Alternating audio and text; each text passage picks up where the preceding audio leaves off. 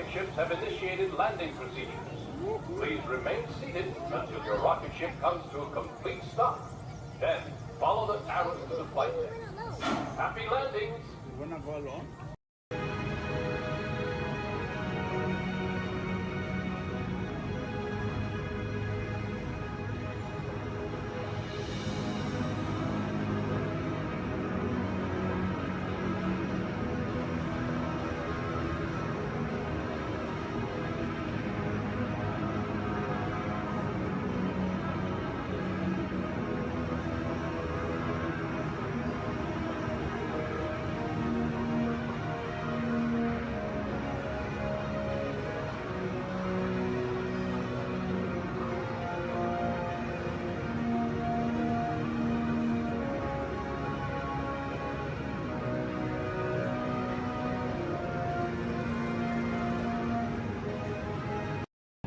Sealed genetic matching room. Okay, Dr. Stevens, they're ready. Can everyone see me? Yes. Great. Welcome to the Avatar program. Soon, you're going to have a chance to undertake an amazing Na'vi rite of passage, flying on the back of this powerful animal called an Ikron, or as we call it, a Banshee. The way you're going to do this is by being matched to something called an avatar. And I'm here to help you guys get ready. But first, we have to scan you for Pandoran microparasites. All right, everyone, stay on your number and move your arms a bit. Whoa. Okay, start scan.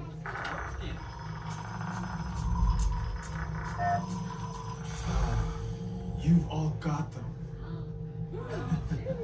But don't worry, they're very common around these parts. Let's start the decon. Initiating GMR decon. Stay still over your number. You're not going to feel a thing. You're doing great. Almost done here. They're all clear. Great. Now let's go over how all this works. Like I said before, you're going to be matched to these things called avatars, which look a lot like the Na'vi. They're created by blending human DNA and Na'vi DNA. Once we match you to an avatar, thanks to a special link chair, your mind will be able to control that avatar. Using avatars to fly this way was all figured out by my boss, Dr. Jackie Ogden. She leads our science team, which is part of the Pandora Conservation Initiative, and we're here in the Valley of Moara studying banshees and their environment. Over a generation ago, this enormous company called the RDA created a lot of damage to the area through their bad mining practices and conflicts with the Na'vi. Just like on Earth, it can take decades for ecosystems to recover. Okay, to get you flying on a Banshee, we need to find each of you an avatar. Let's prep the genetic sampling. I'm on it. Okay, first we need to find the compatible match of your genetic material with the genetic material of one of the avatar bodies that we already have. Once we do that, you'll be able to link to that avatar and fly. Help us out and move around a bit. Almost. Yes, got him. Now, let's find you your avatar matches.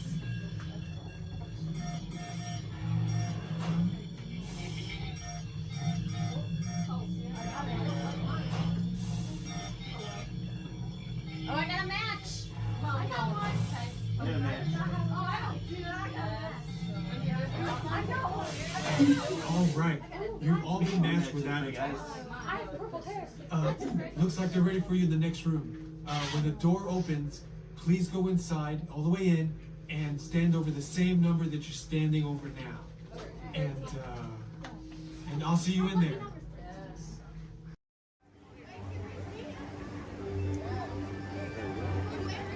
Hey there! See ya! This is sure fun to climb the stairs. Don't forget to tag me on your video. Hashtag Amazing Spider-Man.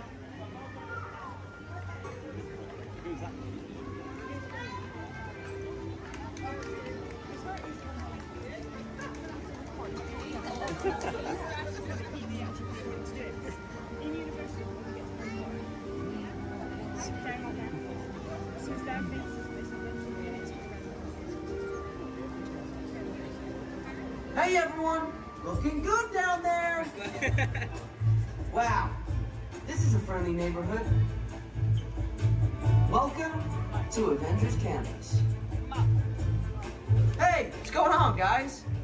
Oh, me? Ah, you know, just spider stuff. Okay, time to run some tests. Spider-Man, Oh, hey, Sharon. shall we conduct an altitude test? Yeah, I guess I should do some work. Always good to have the data. On my way. Just need to find a clear path for something to swing from.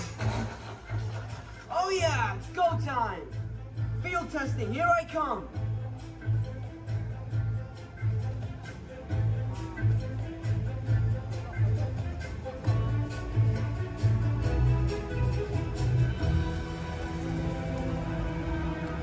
Time for some field testing.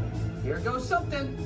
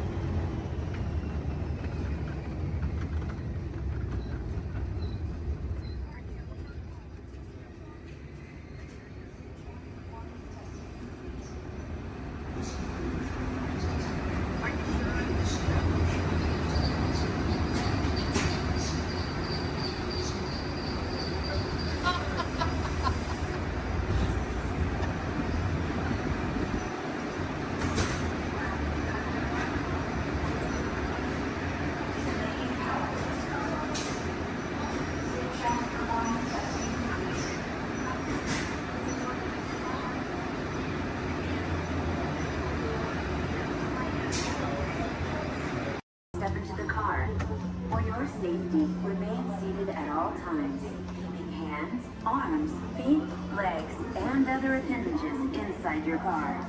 And please supervise younger beings. Stay clear of the doors, which will open and close automatically. Enjoy your journey.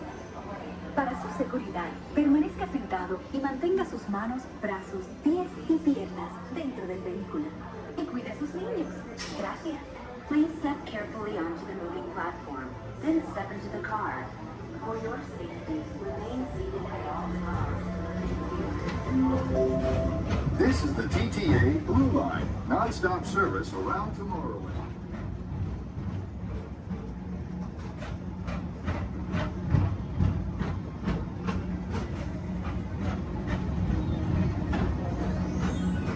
Greetings, intergalactic travelers. Welcome aboard the People Mover, presented by Enterprise. I'm Morak 5, your guide aboard this highway in the sky, the absolute best way to see Tomorrowland. And my stars, is there ever lots to see? From spacecraft to monster labs, there's really nothing like today in Tomorrowland. For your safety, if you have wings, jetpacks, or gravity polarizers, please do not take flight while on board. Thank you.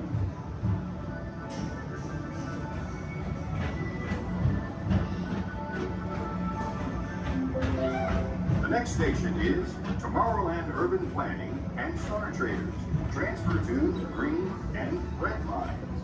Don't worry, your express train keeps on rolling through the future, right by two of my favorite spots.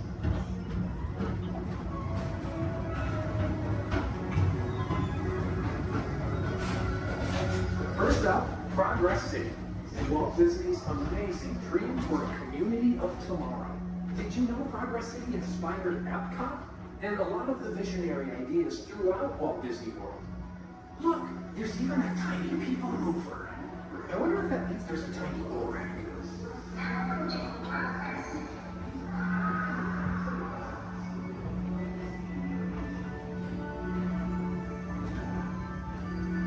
On your right is Star Traders, home to the greatest goods in the galaxy. Except actual stars. Those are no longer sold.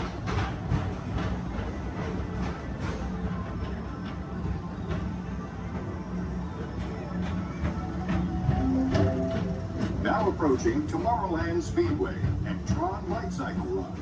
I love a good circuit, and these are two of the best tracks in the cosmos for a bit of light, speedy competition.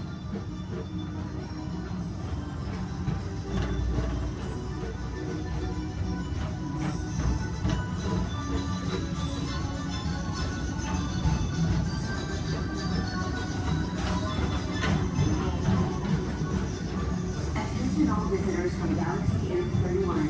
Please keep forward-facing tentacles clear of oncoming vehicles. Thank you.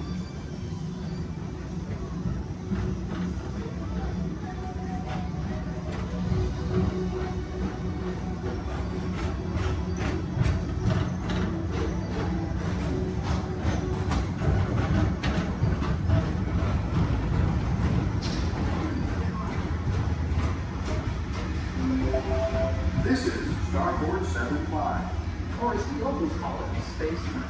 Our high-speed rocket port to distant deep space destinations.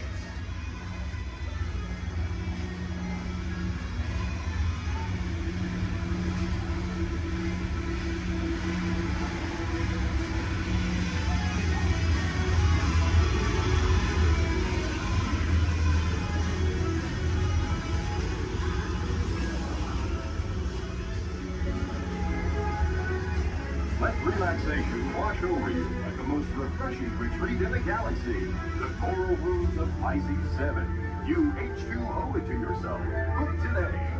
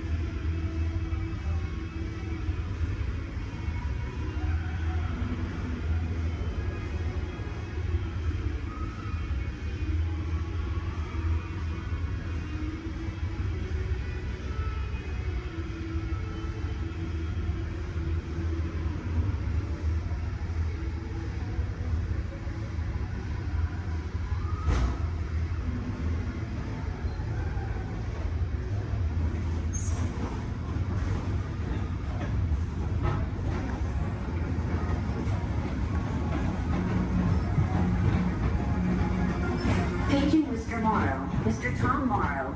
Please contact Mr. Johnson in the control tower to confirm your flight to the moon. Thank you.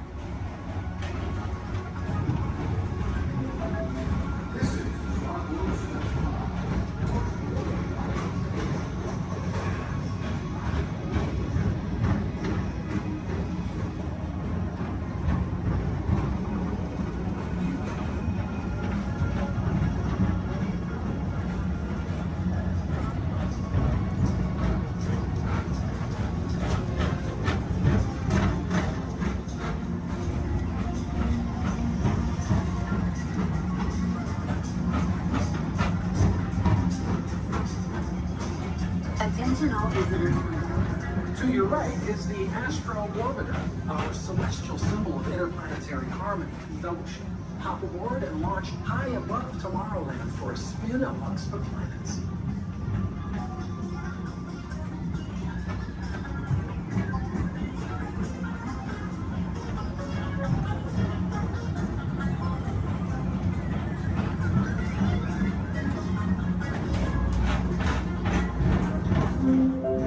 The next station is Walt Disney's Carousel of Progress.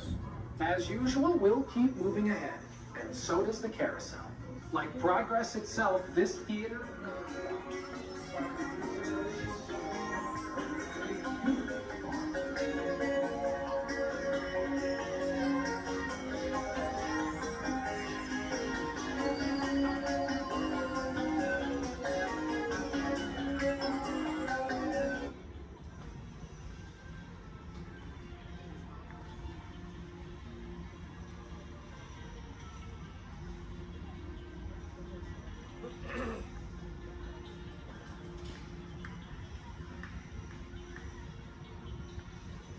Attention on the people mover, please stay seated.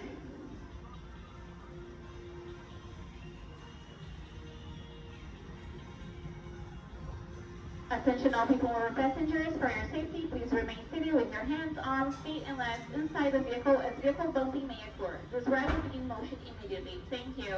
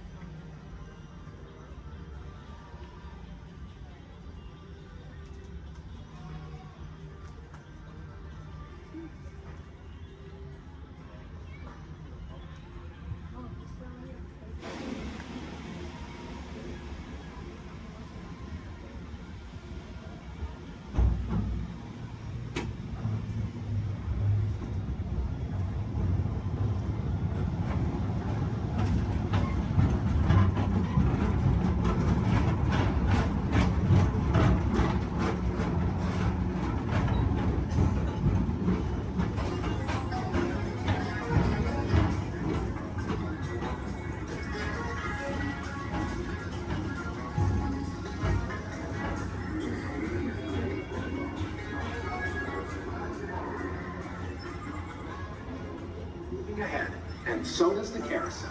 Like progress itself, this theater never stops, inspiring new generations to dream of a great, big, beautiful tomorrow.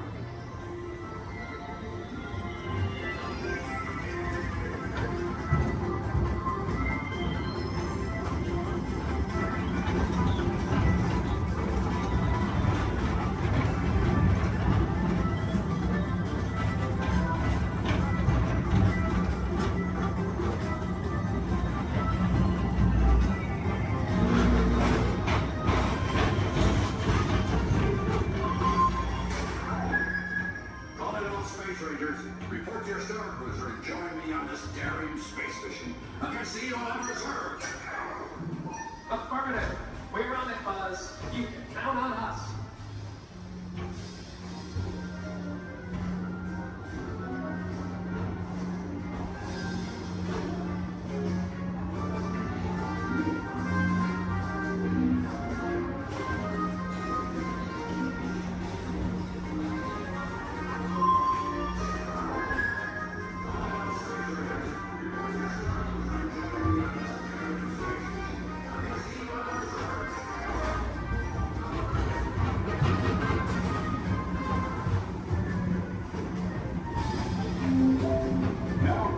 Monsters Incorporated lab floor.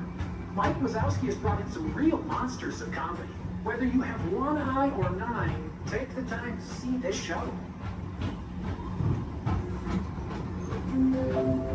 Now approaching Tomorrowland Transit Authority Station. My fellow sentient life forms, our people mover journey has nearly come full orbit. Thanks for riding with us. It's been a pleasure to have you aboard. And even though we're concluding, this is always my favorite part.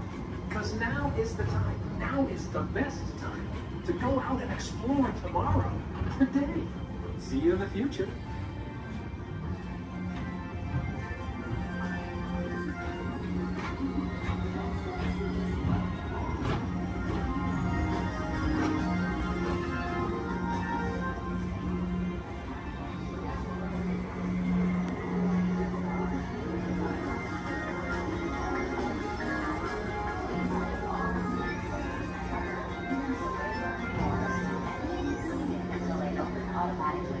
Step onto the moving platform with caution and exit by stepping away from the car.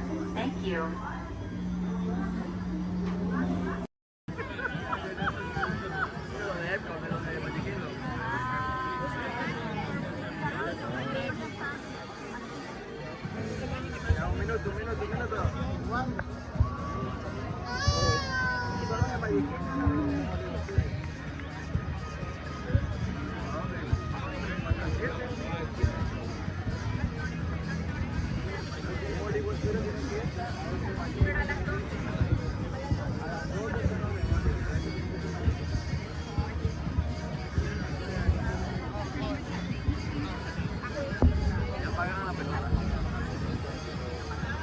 Aquí,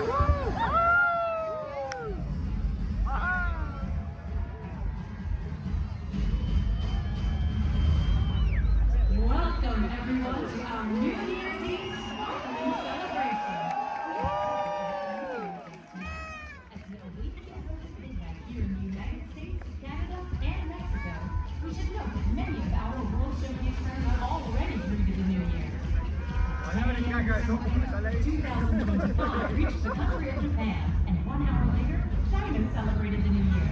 Let's celebrate with them now. 皆様、新年明けましておめでとうございます。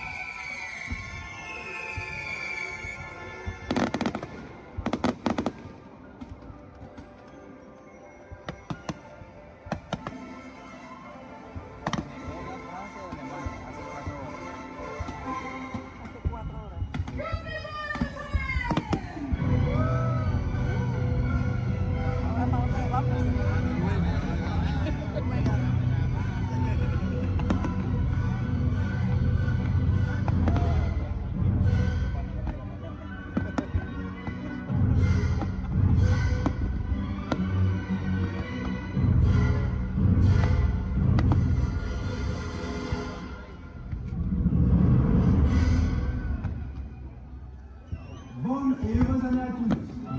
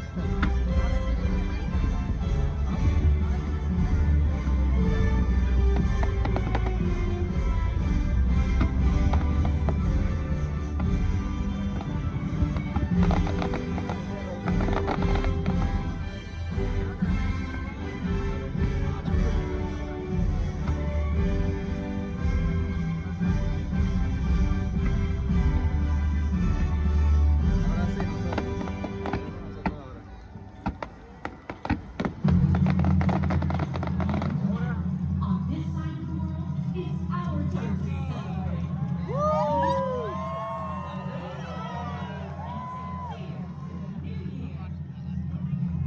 10, 9, 8, 7,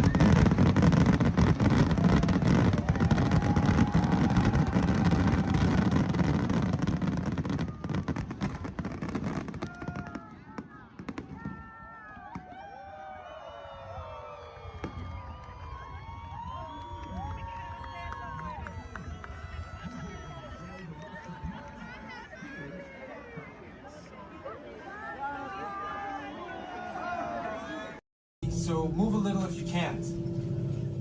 Before we send you into the link chamber, let's watch this piece by Dr. Ogden, who runs the program. Welcome, everyone. I'm Dr. Jackie Ogden from the Pandora Conservation Initiative. You're about to experience a ceremony that's very special to the Na'vi, flying on the back of an Ikran, or as we call it, a banshee. To the Na'vi, connecting to an Ikran and flying on its back is an incredibly important rite of passage they call Ikni Maya. With permission from the Na'vi and in partnership with Alpha Centauri Expeditions, we can now bring this amazing experience to you. The way you'll be able to fly is by linking to an avatar that's already on the back of an Ikran. Let's see how this works. We establish a link using powerful psionic amplification equipment. A human driver is connected to an avatar, which could be physically hundreds of kilometers away. When you follow our technician into the link chamber, you'll see a series of 16 link chairs. Please go to the number that matches the number you're standing on now. First, stow your gear in the storage containers on the back wall. This should include all bags, cameras, and other items, including cell phones. It's important to push them all the way into the bin. Then get onto the chair as you would a bike. Straddle the seat, step forward, and sit down. Slide your hips forward until you are against the chest pad, and then move your feet all the way forward. Wait until you're seated before you put on your flight visors. Hold on to the hand grips as shown. It's important to hold on to the hand grips at all times. After you're seated, back and leg restraints will be firmly engaged. For your safety, throughout this entire experience, always remain seated and supervise your children. Once the link takes place, you'll be connected to your avatar and sitting on the back of an Ikran. It'll feel like you're really there. Moments later, you'll begin your flight. A Na'vi guide will lead you out.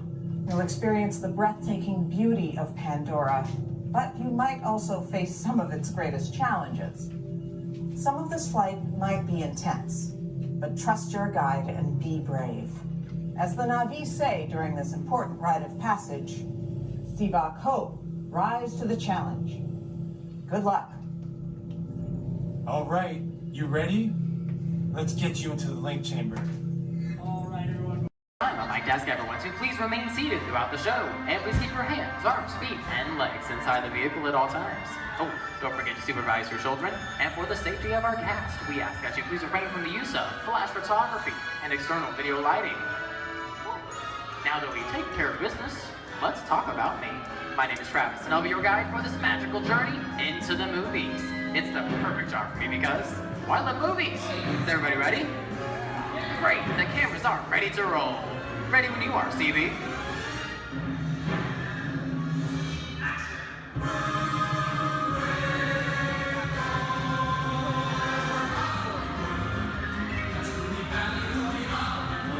And we are rolling.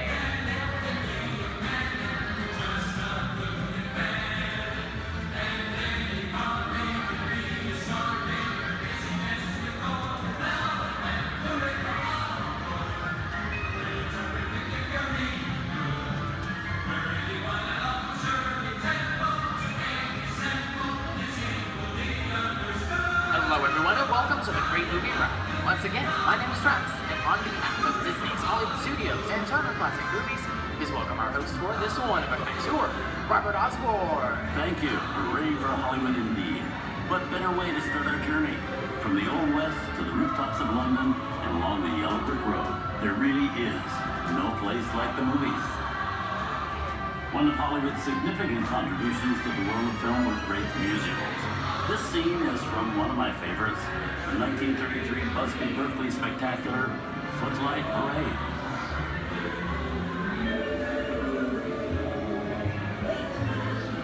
Here's one of the most famous of all dance sequences.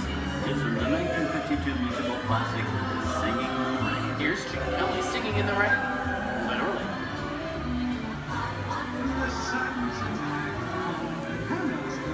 Here's one of the quintessential Disney musicals, Mary Poppins, starring Julie Andrews and Dick Van Dyke. This classic earned 13 Academy Award nominations. I love this song. Sing along.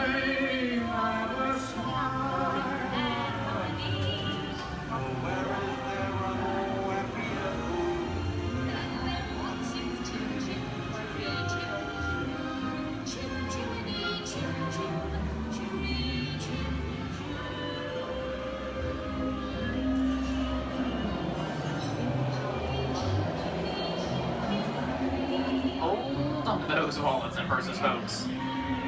This doesn't look like a very good neighborhood. Here's the birthplace of the gangster film, the seedy underbelly of Chicago from The Public Enemy, starring James Cagney. Released in 1931 before strict censorship rules were enforced, Public Enemy is a gritty, realistic, and violent look at the world of gangsters of the Depression era. I love this movie. In one famous scene, James Cagney shoves a grapefruit in May Clark's face. She can never look at breakfast in the same way again. These tough guys could turn anything into a weapon.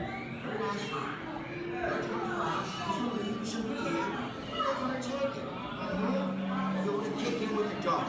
If you don't, somebody's going to drop by here and take your teeth out one at a time. And me, I get you. Now beat it. Tough guy.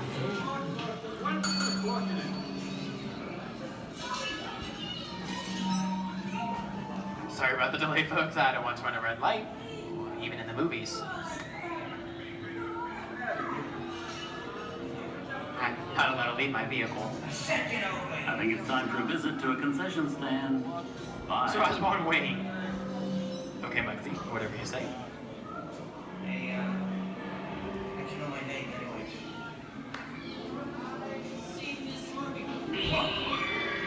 The heat's on, singing your fancy cars like to get out of here. So wait for it. I said straight out of here or you're gonna get hurt. What makes you sad? Here they come, boss!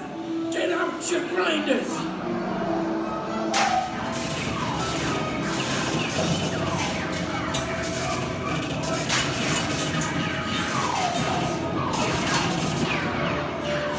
I'm hit! I'm hit! Foxy! They got spin! Foxy! Foxy! Where's his pay? His pay!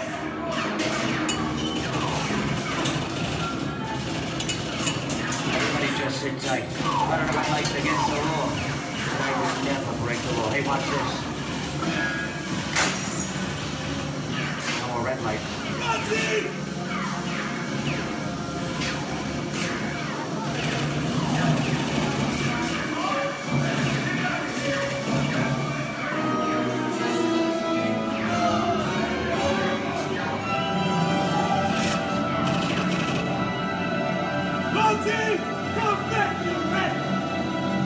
Sorry, boys, I'm making my getaway. Give my regards to the warden, suckers. What are you looking at? Everybody just mind your P's and Q's, and, maybe you won't get hurt. Oh. This must be the west side of town, huh? Western films depict the legendary American wild frontier, where cowboys and their loyal steeds maintain order in towns against the untamable wilderness. John Wayne and Clint Eastwood are two of the iconic stars who epitomize this ideal of the stoic gunslinger.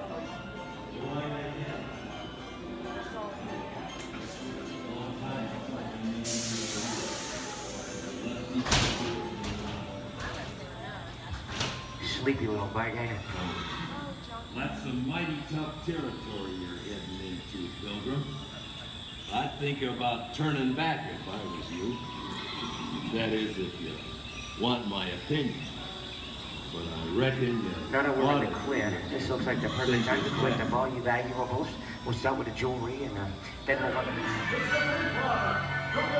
What are you talking about? I didn't even order this neighborhood, copper.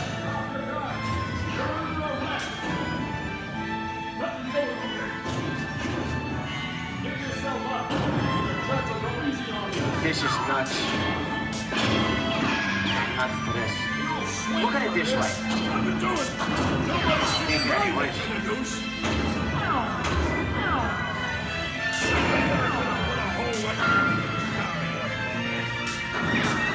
Okay. Anyways.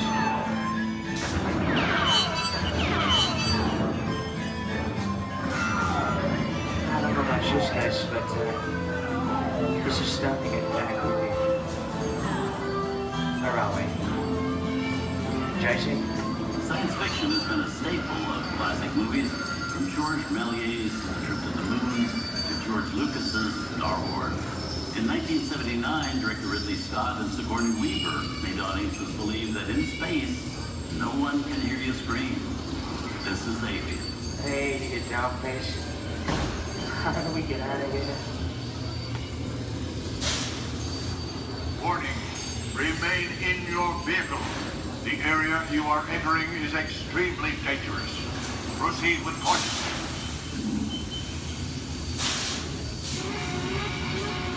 Danger. The emergency disrupt system is now activated. Ship will detonate in T-minus 10 seconds. The option to override automatic detonation expires T-minus 5. What is that thing?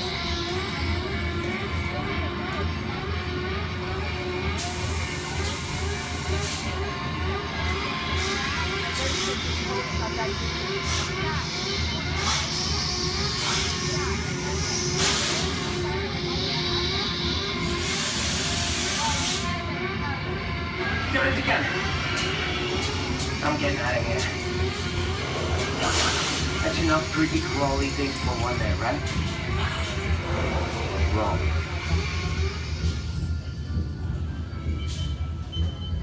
Steven Spielberg and George Lucas cemented their status as the blockbuster boys with their first partnership. Here from that legendary collaboration is Harrison Ford as archaeologist Indiana Jones in Raiders of the Lost Ark. Snakes. Why did it have to be snakes? Some of the biggest horror stars of Hollywood appear in the ancient story of a cursed Egyptian temple, a priceless jewel that beckons to all, but be warned, temptation always leads to destruction. Get a load of that show, guys.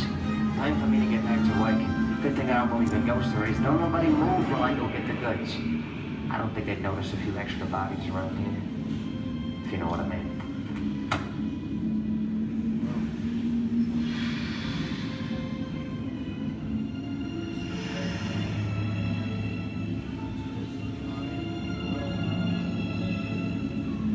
I've seen enough movies to know that you really shouldn't even think about trying to steal a jewel.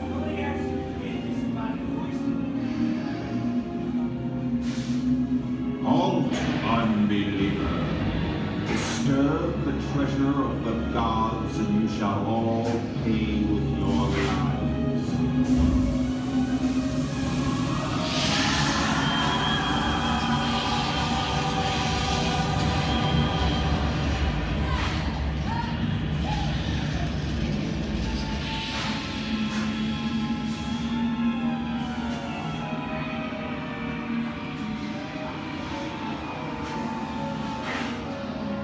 Not bad for my first movie, huh? The twist ending. That just goes to show you anything can happen in the movies. Now, let's get on with the show. I see, Things like A Bump in the Night have always been a staple of movies. One of the first horror films was a silent short featuring a dancing skeleton, written by the Lumiere brothers in 1897. Both audiences and filmmakers felt really interested in the cop, although the term horror was used to describe a film until the 1930s. Wow, it's really a jungle out there. Where are we? This is the jungle home of one of the most famous movie characters of them all, Tarzan. The movie's most popular Tarzan is undoubtedly Johnny Weissmuller, who's run through 12 films as the King of the Jungle. Over there is Reno Sullivan as Jay, and Tarzan, sidekick Cheetah, who was portrayed by over a dozen chimpanzee actors over the years.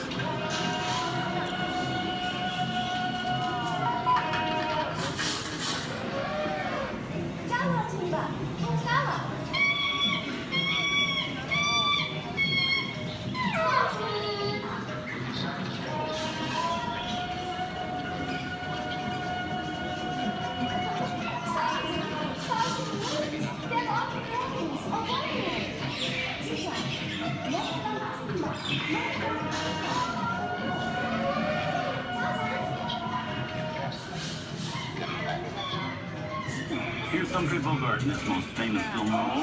In 1942, Bogey finally got to spread his wings and romance the beautiful Ingrid Bergman in Casablanca. Look, I know that it'd be noble.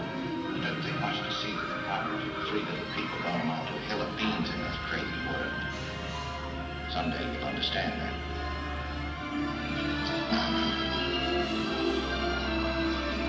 He's looking at you, kid.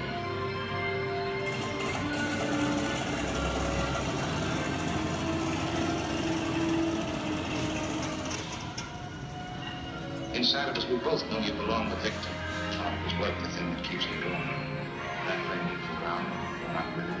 And now, one of the most famous movie stars in one of his greatest roles, Mickey Mouse, is the Sorcerer's Apprentice in Fantasia. When the film came out in 1940, Walt Disney promised to add new musical sequences in the future. His nephew Roy kept that promise 60 years later with the release of Fantasia 2000.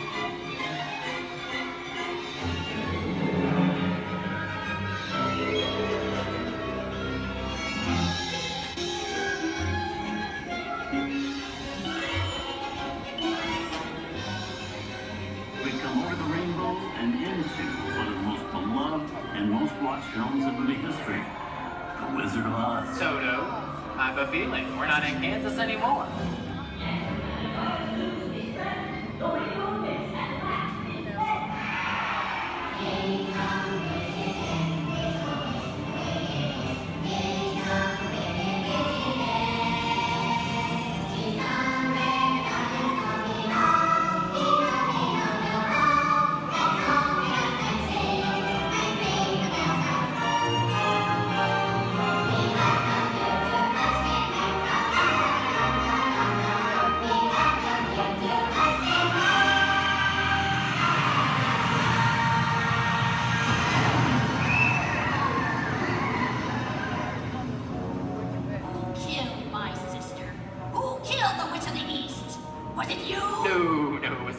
I didn't mean to kill anybody. Well, my little pretty, I can cause accidents too. Oh, rubbish. You have no power here. You'll be gone before somebody drops a house on you, too. Very well. I'll bide my time. But just try to stay out of my way. Just try. I'll get you, my pretty. And your little dog, too.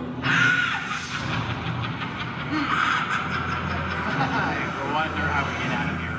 What do you folks think? Which way do we go? Follow the yellow brick road. Follow the yellow brick road. Follow the yellow brick road? Oh, why didn't I think of that? Sing along, folks. You know the words.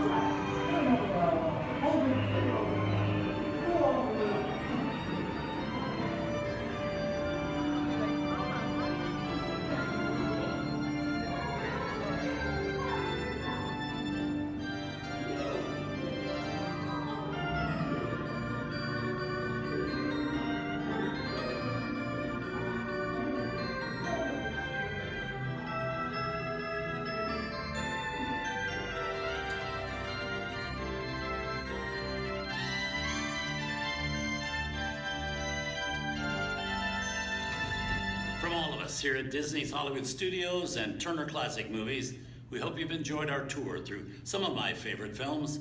But remember, there are many more adventures waiting for you every day on TCM.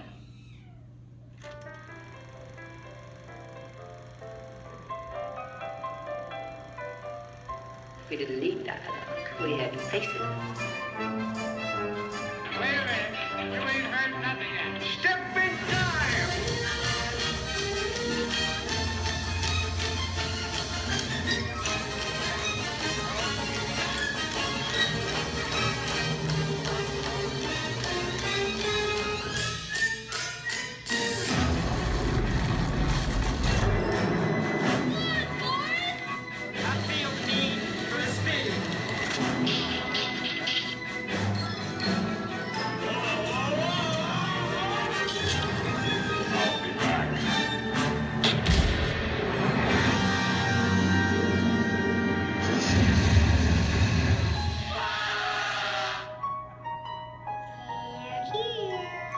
You best start believing in ghost stories, Miss Turner. Is it safe? No, you run! I have a feeling we're not in Kansas anymore. I'm a man. Well, nobody's perfect.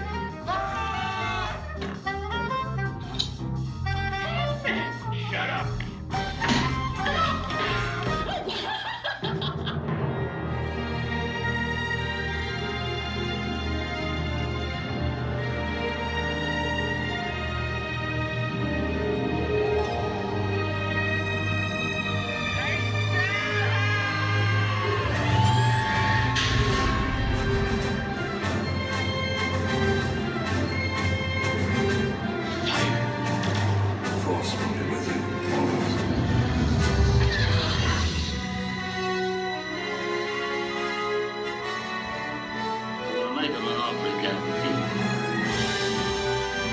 I want to be alone. We didn't land on Plymouth Rock. Plymouth Rock landed on us. Good morning, Vietnam! He's looking at you, kid.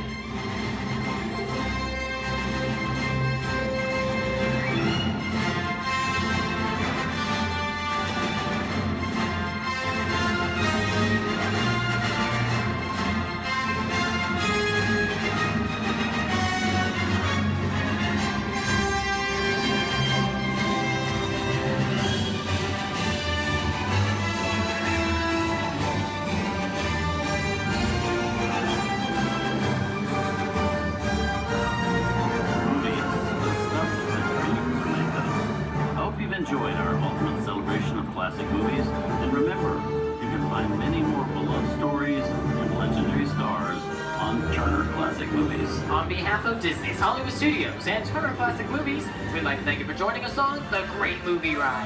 Now please remain seated until the vehicle comes to a complete stop. Please take small children by the hand and gather your personal belongings. And once these doors have opened, rise dramatically to your feet and make a friend next towards the rear of the vehicle. Oh, and one more thing. When I yell action, don't forget the thunder is the law score. Yours truly. Okay, clicks everybody. And action! Thank you. Have a wonderful afternoon at Disney's Hollywood Studios.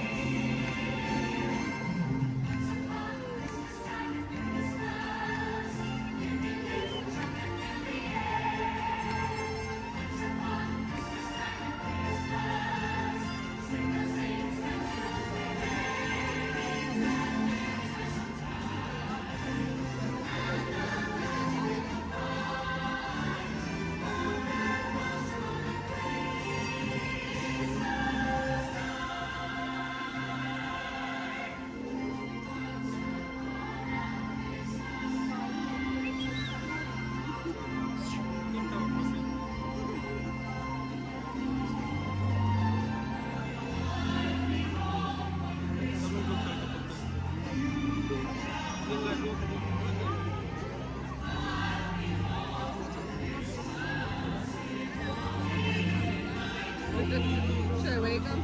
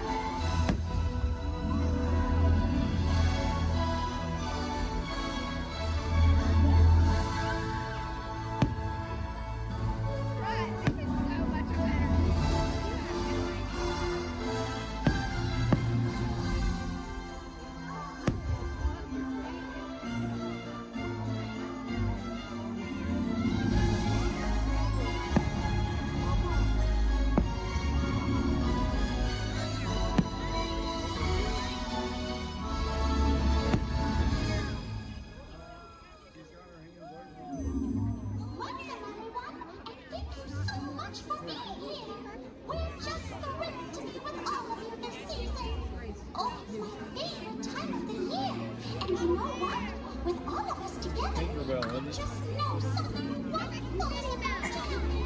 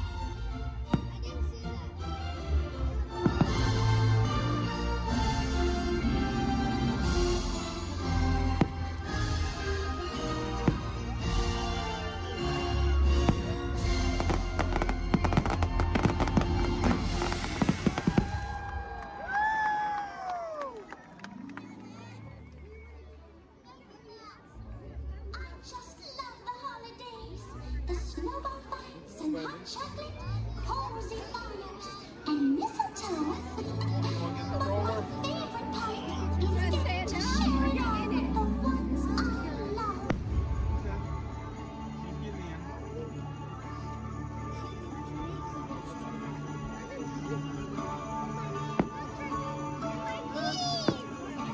They just randomly shoot out the sky.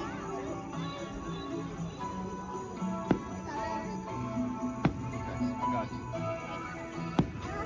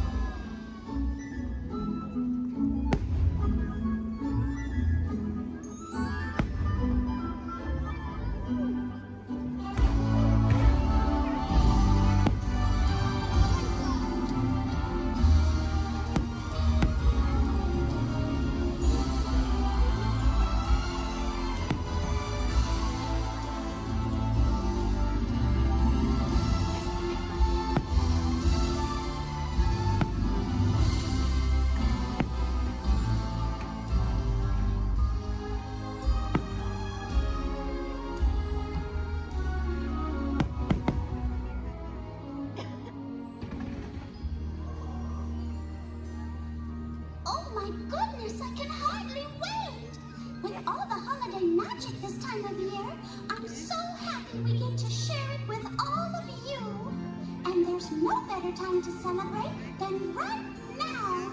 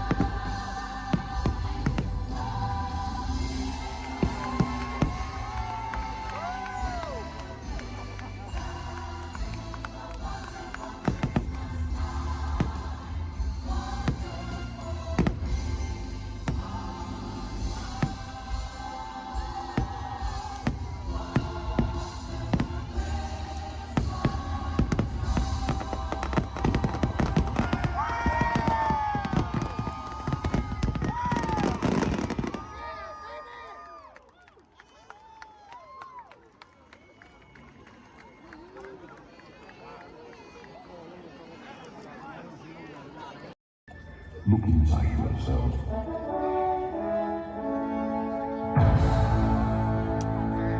You are more than what you have become.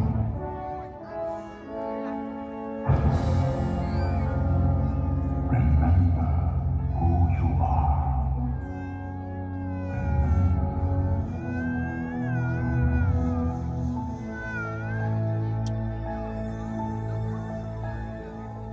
I have all dreamed of a far place where a hero's welcome would be waiting for me.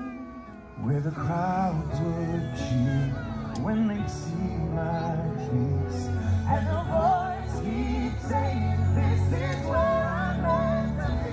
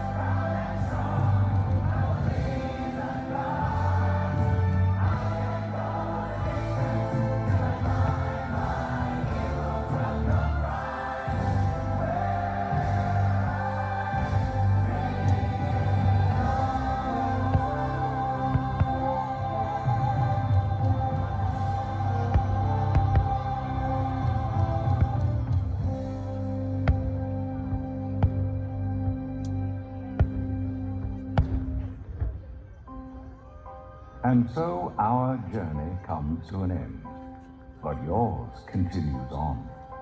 Grab hold of your dreams and make them come true.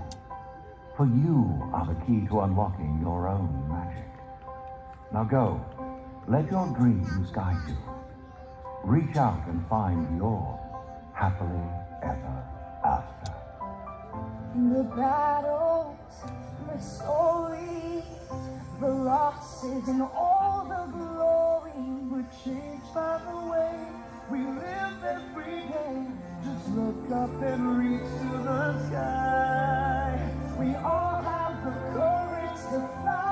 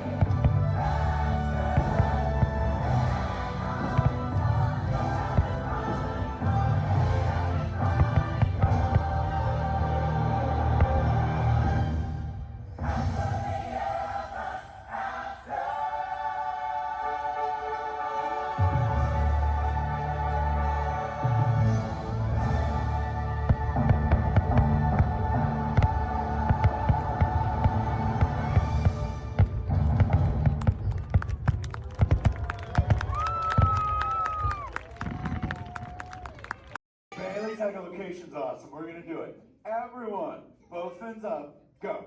Okay, sub-level, really good. Back bench, solid. Grandma in the corner, this is where we put our fins up. Good job, Grandma. Good job. Fins up, eyes closed, go. How many fins am I holding up now? No, you gotta go. Yeah, you so totally rock.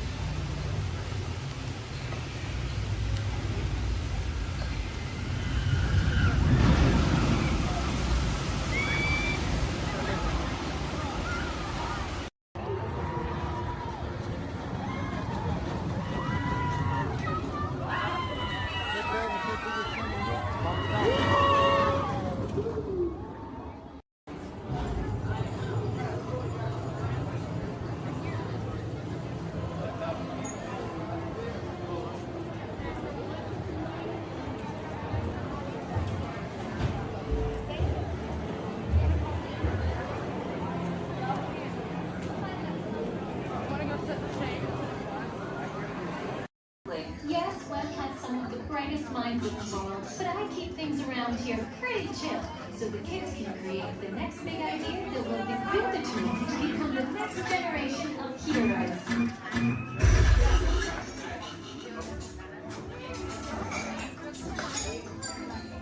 We hope you have a great time on your visit to the Worldwide Engineering Brigade Open House.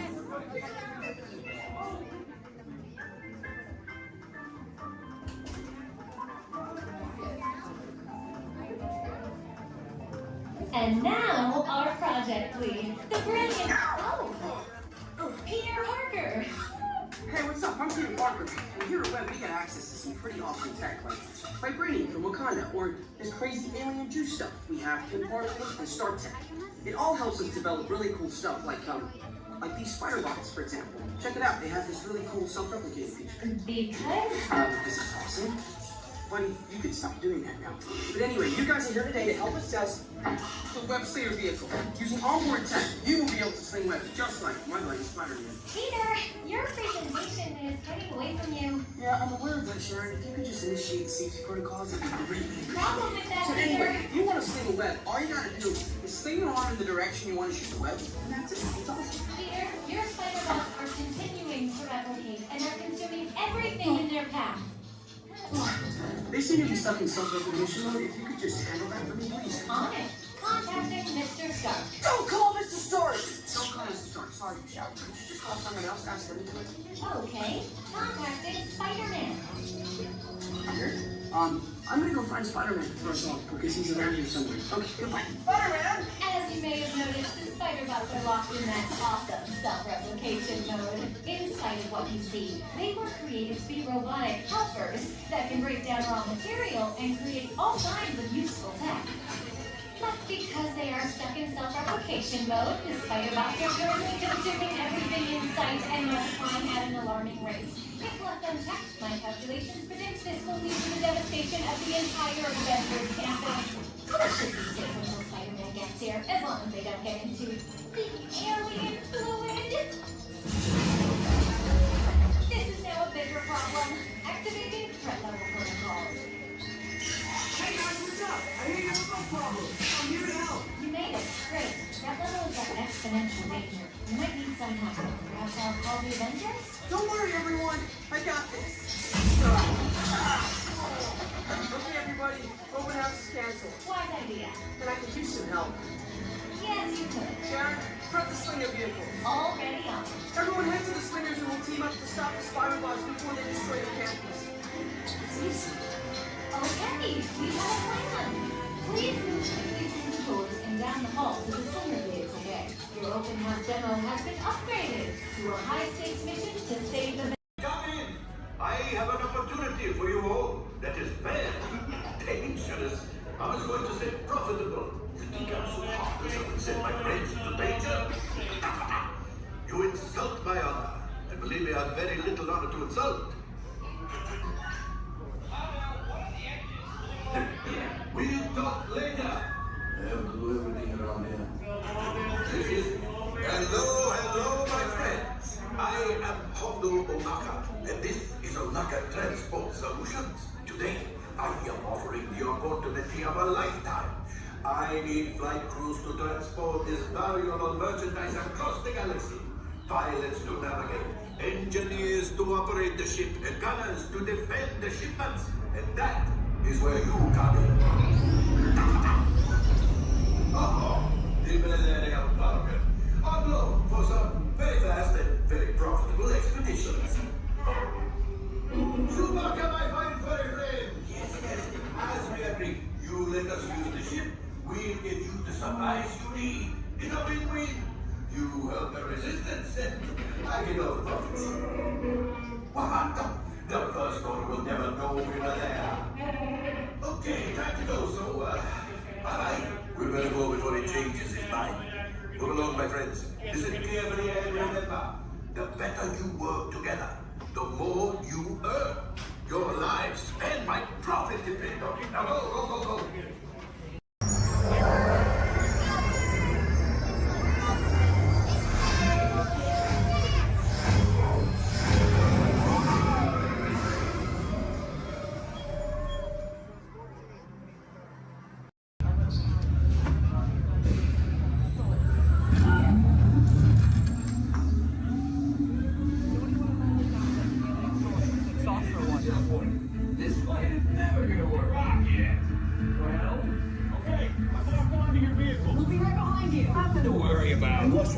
stop this unusually large man, then you're likely doomed. You're gonna need it.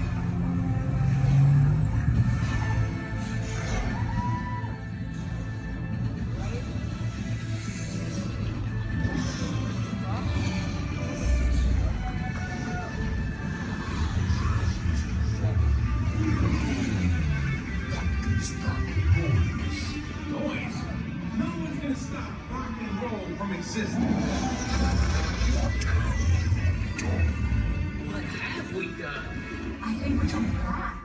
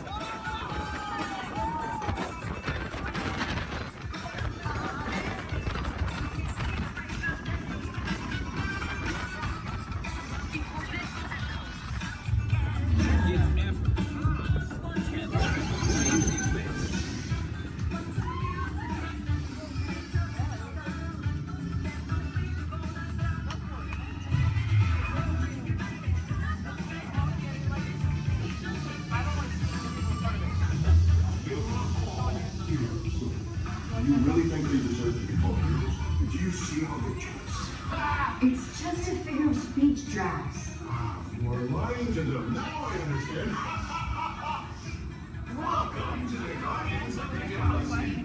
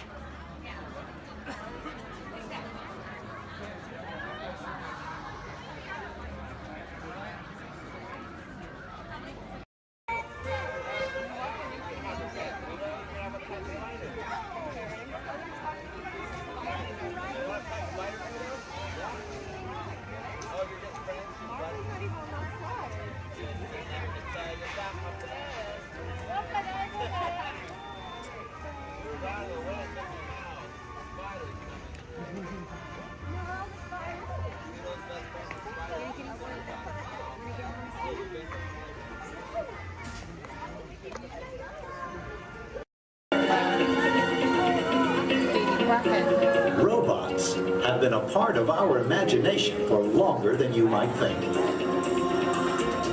The idea dates back to ancient times, when Egyptians created talking statues to serve and protect people. And Greek engineers built water clocks with moving mechanical figures. As centuries passed, inventors built many mechanisms to imitate human movement. These early robots captured everyone's imagination. Who knew? Perhaps one day, a mechanical being might really be able to walk, talk. And here he comes, ladies and gentlemen, walking up to greet you under his own power. Even help people.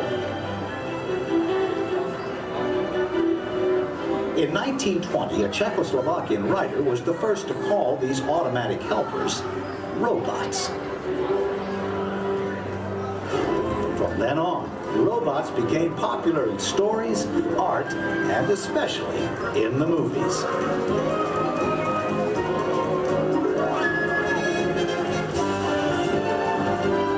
Movie robots often had fantastic abilities. And not all were helpful. Some were downright scary.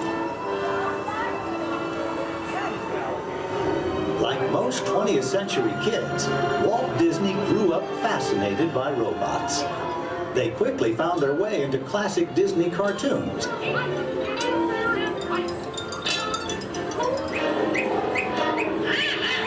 Walt's passion for robots soon took them out of cartoons and into real life. Whatever the man in the harness does, this figure will respond simultaneously in the same manner. Would you cover your life? I don't think we better. A little smoking on the stage. His magic kingdom became a welcome home for mechanical creatures of all kinds.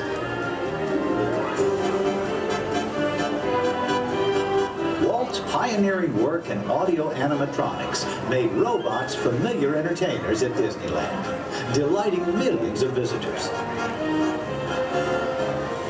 Meanwhile, in the world of science, advances in hydraulics, microcircuitry, and digital computers were turning science fiction into science fact. Robots had stepped out of the realm of imagination. Today, they are everywhere we and they look. In outer space, in factories, even in our homes. For years, the biggest challenge robotics engineers faced was something we usually take for granted, the simple act of walking. Of course, walking on 2 feet isn't always so simple, especially when we're young.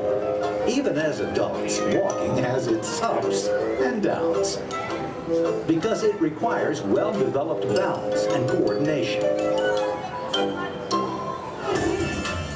Making a humanoid robot walk on its own 2 feet is very complicated. Yet this is the challenge that Honda, the mobility company, took on almost 20 years ago. Honda's first prototypes walked in a straight line only, and falling down was a big part of learning. The next prototypes had better balance, but turning was a very slow process. Step by step, the engineers persisted. They built more and more capable models, and finally succeeded in making the most sophisticated humanoid robot the world has ever seen. A machine designed to help people. Honda's advanced step in innovative mobility. Asimo.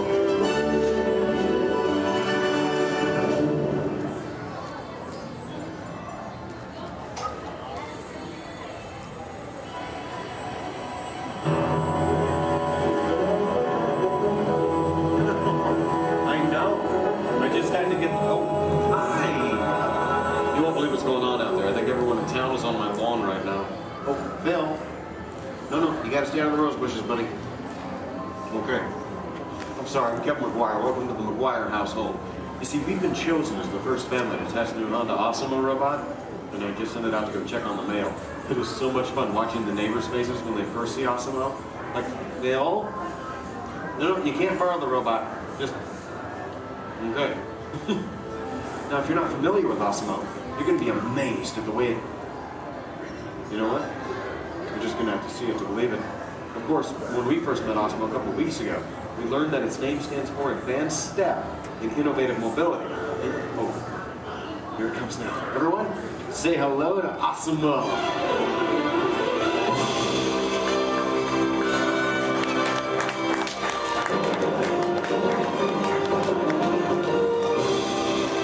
That's a good idea. Everyone welcome the newest member of the Blyer family, Osmo.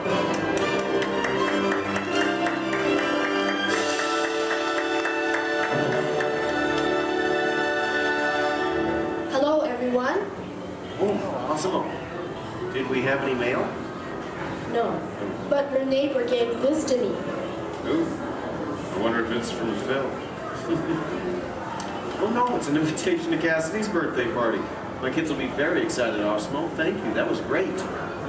Well, I'm an amazingly capable humanoid robot. Yes. How can I help you?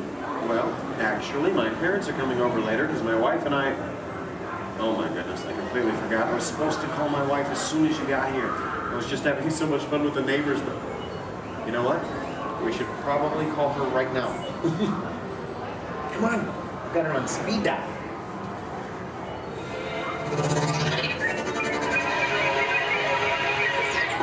Hi, honey. Hi, hey, look what just arrived. Awesome-o. Yeah.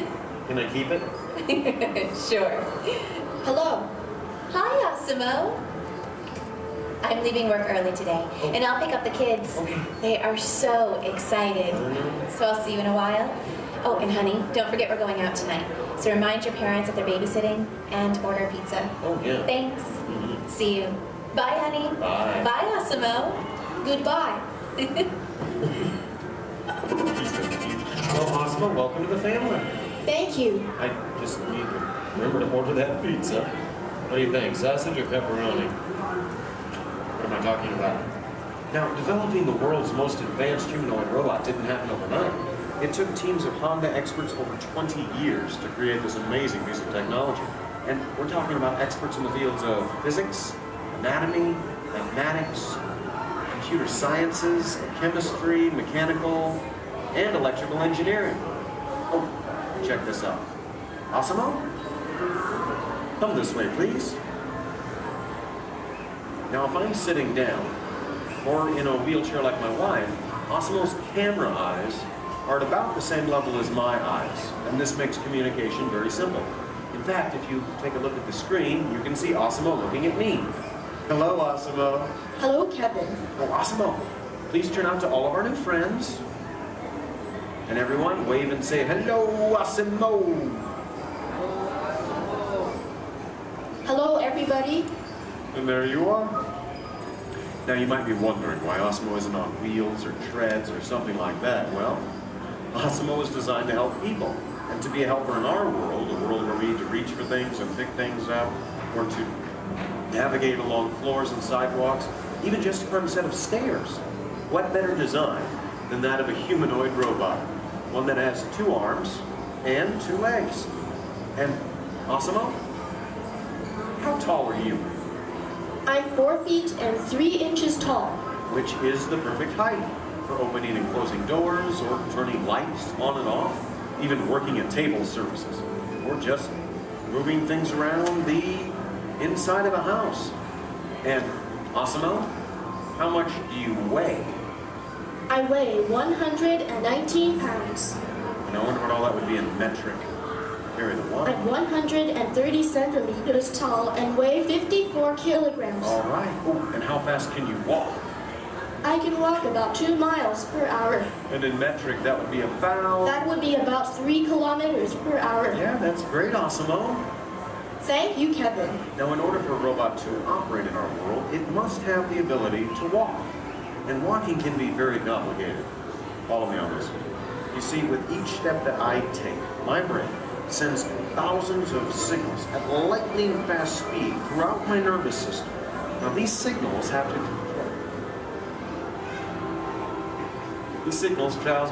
to the muscles, tendons, and ligaments in my legs, hips, arms, and shoulders, which all have to move in sync just for me to keep my balance. But the really amazing thing is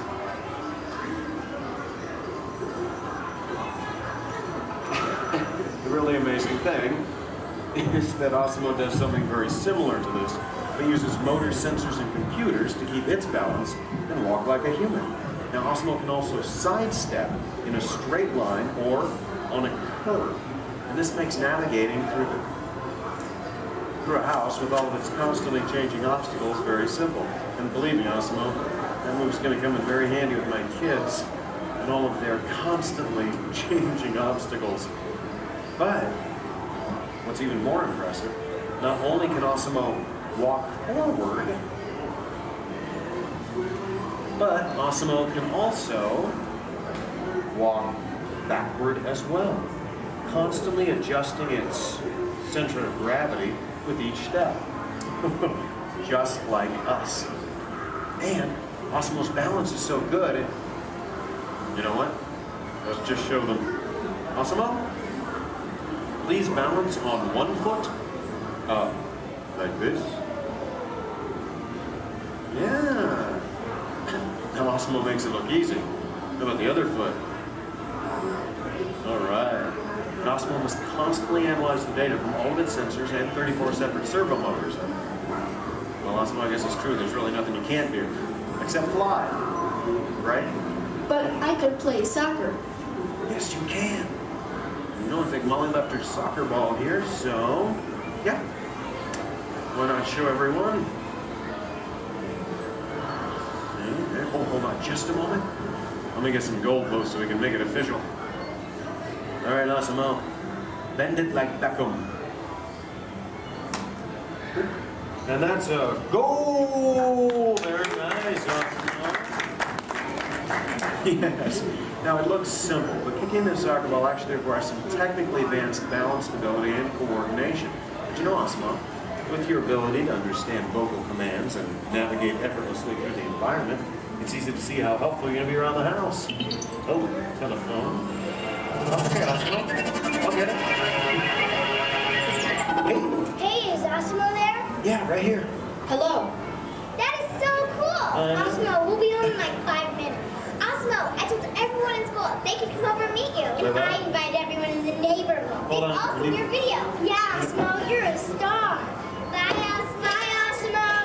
Okay, my kids. I know. How about a bye, Dad? Bye, Dad. Love you. You're cool.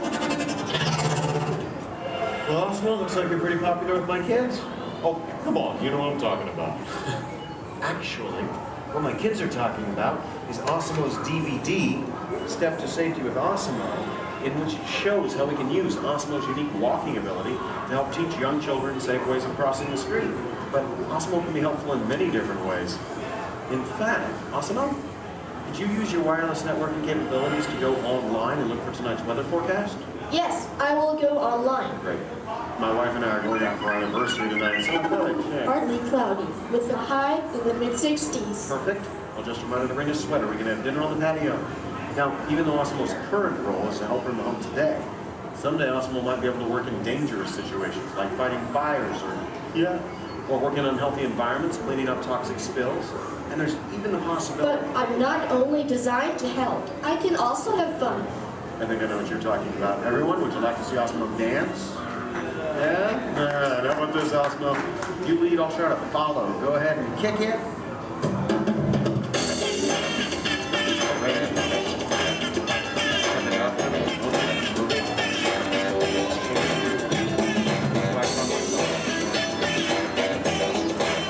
I have no real sense of rhythm. Maybe, I don't have it.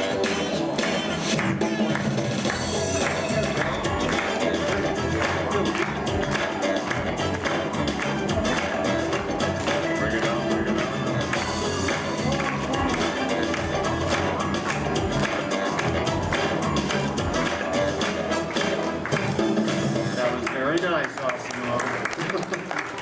Take a bit. Hey guys. It's on, Dorothy. Hello. Oh, hi dear. Hi, Mom. What are you doing? Trying to keep the rhythm. Tell them to be over in a while. Oh, your father says to tell you we'll be over in a while to watch the kids. Okay. That's about the robot. Oh, did that cute little robot arrive? Yes, Mom. Osmo's right here. Oh, good. Well, we'll see you soon. Okay. Make sure our room is ready. Make sure our room is ready. Dad, I can hear you. We can all hear you. So. You hear you, girl. We're good. Okay, honey. Bye. Bye. How do I turn this thing off, girl? Use the remote. It is the button on the right. My parents in technology don't always mesh well. There you go. Oh, you know, this is the first time in a long time my parents have actually volunteered to watch the kids. I wonder why. It's a mystery. Anyway, if you'll excuse me a moment, I need to go check on them. A second, Osimo? Could you do me a favor? Yes, Kevin. Could you go upstairs and look into the room on the right to see if it's ready for my parents? Of course. Great. Now, what you're about to see is one of Osmo's most challenging maneuvers, made possible by combining all of its onboard technology. The ability to climb a set of stairs with balance and precision is a culmination of over 2 decades of research and development. You know, first, Osmo stops momentarily at the foot of the stairs and adjusts its position by reading a mark on the floor using the sensor in its torso. Oh, are you all ready, Osmo?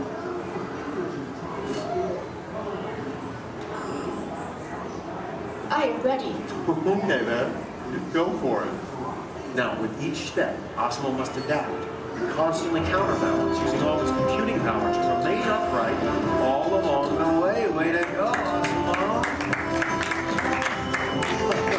Now that is truly a historic step forward in human technological progress. Okay, Osmo, go ahead and take a look into the room and see if it's ready for my mom and dad, please. And boom. That looks perfect.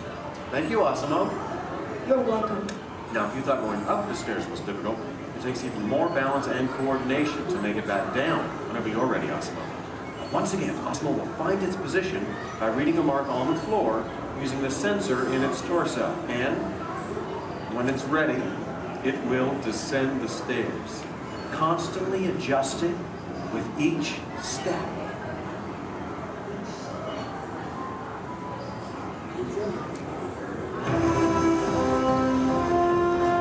All the way down. That was amazing. Honestly, Osmo, I don't think there's anything that can top that. So, Excuse me. Oh, yes? I can even run. That's right, you can. And we have the room. Okay, well, you get ready. I'm going to tell everyone. Folks, you're in for a real treat. This is something that I've heard about, but have never seen in person. You see, Osmo can actually run. Yeah. Okay, oh, and it looks like Osmo's getting warmed up, which is something we all need to do before any physical activity. I mean, no one wants to get a cramp in a servo motor. Now, in order for Osmo to run, both of its feet must leave the ground at the same time, if only for a moment. And Osmo is the only life-sized humanoid robot in the world that can accomplish this, moving at speeds of nearly 4 miles per hour, or in metric, 6 kilometers per hour. Okay, Osmo, you just let me know when you're all warmed up and ready.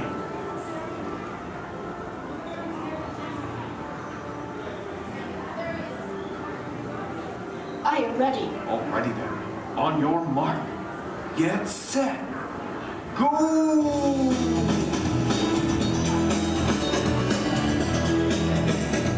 That was incredible. Watch me turn around. I want to show this to you in slow motion.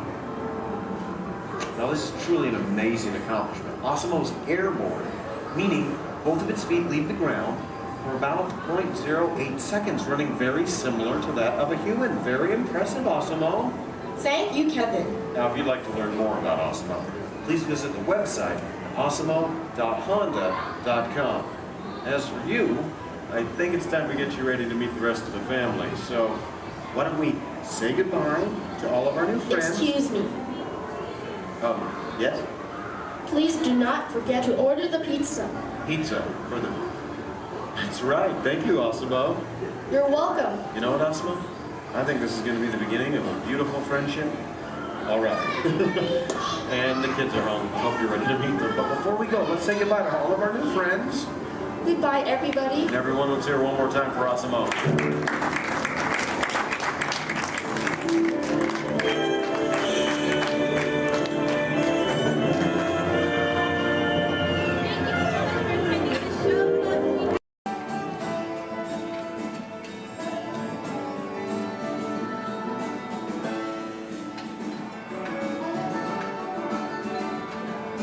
Hey, what's going on here?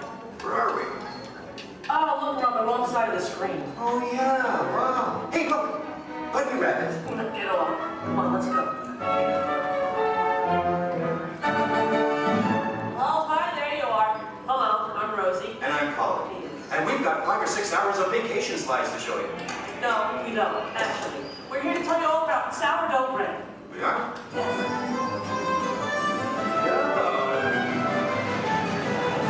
Okay, let's get started. Did you know that a traditional sourdough baking process goes back to the California Gold Rush? You're reading this, aren't you? No, of course not. I did some research. I made a few notes. So, my little encyclopedia, what exactly is sourdough? Well, it's a type of bread that doesn't use yeast as a leavening agent. These miners had agents? I don't think so. Look at them. Isn't it nice to see the guys helping with the dishes? Now, Colin, did you know to make sourdough bread you need a chunk of what's called starter or mother dough? Wouldn't you need mother dough and father dough? No, just mother dough. These guys here used to carry a chunk of it with them in their bedroll to keep it warm. Well, that's an image I'll carry with me through summertime. Well, we're not talking five-star restaurant here, we're talking grub. They would take the dough, put it on a stick, and cook it over the campfire. Isn't it true they used to strain their coffee grounds through a sock? I hope not. Oh, I love these guys. The Jefferson Airplane. No. This is the Bodine family. And this is Isidore Bodine. He's the one who perfected the sourdough starter. Tastes perfected to me. Yeah. By the way, did you know they are still using the same sourdough starter that Isidore mixed here 150 years ago? Excuse me? Must have made an awful lot of it. You see, you have to save a little bit of the starter dough to mix with the next day's batch of flour and water to keep the fermentation process going. Hey, did you know that the strain of bacteria found in mother dough is Lactobacillus San Francisco? How did you know that? Internet. Hey, can we watch them bake something? Oddly enough, that's what we're here for. Great. You people go on ahead. I'm going to meet you in there. Colin, you stay here and make sure there are no stragglers, okay? Okay. All right, just more kind of a bread line to my right. Good. They're on their way, Rosie. Okay, bye. I'll see you soon.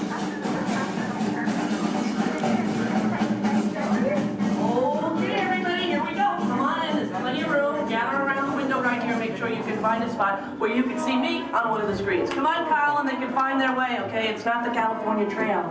We lost a couple of the coyotes along the way. Oh, that's so sad. Oh, well, but you did. Yeah. This is the bakery. That should be obvious to everyone. Even to... What's that? Oh, and I have one for you. Is that me? What the cutie? Okay, I'm ready to start baking. What do we do first? Okay. First you get a hunk of the mother dough and mix it with flour, add a little salt and water, and that's it. Voila, the entire list of ingredients. All right. Here's some dough.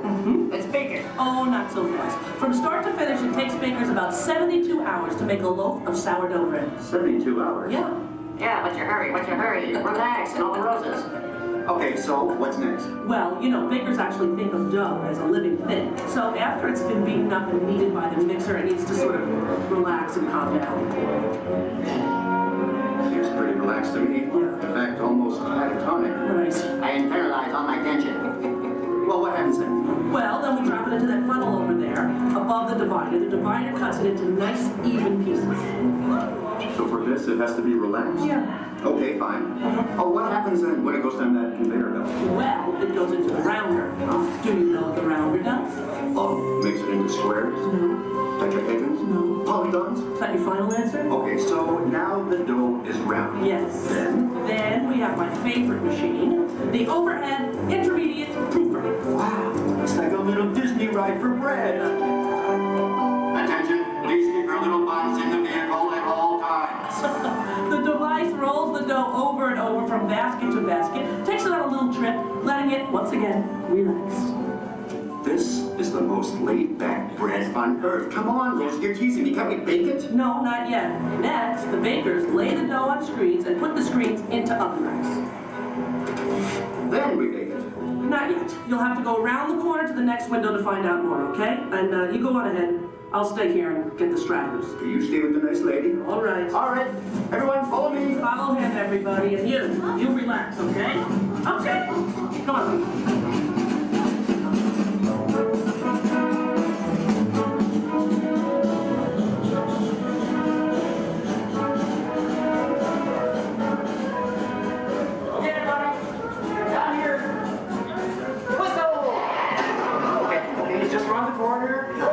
Out along this window. All right. Everyone, can you see me? Oh, nice shirt. All right. All right. Okay. Well, this, I guess, is the oven. If not, I'm having some incredible hot flashes. Slap some garlic butter on me and I'm ready to go. Hey, Colin. Okay, where were we? We were getting ready to bake some bread. No, we weren't. What, are you trying to confuse me? Let me think. I remember the racks of dough. The racks of dough are taken upstairs to a refrigerated fermentation room. Refrigerated? Yes. Look, I know a thing or two about baking bread. Well, actually I don't, but I'm pretty sure you have to have heat to bake something, right? Sounds right to me. For a technical question like that, I'm going to have to call in an expert. I'd like you to meet my friend, Tony, the baker. Tony! Hi! Are you enjoying your visit? Oh, we're having a great time. We really are. But I'm afraid I have reached my limit of baking knowledge. Tony, call it here. Give us the lowdown. Don't you think we've coddled this dough long enough? Isn't it time to turn up the heat on this baby? Well, no. The dough needs time to ferment in a refrigerated, climate-controlled room. Now that gives the bread a better flavor, texture, and color. It takes about 13 to 16 hours. You know, I like a man who can cook. Then what happens? In the proof box, the dough is slowly brought up to about 95 degrees, 90% humidity. Why not just take it to Florida? All right, so it's baking now, right? Because it's rising. No, it's still fermenting. The dough triples in size now due to the expansion of trapped gases. Hey, listen, we all have trapped gas occasionally. Well, now the bread is scored, so it won't split with its base. Oh, so now I'm almost afraid to ask. It's time to bake it, right? Or do we have to take it out to dinner first? Maybe a bit of a rub-down. It's ready to bake. You're kidding. I hear they spin the bread around when they're actually baking. Is that true? That's right. And the mist of steam is sprayed on it from time to time. This gives the crust a beautiful reddish golden color. Oh, so I'm thinking I probably couldn't do this at home in the toaster oven. No, I don't think so. Listen, Tony, thank you so much. Yes. You were superb. I feel enlightened, enriched, fermented. My pleasure. Bye. Bye-bye. You know what? I'm going to spray you down because I think you could use some of that golden Okay, just color. a little on the... Okay, that's enough. All right, the hair. You know what I deep frizz. Ladies and gentlemen, the moment you've been waiting for. A masterpiece of the baker's art. What are you doing? Hey, what are you... Waiting for that. That's not yours. Tony gave it to me. Look right at me. He didn't look at you. That was ours to share, Colin. No, it's mine. It's all mine. One piece, please. One little piece? A tiny piece? I'm telling Mickey. All right. Here. Yeah, you see? Here, don't tell Goofy I owe him money. You do? Well, don't even ask. I don't even want to get into that. Goodbye, everybody. Have a great time here. Bye. I'm going to go eat. Share it.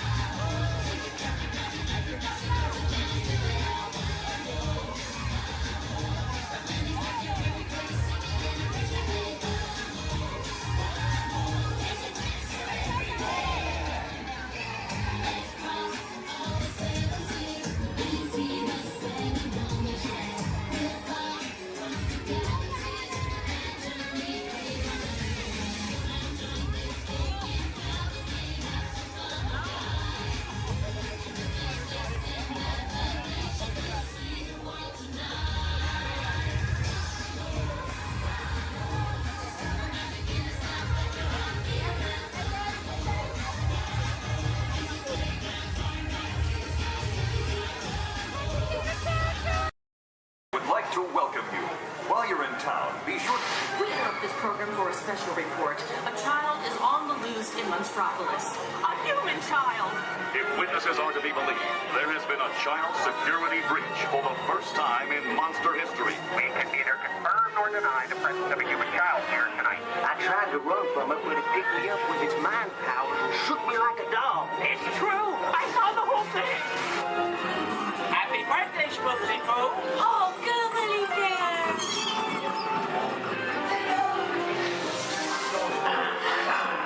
And it grabbed me with its giant forked tongue and rolled me up and down like a yo-yo. It was horrible. I was minding my own business. We gotta get you home.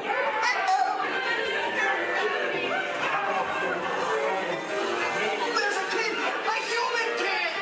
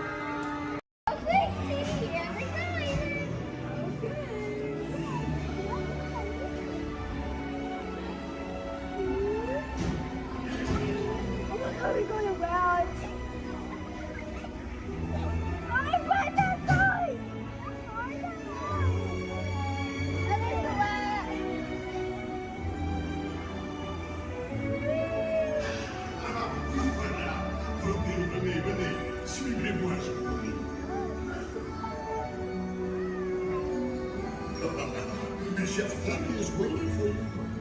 See you.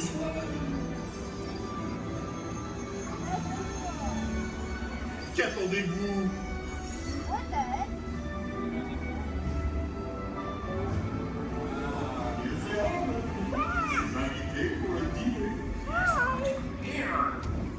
Pour le repas idéal, encore un? Non. A simple omelet? Too simple. What? Mais oui, that's it!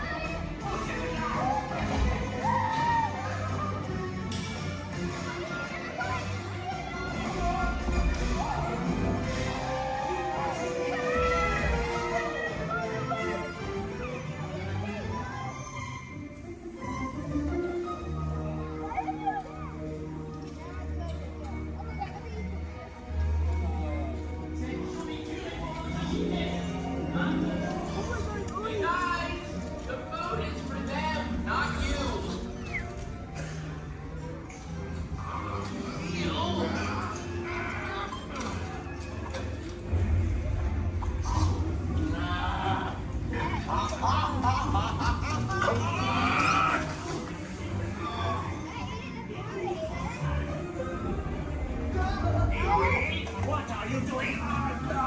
Que magnifico.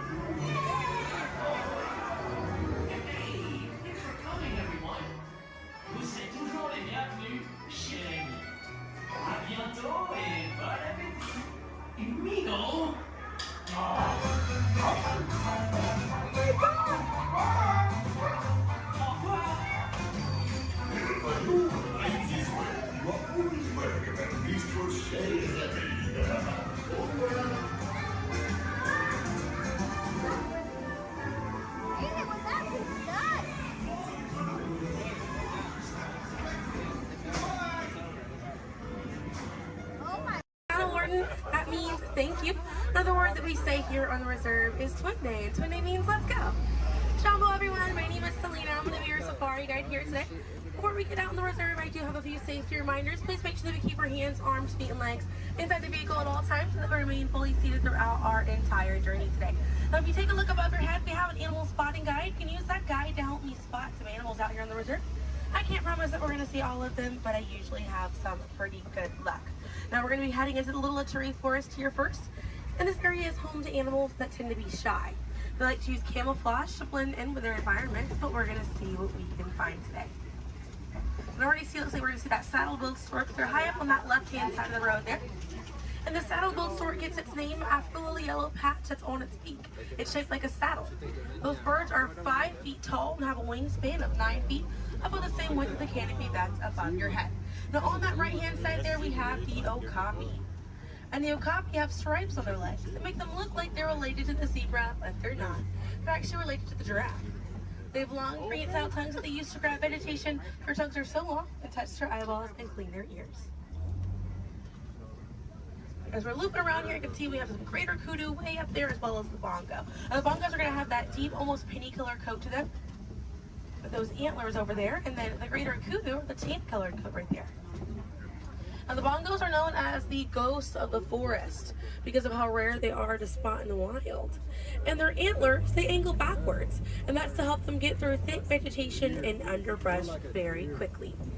Now the greater kudu that we see right there, the greater kudu are one of the tallest antelopes in Africa, or the second tallest antelope here on the reserve.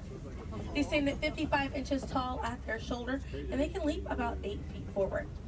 Now coming up here on the left-hand side, we're going to see the black rhino.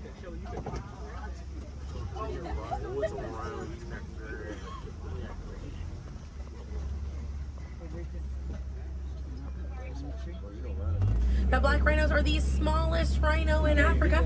They weigh about 3,000 pounds. Rhinos are poached or hunted for their horns. Some people believe that they have medicinal value, but they do not. Their horns are not valuable at all, made out of keratin. And that's the same thing that our fingernails are made out of. Really good view of that bongo there on the right-hand side as we're passing by here.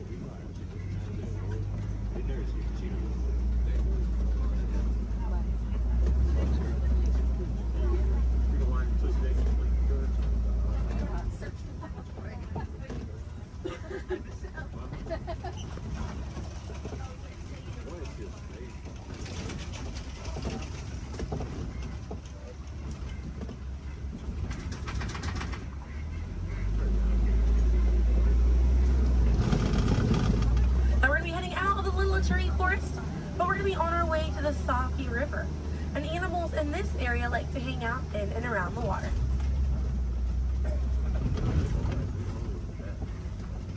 Now coming up on the right hand side, we're going to see some pink-back pelicans. And the pink-back pelicans get their name for the pink skin that occurs on their back during mating season. Now those animals are colonial nesters, so they'll nest between 20 and 500 pairs. That's a group of 40 to 1,000 pink-back pelicans.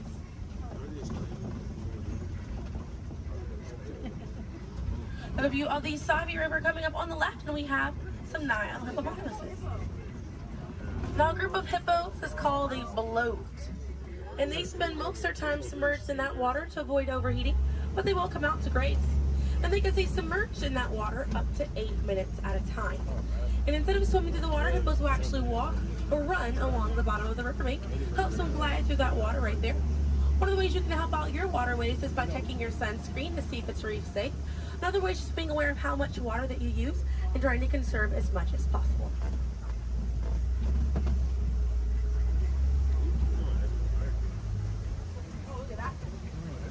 Another one there, taking a nap on that left-hand side.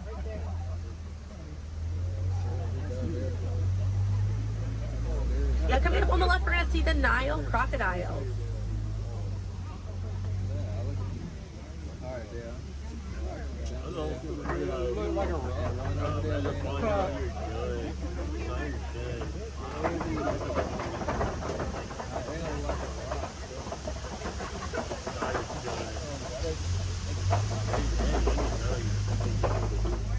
Now the Nile crocodiles can eat half their body weight in one sitting, and they can go months without eating if food is scarce.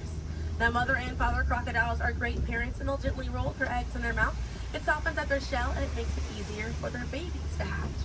But we're going to be heading into the savannah now, and the savannah hosts millions of migrating animals every year. And it's home to Africa's most well-known animals, such as zebras and giraffes. I'm hoping that we'll be able to spot some today, but as we're getting out here, we have a pretty good chance to identify some animals with that animal spotting guide. We have lots of wide open spaces. Already see, looks like I can see the elands are out there. Wondering what other animals. I'm hoping it'll be a pretty busy day out there.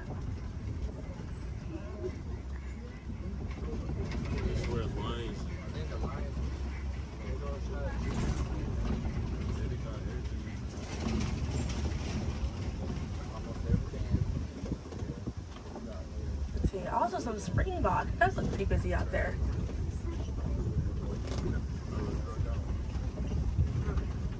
So we're still looping around here. Keep an eye on the right. They're going to be past this kind of rocky area. It's a herd of wildebeest way back there in that pathway. And the name wildebeest means wild beast in Afrikaans. And they'll travel in groups of 1.5 million, and they'll go about 500 to 1,000 miles every year. That's roughly the distance between here and New York. And during a wildebeest great migration, they can kick up so much dust that their dust cloud can sometimes be seen from space. Now, wildebeest are very impressive animals. They're able to run about 15 minutes after they're born. But this group of trees there on the right-hand side, they're all kind of pruned underneath to the same height, and that's about as far as those giraffes can reach. Like the vegetation on these trees all around this area here.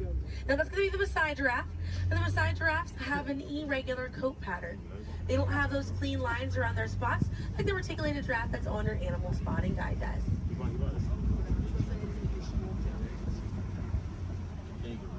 Now on the left-hand side, we do have the African painted dogs. There might be a little bit more people once we're a little bit further up here. Now, African painted dogs get their name after their fur pattern. It kind of looks like they have paint on them. It's unique to each animal, and that's how they identify each other. African painted dogs are Africa's most successful hunters. They have a catch rate of 90%. Now, right here on the left-hand side, we're going to have a really good view of the Ankole cattle. We're going to sneak on by here. The Ankole cattle are the only domestic cattle breed that we have here on the reserve. They're in the bovine family, same family as buffalo and bison. And their horns right there, they grow about 3 to 4 feet in length, and they're filled with a honeycomb-like structure.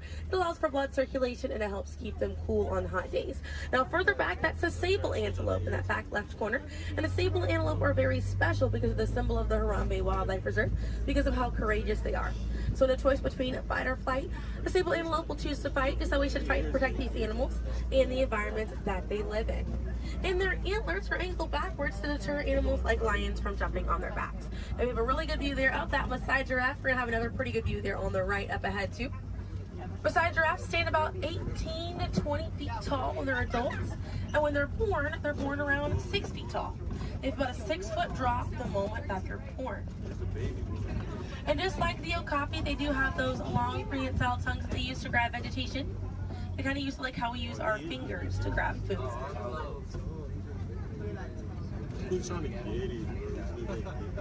Really good view of them right there. They're actually the same number of neck bones or vertebrae in their neck as we do in ours. Theirs is just bigger.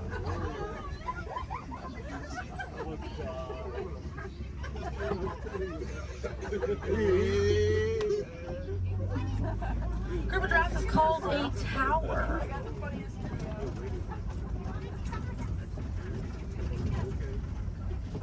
Now we're going to see on the left-hand side we have the elands. Now the elands are right next to the springbok. The elands are the tallest antelope on the reserve. They stand at 6 feet tall at their shoulder. One of my favorite eland facts is they'll make a flower crown with their antlers to impress the females during mating season. Now it's not a perfect flower crown. They'll kind of root up at plants and bushes, but it's the thought that counts. Another eland right there, a couple of elands right there. And then we have the springbok, and the springbok are the smallest antelope on the reserve. They're able to jump 6 feet straight up into the air repeatedly and about 13 feet forward. And they're a symbol of a lot of sports teams over in South Africa. Now those elands right there, they can weigh up to 2,000 pounds.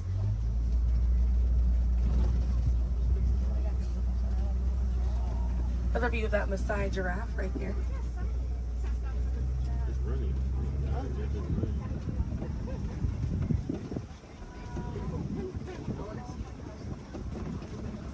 See what else we have waiting around the corner for us.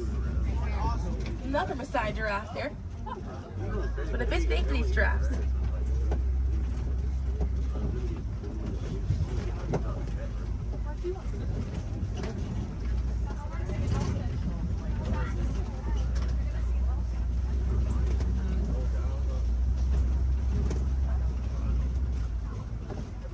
We're going to see the African elephant up here. It's going to be on the right-hand side of the truck.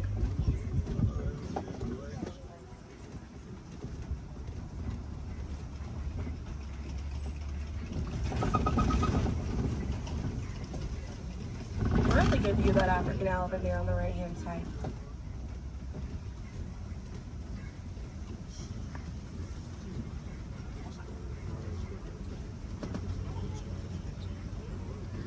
the left we have the mandrill. That's the male mandrill on the left.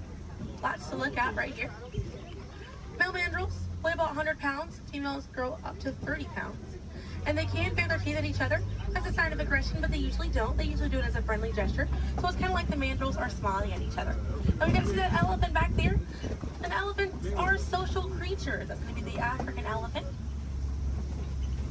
The females and their young will hang out in large groups together, and the males will form a loose bachelor group, or sometimes they will kind of hang out on their own, depending on their mood. And the way that African elephants stay cool is by flapping their ears. It runs air over the blood vessels that are dispersed all throughout their ears, and it helps bring their body temperature down.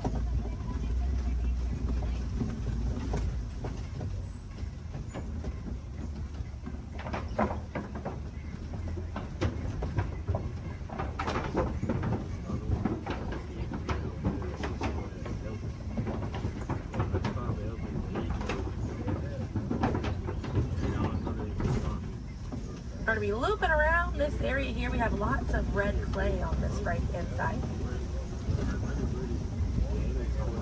And if you keep an eye out, we're going to be able to see some tusk marks right around the corner here.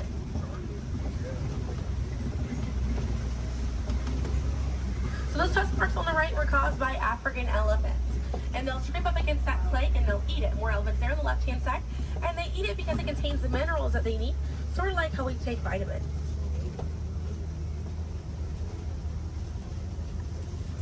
They're way out there on that left hand side. They kind of look kind of tiny from here. We'll see if we can get another view of them a little bit further out.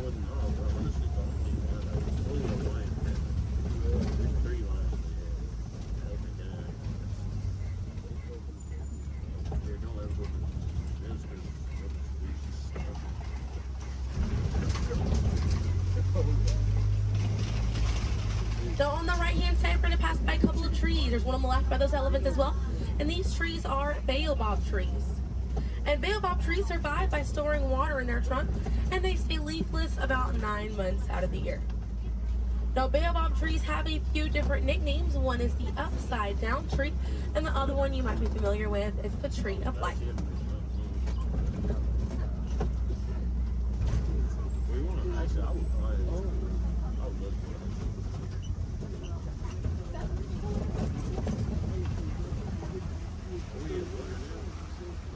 And we're coming up here on a group of flamingos. Group of flamingos is called a flamboyant. So here we have that flamboyant of flamingos. Now this particular species is the greater flamingo species, and they're the lightest colored flamingo in their family. They get their color from the brine shrimp that they eat, and over time it turns their feathers pink. It takes about 1 to 2 years to get that full pink coloring right there.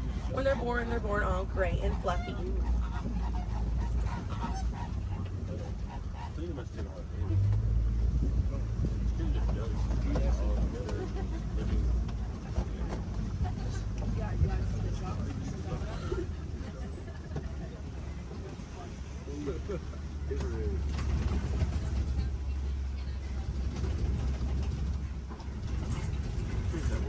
We have some white rhinos right around the corner here. So they're going to be hanging out by a mud wallow on this left-hand side, and they'll use this mud wallow to cool off it. And they'll coat their skin in the mud to act as a natural sun protectant, sort of like how we use sunscreen. Now elephants do something very similar, and they'll fling dirt and mud on their backs as well. Just how important it is to protect ourselves outside in these environments by wearing hats, sunglasses, sunscreen. Very, very important, as well as staying hydrated. Now that white rhino right there, they weigh about 4,000 to 5,000 pounds. Group of rhinos is called a crash, and they can run at 35 miles an hour. Now on the right hand side, those are some ostriches way back there. Ostriches are the largest bird. They have wings, but they do not fly. They use those wings for balance and to help them change direction. Comes in handy because ostriches can hit speeds up to 40 miles an hour.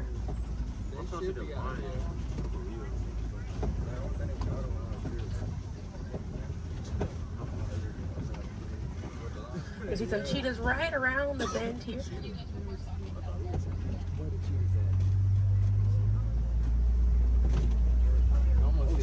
That's a good view of that cheetah here on the left.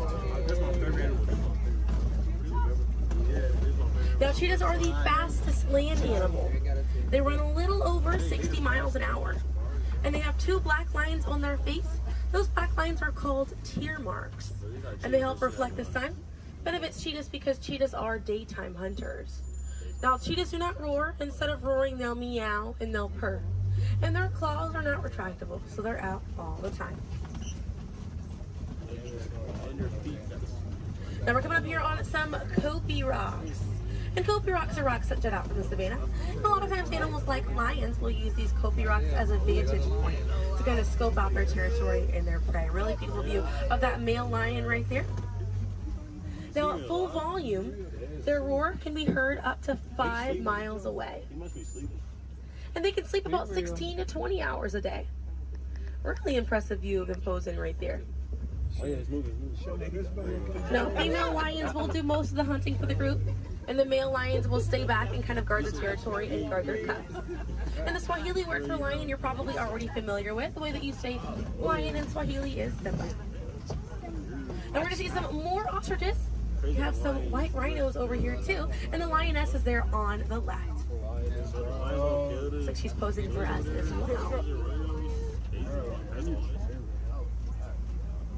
Really cute view of that white rhino as well on the left here. Or excuse me, yeah, right hand side.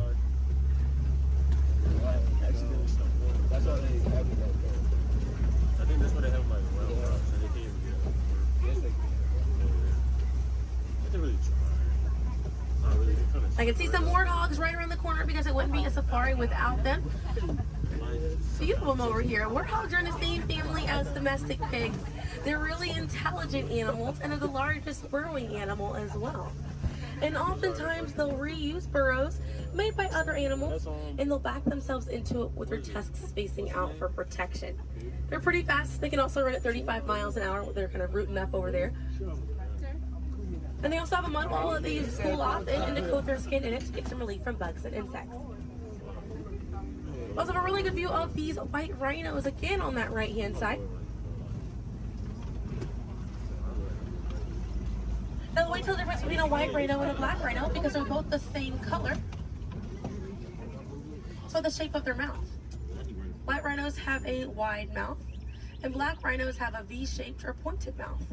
Original word for white rhino was vite. Vite means wide in Afrikaans, but over time it was misheard and mispronounced and it turned into the white rhino. I have a few of those warthogs as we're passing by on the left-hand side, but on the right we're going to see some ostrich eggs in that tall grassy area. And each one of those eggs right there weigh 3 pounds, and it's the equivalent of 2 dozen chicken eggs. Now those shells are so strong that the average man can stand on them and they will not break.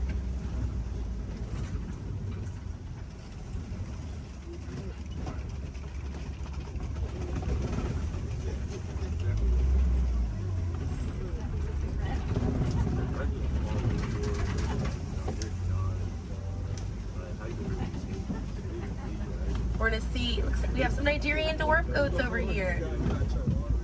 And these goats are used for their dairy products, such as milk and cheese. So they take up a lot less land than cattle, so they're easier on the environment, and they're very cute. Now their milk is considered high value, so selling that milk helps take away the need to rely on wildlife. Now if you do want to see some more goats today, you can head over to Rafiki's Planet Watch. They have a petting zoo area, an animators area, and a kind of behind the scenes look at Disney's Animal Kingdom. Very, very cool. Definitely check it out if you have the time.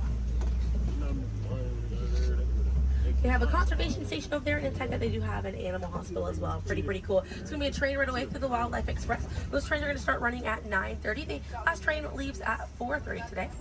The petting zoo is going to close at 5 o'clock once you're over there, and the animators experience is going to close at 4:45. But we got to see a lot of really cool animals today. If you'd like to learn some more information, you can check out DisneyAnimals.com, or National Geographic is a really good resource. Some ways to help out these animals at home include volunteering at your local nature center, or a conservation organization, or even joining a local beach or river cleanup. Some more simple ways to help out at home include turning off the water while you brush your teeth, or using reusable water bottles instead of disposable ones. Now, those small changes really add up to make a big difference. And on behalf of Kilimanjaro Safaris, my name is Selena. I'm from Pensacola, Florida, and it was an honor to be your safari guide here today. I hope that you were able to see the importance of these animals and the environment that they live in. Here in the reserve, we don't like to say goodbye because goodbyes are far too sad and far too final. So I will leave you with the Swahili word, kwaherini. And kwaherini means to go well with the intentions of seeing each other again one day. So kwaherini, my friends. Another word that we say here on the reserve is asante sana.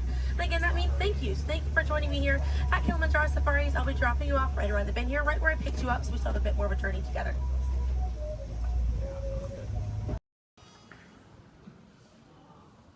Ladies and gentlemen, the voices of liberty. Strike up the band, strike up the band, strike up the band, strike up the band, strike up the band, strike up the band, strike up the band. Then the drums roll out, the trumpets call, while the people shout, strike up the band. Hear the cymbals ring, calling one and all to the martial sweep.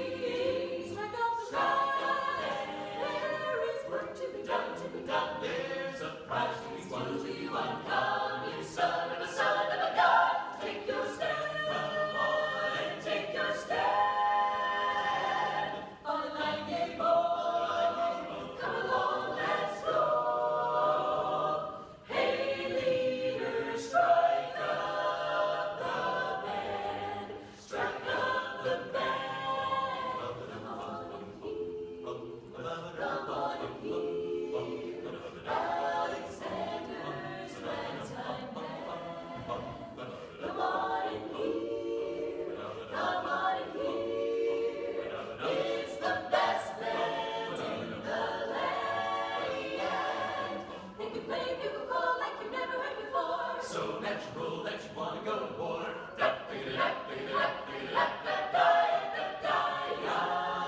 That's just the best, just band whatever.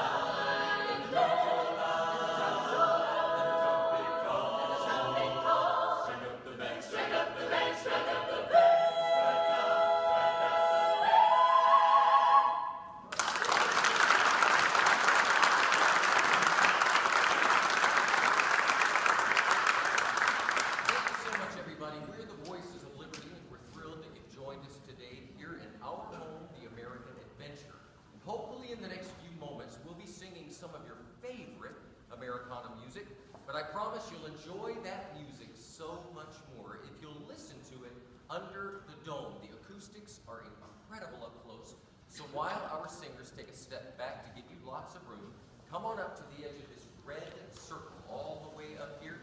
You guys can just a little closer. Especially if you're underneath the balcony, you'll really enjoy the music so much more up close. Have a seat on the floor so those folks behind you wheelchairs or sitting on benches and enjoy the show.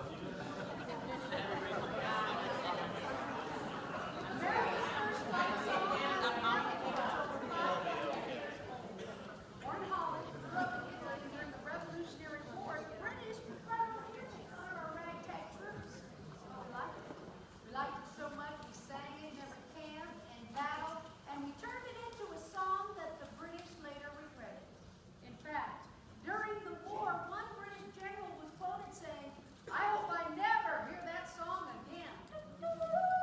But he did at Yorktown when the British Army surrendered to General George Washington. Yankee Doodle, keep it up. Yankee Doodle dandy. Mind the music and the step, and with the girls be handy. Yankee Doodle, keep it up. Yankee Doodle dandy. Mind the music and the step, and with the girls be handy. Mind the music and the step, and with the girls be handy. Yankee Doodle went to London just to buy a pony. Stuck a feather in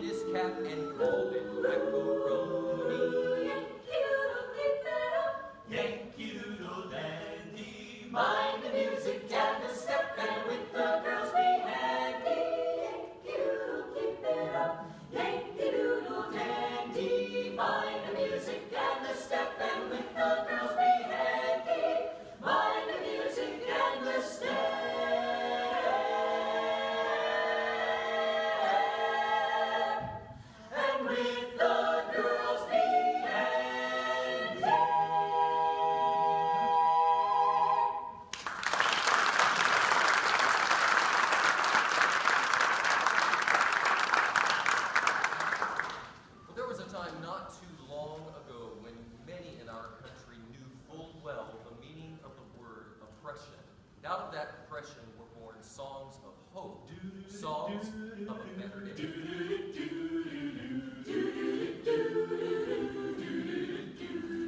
In that great getting up morning, fare thee well, fare thee well. In that great getting up morning, fare thee well, fare thee well. In that great getting up morning, fare thee well, fare thee well. In that great getting up morning, fare thee well, fare thee well.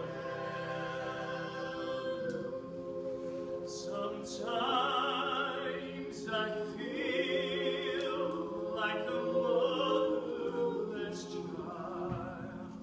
Sometimes I feel like a motherless child. Sometimes I feel like a motherless child.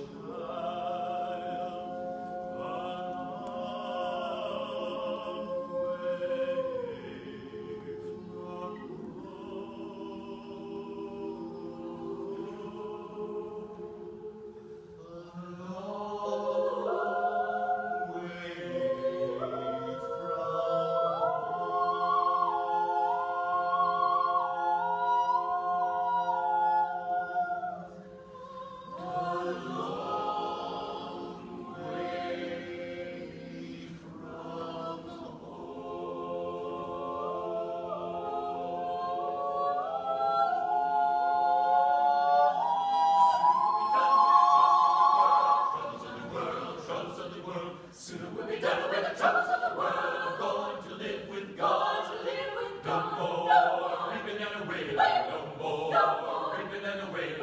No more reaping and wailing. I'm going to live with God, to live with God. Sooner we'll be done with the troubles of the world, troubles of the world, troubles of the world. Sooner we'll be done with the troubles of the world. I'm going to live with God, to live with God.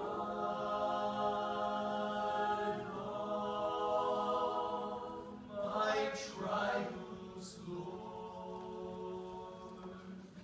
soon be over. If religion were a thing that money could buy, then rich religions die.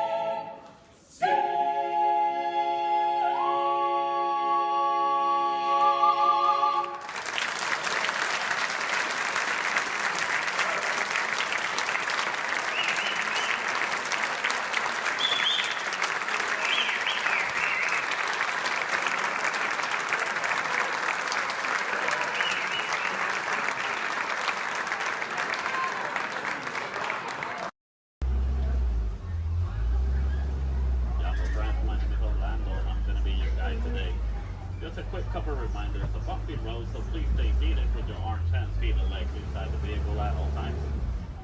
With that in mind, please keep a hold tight to those phones, cameras, hats, and sunglasses. If one of them falls, sadly, we won't be able to stop. On your top side, you're going to see an animal spotting guide. Hopefully, we're going to see most of those animals today in our safari.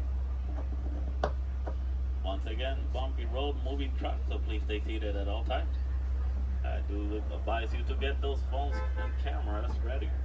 This is a photo area, but we might not be able to stop for every animal. I'm going to make sure I stop for most of them.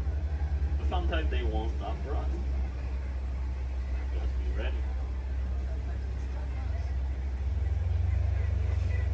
And 20. So we're going to start off our journey here in the Little Ituri Forest. The forest animals are kind of exclusive and they depend a lot of camouflage into things so sometimes they're kind of hard to see. So here on the right side, we're going to see an okapi. Even though the okapis have zebra-like pants, they're actually related to giraffes. It wasn't until 1901 that okapis were discovered. Before that, they used to be thought as a myth. And much like the giraffes, okapis also have those long tongues that are going to help them reach tall places. And only the male okapi is going to have ossicones. Ossicones are basically the same type of horns that giraffes have, but it's made out of their own skin, so it doesn't count as a horn.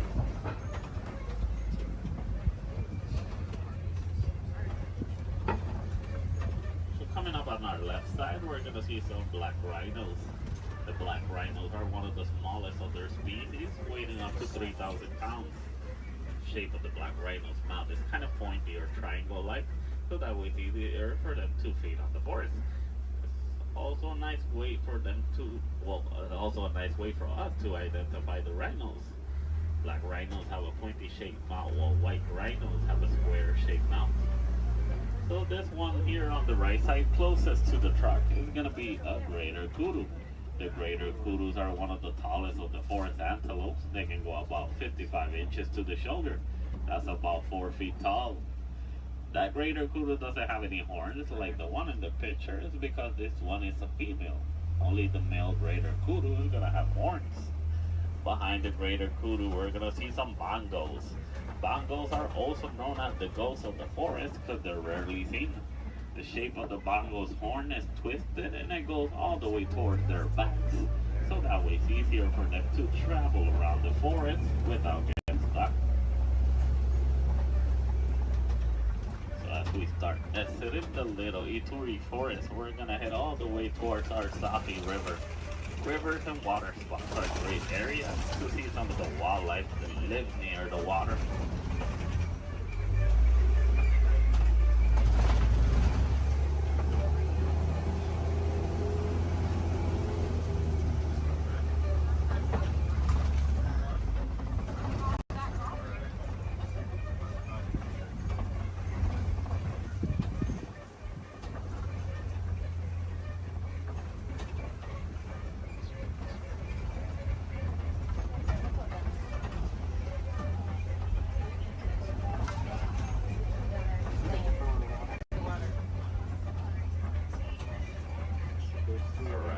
Here on the left side, we're going to see some Nile hippos.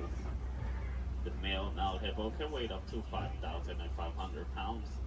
They're nocturnal animals, so they're going to be more active during the nighttime. Most of their daytime they're going to spend underneath the water, but they do need to come back for air every 8 minutes. Also, baby Nile hippo right there. of hippos is also going to be known as a bloat. Bloat of hippos. So here on the left side, we also see some pigbat pelicans. The pigbat pelicans get the coloration in their feathers during mating season. They're colonial nesters, so most of the time we're going to see them in large groups. They can go between 50 to 500. As we head around this curve, we're going to approach a bridge. And once again, we're really jumpy, so they do that at all times. But to the left side, we're going to see some Nile crocodiles. Nile crocodiles are one of the largest crocodiles in Africa. They can go between 16 to 20 feet long, and they can weigh up to 500 pounds. They're endothermic. That means they're cold-blooded, but they're going to contribute their body to the environment. So they're going to spend most of their daytime underneath the sun. If they need to cool off, they'll just open their mouth or they'll dive in the water. They're great parents. They will roll around the eggs in their teeth, so that way they can help them emerge.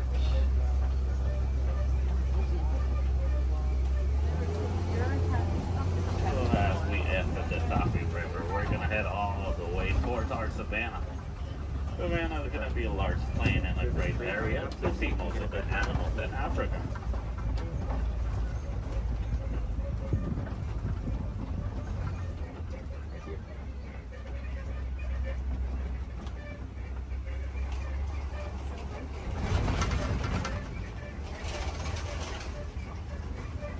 Ryan.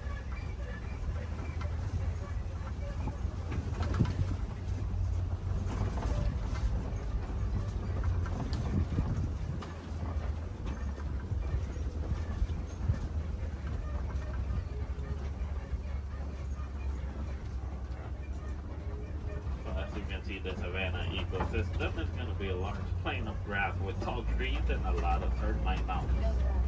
Each ecosystem is going to be unique and shaped by the animals that live on them. Between savanna, deserts, rivers, mountains. Most of the animals will actually use the termite mountains as fast crashers. Some of the smaller species like springboks will stand on top of them so that way they can have a better view. Here on the left side, we do see a pack of African wild dogs. The African wild dogs are also known as painted dogs. They're part of the canine family, a difference they share with wolves and dogs is that they only have 4 toes. But they're a great pack and successful hunters, hunting up to 90% of the food they eat. But verbalizing, the African wild dogs won't bark or howl. They'll actually make a squeaky sound that sounds similar to squeaky toys. Here on the left side, some Ankoli cattle. Ankoli cattle are also known as the Watusi cattle, named after the clan that domesticated them. They're a sign of Walt in Africa, where both male and female will have those huge, majestic horns that can go up to 6 feet long. Even though those horns are big and they look kind of heavy, they're actually honeycomb inside. They use the inside of those horns to move blood up and down, so that way they can keep themselves cooled off. Over here on the left side, we also see a sable antelope. Sable meaning brown, they're also the emblem of the Harambe Wildlife Reserve. They're the only type of antelope that in a fight or flight situation, they'll stand their ground and they will fight. As you can see, the shape of their horns goes all the way towards their backs, so that way it's harder for predators to jump on them.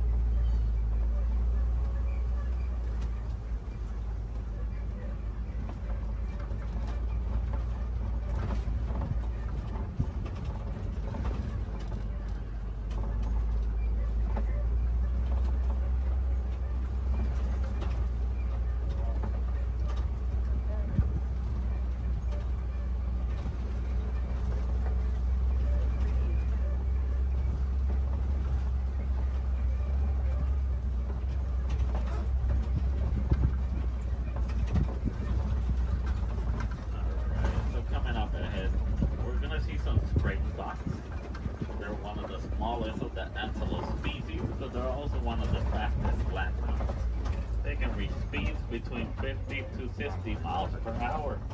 And as their name implies, the springboks. They're great jumpers.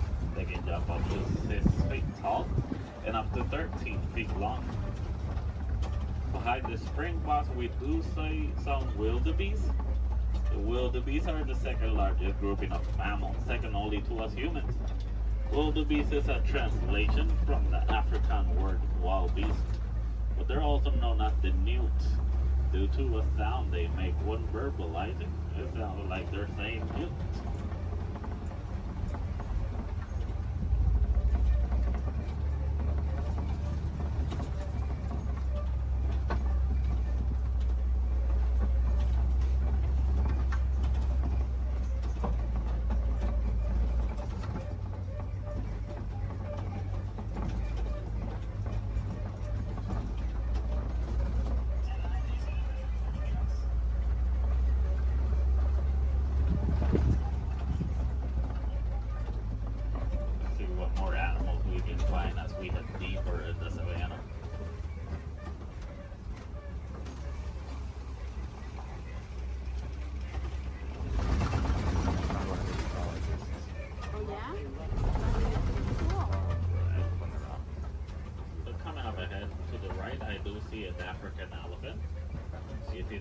Due to their huge size.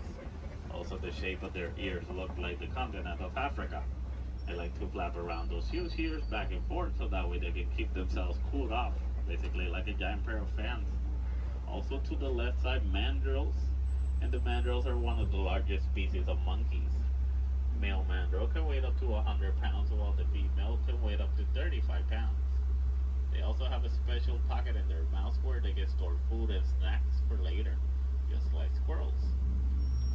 So the elephants will also throw dirt on top of their backs so that way the dirt will block them from the sun and also from bugs. They're huge animals with a huge appetite, eating up to 300 pounds in just a day. So a nice easy way to identify a male elephant is because male elephants, whenever they reach adulthood, they like to go on their own. And sometimes they'll join other elephants and they'll form a group known as a bachelor.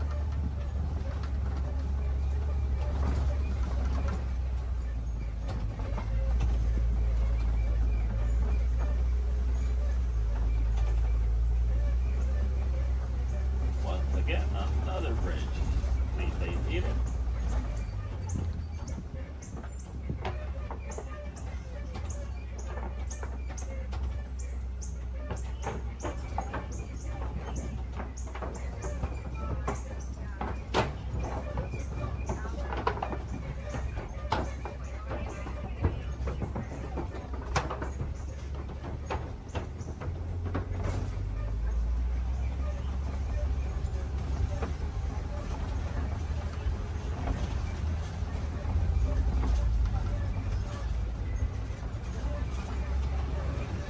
Here on the right side, we're going to see some markings on those red clay. Those are elephant tusk marks.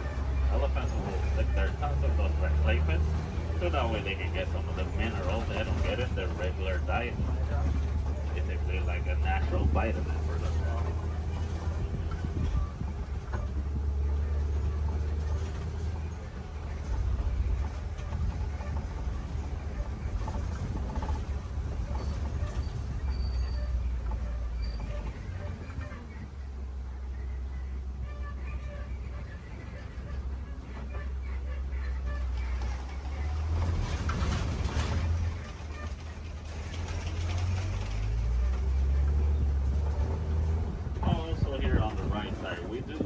Trees that look like they're upside down.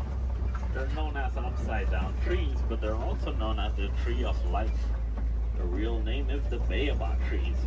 And baobab trees can go leafless up to 9 months of the year, so that way they can store inside of them thousands of gallons of water. Some of the animals will actually try and reach that water, like elephants will stick their tongues in them.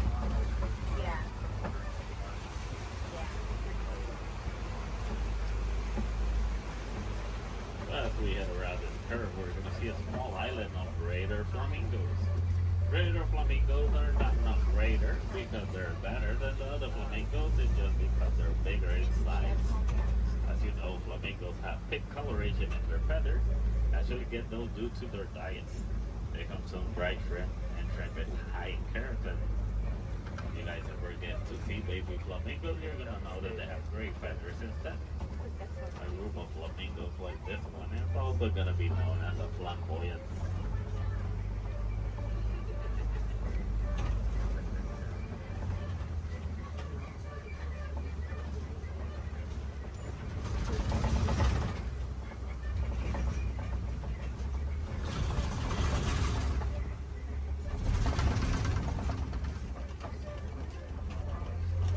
Coming up ahead, we do see some white rhinos. And the white rhinos are one of the largest of their species, weighing up to 5,000 pounds. That doesn't make them slow, because they can actually run up to 30 miles per hour. As you can see, the shape of their mouth is kind of squared, so that way it's easier for them to feed on the grass on the floor. And you'll usually find them in the savannah around mud pits. They like to roll around those mud pits, so that way the mud will help them against the sun and also against bugs. It's a nice way for them to stay cooled off. Basically, white rhinos are a different type shade of gray from the black rhinos. The reason they get the name white rhinos is not because of their colors. It's actually a mistranslation from the Afrikaans word white. That means wide as in bigger.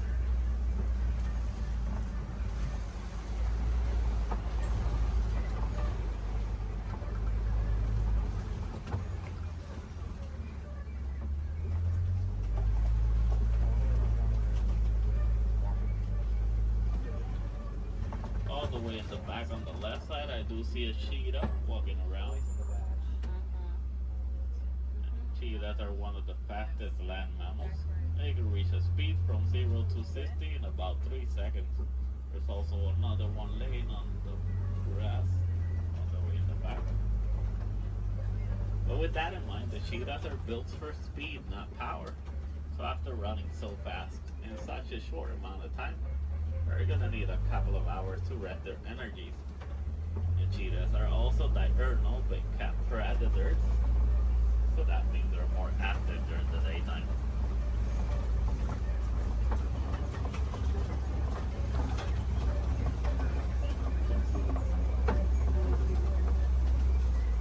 Coming up ahead, we do see some Kobe rocks, and on top of that Kobe rock, we do see a lion. Lions are nocturnal big cat predators. They're more active during the nighttime. Most of their daytime, they're actually going to spend sleeping. They can sleep up to 20 hours in a day. So that way they can store all the energies for the successful hunt at night. But while hunting, the female is going to do most of the hunting. While the male is usually going to be the stay-at-home dad who's going to take care of their cubs. A group of lions is going to be known as a pride. In the morning, the lion's eyesight is technically as good as ours, but at nighttime, their eyesight are 6 times stronger. That's why they're successful hunters at night.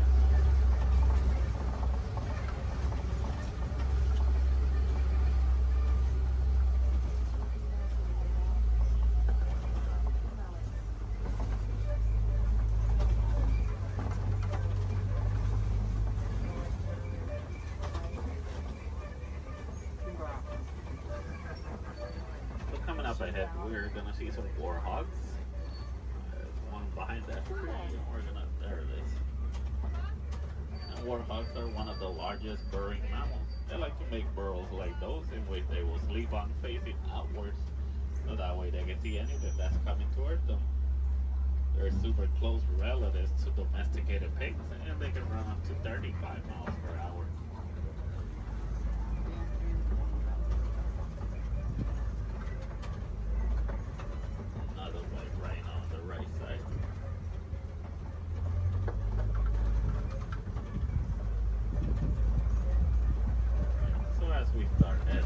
Savannah, we're gonna head all the way towards the Warden's Post. Warden's Post is gonna be a great area to see how both humans and wildlife will live in harmony.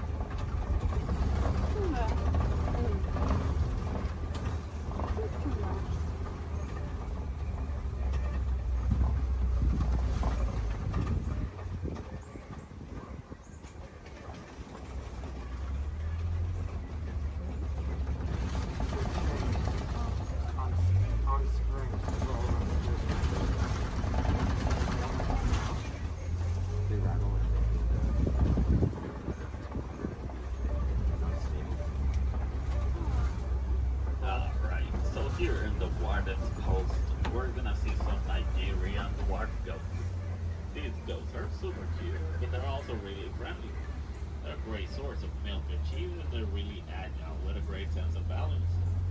They're also one of the few domesticated wildlife that we have here in our reserve. So next to that yellow barrel, there is a yellow box. The farmers found out that elephants are afraid of bee sounds. Most farmers are going to have a box like that filled with bees, so that way whenever the elephants get near the farms and they hear the bee sounds, they're going to steer clear away from them, and that way they won't eat the farmer's harvest. It's a nice way for both humans and elephants to co-live in harmony, but it's also a great source of honey. Also, the farmers will actually sell that honey for an extra income. Because sadly, due to a mining of a mineral called coltan, most elephants are losing their habitats and homes, causing them to migrate into human farms and villages more commonly so than it used to. So having bees in a box is going to be a nice technique for both keeping elephants safe, but also staying safe.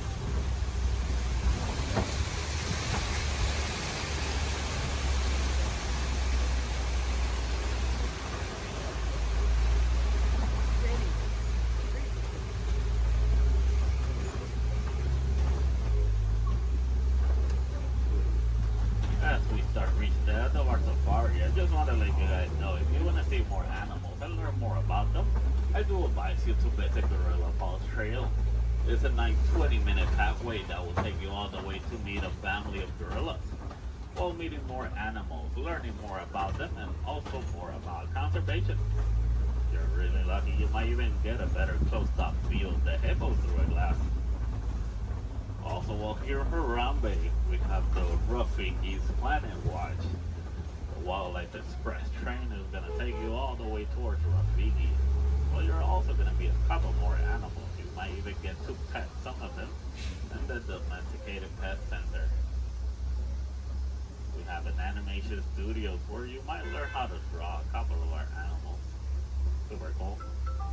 And we also have an animal clinic. Any chance we need to take care of one of our animals, you guys can actually see the process through a glass. It's super cool journey. It's a nice AC, but it takes about a whole hour to complete. So you gotta plan ahead. The last Wildlife Express leaves at 4:30. From Desana Ward. Why did you look to see where we are? Alright, also while here in Harambe, you guys can visit the Celebration Festival, the Lion King. A great show to watch while visiting Animal Kingdom. There's going to be animals wherever you go throughout the park. We do have the lesser flamingos. Those are going to be the smaller flamingos. In some area of the park, I believe, is one of the pathways that leads you to the Tree of Life. If you go all the way towards Asia, they're going to see a similar walking trail to the Gorilla Falls, but it's going to be known as the Maharashtra Jungle Trek. Over there, you're going to meet some of the Asian animals like Komodo dragons, tigers. Also super cool to visit while you're in Animal Kingdom. So for the Gorilla Falls, once you head out of the truck and you head down the ramp, if you go to the left side, you're already on the Gorilla Falls Trail. Keep going around, enjoy your time, see more animals. If you go to the right, you're going to go back to the village, where you can see the entrance towards Rafiki.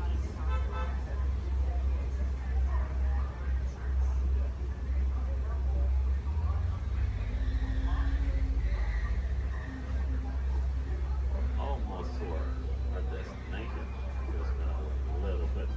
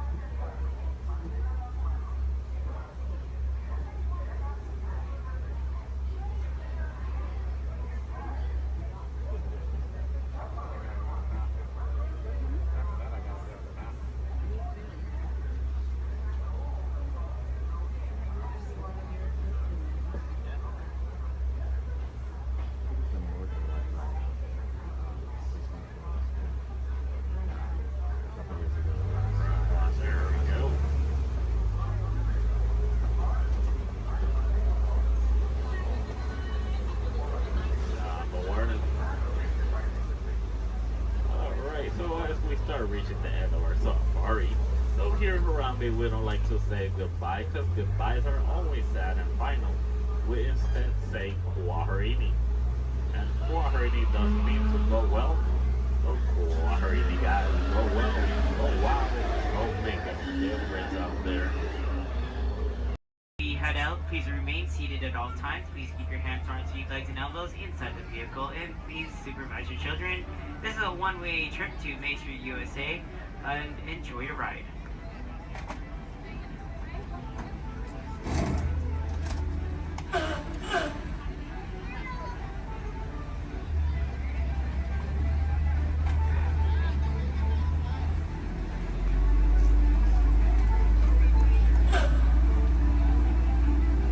On your right-hand side is Sleeping Beauty Castle, your gateway to Fantasyland.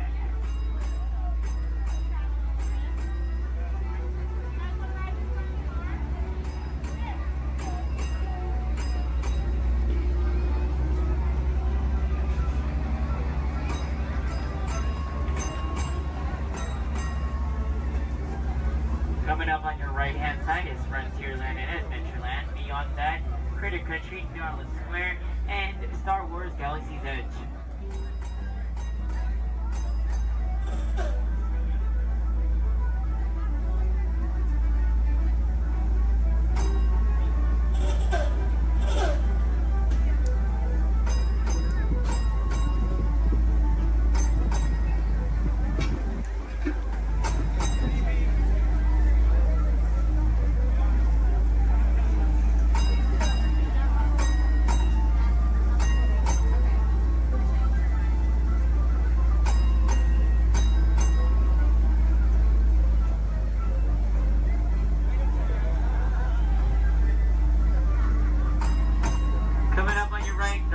Left-hand side, there's our first aid center, our baby care center, and our lost child center. On your right-hand side, if you enjoy ragtime piano, we got some music going on over at the Coca-Cola Refreshment Center on your right.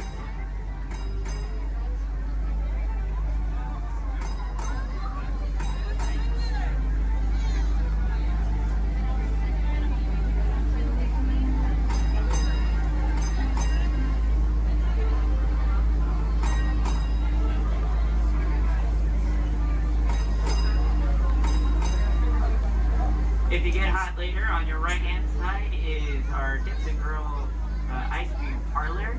And on your left is Market House, where you can find our Starbucks coffee and tea. Beyond that is our locker station.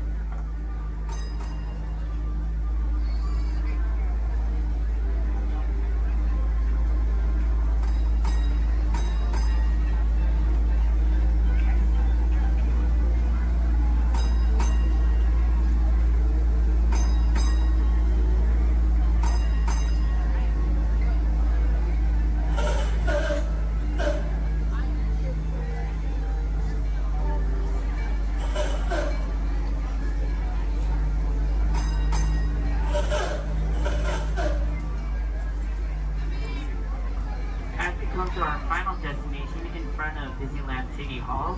Please remain seated until the bus has come to a full and complete stop.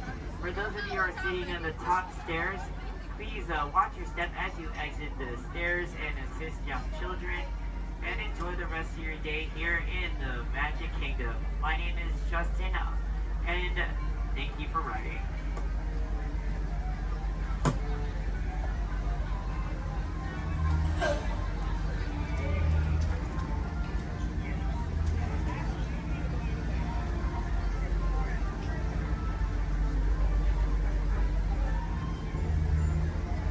Thank you. Please remain seated, folks. I do need a park deck right over there. Yeah. Please remain seated, folks.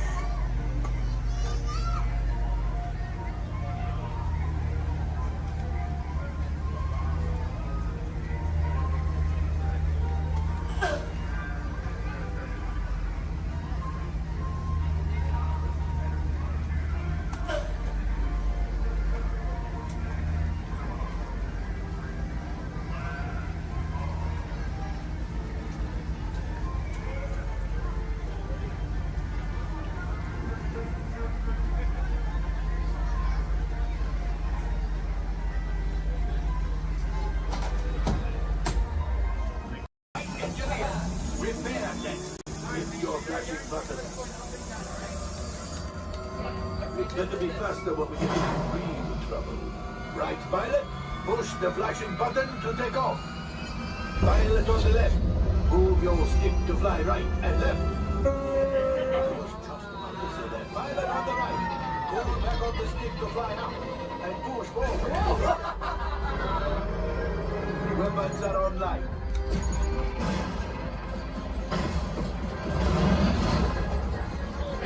Left pilot.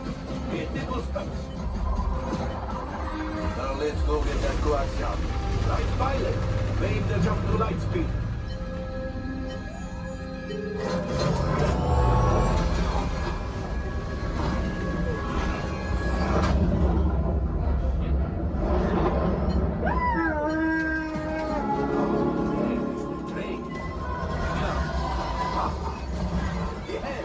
Yes, keep shooting. They've locked onto us. Take evasive action.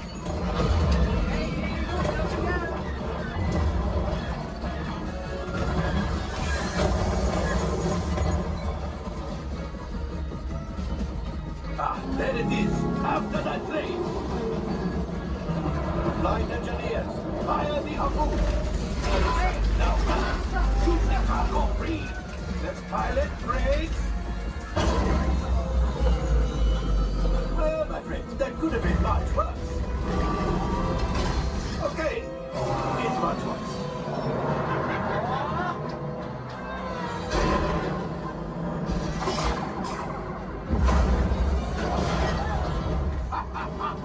Yes, you got one. Excellent, my friends. Now power up the ship. Well, I shall axiom. You see, just as I promised, my friend, now that the resistance has what they need, maybe it's something from unknown.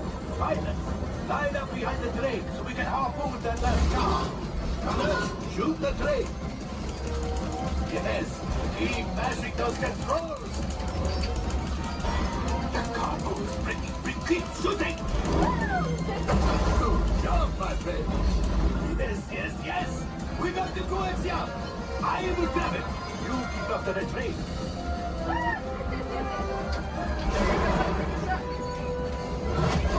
Gunship. Oh, gunship. Things are getting too hot. We're going to get out of here. Yes, a distraction.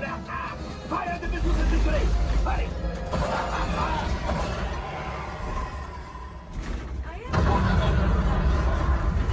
It's coming out.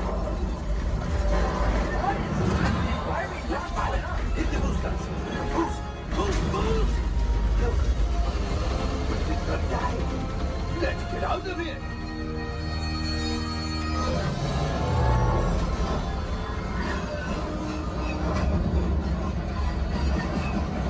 Your hyperdrive has failed. Pilots, evasive maneuvers. We've got company. True is right. If we leave them back, they may find the resistance. You did it. Watch out! Oh, that's going to be rough.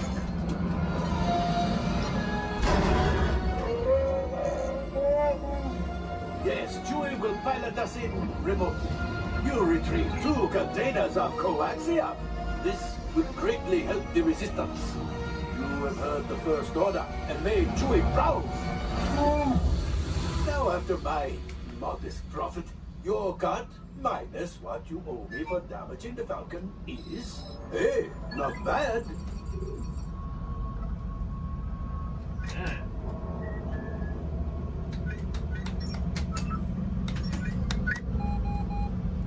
R5, damage report.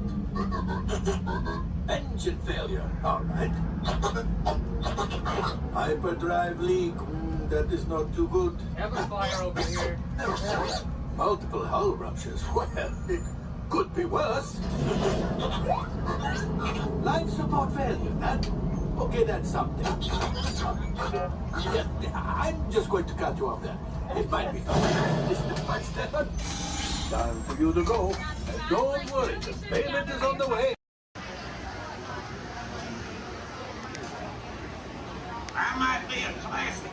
still got a spring in my step. Let's go.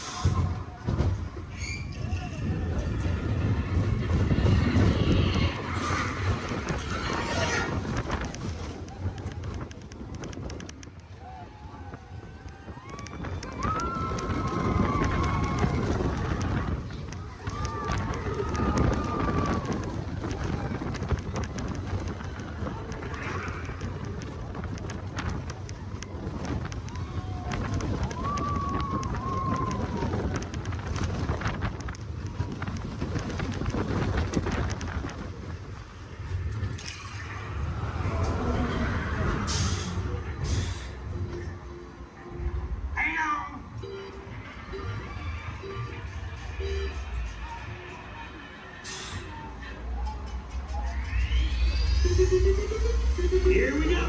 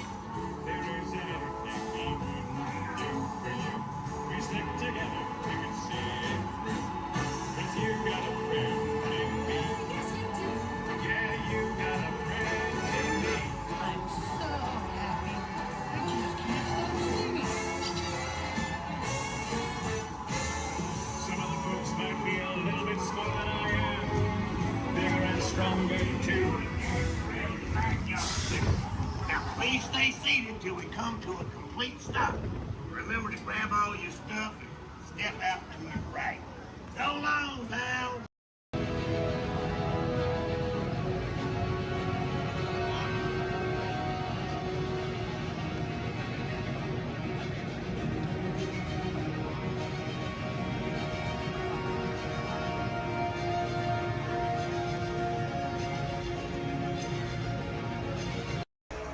Ensure a safe and glorious drive.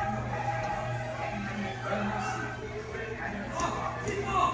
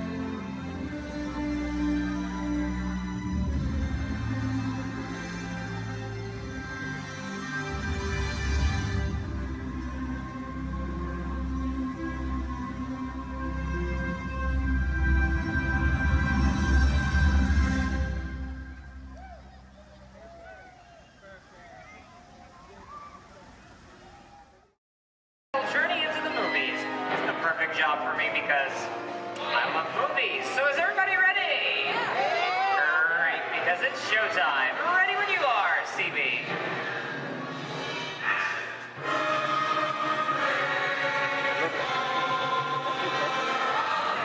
And we are rolling.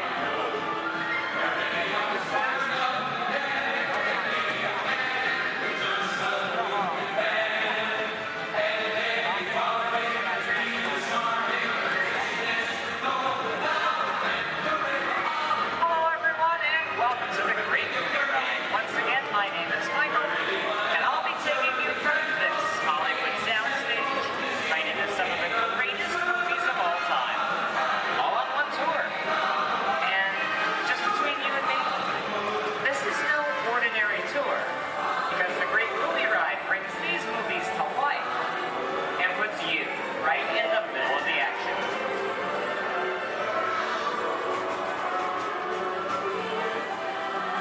I don't know about you folks, but I just love those great Hollywood musicals of the 1930s. This scene is from one of my favorites, the Busby Berkeley classic The White Parade, starring James Cagney, Ruby Keeler, and Dick Powell. In 1952, Gene Kelly was singing in the rain with Debbie Reynolds and Donald O'Connor. Did you know that Gene Kelly co-directed this movie? And can anyone tell me what movie this is? That's right, it's Walt Disney's Academy Award-winning film from 1964, Mary Poppins, starring Julie Andrews and Dick Van Dyke.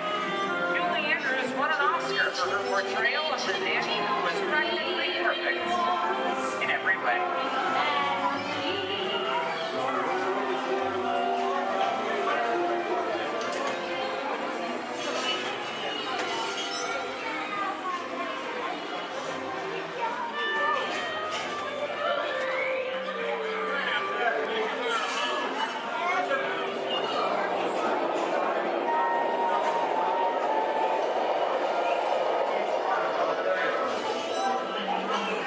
Hold on to these wallets and purses, folks. This doesn't look like a very good neighborhood. In fact, it looks a lot like the underworld. Scene of such classic gangster films as The Public Enemy, starring one of my favorite tough guys, James Cagney. Even though Cagney is best known as one of the movie's greatest gangsters, he won his only Oscar for his role as the song and dance man George M. Cohan in Yankee Doodle Dandy. I'm telling you, the very last time George comes around, he's going to leave you some beer, and you're going to take it. And you're going to kick him with the dog. And if you don't, you're going to drop by here and kick your teeth out one at a time. You need Somebody's coming! Somebody's coming! Get down! Oh, there isn't. Yeah, just a bunch of rubber-necked tourists. Sorry for the delay, folks. I don't want to run a red light, even if it is just a movie. You talking to me? You talking to me?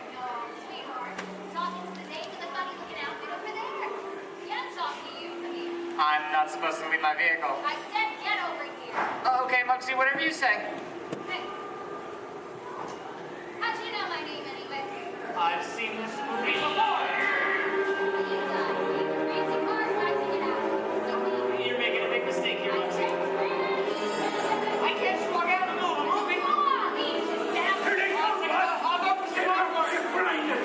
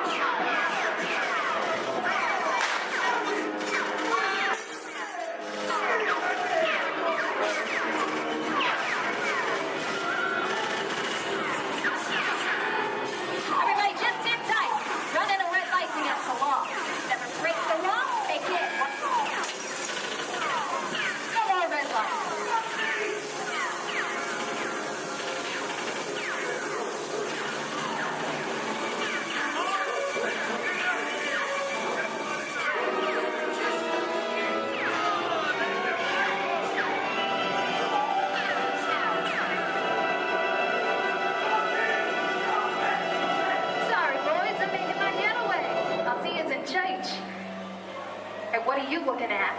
I'd everybody mind your P's and Q's, maybe you won't get hurt. Ah, must be the west side of town. And now, the Old West, and two of Hollywood's legendary stars, Clint Eastwood and John Wayne.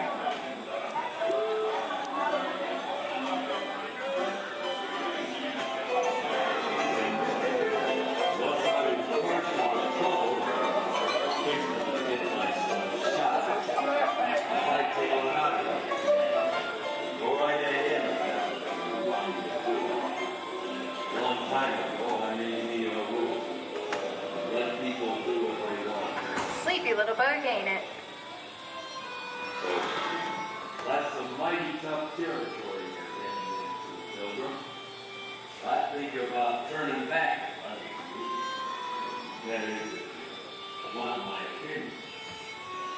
Reckon Now that we're in the clear, this is the perfect time for me to collect up all your valuables. We'll start with the jewelry. There it is. It's the bank robber. Don't let him get away. Look out, it's important to see, Brother Copper. Drop your gun. You're under arrest. Nuts and nuts it is. Get out of here. Get yourself up. Well, look at it this way. It can't get any worse.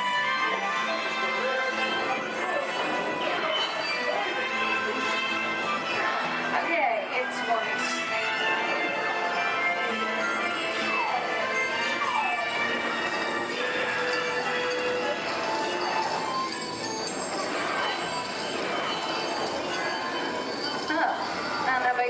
But this is kind of creepy. What is this? This is Alien. You are with Sigourney Weaver aboard the spaceship Nostromo. Something has gone wrong. One by one, the crew has vanished. And somewhere in the ship, a terrifying creature waits to claim its next victim. Look, Val, I ain't no victim. Warning. Remain in your vehicle. The area you are entering is extremely dangerous. Proceed with caution.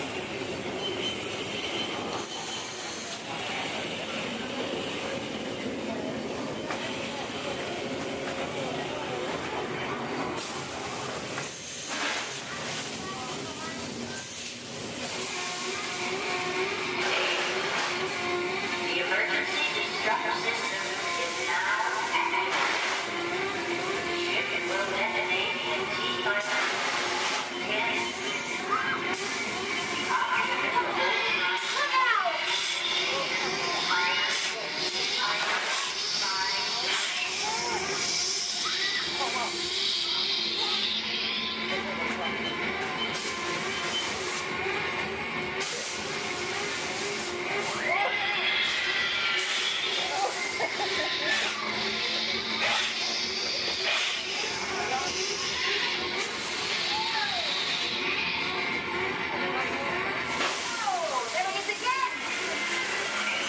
Okay, that's enough creepy crawly things for one day, right?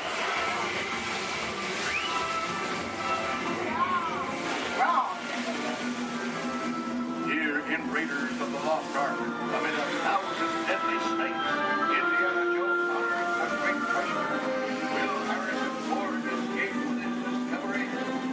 And what will be Snakes. Why'd it have to be snakes?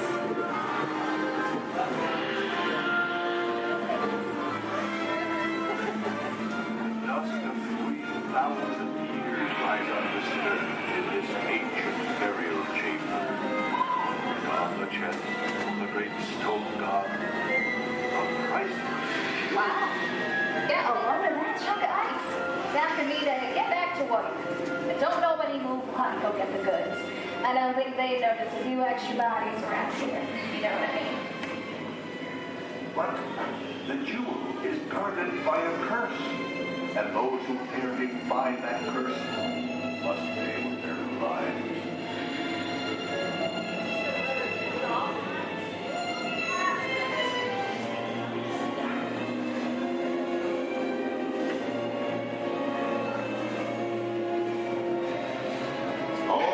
Unbeliever, disturb the treasure of the gods, and you shall all pay with your lives.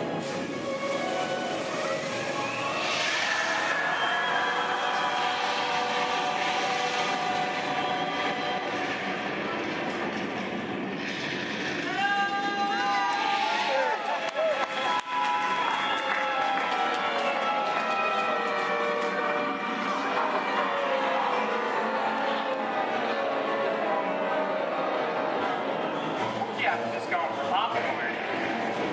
That just goes to show you anything can happen in the movies. Let's get on with the show. I see dead people. The horror movie is my all-time favorite genre. Some of the best horror films were produced back in the 1930s and 40s, but monsters, mutants, and maniacs are still audience favorites and continue to haunt us today. Hollywood has produced dozens of horror movies over the years, beginning with a silent version back in 1912. We are now entering the jungle home of one of the most beloved characters of all time. No, it's not George of the Jungle, actually it's Tarzan. Originated by Johnny Weissmuller. There we have Maureen O'Sullivan as Jane and the lovely and talented Cheetah as herself.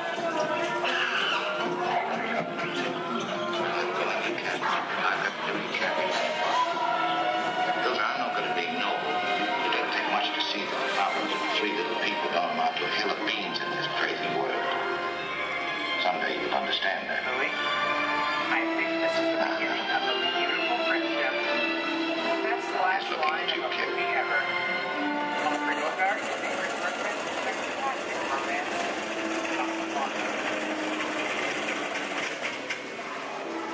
Inside of us, we both know you belong with Victor. Part of his work, the thing that keeps him going. If that plane leaves the ground, and you're not with him, you look better. Maybe not today, maybe not tomorrow, but soon. The rest of the time.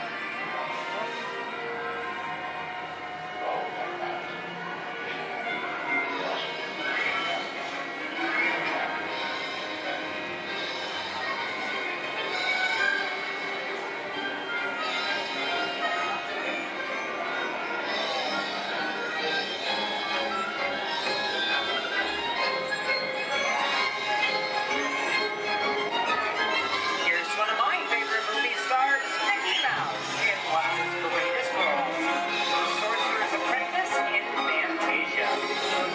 The sorcerer in this sequence is named Yen Sid, which is Disney, spelled backwards.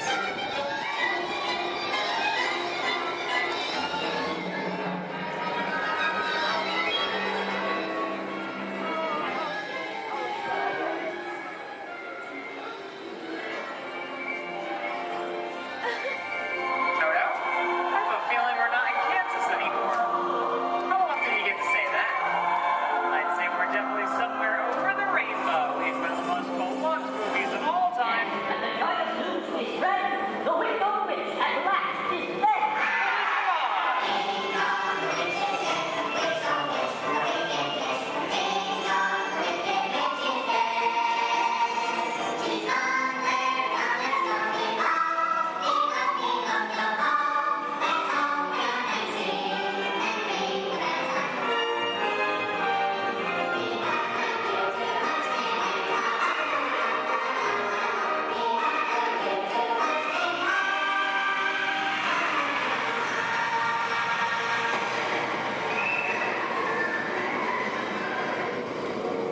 Who killed my sister?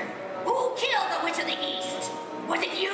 No, it was an accident. I didn't mean to kill anybody. Well, my little pretty, I can cause accidents too. Oh, rubbish. You have no power here.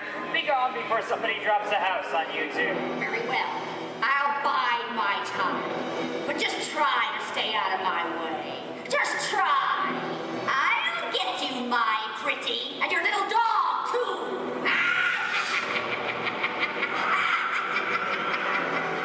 I wonder how we get out of here. What do you folks think? Which way do we go? Follow the yellow brick road. Follow the yellow brick road.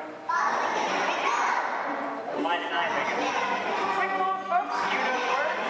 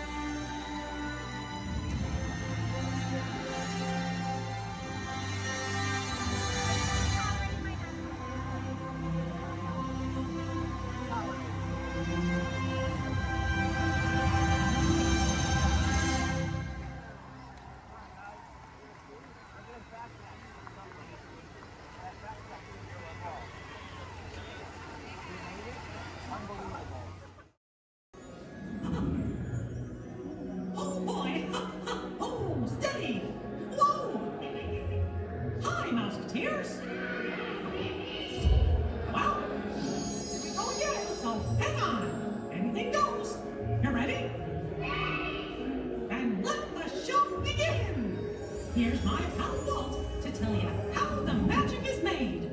There's a lot of satisfaction in developing ideas into reality. When we consider a new project, we really study it.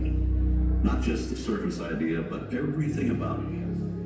And when we go into that new project, we believe in it all the way. We have confidence in our ability to do it right, and we work hard to do the best possible job. There's really no secret about our approach. We keep moving forward, opening up new doors, doing new things, because we're curious. And curiosity keeps leading us down new paths. We're always exploring and experimenting. Everybody ready? Then on with the show!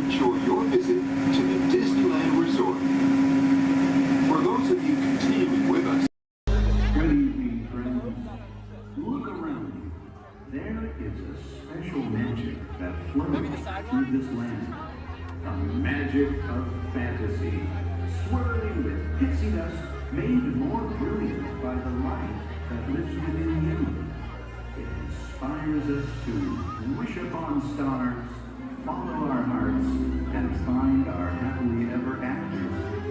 Tonight, as we gather together under the spires of this majestic castle, our dreams ignite the magic to create a beacon shining out and celebrate 50 years of the most magical place on earth.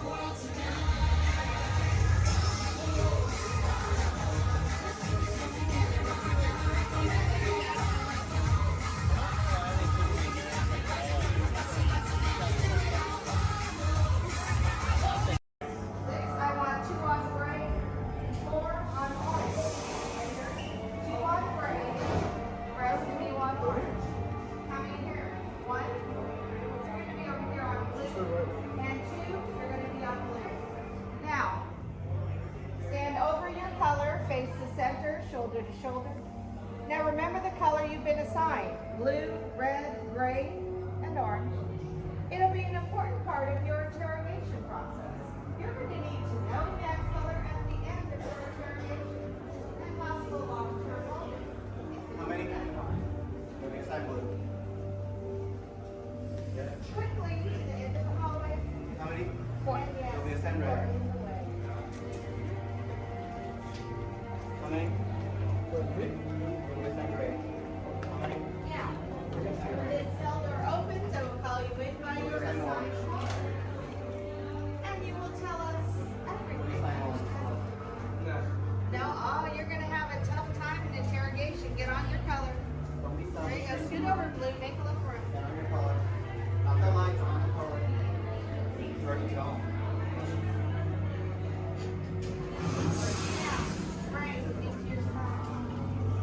Everyone has to decide a color. Look down and memorize it. Do not forget it. This was true segregation. Which will be at trouble. Is that your only speed? Slow. Let's move it along.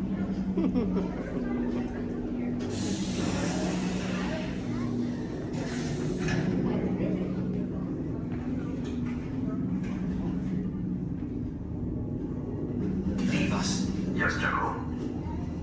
Enemies of the First Order, we will soon snuff out your meager resistance. You chose the wrong side, and now you will pay. The Resistance prisoners. You have what I want. You know the location of the secret base, and I will take it from you. We're needed on the bridge. Keep the prisoners here. I will return to finish this personally.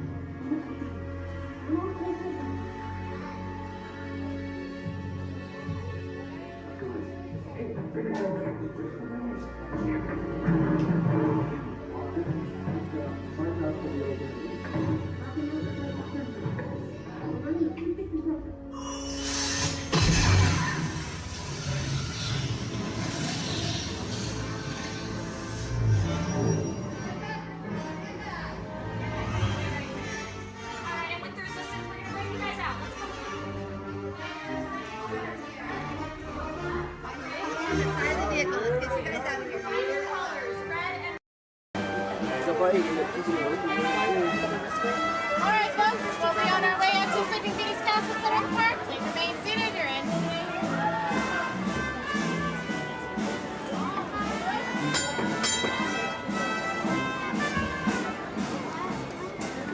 Here we go. You're about to okay? We have a 1 horsepower motor. Yeah. 1 horsepower.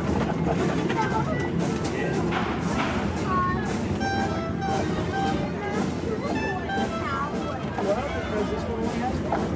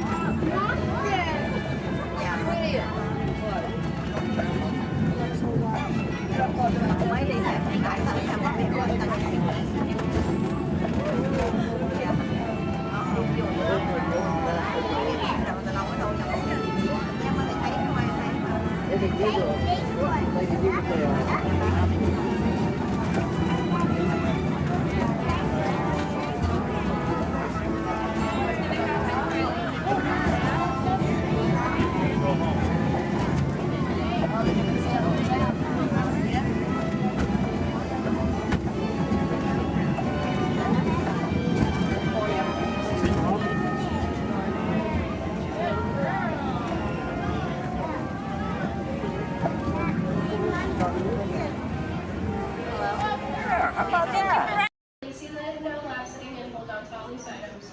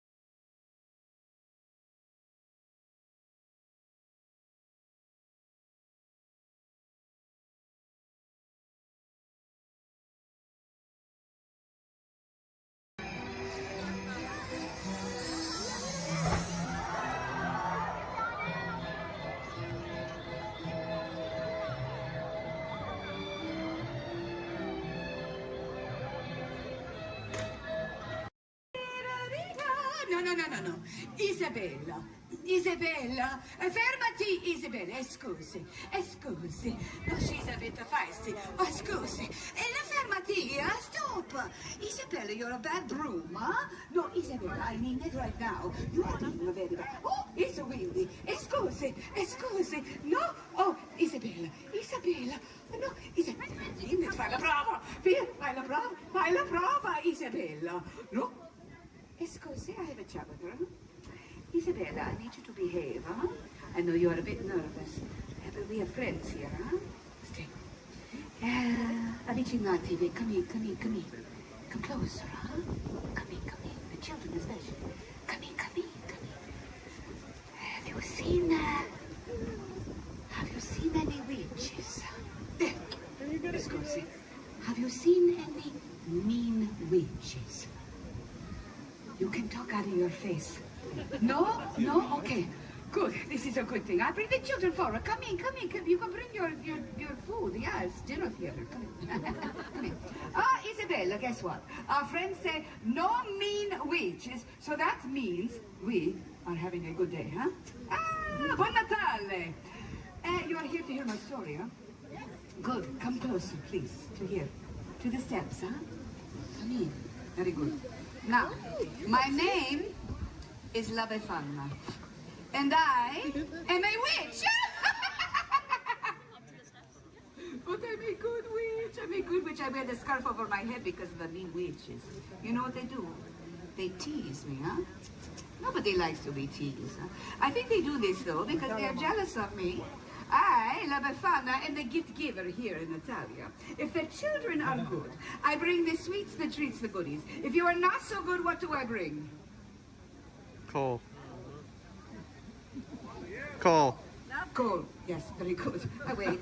I don't like to bring it, huh? But there's a gift giver in America. He has a beard, and he says, oh, ho, ho, ho. Who is this? Ah, Santa Claus! I don't want to brag, but I need to tell you this. I've been bringing the bambini the gifts down the chimney long before old Saint Nick was a bambino himself. That just means I'm old. Okay, tell me, what does Santa Claus fly? Reindeer and the sleigh, yes. Oh, poor La Befana. She has no sleigh, no reindeer. What do you suppose La Befana flies? A broomstick because I'm a witch! No, nothing. Not even a little scared, huh? That's because I'm a good witch. What if I only bring you socks and underwear for Christmas, huh? Nice. You like that, huh? Oh, yeah. You're cheap. Okay, good. All right, kid. I joke. So, Santa Claus, when does he bring the gifts? What night? Yes, when you are sleeping on the Christmas Eve, see? Yeah, the 24th. But when does La Befana bring the gifts? The eve of the Epiphany, huh? January 5th. Huh? Why? Everyone say, why, La Befana? Why, La Befana? Ah, there are many ways to tell my tale, but this is my story. Sand, camels, no running water. Once upon a time, over 2,000 years ago, Italia was the center of an empire, much bigger than it is today. And Rome reached all the way out to what is now known as the Middle East. Now, I lived in a little cottage at the edge of an old highway where caravans of camels would come by all the time. You don't see camels very often now, do you? Maybe some Teslas, but no camels. One day I was sweeping in front of my little house. We did that back then. Yeah, we swept outside. I don't know why. And I look, and I see that there are 3 travelers coming towards me, and they are on camels. They are so exotic, dressed like kings. The men, not the camels, huh? And they are pointing this way, and that way. And they say a word that I remember. Bethlehem. You know this word? Yeah. Ah, you've heard the stories, huh? But you must understand, it was so long ago. La Befana did not know of the Bethlehem. La Befana, that big star in the sky is to tell that a great king was born in the Bethlehem, and we are following his star. Ah, yes, I have seen this star. It is why the sky is so bright the last few nights. And if I'm being honest, I was getting a little annoyed. It was keeping me up at night. But I am so excited, so caught up in the story of finding the young king that the men, these travelers, they asked me to come with them to the Bethlehem. And for a moment, I have such a longing to follow that star. And then I think,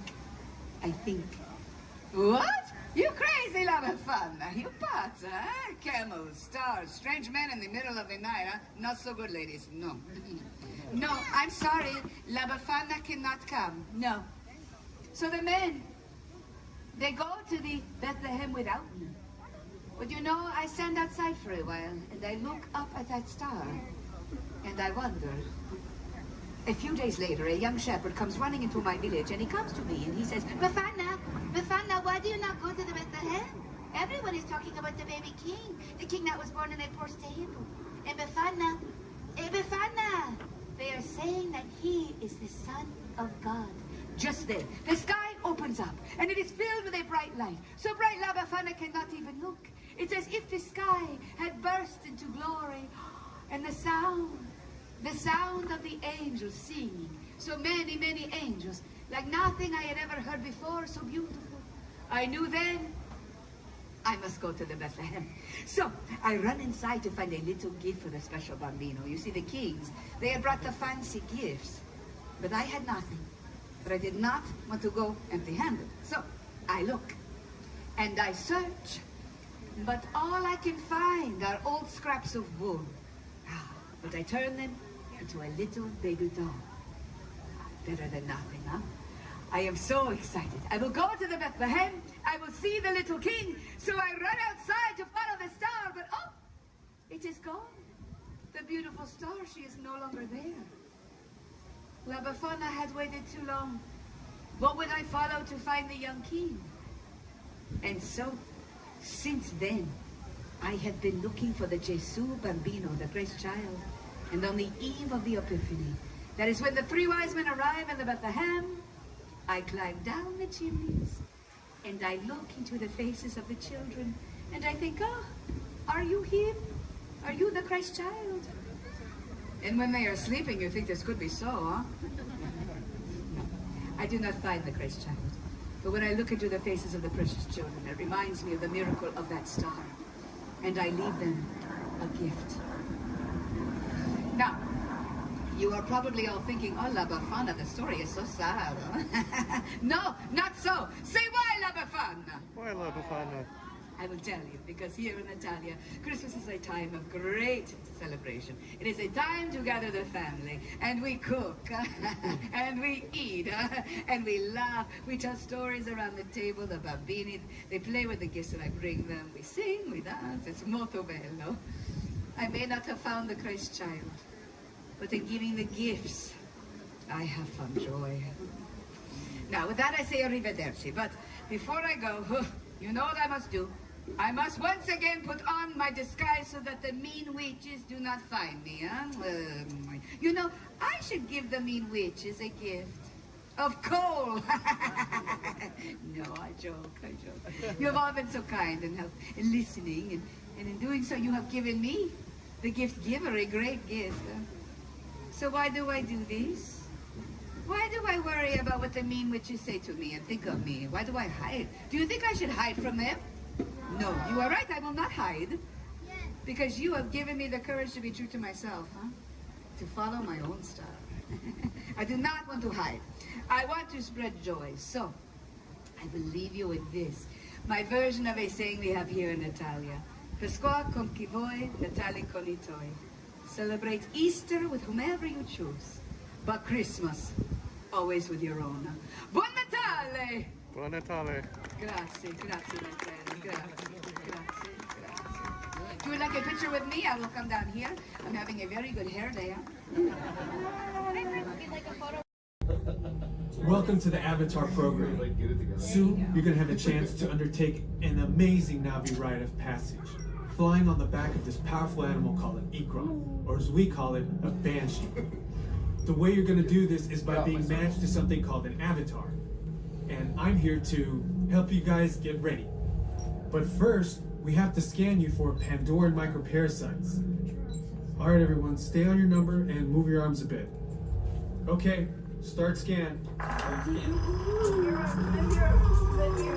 I'm red. You've all got them. But don't worry, they're very common around these parts. Let's start the decon. Initiating GMR decon. Stay still over your number. You're not going to feel a thing. You're doing great. You're almost done here. They're all clear. Great. Now let's go over how all this works. Like I said before, you're going to be matched to these things called avatars, which look a lot like the Navi. They're created by blending human DNA and Navi DNA. Once we match you to an avatar, thanks to a special link chair, your mind will be able to control that avatar. Using avatars to fly this way was all figured out by my boss, Dr. Jackie Ogden. She leads our science team, which is part of the Pandora Conservation Initiative, and we're here in the Valley of Moara studying banshees and their environment. Over a generation ago, this enormous company called the RDA created a lot of damage to the area through their bad mining practices and conflicts with the Navi. Just like on Earth, it can take decades for ecosystems to recover. One way to understand what's going on with an ecosystem is to study what are called keystone species. These are animals like tigers, jaguars, seals. The banshee is one of these important animals. Okay, to get you flying on a banshee, we need to find each of you an avatar. Let's prep the genetic sampling. I'm on it. Okay, First, we need to find a compatible match of your genetic material with the genetic material of one of the avatar bodies that we already have. Once we do that, you'll be able to link to that avatar and fly. Help us out and move around a bit. Almost. Yes, got him. Now, let's find you your avatar matches.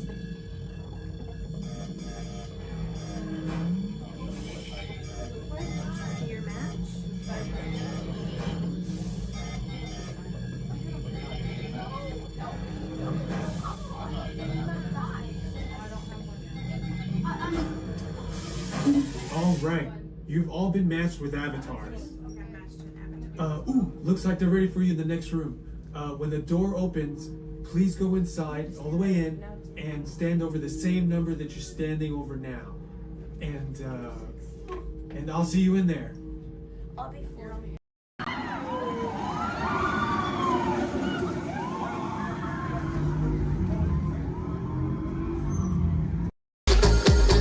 Welcome, foolish mortals, to the haunted mansion. I am your host, your ghost host.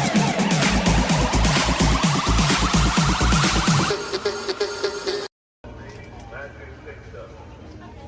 Passengers will stand by to board.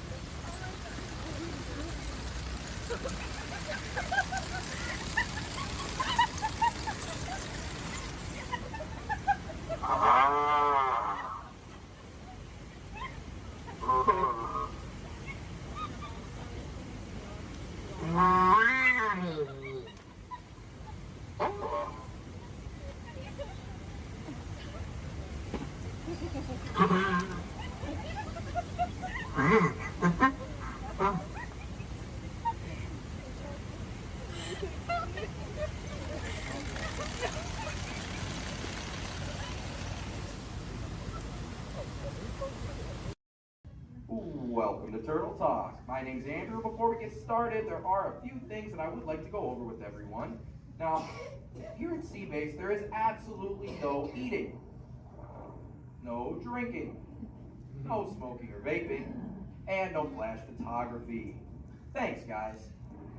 Now, this piece of equipment here is known as a hydrophone. It allows us to hear sounds from beneath the sea, and it's also going to allow us to hear from our very special guest today. Does everybody know who our special guest is? Please shout it out.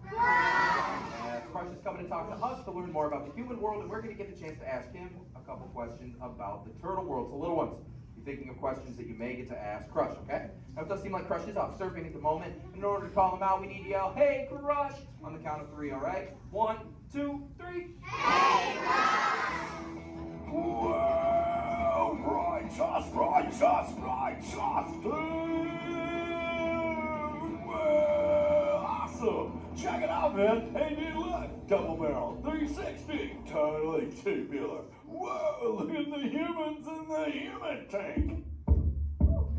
Hello, humans.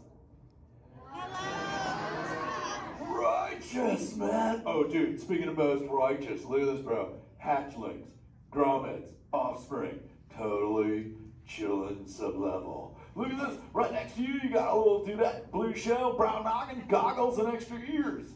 Yeah, right there on the coral. Hey, bud, what's your name down there, dudette? Bella. Hey, what's up, bud? Are you having a good day, man? Yeah. Awesome. Can you talk like a turtle?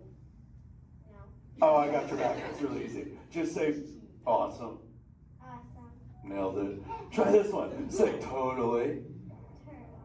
Put them together. Say totally awesome. Totally awesome. Give it up for that dude. That righteous. Good job, bud. Totally good. You talk like the turtle. Hey, I got a dude over here with a gray shell curly noggin and goggles too. Sweet. Hey man, what's your name down there, bud? Gustavo. Hey, where are you from, Gustavo? Where are you from? New York. Whoa, dude. Who brought you here today? I went on my car. Oh, we'll find out together. Don't sweat it. Hey, dude, is there like maybe a parental unit, a life guardian of the Gustavo? If anybody's with them, right? Okay, let's talk to that chick and see what's up. All right, awesome. Hey, dude, what's up, bud? What is your name? Karen. Hey, Karen, what's up? How many kids you got? My English is not good. I'm from Brazil. Oh, I don't speak English either. I talk turtle. Karen, does it freak you out? Gustavo has no clue you're here. Don't worry, Karen. They come back when they get hungry. Karen, did you feel it, bud? Did you feel it? We're sharing a moment. Look at you, Karen. Awesome. Dude, my son Squirt, he's like this. He goes, Dad, what's up with all the humans? And I go, dude, I do not know. Human dudes, I need human help. Can all of you help out and answer Squirt's questions? If you want to help, say, Chaw! Righteous! You so totally rock, dude! Oh, wait a minute. Sorry, dude, my bad. Check this out. When a turtle says, you so totally rock, everyone says, dude! Here we go. You so totally rock! Dude! You so totally rock! Dude! Now all of you totally talk turtle. So, on to Squirt's question. Numero uno. He goes, Dad, if humans go to a beach, what do they do? I said, bro, I do not know. Humans, do you go to the beach? Yes. Awesomeness. Okay, answer it for the Squirt dude.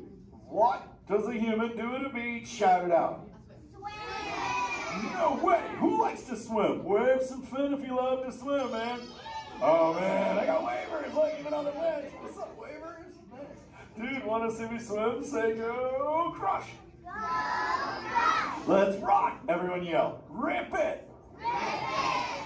Roll it. Roll it. Punch it. Punch it. Rip it.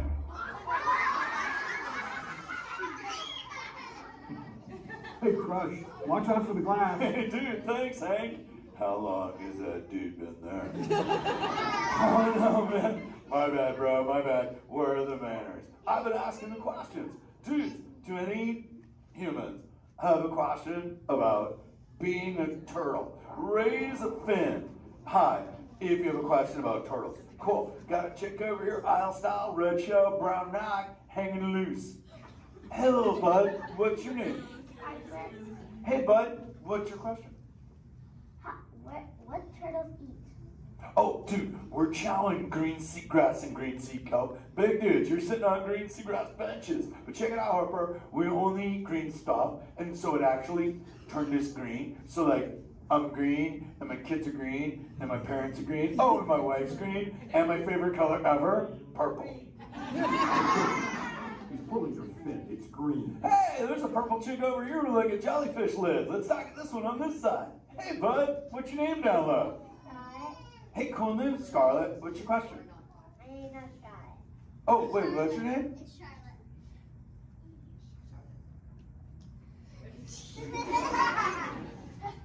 You don't have to tell me. Okay, what's your question, little bud? My name's not a bun. Okay. Hey, let's head over here. We got like a little friend on this side. Looks like a light blue shell, brown noggin. Let's talk to this bud. Hey, what's your name, dude? My name's Marley. Hey, Marley, what's up? What's your question? What's your favorite food? Oh, dude, besides eating green seagrass and green sea kelp, we totally chow on the jellies. Yeah, they're like so tasty. Hey, wait, Marley, do you eat food and sleep and stuff? Yeah. Do you know how to swim? Yeah. You're a turtle. Because all we do every day is eat, sleep, and surf. Hey, we got a bud by the bench. He's got a red shell curly noggin. Let's talk to that guy. Sweet. Hey, big man. What's your name, dude? Ezekiel. Hey, Ezekiel. What's your question, friend? How do turtles breathe? Okay, here's the deal. We have to go up every 15 minutes, bud, because I'm like you. I breathe oxygen. But here's the deal. We have to go up every 15. But when I sleep, Ezekiel, we can go in this little cave right there. See the green shelf sticking out over there? We got to tuck under, and we can sleep 5 hours straight and absorb oxygen out of water when we're underwater. Who else has a question? This is kind of cool. Oh, whoa, dude, check it out. We got like a little friend chilling on this side by the bench. Looks like a grayish blue shell, brown rock sitting on her own flips. Dude, what's your name over there, bud? Abby, Hey, Abs, what's your question, Abby? how many babies can a turtle have? Well, mommy turtles, man, they go to a beach, but it's the same beach every time. And they drop off like 90 to 100 eggs. But here's the cool part. When the sand is really warm, Abby, everybody is a dudette. And when it's cold, they're all dudes. So we say, dudes are cool and chicks are hot. This is awesome, humans. Hey, the Jelly Man. I was talking about you, buddy. Oh, Crush. Hey, man. I'm trying to get away from a turtle pile. Marlin, turtle piles are a celebration. Everyone yell, turtle pile!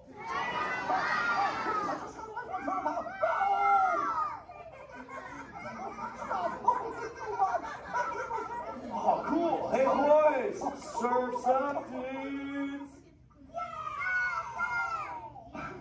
Thanks a lot, Crush. For what? The turtle pile? Shout it out, humans! That dude has serious thrill issues.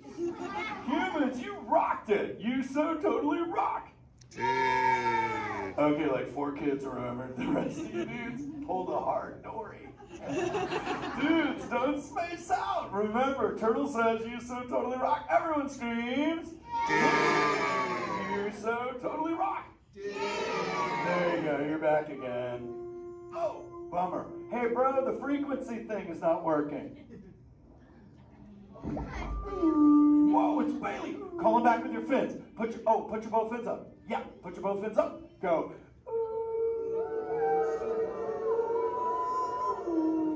Crush! Hey! Bailey, look at my friends. They're humans. Oh my goodness, funny looking humans, huh? Hey, dude, stop. That's not cool. Those are my friends. They can hear you. No, they can't. Watch this. Hi, humans. Oh, okay. Why didn't you tell me? Dude, I tried, man. You got stoked out. Wait. Ooh. Yeah, that thing. I'm getting something. Ooh, wow. Some of you have 4 ears. Weird. I'm not judging. Humans. Later, Crush. Later, Bailey. Everyone say, later, Bailey, dude. Bailey's echolocation's awesome. We're going to do it. Everyone, both fins up. Go. Okay, sublevel. Really good. Back bench. Solid. Grandma in the corner. This is where we put our fins up. Good job, Grandma. Good job. Fins up. Eyes closed. Go. How many fins am I holding up now? No, you gotta go. Yeah, you so totally rock.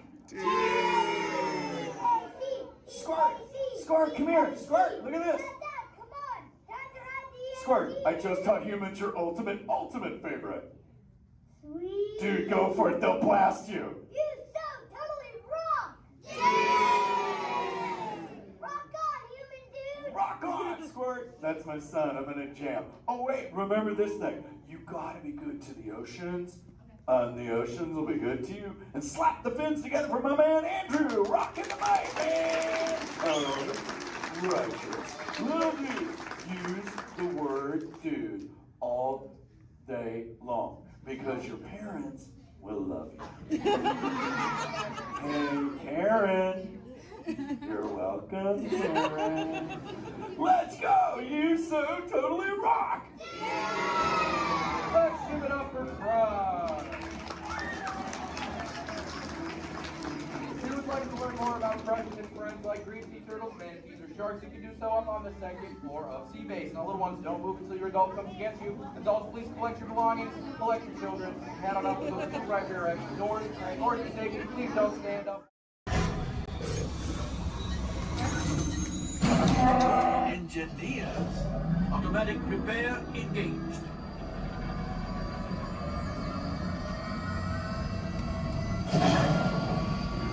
Right, pilot. Push the flashing button to take off. Pilot on the left. Move your stick to fly right and left. I was just about to say that. Pilot on the right. Pull back on the stick to fly out. And push forward to fly down. Oh, watch it. Chewie is flying this thing looking in the air. Weapons are online. Left pilot. Hit the booster. Now let's go get that coaxial. Right pilot, make the jump to light speed.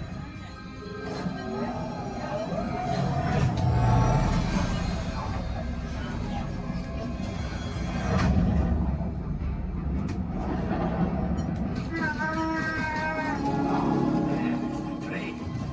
Now, Papa. Yes, keep shooting.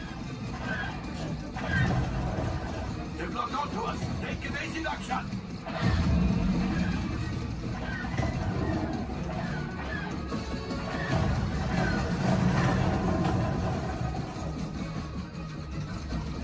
Ah, there it is. After that train.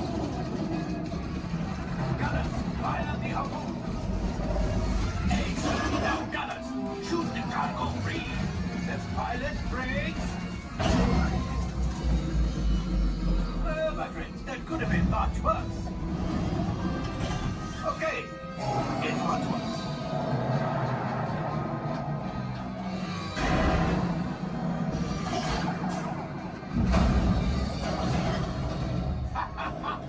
Yes, you got one. Excellent, my friends. Now power up the ship. Well, I grab the coaxial. You see, just as I promised, my friend, now that the resistance has what they need, maybe a little something for Hondo. Pilots, line up behind the train so we can harpoon that last car. Gunners, fire the harpoon. Gunners, shoot the train. The cargo's breaking free. Keep shooting. Good job, my friend. Yes. We got the coaxial. I will grab it. You keep up to the train.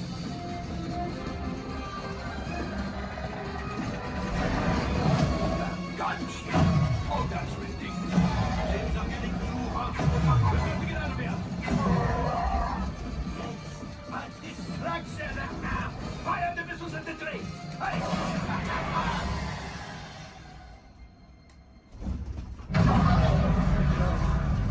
Watch out. The Star Destroyer is collapsing. Left pilot, hit the boosters. Boost. We made it. I don't believe it, but we made it. Now, let's get out of here.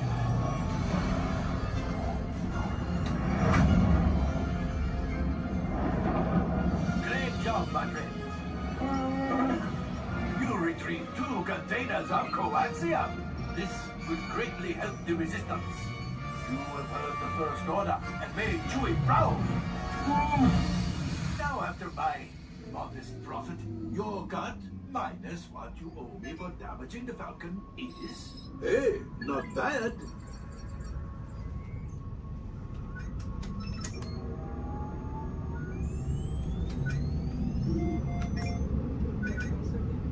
R5, damage report. Engine failure. All right. Hyperdrive leak. That is not too good. Multiple hull ruptures. Well, it could be worse. All right, I'm making an executive decision. Everybody out. Go on, get out.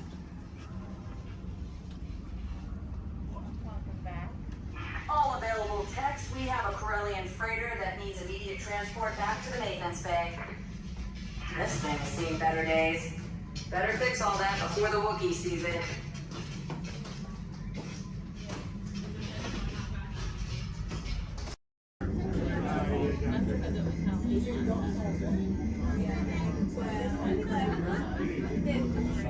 This is Disney's Port Orleans French Quarter Resort. Please collect your belongings, watch your head and step as you disembark, and take some home children on ahead. Thanks for riding with us, and welcome home. How y'all doing today? Much better. All right, my name's Brandon. I'm going to be your director on set today. Down there at the end of the box, my assistant Brittany. Ever say hi, Brittany? Hi. All right, now I'd like to welcome you to Disney Hollywood Studios Backlot Tour. We're going to start our tour right here with the special effects water tank. Water tanks like these play a major role in action films today. Some of that crazy out-of-control mayhem we've seen movies like Crimson Tide, Pearl Harbor, and The Rock can be created with some of these large-scale physical and mechanical effects. We're going to be shooting on an action sequence here today called Hardware Path, using some of the very own special effects that directors like Michael Bay's and everybody else will be here to monitors. I'm just going to go ahead and set the scene for us. In this scene, Provo is on a surveillance mission, searching the skies for enemy aircraft, who is caught off guard with the real danger surfaces from beneath the sea. This is going to require a full range of physical effects, split-second time, and careful direction. We have the lights, we have the cameras, all we need now is the action. All right, now if anybody knows this serious action, it definitely would have to be director Michael Bay. Some of the special effects you're going to see in our tour today include water cannons, pressurized up to 100 pounds per square inch. That must be time to match our sound effects. And probably the most important effect out of all of these is fire, because it must be ignited at the exact precise minute. And it does take a lot of time and energy to set these tremendous for an explosion. But the most important factor in all this is the safety of our actors, and that's where you come in today's ceremony today. Everybody say hi, Todd. All right, everybody say bye, Todd. All right, Todd, you have a cast of more mechanics today. Your scene takes place way down there in the engine room of the PT boat. So you want to go ahead and dive on in for me? Did you bring your bathing suit? Oh, I hate when that happens. That's okay. When that happens, we actually just recreate the engine room right for you right here. So fall right to get you all set up. All right. Now, guys, we're actually going to be shooting two different scenes today. Not necessarily in the order that they appear in the movie, but most movies are shot out of sequence. So it can be kind of hard for actors because they must react to scenes that actually haven't even happened yet. It's really up to the director to get them all motivated for those scenes. All right, are you ready, Todd? All right, perfect. Now, what you're going to do is that comb right there is going to buzz. Right there. It's going to buzz just before 800 gallons of water. Just come pouring out of those tanks, slide down the chute and slam into like spray. Not a big deal, right? Perfect. All right, handle it. Are you ready? Perfect. All right. Good thing this is not 800 gallons. It's more like 1,000. Okay, let's not let them know that because there's a fine line between motivation and fear. Are you ready? Perfect. And roll playback. And action. Go ahead and pick up that phone for me. Call your captain. Let him know you might be taking on just a little bit of water.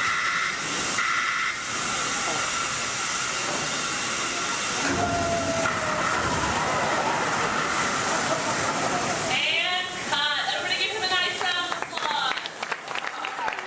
We'll do one more quick scene for you if that's okay. We'll do one more quick scene for you if that's okay. All right, just stay in your seat for me. Go ahead and take off your hood. Give me a big dramatic stare of the audience. And action. Try. Yes. That's right. How's he doing, guys? I think he's doing a pretty good job. Give him another nice round of applause. All right. Now we're actually going to turn that scene to our next scene. Our next scene takes place right over here in the deck of our PT boat. It's going to bring in our break for now. Ladies and gentlemen, let's give a nice round of applause for our Captain Ken and Royal and Brave Deckhand Debbie. Pass on set for All right, thank you, Brittany. And roll playback. All right, now remember, crew, you are on a surveillance mission, okay? And action. All right, Captain, pick up your binoculars. They're right in front of your wheel, Captain. Captain, your binoculars are right in front of your wheel. Captain.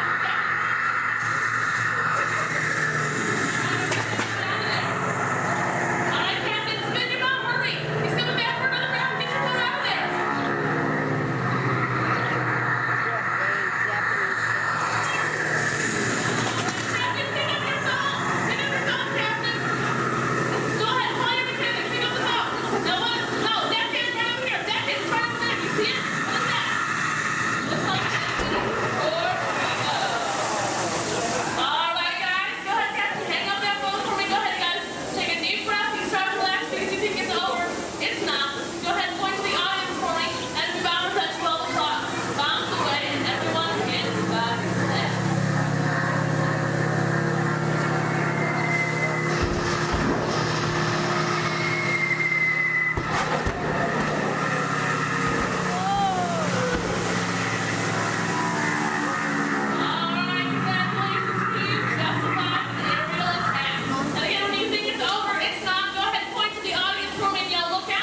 There's 2 torpedoes that just headed their way.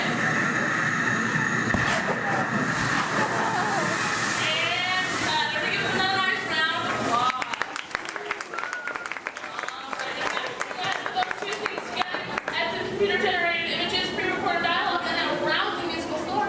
Turn your attention to overhead monitors as we proudly present our Rose Cast.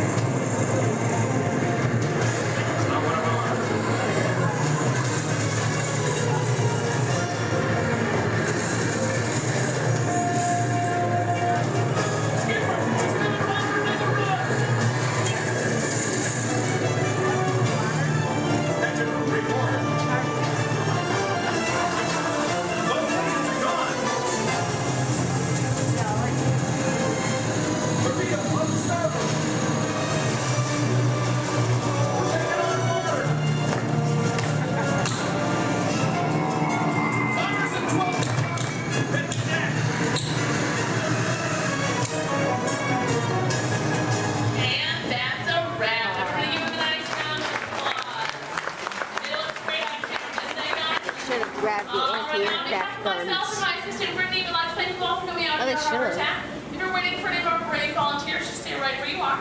If not, go ahead, turn to your left, down the exit ramp through the Cops Warehouse.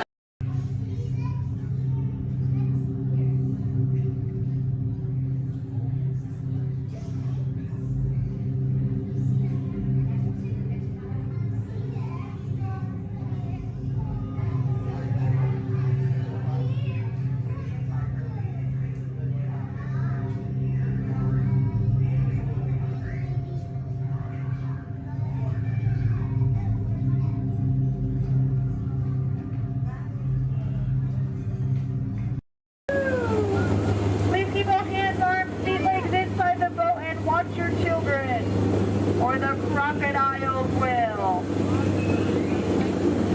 So who came to see some danger today? All right, we got some takers. It's right there, big white letters. Good thing I can read. You might have missed all signs of danger. Oh, look at this to the right. You'll see our first sighting of wildlife here in the jungle. Right there's a prime example of why some wildlife destroy their children at birth. Approaching ancient Cambodian shrines built by ancient Cambodian Shriners. This place is loaded with crocodiles. Speaking of crocodiles, to the left you'll see a Bengal tiger, known to jump over 25 feet, but don't worry, they're like 15 feet away, he should jump right over us. Watch out for Ginger, Ginger Snap. She's the one top cookie.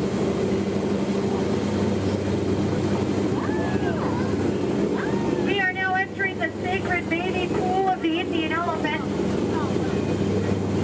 Oh, looks like they all came out to play. You know, they say an elephant never forgets. I'd have to agree. Somehow they never forget to be here when my boat comes by. Feel free to take pictures. Looks like they all have their trunks on.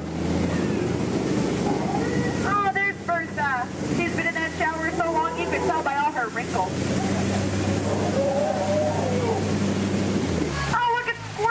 Squirt! Uh-oh. That's why we call it Squirt. Here we go.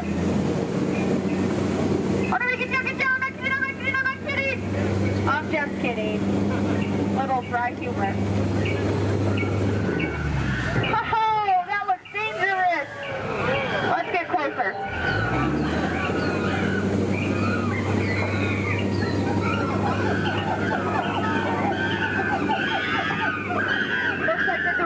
Over this camp. Look what they did to that truck. Unbelievable. They left the lights on. What a shame. Uh-oh. Come on, guys. Let's get out of here. Woo! Now if you look over here to the left, real hard through the trees, through the bushes, you'll see absolutely nothing. Just ahead is beautiful Schweitzer Falls, named after the African explorer, Dr. Albert Falls. We'll be going over that later. Uh-oh. Everybody lean. Woohoo! We are now on the Nile River, the longest river in the world. If you don't believe me, well then you're probably in denial. So here look, there's an African bull elephant. You can tell by his huge ears and enormous ivory tusks. Now, for those of you with a short memory, You can tell by his huge ears and enormous ivory tusks.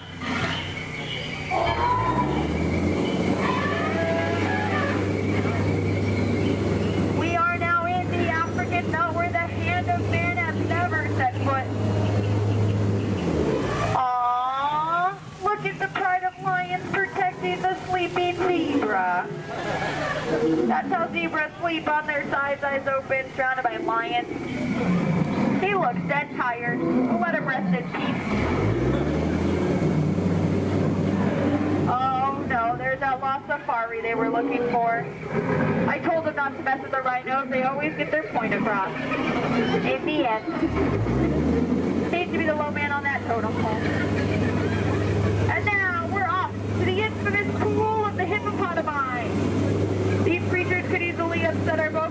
Just last week they knocked over 6 boats, but I don't think you have anything to worry about. Only 5 of those boats were mine. Uh-oh, this doesn't look good. Oh no, these two are charging, coming here, I'm gonna scare them away! Look at that. Scared stiff. We are now entering headhunter territory. It's a terrible place to be headed. To your right, you'll see some native arts and crafts. Art's the one on top. Oh, looks like they're celebrating something here. I'll see if I can translate for you. Nope. Oh no, we're being attacked by one party. Everyone get down, all goes out of here. Watch out for spears.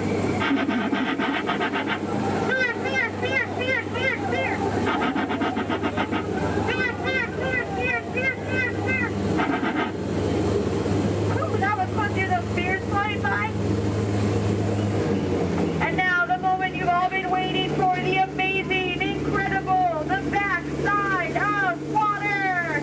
Woohoo! Get excited! Now if you look back, you can see the side of water. We're now in the Amazon. I heard it's a killer place to fish. Just stop, drop a line, and the fish are always biting. I think this looks like a pretty good spot right here. Uh-oh. Wait a minute, what are these bubbles? This isn't good, not the Amazon. What is going on? Woohoo! Piranhas! Man-eating piranhas! Ladies, children, you're safe. These are man-eating piranhas. Now these fish are on a strict diet.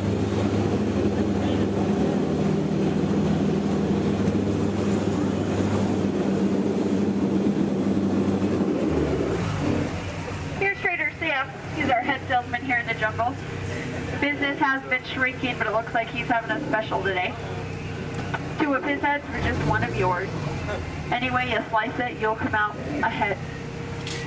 Trader Sam's actually... Whoa. Oh, there's Allie!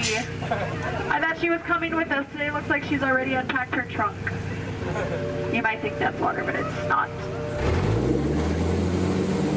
And now for the most dangerous part of our journey, the research of civilization.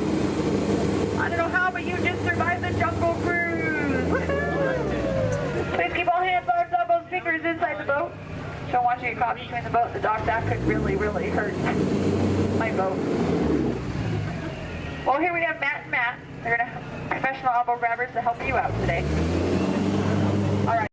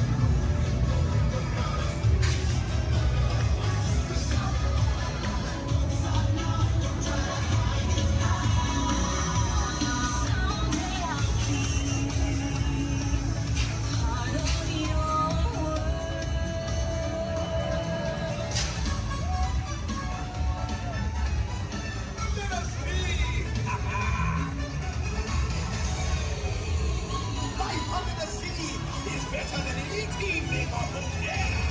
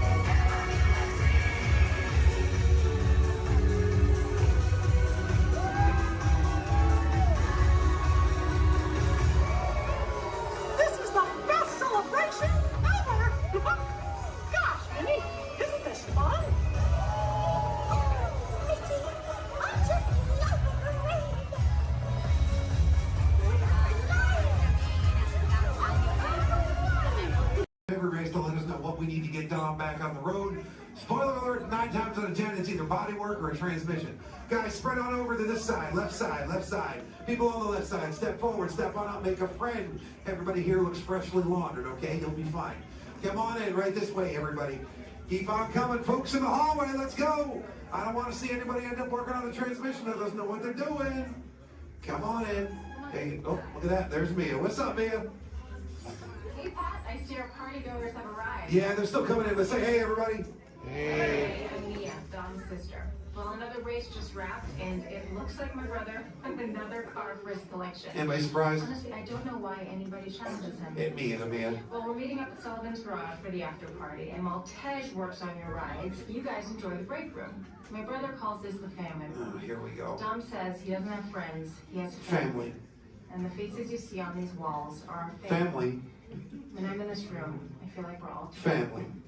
So, welcome to our family. There it is. It's a thing around here. Hey, Tej, how's that Matthew McConaughey impression? All right. What's up, Mia? Get better. It's just welcoming these good people to our family. How are their rides coming along? The rides are ready to roll out and roll out inside. Perfect. Let's get the show on the road. I'll let Dom know. You guys have fun at the party. Bye, Mia. Bye. She just called. Okay. All right, Pat. Yeah. Let's get these people on their way. Send them over to the war room. Sounds like a plan. Are you sure, though, Jamie's kind of a piece of work? Right. And he hung up. Okay, so in a moment, those doors are going to open. When they do, head on into the war room with Jamie. That's Tej's new assistant, first day without Tej, so good luck. Be nice. Don't touch nothing. We see some car chases. I've got some very cool people I'd like you to meet. They're here from England. They're going to help us get things started off. Please welcome the Clayton family! And we're going to get everybody in the mood by showing you a few gags from some soon-to-be classic action movies. So, cue Clayton family. Nice! Action! Perfect.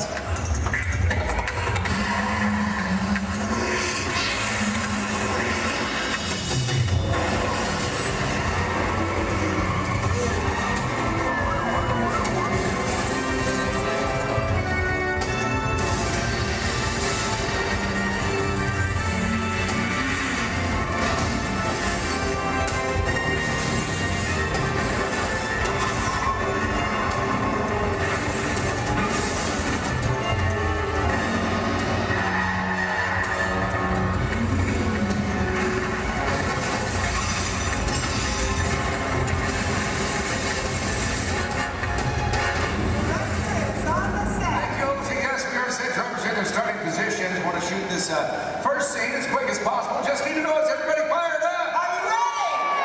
Yes. Got a lot of action coming your way. Logan, let's check with drivers, make sure we're good. All right, today, ladies and gentlemen, we're shooting a big chase sequence similar to the ones you've just seen on the big screen, only we're shooting a brand new action-adventure film set in the south of France. All you need to know right now is that our hero is in a red car and he has this top secret envelope with him. Now, everybody else is just trying to prevent him from leaving town with it. That's the scenario. Logan, drivers ready? Good to go. All right, let's go ahead and slate it, please. Rolling, darling. Train sequence 7A, take one more. All right, drivers ready on my countdown. In 3, 2, 1, action!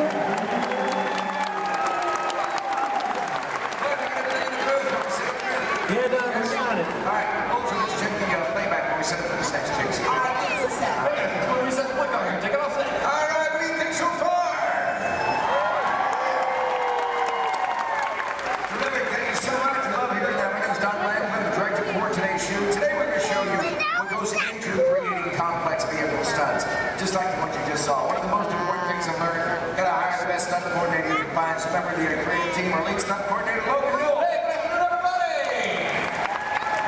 Thank you very much. All right, off to a good start. Trip, you'll see right there. The black close bottles. It's good stuff. Love that for Chase Mills. Tell me guys what you do for us. Yeah, sure thing, Don. Folks, basically my job out here is to coordinate some of this action and bring these scenes together. With our stunt team, our director here, but biggest responsibility is safety. Absolutely. We talk safety every single day here with these extreme stunts. It's our number one priority. But it's critical. As drivers make it look easy on here. There's a lot of planning that goes in everything we do. In fact, I better get on. And your playback's ready. Great, let's do video assist camera one. Video assist is coming up. You're going to see some black and white images up here on the screen. This just tells us a preview of what we've shot before the film gets developed. And it's called video assist. We have cameras all over the set. Most of this one is not taken from my two cameramen. I got everything down here in the slab chair. We got the camera truck. But I just want you to notice how we're framing the action in some of these shots. Keeping the camera low actually makes it look like these cars going faster than they really are. In the short distance, already getting upwards of 50 to 70 miles per hour at times, but keeping that camera low really keeps it exciting for a chase film. In fact, it's a technique used in almost every car chase you've seen on film. Oh, this is great footage. Let's just get right to the height of the chase. Rams, Lloyd, all of it. Heard a lot of cheering, a lot of excitement when this was happening. There it is, that high-performance machine, the hero car. Look at this reverse jump. Slow-mo for you so you can really capture that detail. Ernie, my main cameraman, right underneath those cars, and then zooming right in on the driver. There it is right there. Main man, Ernie. Here's a look from inside one of the vehicles, give you a perspective of what the drivers are looking at. I do want to talk about the hero cars, so let's bring up camera 4 and let's freeze that jump, okay? All right, Lloyd, I'm going to need you to roll into camera 4. Yeah, they're straight on. And then freeze it at the top of the jump. There you go. Cha-ching. Right there. There you go. All right, this is a very special car for us. Yeah, sure is. Ladies and gentlemen, this hero car out here was designed and built specifically for our film. It is built with 4 forward gears, but unlike the cars we drive every day, it also has 4 gears of reverse. Now, obviously, we can go a lot faster that way going backwards. Something else a little bit different than the vehicle is where we put the motor. It's not in the front or in the back. It's actually mounted right behind the driver. And the reason we do this, it balances out the car, gives it better overall stability, and of course, maneuverability on all these tight turns out here. That's right. And speaking of time, it's not really a luxury ride for the drivers. They are around today's vehicle. Don, we're still setting up here. Let's just bring out the hero truck. You know, let's do that. Let's introduce it tomorrow. All right, let's do it. Hero 2 set. Thank you.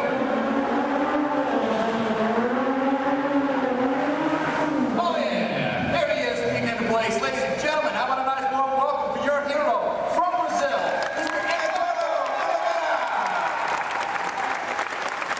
Nice to meet you, my friend. Great work, Edu. Great work, my friend. Now we've worked together for a little while, and he's pretty awesome at the 180s, 360s at 540. Pulled that out. Look good. Look good. Glad we put that in. How about you? You glad we put that in? Yeah, you're glad. Okay. It's all right. This thing's on. You can talk. Hey, Eddie, go ahead and look at the camera and tell everybody how you do the jump backwards. They love that too. It's going to take a long time? Yeah. All right. Well, I'll summarize for you guys. As good as he is at what he does, this unique, one-of-a-kind car has its win. Let's check that out. Hero 2 on set. All right. Now you see, folks, it's really not safe to drive in reverse at high speeds, of course, or jump a car backwards for that matter. So what we did is we had a duplicate car built. This is exactly every detail as Eduardo's hero car right here, except for one tiny modification. It's built, so our driver faces out the back. Check this out. We even took it a step further. Built a reverse stunt driver. It made it look like he was facing out the front. Hello, everyone. I'm not Bill. So reverse hero. Let's hear for Ron Fox. Nice work, guys. Great shape. Now, folks, you may be wondering out there how we're able to switch these vehicles mid-take like that without you noticing. In fact, Bulger, we got that video system. We bring it up. You got it. I need cameras 1 and 6, Lloyd. Roll. There we go, guys. You can see right over here, this is our first hero, Eduardo, drove on the set. Our reverse hero, well, he was actually waiting in position to take over for him. That's right. The 2 cars are like runners passing a baton in a relay race. Once the main car disappeared, well, this reverse car took over without missing a beat. Let's hear it again for these drivers.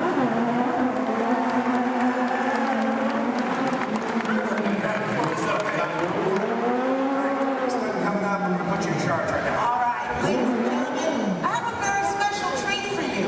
We've prepared a tribute to Disney's original action movie star. He's made a lot of films for the studio. He's lovable, cute as a bug, and I understand he does all of his own stunts. Do you know what I'm talking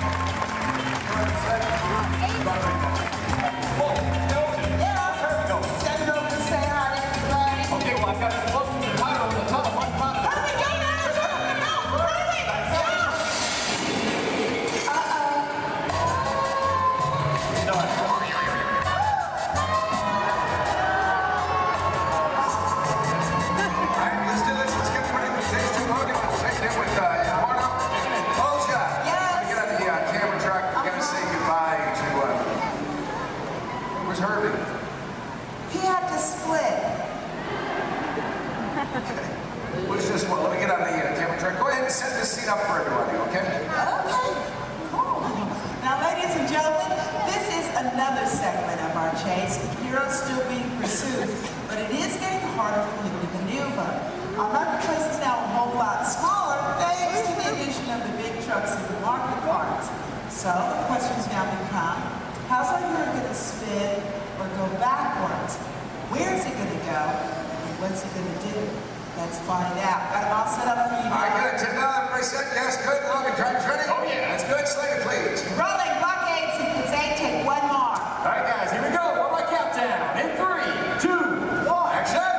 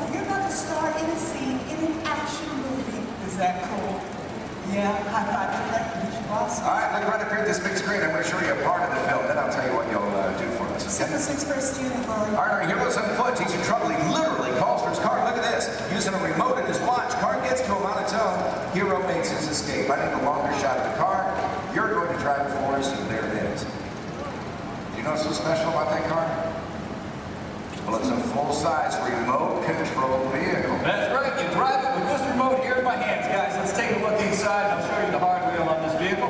The hardware, as you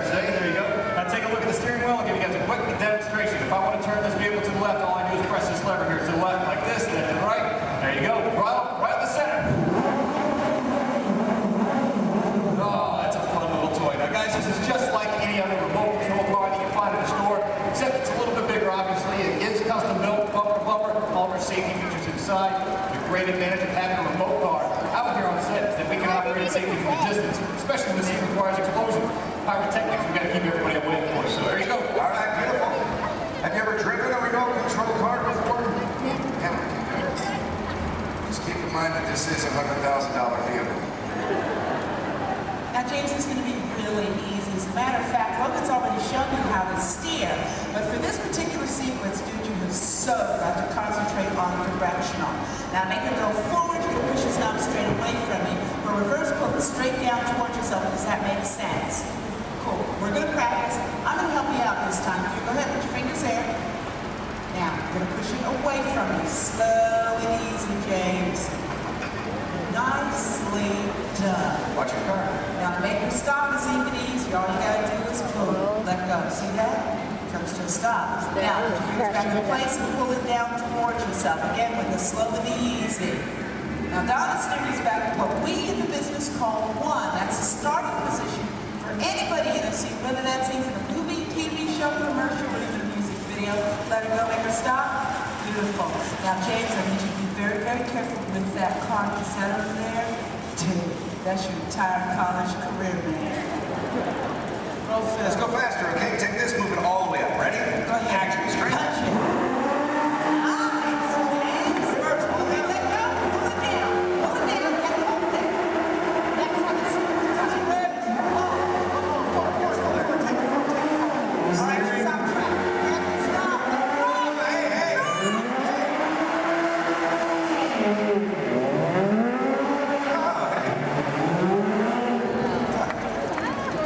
Drive on the side of How they do special. Are you released? We're just having fun here, but there's a part of the movie where we use a remote car. That's how we do it. This is our remote car driver, Corey. We're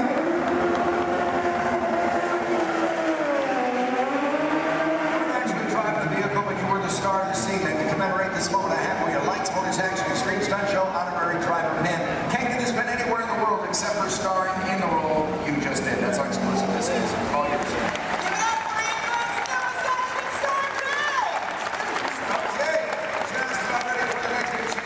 Now we're shooting this, as we often do in movies, out of sequence. We have a lot of complex stunts coming up for you in this chase. In fact, I highly recommend you have your camera standing by. You're going to see some incredible stunts in this one. One by my stunt coordinator, Logan. There he is. Where's my fan? They're all out here. 5,000 from Logan. Well, all right, that was almost good there, Don. Thanks. Guys, right up here, we got a great scene coming your way. Full of more action, I promise you that. Working in the stunt business, guys, it's a lot of fun. A lot of responsibility, too, but for me, every day changes. One day I might double for our hero. Next thing you know, shooting at it, it all depends on what our director needs. I'm pretty sure by now you guys all figured out how to get down, right? Pretty obvious?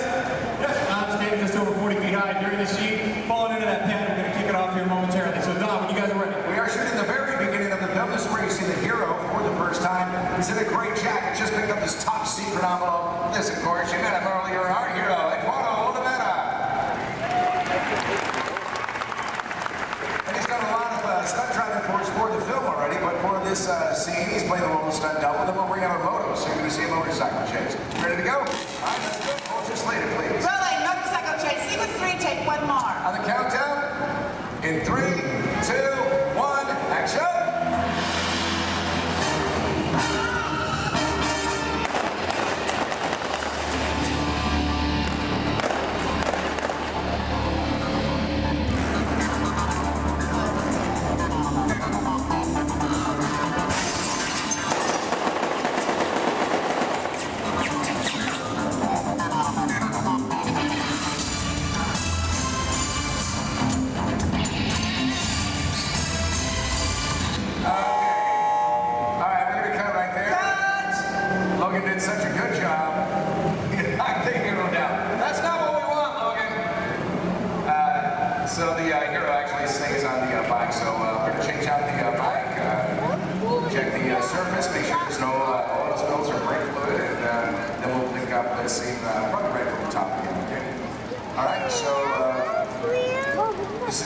He's calling shots for this while Logan was doing the stunt for us, but we'll get the iPhone in there. So let's just go to BGM for a moment, and we'll get this started as soon as we can.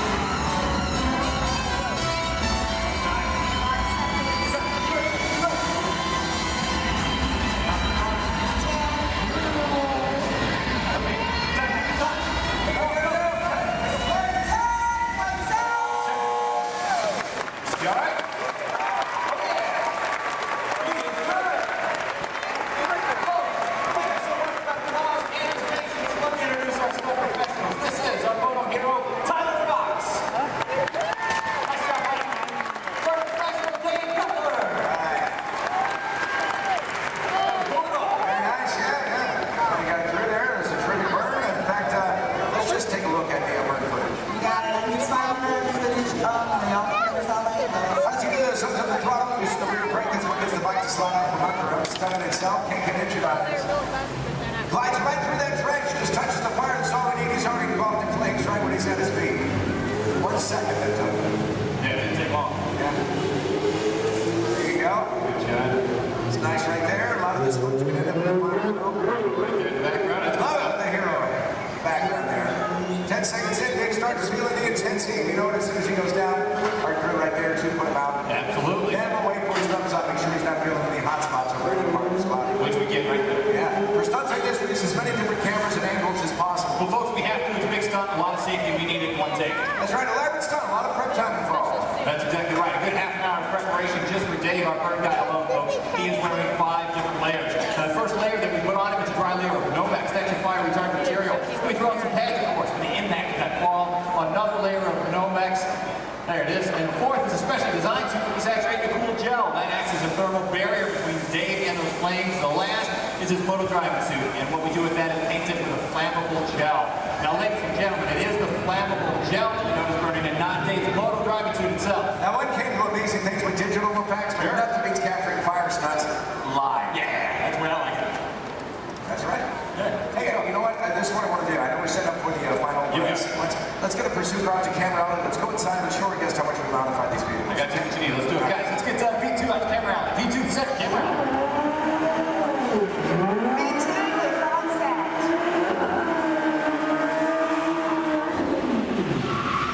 There you go. Right there. That's great. Slow it down, boy. Hey, there you go. Folks, how would you like this guy to be your valet? Put your hands together for Mr. Nick Keeley. Hey,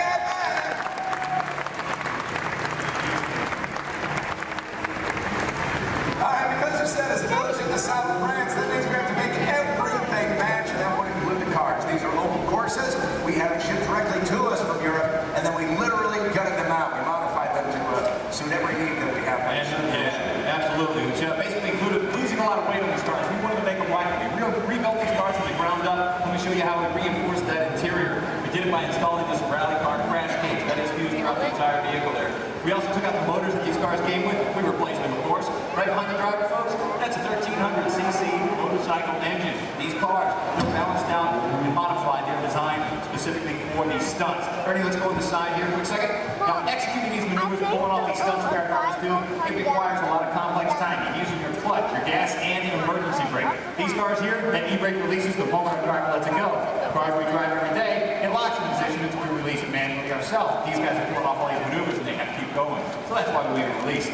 Something else a little bit different, the gear shift. Second, third, fourth gear just requires a little push forward. It's called the bump shift in our business. You want reverse, you just turn the handle on top and you've got 4 gears of reverse at your command just like that. And we are ready for final shot. Thanks a lot, Nick. All right, let's do it.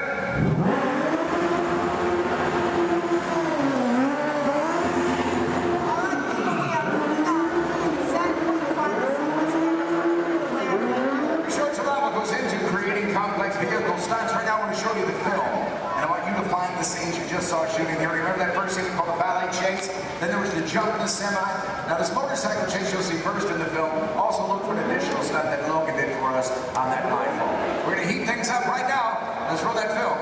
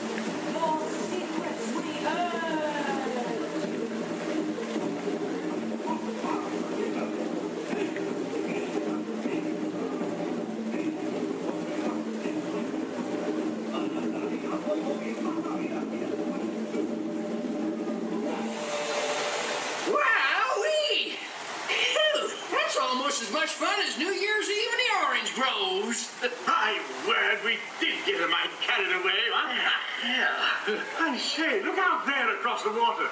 It appears we're a bit of company. Allow me, yes. Welcome, you all. Permit us to introduce ourselves. My name is Claude, and my loquacious cousin over here is... I'll introduce myself, if you don't mind. Hi there. I'm, well, let's see now. It's right on the tip of my beak. Clyde Birdbrain. Oh, yeah. I'm Clyde Birdbrain. Yo, I say, perhaps you good people have never conversed with toucan birds before. Well, neither did we, till one day we discovered this magic sunshine pavilion. By Jove, yes. I remember just how it happened, many bird baths ago. There we were in an explorer's launch on a mysterious river in deepest Adventureland. Off in the distance comes the fierce roar of an African lion. And as we round a bend in the river, a huge bull elephant bellows forth in protest of our intrusion. Suddenly, the treetops explode in a frenzy of outraged birds. Oh, come, you can jolly well do better than that. I can jolly well do one at a time.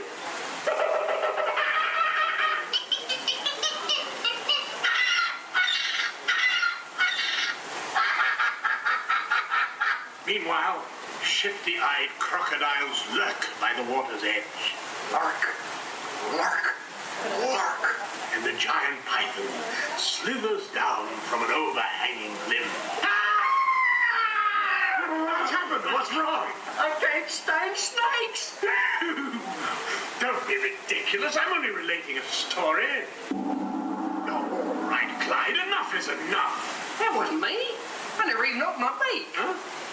Excuse me, I hate to interrupt with an exciting story, but they're calling us to the show.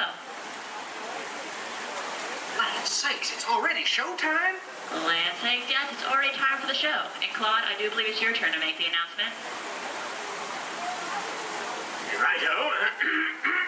Ladies and gentlemen, boys and girls, gather up all your cameras, purses, and other articles, and now turn to your left towards the tall doors. When the drums begin, they'll open magically to lead you right into the Sunshine Pavilion. Is everybody ready?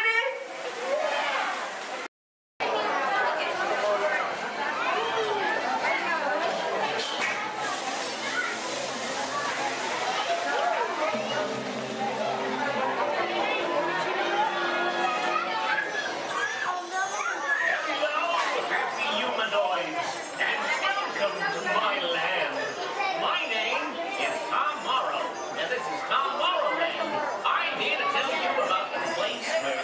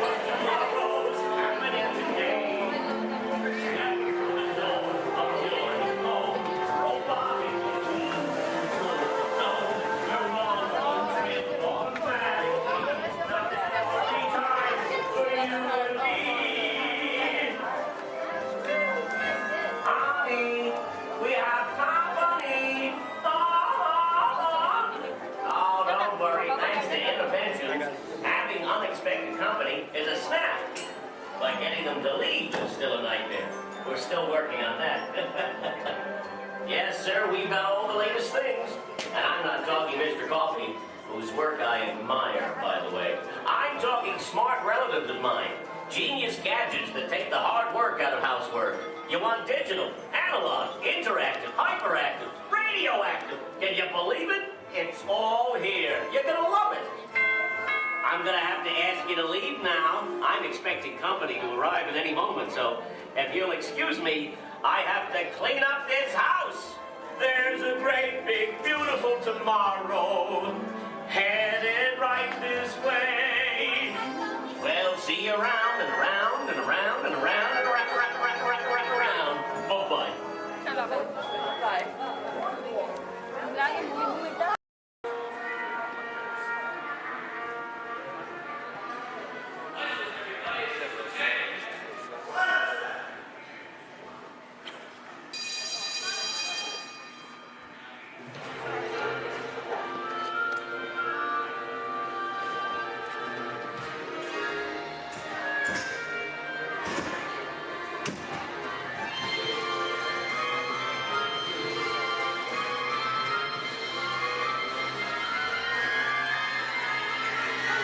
Welcome aboard. At this time, I'd like to ask everyone to please remain seated throughout our show, and please keep your arms and hands inside the vehicle at all times. For the safety of our cast, we ask you please refrain from the use of flash photography and external video lighting. Now that we've taken care of business, let's talk about me. My name is Patrick, and I'll be your guide on this magical journey into the movies. It's the perfect job for me because I love movies. Is everybody ready? Yeah! Great, because it's showtime. Ready when you are, CB?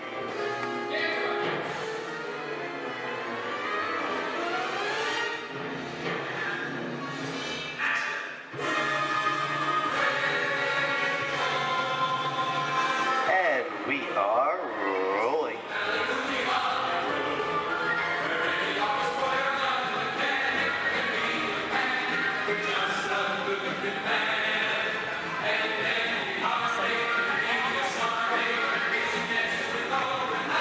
Hello everyone and welcome to the Great Movie Ride. Once again, my name is Patrick and I'll be taking you from this Hollywood soundstage into some of the greatest movies of all time, all on one tour. But between you and me, this is no ordinary tour because the Great Movie Ride brings these movies to life and puts you right in the middle of the action.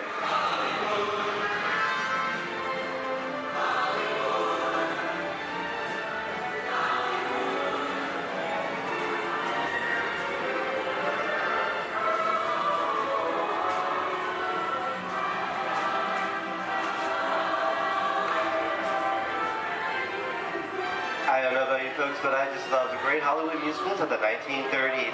This is a scene from one of my favorites, the Busby Berkeley musical extravaganza, Footlight Parade, starring James Cagney, Ruby Keeler, and Dick Powell.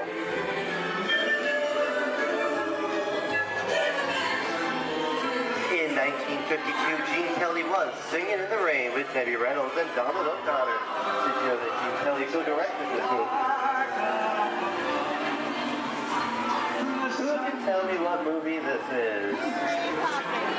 That's right, it's Walt Disney's Academy Award-winning film from 1964, Mary Poppins, starring Julie Andrews and Dick Van Dyke. Julie Andrews won an Oscar for her portrayal of the nanny who was practically perfect in every way.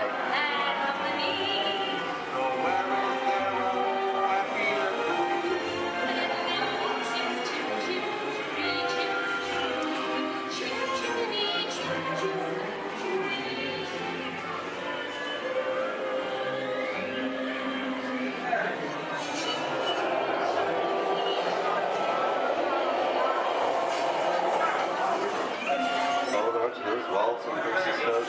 This doesn't look like a very good neighborhood. It looks a lot like the underworld. This seems such classic gangster films as The Public Enemy, starring one of my favorite tough guys, James Cagney.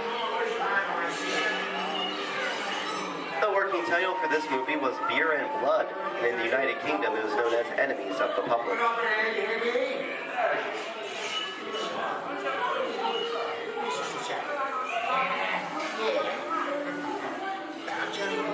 Very nice time. Judge comes around, he's going to leave you some beer. You're going to check it. And you're going to kick in with the dog. If you don't, somebody's going to drop by here and kick the teeth out one at a time. You me? I get you. Get down,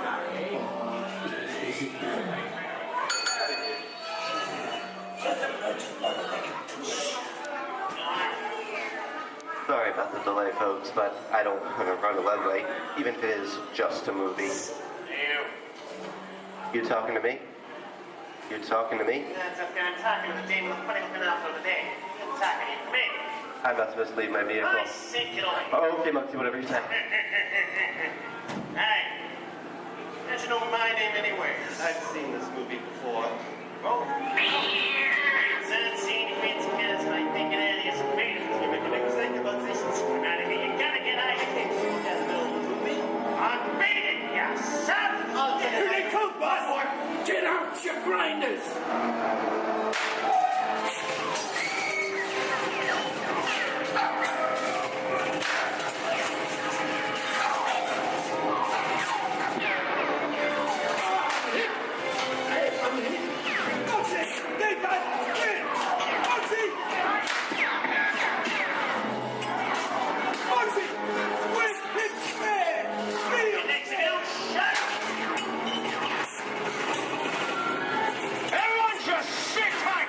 Running a red light against the law, and I never break the law. Lady, watch this. Another red light.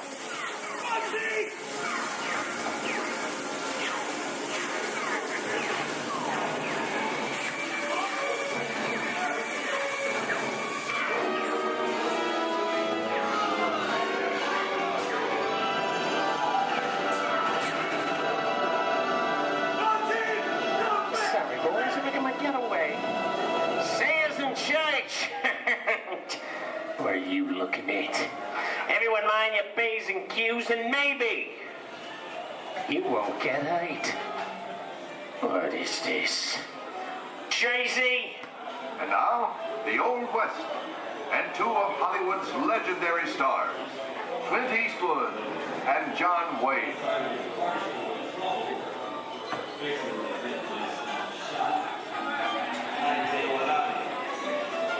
Go right ahead if that's what you're going to do. A long time ago, I made me a rule. Let people do what they want. Sleepy little bird. Oh, that's some mighty tough territory you're heading into, Pilgrim. I'd think about turning back if I was you. That is, if you want my opinion. Well, to be clear, it's a perfect time for me to collect up all your valuables. Starting with the jewelry, going on to the cold hard cash. Perhaps work... Hey! It's the bank robber! Don't let him get... I can work this neighborhood, Copper! This is lunch. Lunch! Tell us I'm getting out of here. What are you doing, old man? Get yourself up! Looking at this one.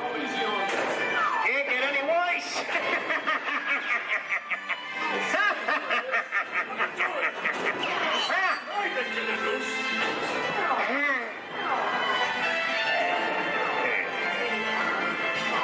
Okay.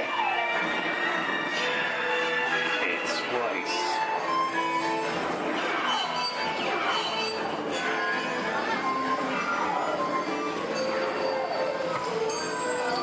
I don't know about you guys.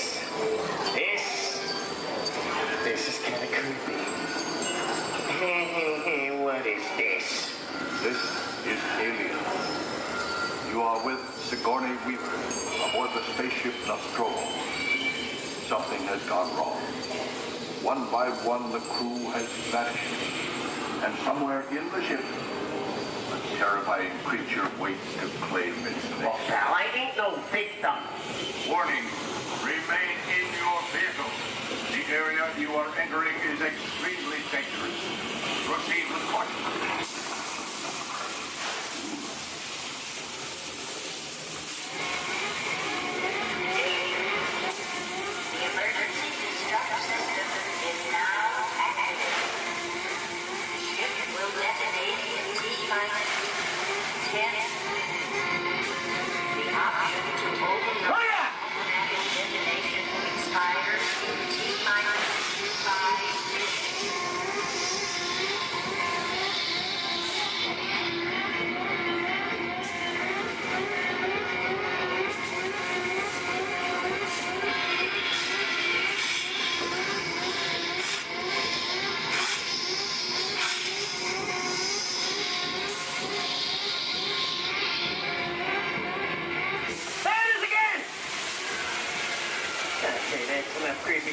things for one day, what? Hey, stop! Wrong. Here in Raiders of the Lost Ark, amid 1,000 deadly snakes, Indiana Jones unearths a great treasure. Will Harrison Ford escape with his discovery? And what will be your fate? Beware. Snakes. Why did they have to be snakes?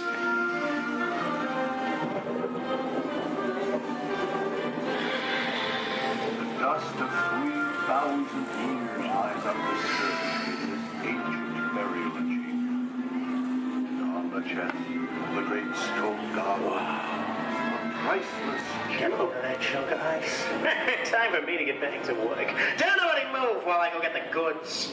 I don't think they'd notice a few extra bodies around here. Know what I mean?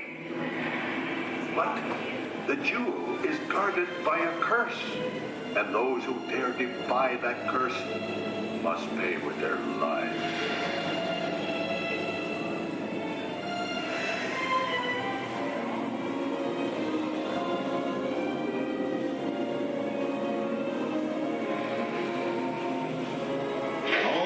Unbeliever, disturb the treasure of the gods, and you shall all pay with your lives.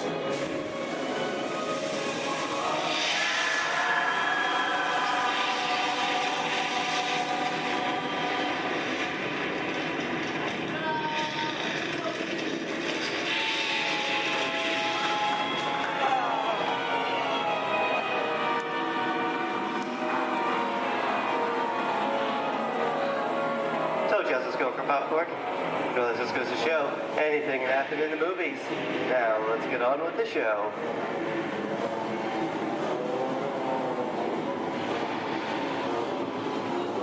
Ooh, I see dead people. The horror movie is my all-time favorite genre. Some of the best horror films were made back in the 1930s and 40s, but monsters, mutants, and maniacs are still audience favorite and continue to haunt us today. That's what I call a wrap.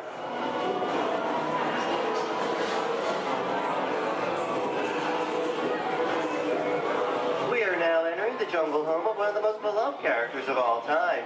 Now it's not George of the Jungle. Actually, it's Tarzan, portrayed here by Johnny Weissmuller. Over here we have Maureen O'Sullivan as Jane, and the lovely and talented Cheetah as herself.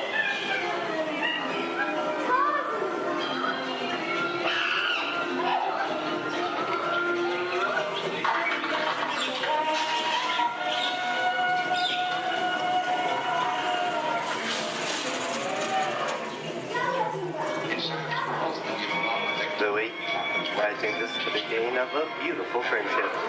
Best last line of a movie ever. Humphrey Bogart and Ingrid Bergman in the classic romance, Casablanca. Always have passed. You didn't have me. You lost me until you came to Casablanca. Get it back last night.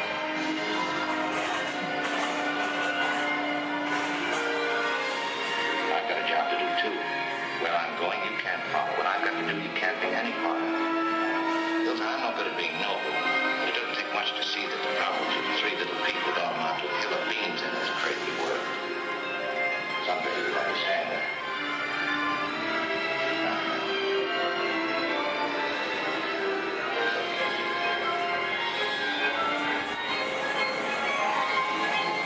And here's one of my favorite movie stars, Mickey Mouse, in one of his greatest roles, the Sorcerer's Apprentice in Fantasia.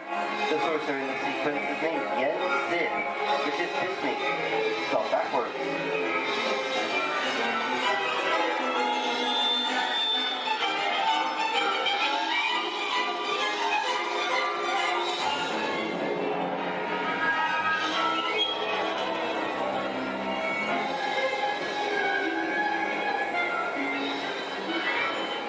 Toto, I have a feeling we're not in Kansas anymore. How often do you get to say that? I'd say we are definitely somewhere over the rainbow in one of the most beloved movies of all time.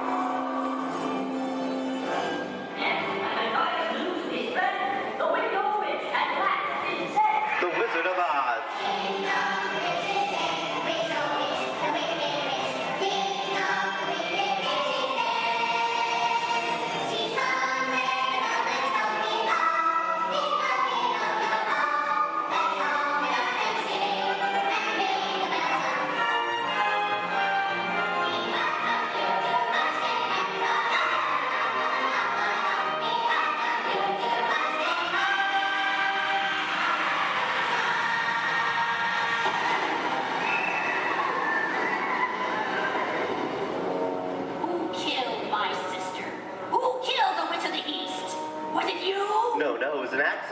need to kill anybody.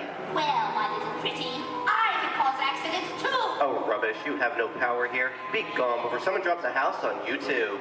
Very well. I'll bide my time. But just try to stay out of my way. Just try. I'll get you, my pretty, and your little dog, too. I wonder how we get out of here. What do you folks think? Which way should we go? Follow the yellow brick road. Follow the yellow brick road? No, what I think of that. Bring along, folks. You know the way.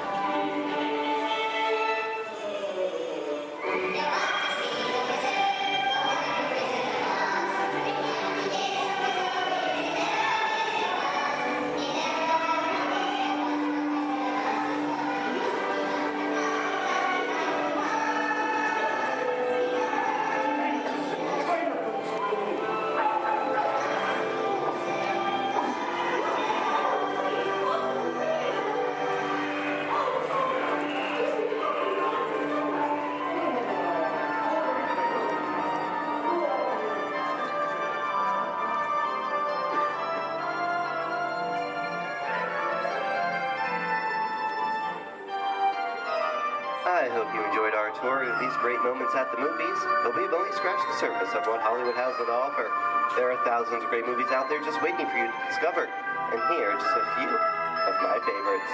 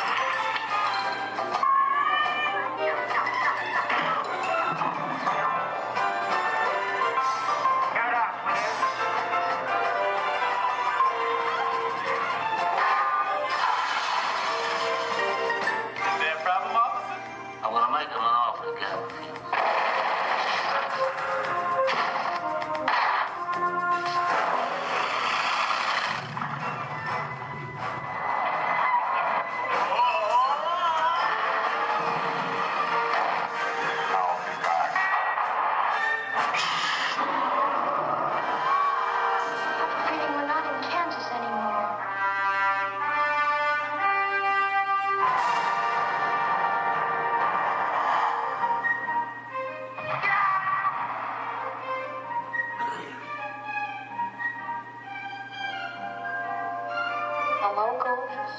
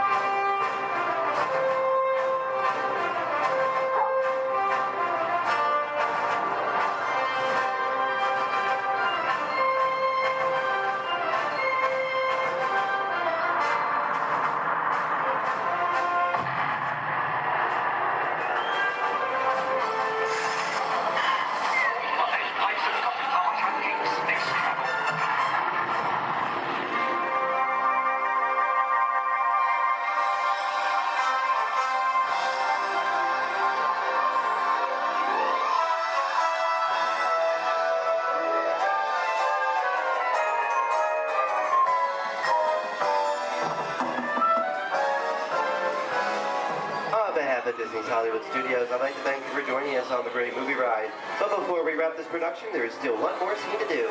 It's called The Exit. The action begins with you remain seated till we come to a complete stop.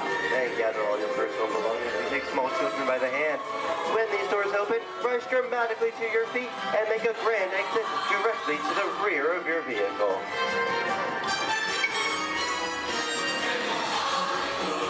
Oh, and one more thing. When I yell action, don't forget the thunderous applause for yours truly. All right, places, everybody, and action! Thank you, thank you. Have a wonderful day here at Disney Hollywood Studios, and we'll see you at the movies. This stuff movies are made of. Goodbye, everyone.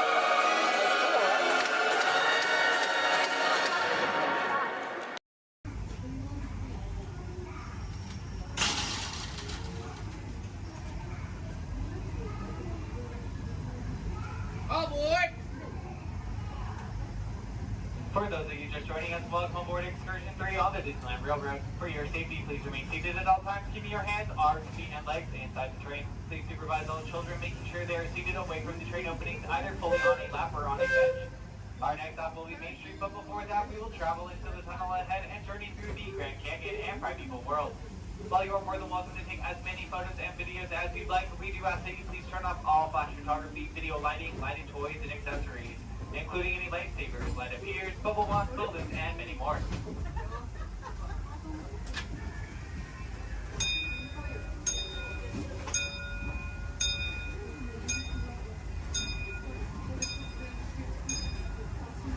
To those who have just come aboard, welcome. The next leg of our journey will take us from the fantastic world of the future to the breathtaking beauty of nature's own design, the Grand Canyon. For your safety, stay seated with your hands, arms, feet, and legs inside the train. Watch your children and no flash photography.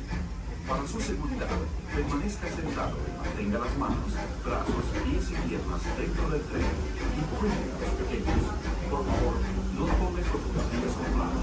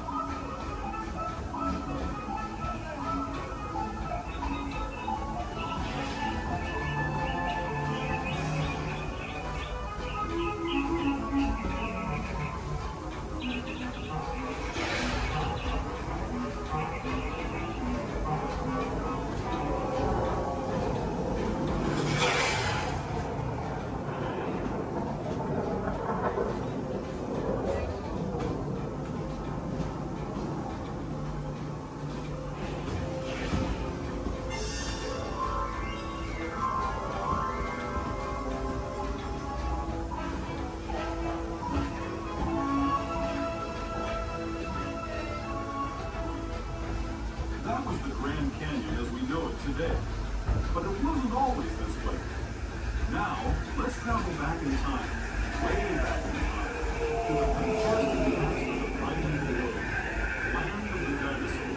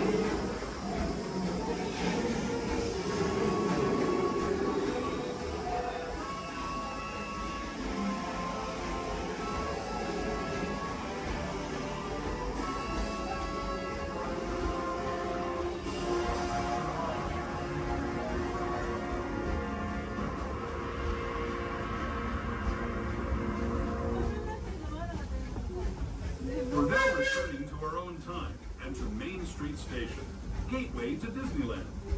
If you're leaving us here, stay in your seat until we come to a full stop. Remember to gather all your personal belongings and step carefully from the train. I'd especially like to thank those of you who've been with me. As we make our way back to Main Street Station, please remain fully seated until the train has come to a full and complete stop. As a reminder, Main Street Station has there are no ramps or elevators, so if you got late on the option to stay in the wheelchair, only necessary to reach the very bottom of the exit stand. This will be your stop for the National Disney District Park exit and of course Main Street.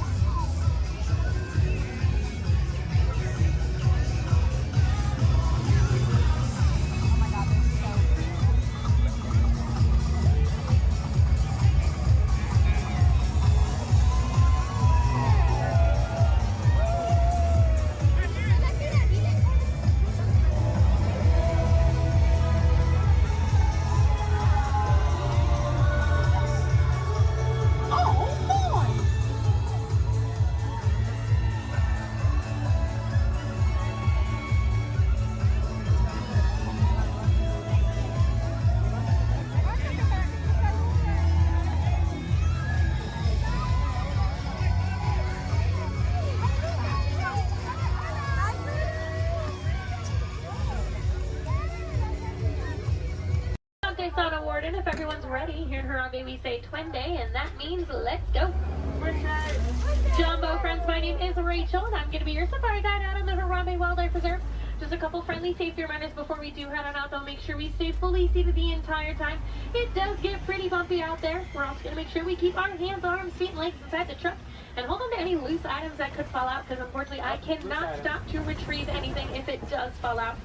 Now, the first part of the reserve that we are heading into is the Little Aturi Forest.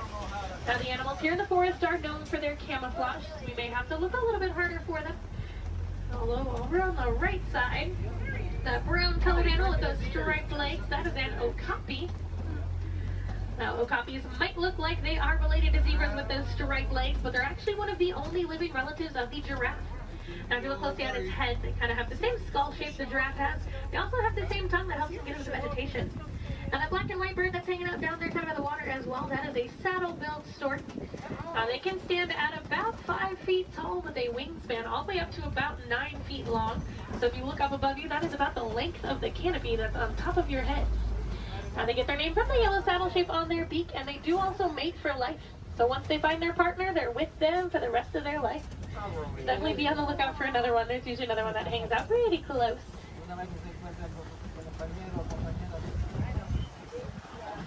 Looking a little bit quiet on this part of the forest, so let's see if we can head up, see what else we can find.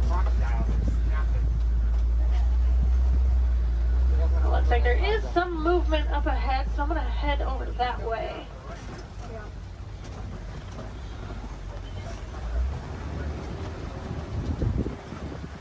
Alright, so coming up on the left, you might see there's some light tan colored animals kind of huddled underneath the tree, kind of by that bamboo. Those are greater kudus. And then actually up, kind of under the trees, and then also at the top of the hill up there, those darker brown colored animals with those horns on top of their head, those are bongos. Now, bongos are very shy and reclusive animals. That is how they get their nickname, the ghost of the forest. Both males and females do have those horns on the back of their head. And if you notice they're angled backwards, that's to help them get through any of that thick and tangled brush here in the forest they usually live in. Alright, it looks like we're going to cross over some water, so that means we're heading out towards the Safi River. You're going to want to keep your eyes near the water looking for any kind of shadowy figures. A lot of times we'll see Nile crocodile or even Nile hippos. Now, hippos will spend most of their time in the water and even spend about 8 minutes at a time underneath the surface. The average male hippo does come in at about 5,500 pounds, and they do kind of float to the bottom of the water and walk along the bottom rather than swim. Although to be fair, if I was 5,000 pounds, I'd probably do the same thing. It takes quite a bit of energy for them to swim around. I haven't seen any yet, but they do have a couple spots here in the river, so we'll head up. Now, those white and gray birds that are hanging out on the island, those are pink-backed pelicans. They do get their name from the pink coloration that their feathers get during mating season. That's not actually the feathers that turn pink, though. It's their skin that turns that color. It kind of makes their feathers look it.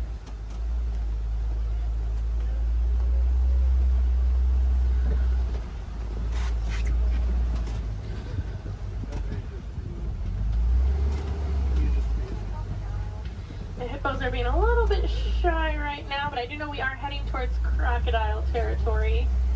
Aha, down there on the left, there are some crocodiles down there. Now, the average Nile crocodile does come in at about 16 feet in length, weighing about 500 pounds. Although they can grow to be about 20 feet long, and I do know there's at least one down there that's a little bit over 700 pounds. Now, when it is super hot, you will see them hanging out with their mouth open. That's because, unlike you and I, they can't sweat. So they do open their mouth. It does help them regulate their temperature, keeps them a little bit cooler. You'll notice a lot of the animals here in Africa actually have some sort of natural cooling capabilities. It does get pretty hot out there. Now, we are going to start making our way out towards the savannah. That does happen to be one of the largest parts on the reserve. It's also home to some of the more famous animals like lions, elephants, and giraffes. So hopefully we'll see some of those out there today. Now, coming up on the right side of the truck now, this tree that almost looks like it was planted upside down. That is a baobab tree, also known as the tree of life or the upside down tree. And they will remain leafless or dormant up to 9 months out of the year, and that's to help conserve any kind of water or energy the tree does have. I'm already seeing quite a bit of movement down there, so we're going to head down, get a little bit closer to everything. Now, unlike the animals in the forest, the animals out here on the savannah do rely on speed and agility to protect themselves. Even giraffes can run at about 30 miles per hour. That is a pretty funny run if you've ever seen it. Kind of see the head move way before you see any other part of the body move.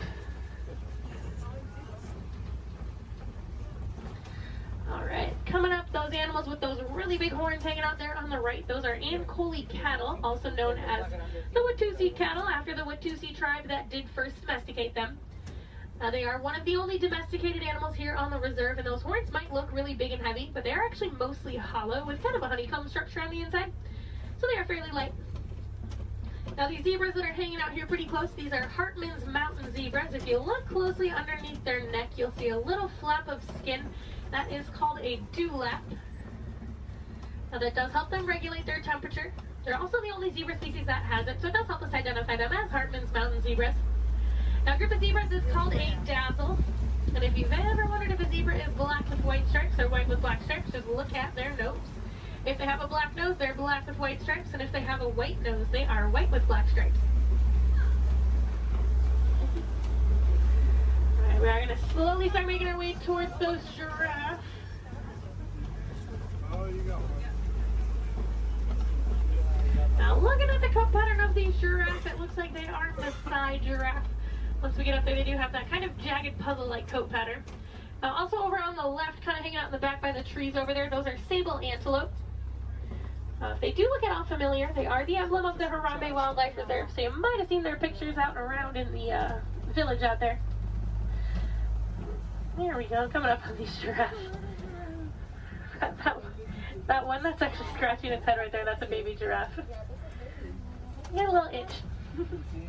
Now the reticulated giraffes will have a much smoother, almost net-like pattern to them. They can stand at about 18 to 20 feet tall. That does make them the tallest animal in the world. Now even their young come in at about 6 feet tall when they are born. So they're already fairly big when they're babies. I believe that little one came in at about 5'11", so he was already really, really tall, definitely taller than I will ever be. Now these two animals that are hanging out here on the right, they're both Patterson's eland. Now that darker colored one that's a little bit bigger, that is a male, and the lighter colored one, that's a female. Now they are one of the larger species of antelope, coming in at about 6 feet tall at the shoulder. Can also jump up to 9 feet in the air. Now with those giraffes, just like your fingerprint is unique to you, the coat pattern of the giraffe is unique to them. And it does help them tell each other apart when they're in groups. And a group of giraffes is called a tower. Seems to be a pretty fitting name for something so tall. They do also only sleep for about 30 minutes a day. The rest of the time is pretty much spent eating. There's a really good view of those Ankole cattle there.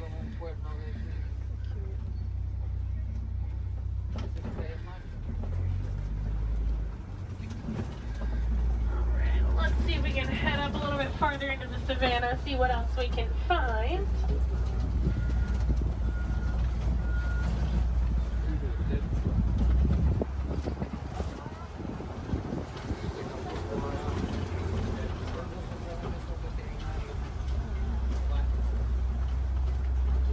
It looks like there's a couple animals coming up on the hillside up ahead here.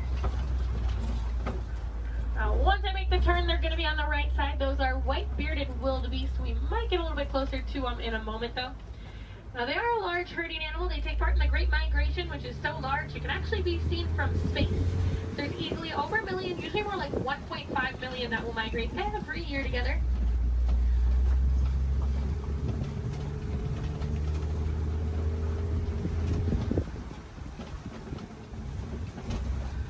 There they are. You can kind of see them there. Now we are also coming up on some knockdown trees just up ahead, so we're going to head over that way. Usually that is a pretty good indicator that there's an elephant or two nearby. Now elephants are known as nature's bulldozers, so you can always kind of assume. Actually, it looks like there is one up ahead of us. I'm going to see if we can get a little bit closer to it.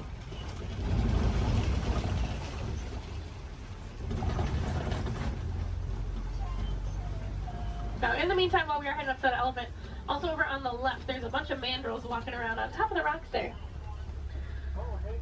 Now, mandos are one of the largest species of monkeys. An adult male can come in at about 100 pounds. They do have those vibrant blue cheeks, and as they get more excited or even more angry, they actually get even more blue. Well, it's a view of an elephant. Probably not the best view. I do know there is usually another herd of them that like to hang out a little bit farther up as well, so we'll see if we can head over that way, maybe get more of a frontal view of an elephant. That would be nice. Now, as male elephants grow older and more mature, they do get kicked out of the herd by the female elephants. They can live in solitary or smaller groups of male-only elephants. They do tend to get a little bit too rough with the young ones, and the females are not a huge fan of that. Well, you can kind of see that one a little bit better. Now, we can also tell that's an African elephant, not only because we're in Africa, but if you look at the ear shape, it almost looks like the continent of Africa. Makes it super easy to identify. Let's see if we can head up and find the herd. Thanks to our team's conservation efforts, they found that elephants are afraid of bees. So because of that, farmers have been putting up beehives around their crops. It's a much safer alternative for the elephants. It keeps them farther away from the crops, but it also keeps our locals and our farmers happy. Now, I thought it was so funny that such a large animal was afraid of such a tiny little insect. And it's actually the noise that the bees make. So elephants do have really sensitive ears, and that buzzing noise bothers their ears more than anything.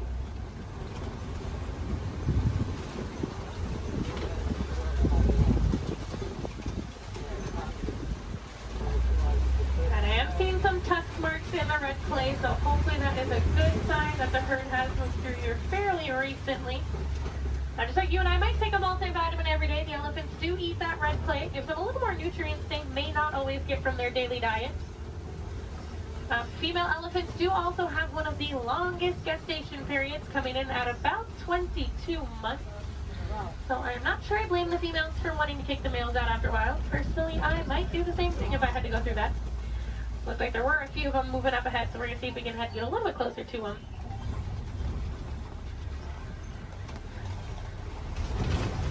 Male elephants also won't get to their full size until they are about 35 to 40 years old. That is about half of their lifespan. In the wild, their lifespan is about 60 to 70 years, and that full size can come in at a whopping 15,000 pounds. So that does make them one of the largest land animals.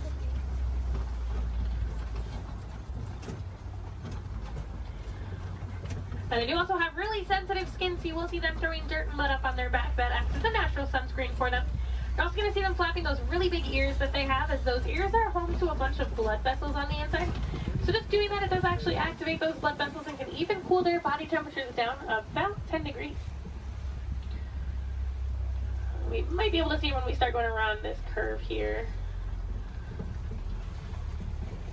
Now, in the meantime, we are coming up on some greater flamingos as well.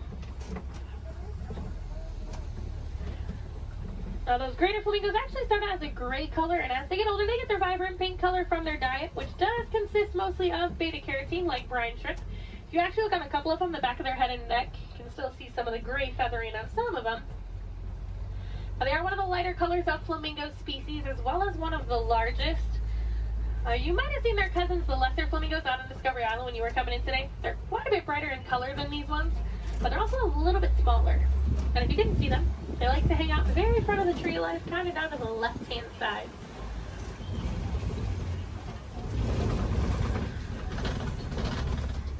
Looks like those elephants are wanting to be shy, but we are coming up on some white rhinos. Now, white rhinos don't get their name from their skin color. They get it from the Afrikaans word weit, which means wide. Now, if you look, they have a very wide mouth. Now, they're also one of the larger rhino species, coming in at about 5,000 pounds. Now, one of my favorite facts about them, even though they are 5,000 pounds, when they run, they can actually get all four of their little legs off the ground. So kind of like how a horse gallops. So they are very graceful for how large they are. Oh, there's one running. It was, for like a hot second, it was actually doing like the actual full run. I'm mad he stopped. Oh, he said, I got snacks over here. I'm coming over here. And usually if you see a couple, there's quite a few. So there might be some more around. So we'll definitely be on the lookout for some more. A group of rhinos is also called a crash. That is a pretty good name for them because they are almost blind. They kind of seem more like shadows. It's really funny when they stand really close to the road. Sometimes when you try to sneak by them with the trucks, they don't realize we're there until they hear the truck and they're like, ooh, they like jump and run back. Well, we are coming up on a couple cheetahs. There's a cheetah laying down right on top of the hill there that's really close, and there's a couple more walking in the back. Yeah. Now, cheetahs are one of the fastest land animals. They can go from about 0 to 60 miles per hour in just about 3 seconds. Now, they do get to that speed fairly quickly, but they can't actually maintain it for very long. It's more like a short sprint of a couple hundred yards. Looks like there's a couple more walking up ahead here. Now, they will use that long tail of theirs, kind of works as a rudder to help them turn. Their nails also don't retract, so they do stay out. It does help them gain traction when they are running those speeds. And unlike most big cats, they will do most of their hunting during the day and do tend to be way more active during the day. They're also one of the only big cats that can purr. So kind of like your household cats, just a little bit bigger.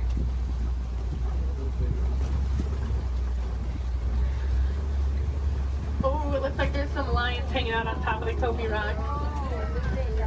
Oh, they're so pretty. Like there's a male and a female here, and there's another female up ahead a little ways. Now, lions do sleep about 16 to 20 hours a day, so we're pretty lucky that we're actually seeing them kind of moving. I mean, they're not moving around, but they have their heads up and not sleeping. Now, they do tend to be more nocturnal and will do most of their hunting at night, and it's actually the females that will go out and do the hunting while the males stay back and protect the pride. Now, during the day, their eyesight is pretty much identical to ours, but at night, it gets about 6 times better. So they have super good eyesight at night. Now, when they vocalize, they can vocalize up to 5 miles away. You can hear it. So if you do plan on staying here all the way up until park close, I highly recommend while you're walking out to your car, keep your ears open because sometimes you will actually hear them vocalizing. It's really cool. Now, I know everyone's excited about the lions, but there's a really cute little brown and white animal over on the right. And that is a bontebok. Now, he's related to the white-bearded wildebeest that we saw earlier, and within 5 minutes of birth, he can stand. Within about 10 to 15 minutes, they can also walk and run. That's a super good survival technique for them. That way, once those little ones are born, they can get up and get on the move as quickly as possible. Now, also hanging out in the trees there on the right, those are waterbuck. Now, waterbuck do drink an excessive amount of water, hence the name waterbuck. But they also have kind of an oily, greasy feel to their fur. Now, that is supposed to help them be a little more waterproof when they are hanging out in the water. Now we're coming up on some fairly big burrows. We'll be on the lookout for warthogs. Actually, down in that burrow there on the left, there is a warthog. Now, warthogs are one of the largest land burrowing animals. They like to back up into their burrows, just like that one's doing. That way it keeps their tusks out, so if anything tries to sneak up on them, they can try to deter that animal. They've also been known to recycle other animals' burrows, so they might find when an animal has abandoned and call it their home. Isn't the ever so lovely ostriches over there, too? Now, while we are heading over there, it looks like those ostriches have also dropped some eggs there on the right. Now, individually, each one of those eggs can weigh about 3 pounds, and they are so strong that just about any one of us can stand on them, and absolutely nothing would happen. Are you guys going to stay off of the road, or no? Okay. Now, ostriches are the largest species of bird. They are flightless birds, though. They use those wings to help them turn, kind of like how the cheetah uses its tail. As they can run speeds of about 30 to 40 miles per hour, so they are fairly quick. They always look so confused, too. This makes me laugh. They are notorious for long animal stops, so when you can sneak by them when they're that close to the road, it's your lucky day. Alright, it looks like the warden's post is coming just up ahead of us. That does unfortunately mean our safari is coming close to an end. But the warden has adopted some Nigerian dwarf goats that like to hang out here. And they do help our warden keep the grass looking nice and the weeds down low, and in return they produce some milk that the villagers here find very sweet and actually high in value. So that does allow the village to rely less on the wildlife out there. They are small, but they won't get any bigger than that. They are full-grown adults. And they are one of the many examples of how humans and animals can live in harmony together. It just takes a little bit of effort from us. Some small things that you guys can do at home but make a huge difference for these animals. Planting some native trees or plants in your yard maybe building a few bird houses here and there, or even some bat boxes. A lot of these animals, including the elephants that we saw, are losing their habitats due to mining for metallic ore, otherwise known as coltan. And that's found in many of your small electronics, so things like cell phones, laptops, tablets, anything like that. So next time that brand new shiny iPhone comes out and you guys decide to go and purchase it, just make sure you recycle the old one. That will help keep mining down to an absolute minimum and saving those habitats for those beautiful animals out there. And if I have any wilderness explorers on board, you guys have been on board the Simba 1. That's S-I-M-B-A 1. And I am going to get you guys back up to that dock that we originally came from, so you're going to have to bear with me for just a little bit longer. Hopefully we should be able to buzz through some of the docks fairly quickly.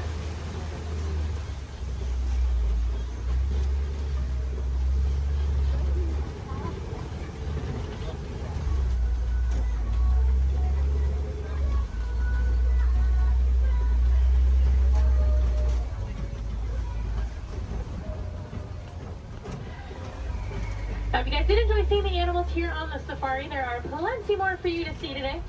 Now, actually, when you guys get off of the truck, when you hop down that little pathway there and go down the hill, if you guys take an immediate left, you'll actually be on the Gorilla Falls Exploration Trail. Now, over there, they have naked mole rats, meerkats. They have an underwater hippo viewing pool where you can usually get a little bit closer view of some hippos, as well as silverback gorillas. If you're heading over to Asia, right behind Tully River Rapids, you'll find the Maharaja Jungle Trek. Now over there they have Sumatran tigers, Komodo dragons, bats, and a whole bunch of different exotic bird species. Now both of those trails are about a 15 to 20 minute walking trail though, so if you do want to give yourself a little bit of extra time. Now ECVs, strollers, wheelchairs, any of that can go through those. You don't have to park them, so you can bring them with you. And if anyone has Disney Plus at home, if you have not seen it already, there's actually a whole series on there called The Magic of Disney's Animal Kingdom. And they do go into way more detail about the animals here on the safari, as well as the ones over at Epcot and Animal Kingdom Lodge. I know they have episodes on the giraffes, the lions, the rhinos, the elephants. You get to hear from the keepers that do actually take care of them on a day-to-day basis, so you get to know them a little more on a personal level. You might even get to know some of those names. So next time you come and ride the safari, you can impress your friends and family by knowing those. On that note, no two safaris are ever the same as well, and the animals will always make sure of that. So if you guys are here on another day, or even later on in the evening, definitely come back and check us out. You might see some different animals out there. Sometimes you'll actually see the hippos. We didn't really get good luck with the hippos today. But you might see some hyenas. They do tend to be a little more nocturnal, so they'll tend to come out a little bit later.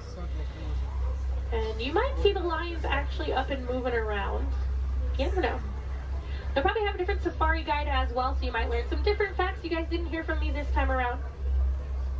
As you guys are walking around the park too, I encourage you guys to be super aware of your surroundings. A lot of times you'll walk past different animal habitats and you guys won't even know it. On front of the trail life, you'll see those lesser flamingos that I kind of touched on a little bit. You'll see some kangaroos hopping around, some vultures, all kinds of stuff. And then towards the front of the park, actually one of my favorite animals likes to hang out there, the giant anteater. Now that's like if you're heading out of the park when you go over the bridge and there's like the spot where you can go on the left side and the right side to exit. She likes to hang out on the right side, so if you go down there, she tends to kind of hide those. So you have to look into her habitat a little bit to see her, but she's usually there. Alright, it looks like this truck ahead of us is just about loaded, so they should be on their way. So it's a really good time. Double check your rows. Make sure you do have everything. You don't want to leave anything behind because I will be heading out on another safari as soon as I drop you guys off. So it'll take a little bit of time to get those items back to you. The warden knows we are on our way, so we should be able to get cleared into that dock here fairly quickly.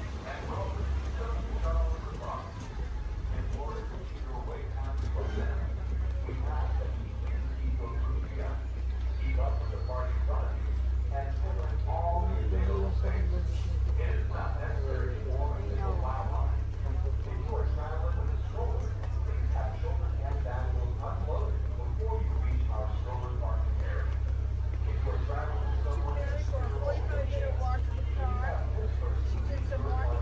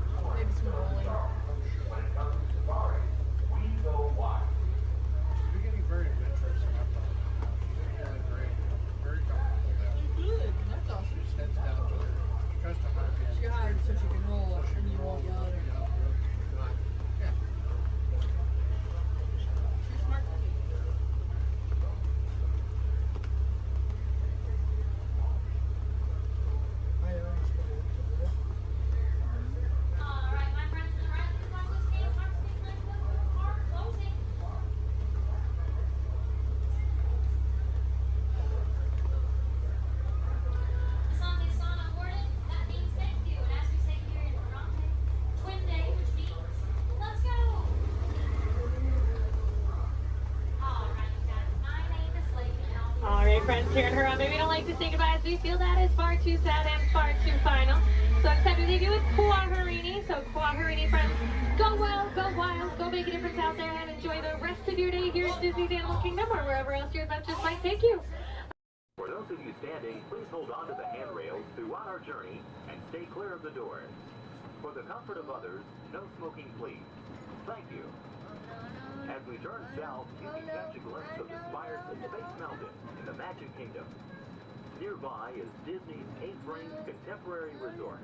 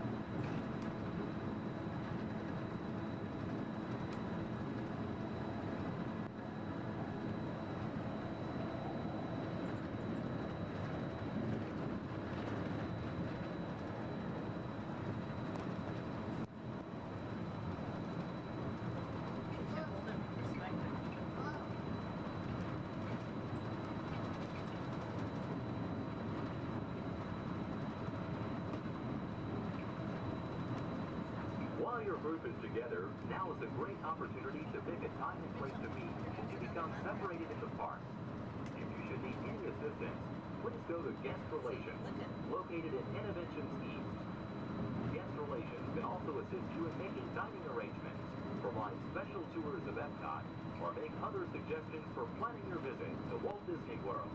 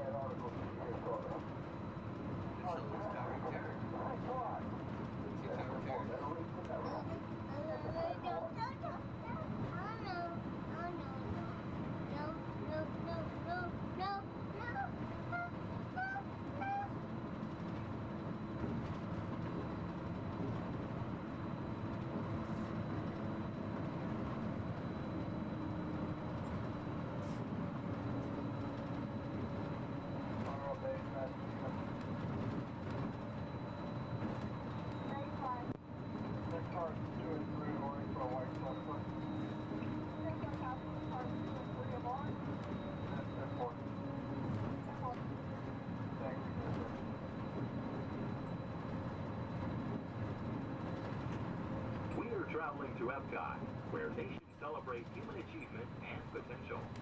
Its 300 acres are divided into two worlds, Future World and World Showcase. Future World offers fascinating explorations into realms of energy, transportation, and imagination. You'll also find adventures in communications, sea exploration, food production, and other vital topics. World Showcase is a community of nations, highlighting the accomplishments and cultures of people around the world. On the banks of the 40-acre World Showcase Lagoon are Mexico, Norway, China, Germany, Italy, the American Adventure, Japan, Morocco, France, United Kingdom, and Canada. Young adults from each nation represented in World Showcase are among your hosts, making this a true international exchange.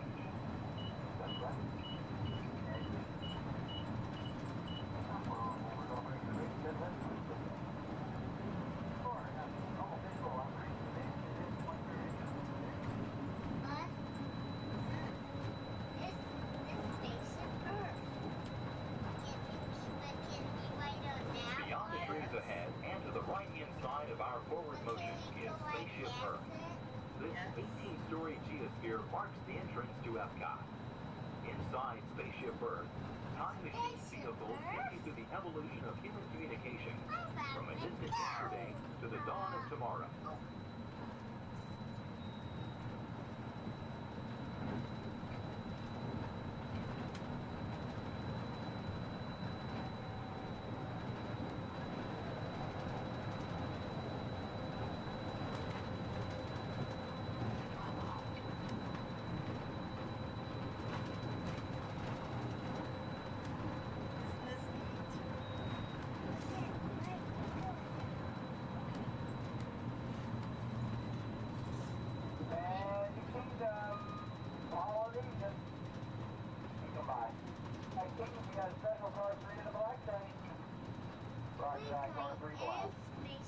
Coming up behind Spaceship Earth is Innovations. Inside this hands-on area, you can explore and interact with the ever-changing technologies and products for everyday living in the near future. To the opposite side is the Universe of Energy. Inside you'll find Ellen's Energy Adventure, hosted by Ellen DeGeneres and Bill Nye the Science Guy. Next is The Wonders of Life, where you'll discover Body Wars, which takes you on an amazing trip through the human body. No, we are not going In Test Track, you can experience the exhilaration of test driving a vehicle on the fastest and longest ride ever created for Walt Disney World. Coming into view is World Showcase. Directly across from us on the far shore of the World Showcase Lagoon is our host pavilion, the American Adventure.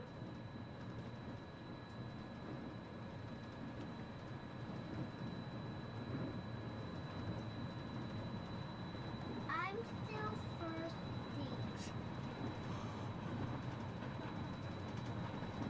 Well, I'm sure we can find something for you to drink.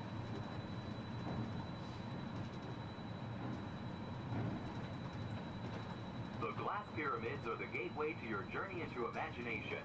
Inside you can find the 3D adventure, Honey, I Shrunk the Audience. Join Professor Wayne Solinsky as he receives the Adventure of the Year award for his incredible shrinking machine. Next is The Land, where you'll discover creative partnerships between people and the land around the world. In the living seas, you can descend via hydrolator to Seabase Alpha and navigate the largest, most spectacular coral reef environment ever created by humankind. Ladies and gentlemen, we are approaching the Epcot monorail station. Smoking is not permitted at Epcot except in designated areas. Please consult your guide map or ask a cast member for the location of designated smoking areas. Please hold on to the handrails and stay clear of the doors until the monorail stops completely and the doors open. On behalf of the cast of the Walt Disney World Resort, we'd like to welcome you to Epcot. And ladies and gentlemen, this is the Epcot monorail station. If I can please have everybody's attention once again, I do need everyone's attention. As you're walking up the platform this morning to the Transportation and Ticket Center, you might have noticed our signs, and if you did not, that is why I'm here. Epcot will be closing this evening promptly at 4 o'clock. Once again, Epcot, the entire park, will be closing this evening at 4 o'clock. Monorail transportation will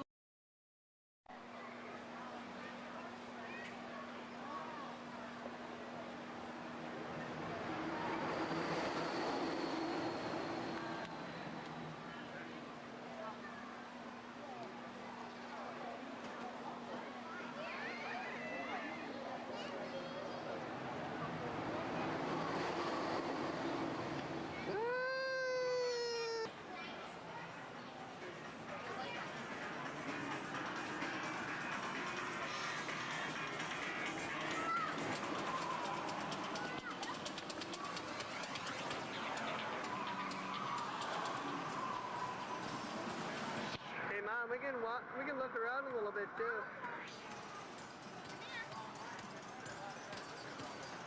One ahead. Check them out.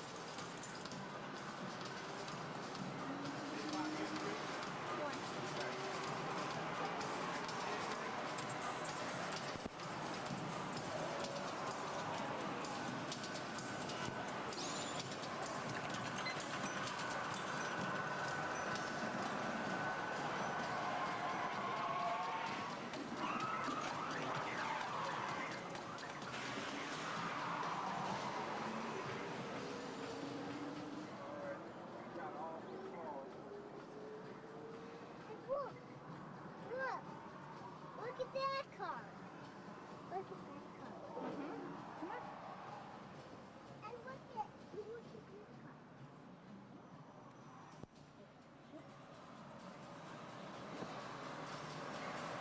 Let me go over here.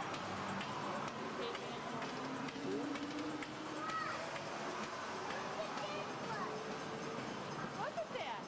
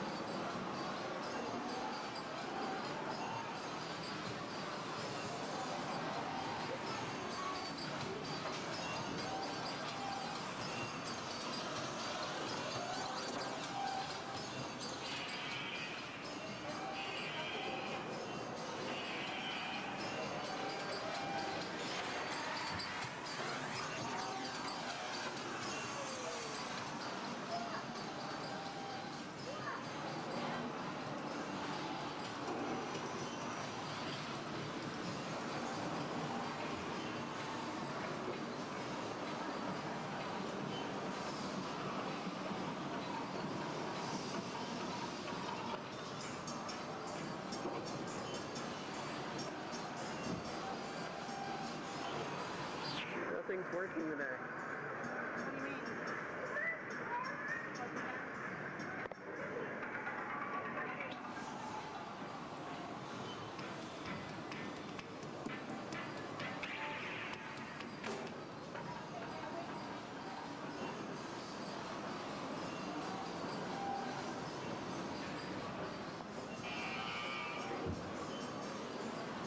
Mom. Oh, look at, watch this.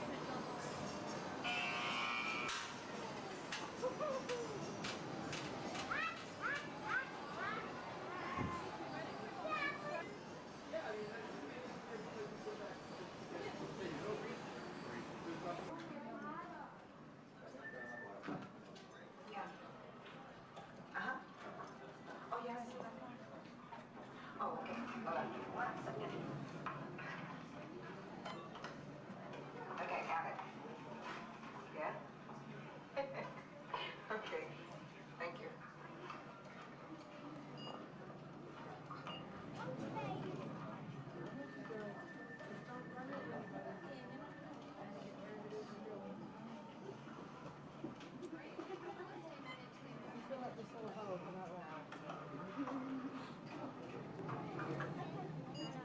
Bill. Yeah. The next group's ready. Oh. Thanks. Hi, everybody. Welcome to the test track. My name is Bill McKim. I'm up here in the control center. In just a couple of minutes, you're going to be out there on that track. But first, let's put together your test schedule. These are the same kinds of tests that are run at GM test facilities all over the world. Let's put up the 26 8th grade. You got it. Okay, we're going to start you off on an accelerated hill climb. Now, these steep grades give us a chance to evaluate the effects of heat and stress on your engine and on the transmission. Twisted or blocks? Let's put up the blocks, German and Belgian. Next, your vehicle is going to go over a variety of rough road surfaces. These are designed to test the integrity of the suspension and the chassis. It's going to get a bit bumpy. Yeah. Next, you're going to see and feel what it's like when your brakes lock up and you lose control of the steering. Not such a good feeling, but hang in there because we're going to do the test one more time, this time with the ABS or the anti-lock brakes. Okay. All right. What's next? Let's do some environmental tests. Put up 2, 5, and 7. 7. Yeah, 7. Okay. After that, we're going to subject your vehicle to some extremes in temperature, as well as corrosive conditions to see how it handles nature's worst. And finally, we'll take you out for some handling runs. Off-road or corner? Let's do the I'm going to send you through some hairpin turns, and then we'll take you out and do the high-speed loops. And depending on how your vehicle and you hold up, we'll even throw a few surprise tests in there. Surprise test? Yeah. Pick one. Jack? Now, if this whole routine seems a bit extreme, you're absolutely right. That's what a test track is all about. The cars you drive at home are made up of over 15,000 different parts, and every one of them has to pass the test under very extreme conditions before we ever let it off that test track and out onto the road. Now, as you can imagine, safety is a big concern of ours, so we're going to insist that you buckle up your safety belt securely. You'll be glad you did. Oh, we're ready. Oh, great. Well, Sherry says we're ready, so we'll see you out there on the test track. So please make sure your safety belts are securely fastened, as they always should be in your vehicle. We're clear for dispatch. Okay, let's move them up to the test area.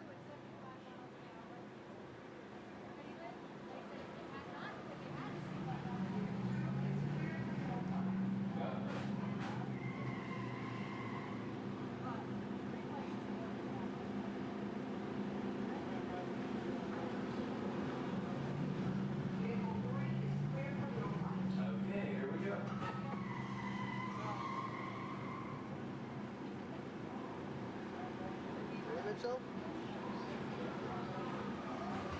Vehicle 4 is clear for hill climb. Okay, here we go.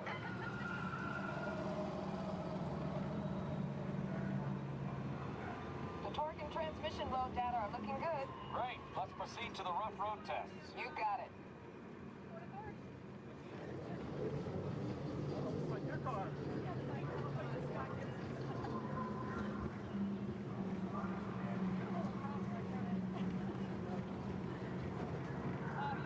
Okay, I'm going to take you right up to the cones, hit the brakes, and see if I can steer you through. Hold on. Braking now. Okay, we're back on track. Let's do that other sequence. Okay, let's try it again, this time with the anti-lock brakes. ABS reactivated. Braking! All right, that's the way it ought to be. You see how ABS lets you keep control of the vehicle while braking?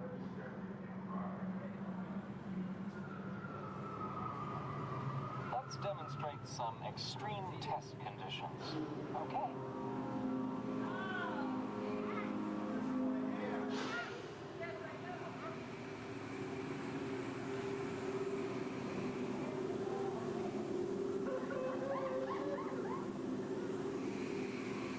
Did you remember to turn off those robots?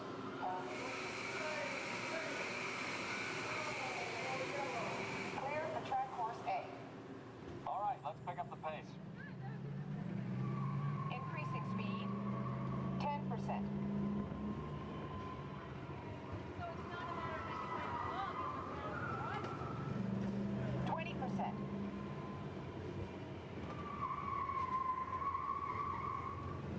30%. Are you seeing an increase in lateral forces? Sure am.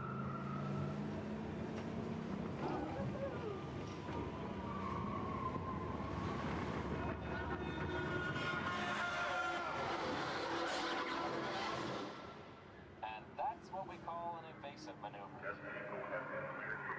Got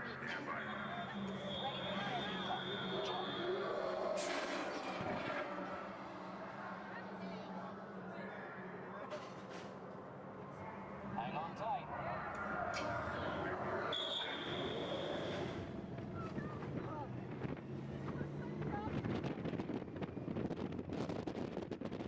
Increase speed for the loop.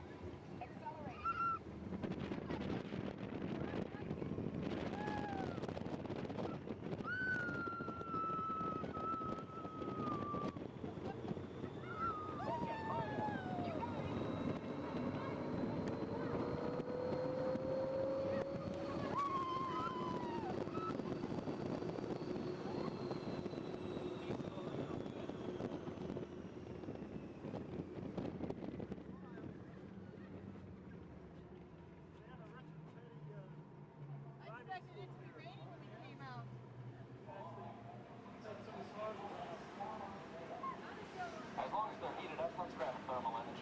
Will do. Cameras on. Looks like all components are well within test parameters. Well, all right. That completes our test schedule. Let's download the data.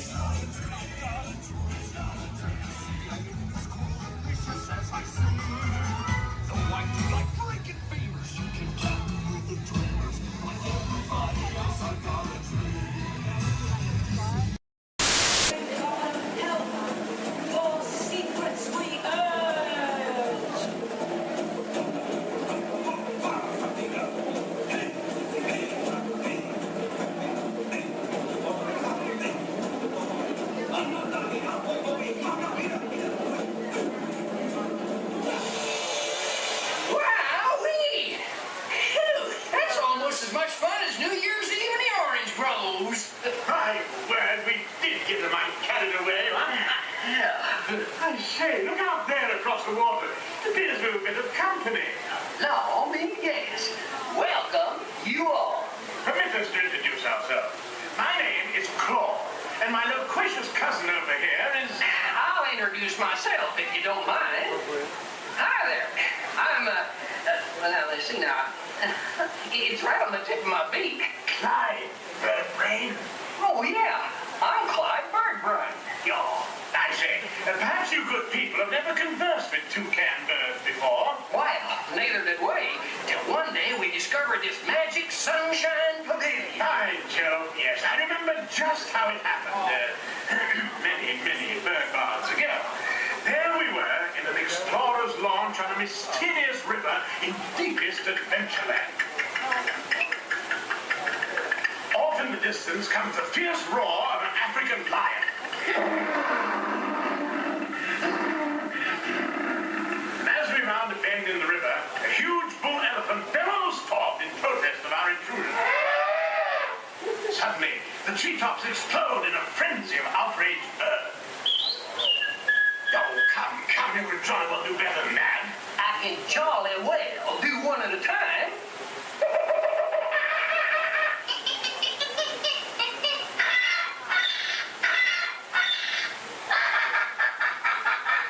Meanwhile, shifty-eyed crocodiles lurk by the water's edge. Lurk, lurk, lurk, and the giant python slithers down from an overhanging limb. What's happened? What's wrong? I can't stand snakes. Don't be ridiculous. I'm only relating a story. Oh, all right, Clyde, enough is enough. That wasn't me. I never even opened my beak. Huh? Excuse me, I hate to interrupt such an exciting story, but the calling us for the show. Land's sakes, it's already showtime? Land's sakes, yes, it's already showtime. But I believe it's your turn to make the announcement. Righto. Ladies and gentlemen, boys and girls, gather up all your cameras, purses, and other articles, and now turn to your left towards the tall door. When the drums begin, they'll open magically to lead you right into the Sunshine Pavilion. Is everybody ready? I say, have a good show. A real tropical serenade. The first order, excellent. We're not authorized to pick up the cargo. We're picking up the cargo, good. Then accuse us of stealing. Well, see, now you're breaking up. I cannot hear you. What? Don't you dare. I don't. Oh, unfortunately, you go to the government. What a conversation, anyway. Another group of flight candidates. Welcome, my friend. Welcome. What a fine-looking group of flight professionals. You remind me of me, but without the bounty on your heads. Recognize a few of you. You've flown for me before. I can't believe you made it back. It's good you made it back. Good for you. We'll talk later. I have to do everything around him.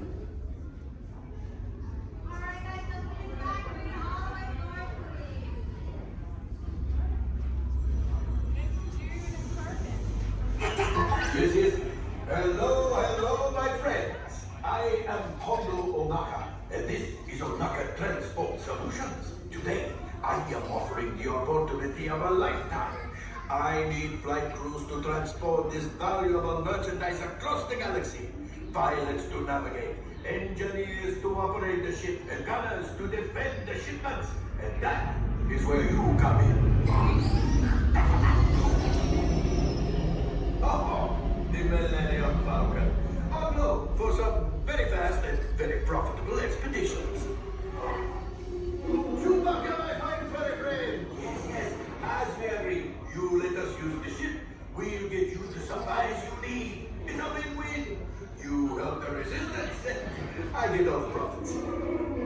Well, no, the First Order will never know we were there. Okay, time to go, so, bye-bye. We better go before he changes his mind. Move along, my friends. Listen carefully and remember, the better you world you have.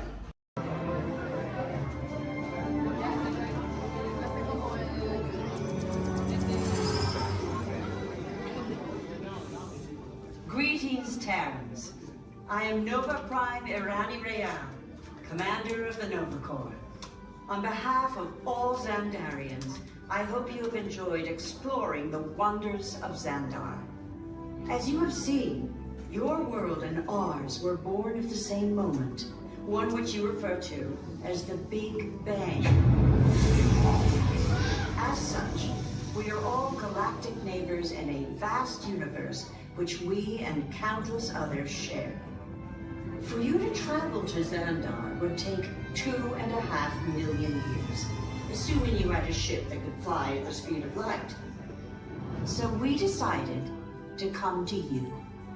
But even we could not have reached you so easily were it not for the Cosmic Generator, an advanced piece of Xandarian technology that creates jump points, artificial tunnels that act as shortcuts, linking distant points in space. It is our desire to share this wondrous technology with your people so that together we might explore new worlds and create a brighter tomorrow.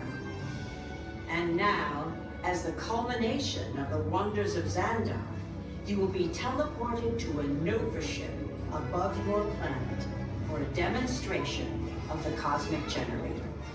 I trust you will find it an unforgettable experience.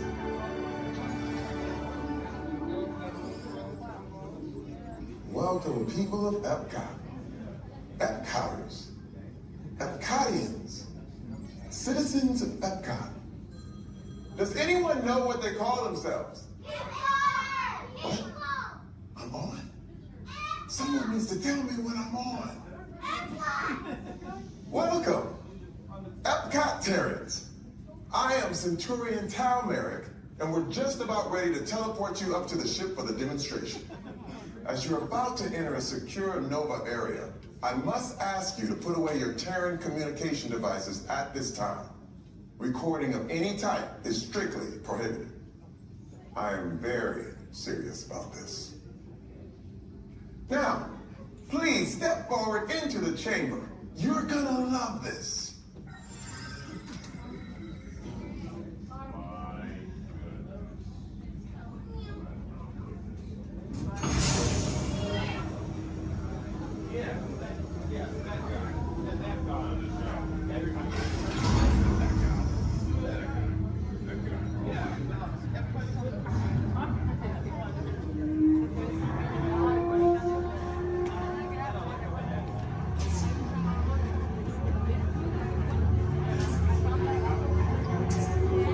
Okay, before we begin, I should warn you that we have never teleported Terrans before.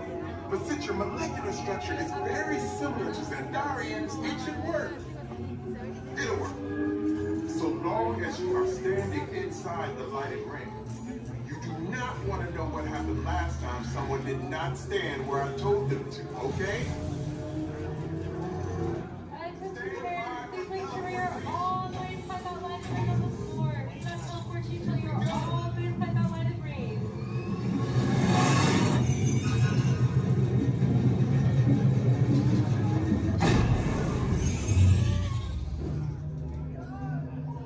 You made it! I mean, of course you did. Nova Prime, they're ready. Excellent.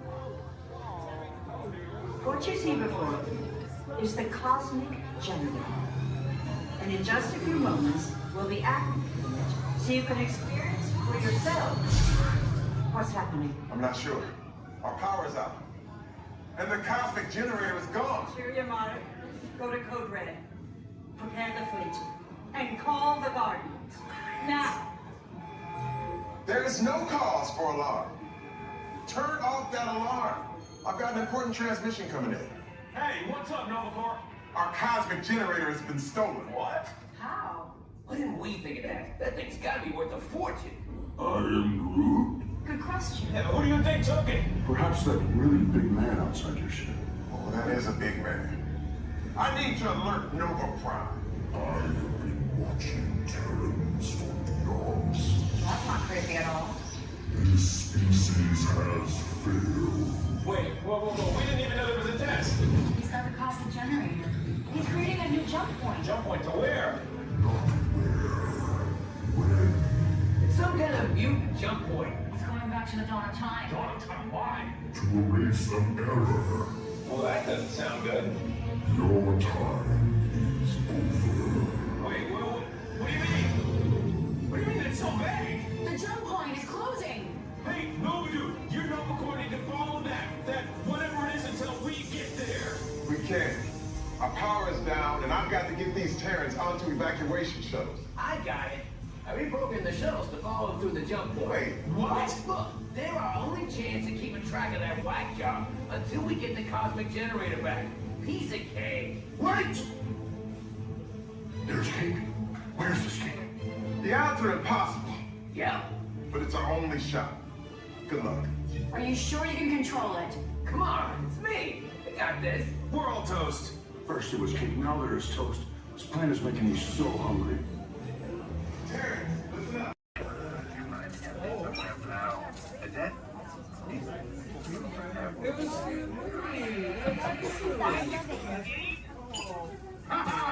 Gotcha. Oh! What are you guys still doing here? Tour's over. The cages are open and the creatures are loose. You gotta get out of here. Wait. Don't get out of here. I could use a hand. My little pal Groot is lost in the fortress somewhere, and I need to find him before he gets ate. I found his tiny little heat signature, see? All those other heat signatures are, well, don't worry about them. Listen up. You guys can be a big help while I look for my pal. A gantry lift full of warm Terrans makes a really great distraction. I just need you to wave your arms straight scream whatever it takes, and then all these things will, never mind. You in? It doesn't matter. That was rhetorical. Now let's move. Meet me at the gantry lift. Yep, I'm gonna go back that way.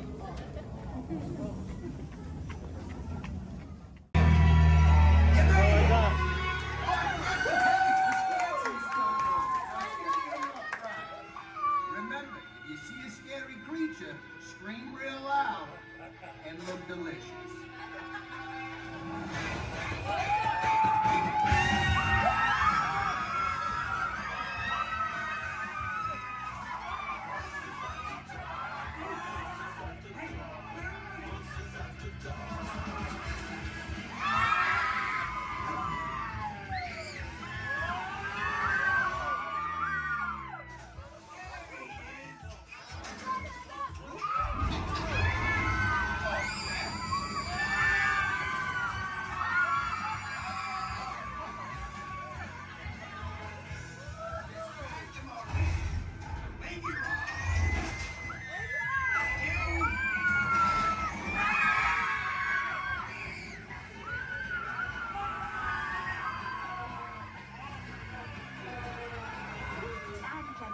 We do hope you've enjoyed our tour.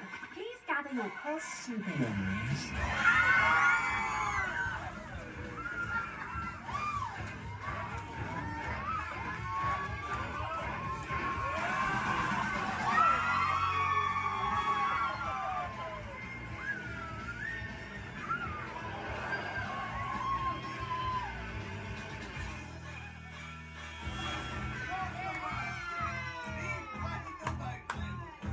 Spit that out, it's not candy.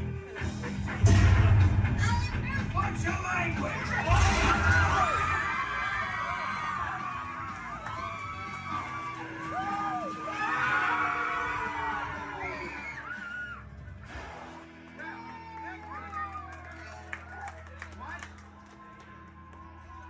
Hold very, very still.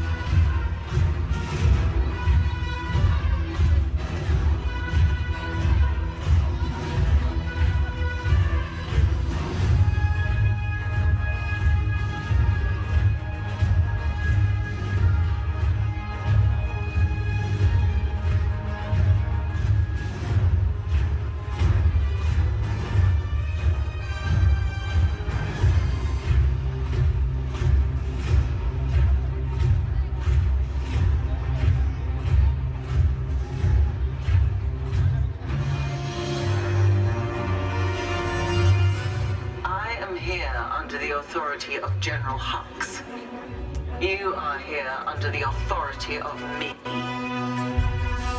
Stand proud.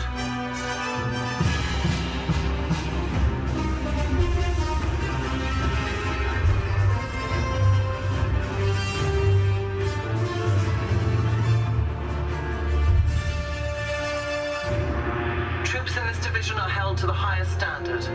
Mine. Show me fearless.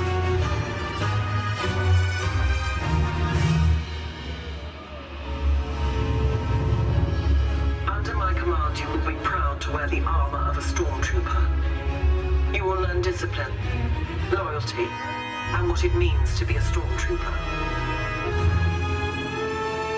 Battle stance.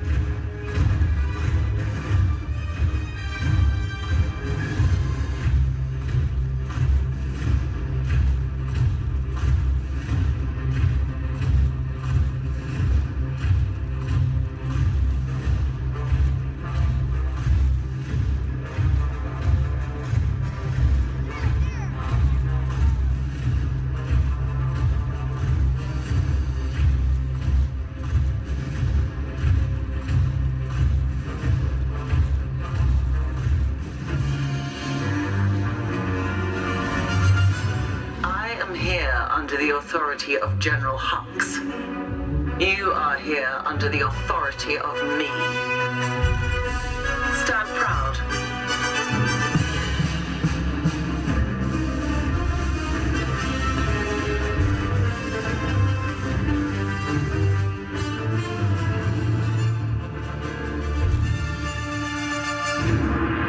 troops in this division are held to the highest standard. Mine. Show me fearless.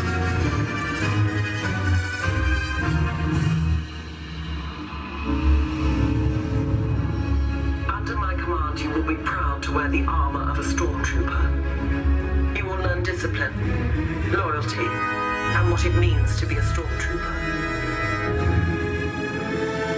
Battle starts.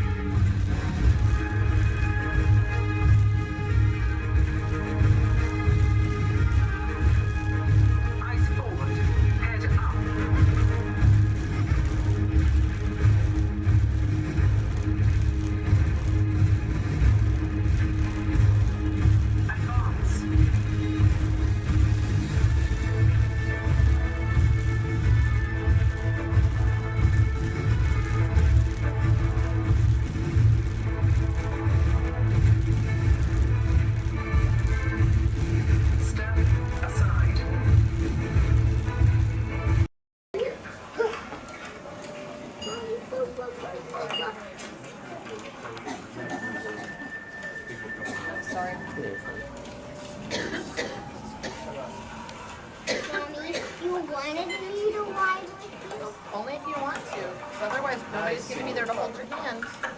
You want to be able to hold my hand? Yeah. The next group's ready. Put my hands up in the car. You gotta get it. Hi, everybody. Welcome to the test track. My name is Bill McHale. I'm up here in the control center. In just a couple of minutes, you're going to be out there on that track. But first, let's put together your test schedule.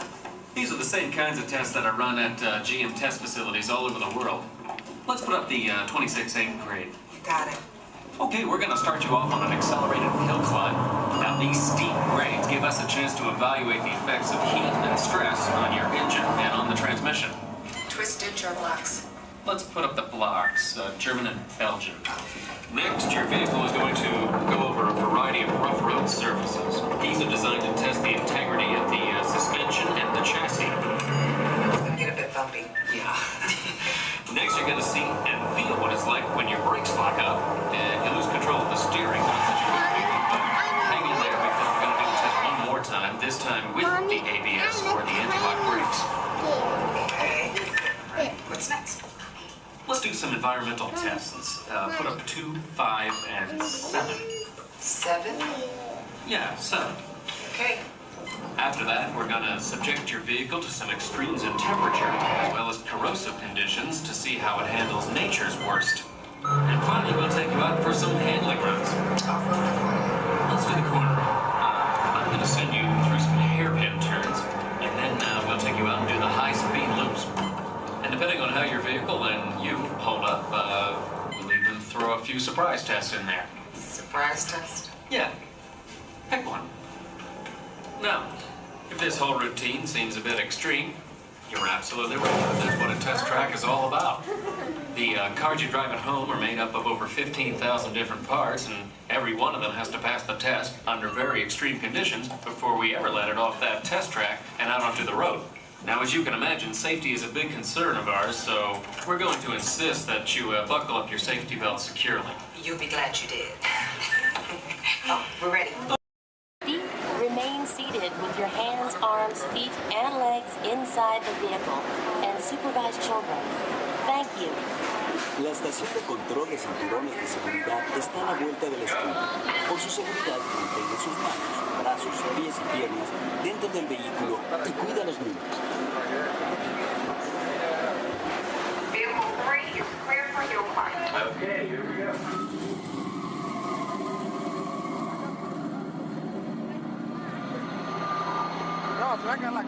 The torque and transmission load data are looking good. Great. Let's proceed to the rough road tests. You got it.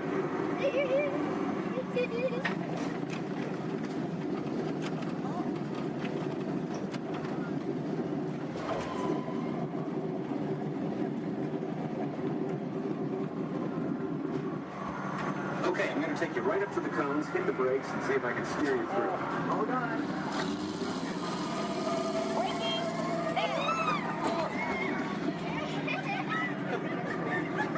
Okay, we're back on track. Let's do that other sequence. Okay, let's try it again, this time with the anti-lock brakes. ABS reactivated. Braking! All right, that's the way it ought to be. You see how ABS lets you keep control of the vehicle while braking?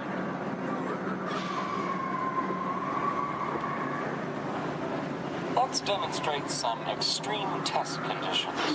Okay.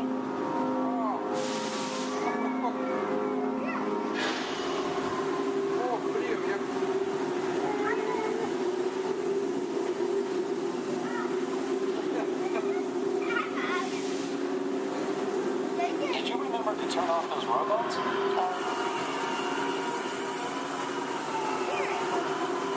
Clear for track course A. All right, let's pick up the pace. Increasing speed. 10%.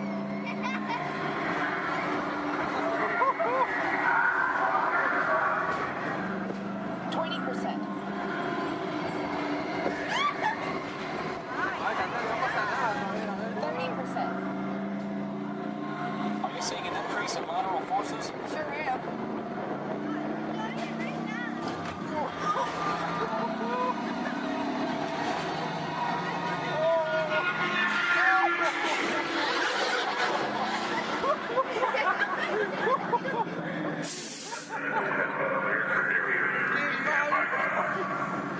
Ready for the variant test. Oh, chocamos acá.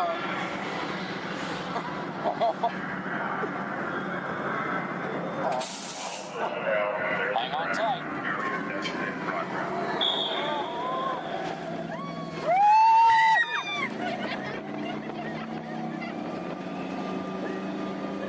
Increase.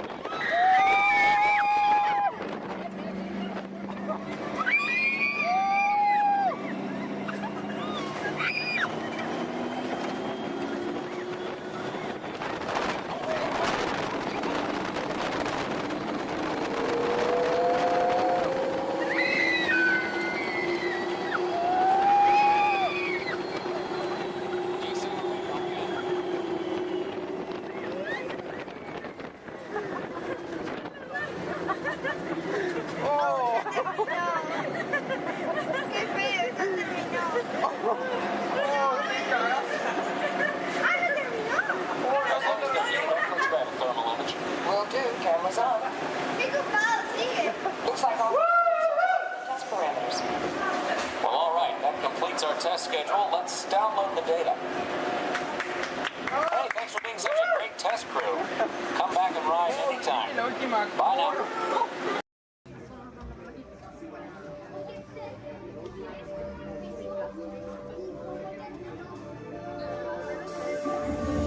I see we have new visitors. Welcome, Terrans, to the wonders of Xandar. I am World Mind, sentient supercomputer of Xandar. I hold the knowledge, memory, and experiences of all Xandarian citizens, past and present. This gives me extensive knowledge, yet I am constantly learning, and I am now learning about you and your planet, Terra.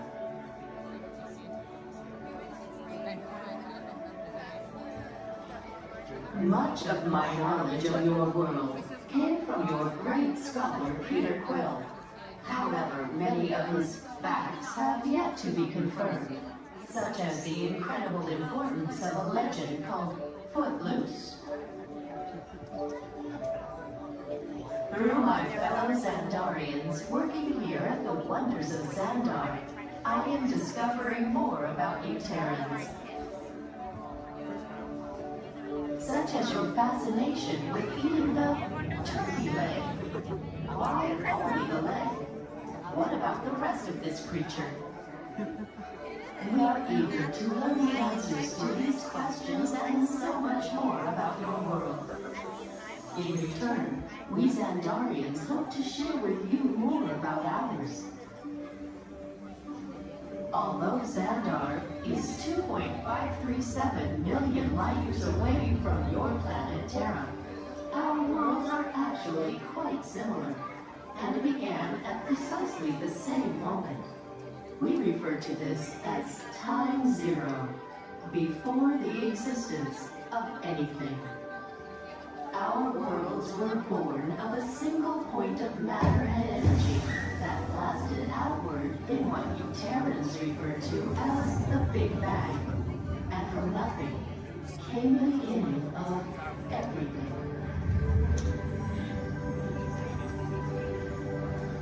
Incredibly hot and extraordinarily powerful, this explosion filled the cosmos with a cloud of rapidly moving particles. Over the next 100 million years, space continued to expand, and the particles cooled and slowed. As they coalesced into huge swirling clouds, gravity pulled them into larger, denser clusters. At the heart of these clusters, the temperature rose, and the particles were compressed so tightly they fused, releasing enormous amounts of heat and light. This is how the very first stars in our shared universe were born.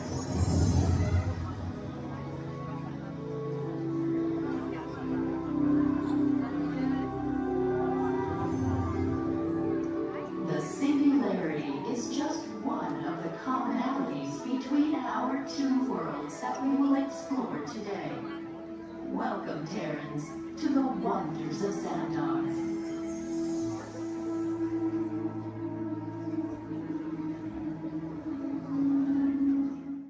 We recently learned that your Terran visionary, Walt Disney, had a similar goal in mind with his early concepts for the experimental prototype Community of Tomorrow. He is now Peter Quill. What do you have to say about this? You know, I mean, it was really a group effort to execute my plan. Thank you, Mark. The great lady, I would love to hear more about how Terra was chosen for this Wonders of Xandar tour. Well, that was totally my idea. And that got too, because I love that place. It's awesome.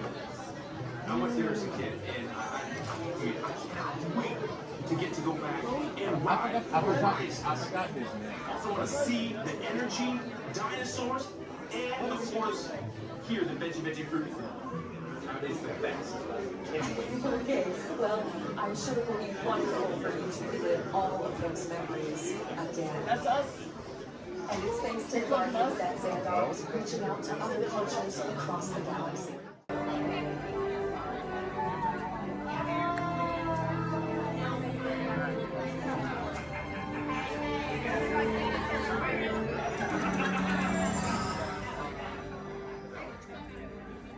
Greetings, Terrans. I am Nova Prime Irani Rayal, Commander of the Nova Corps. On behalf of all Xandarians, I hope you have enjoyed exploring the wonders of Xandar. As you have seen, your world and ours were born of the same moment, one which you refer to as the Big Bang. As such, We are all galactic neighbors in a vast universe which we and countless others share. For you to travel to Xandar would take 2.5 million years, assuming you had a ship that could fly at the speed of light. So we decided to come to you. But even we could not have reached you so easily were it not for the Cosmic Generator, an advanced piece of Xandarian technology that creates jump points, artificial tunnels that act as shortcuts, linking distant points in space. It is our desire to share this wondrous technology with your people so that together we might explore new worlds and create a brighter tomorrow. And now, as the culmination of the wonders of Xandar, you will be teleported to a Nova ship above your planet for a demonstration of the Cosmic Generator. I trust you will find it an unforgettable experience.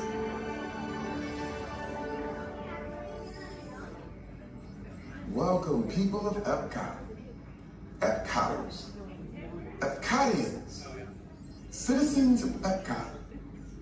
Does anyone know what they call themselves? What? Someone needs to tell me when I'm on.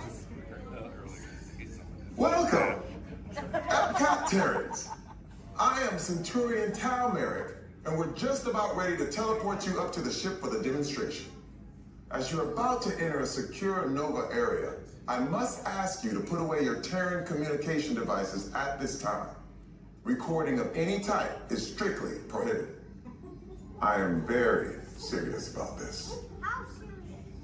Now, please step forward into the chamber.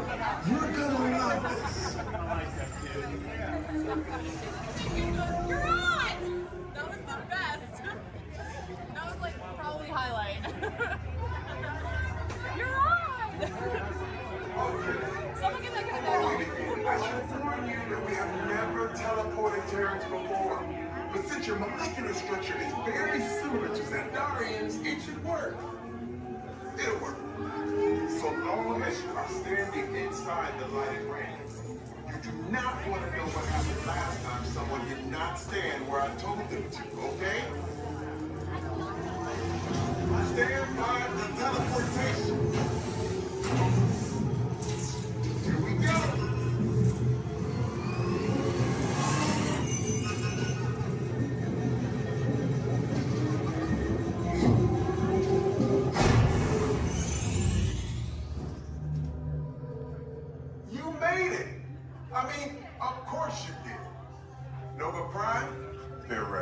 Excellent. What you see before you is the Cosmic Generator. And in just a few moments, we'll be activating it so you can experience for yourselves what's happening. I'm not sure. Our power's out. And the Cosmic Generator is gone. Interior Mark, go to Code Red. Prepare the fleet. And call the Guardians. Now. There is no cause for alarm. Turn off that alarm. I've got an important transmission coming in. Hey, what's up, Nova Corps? Our Cosmic Generator has been stolen. What? How? Why didn't we think of that? That thing's gotta be worth a fortune. I am Groot. Good question. Yeah, who do you think took it? Perhaps that really big man outside your ship. Oh, that is a big man. I need to alert Nova Prime. I'm watching Terrans from beyond. That's not creepy at all. This species has failed. Wait, whoa. We didn't even know there was a test. He's got the Cosmic Generator. He's creating a new jump point. Jump point to where? Not where. When? It's some kind of mutant jump point. It's going back to the dawn of time. Dawn of time, why? To erase some error. Well, that doesn't sound good. Your time is over. Wait, what do you mean? What do you mean that's so vague? The jump point is closing. Hey, Nova Dude, you're Nova Corps need to follow that whatever it is until we get there. We can't. Our power is down, and I've got to get these Terrans onto evacuation shuttles. I got it. I reprogrammed the shuttles to follow them through the jump point. Wait, what? Look, they're our only chance of keeping track of that whack job until we get the Cosmic Generator back. Piece of cake. What? There's key. Where's this key? The odds are impossible. Go. But it's our only shot. Good luck. Are you sure you can control it? Come on, it's me. You got this. We're all toast. First there was cake, now there is toast. This plan is making me so hungry. Terrence, listen up. We need to make our way to the evacuation shelter now. We're following the plan to get our power. Okay, they're headed for the jump point. This plan's never gonna work. Well, okay, I'm locked onto your vehicle. We'll be right behind you. Nothing to worry about. Unless we cannot stop this unusually large man. We are likely doomed. Good luck. You're gonna need it.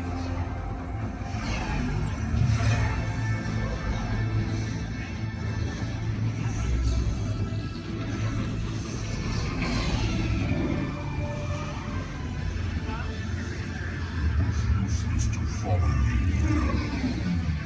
What is that noise? Noise? Nothing's gonna stop rock and roll from existing. What have we done? What have we done? I think we jumped back.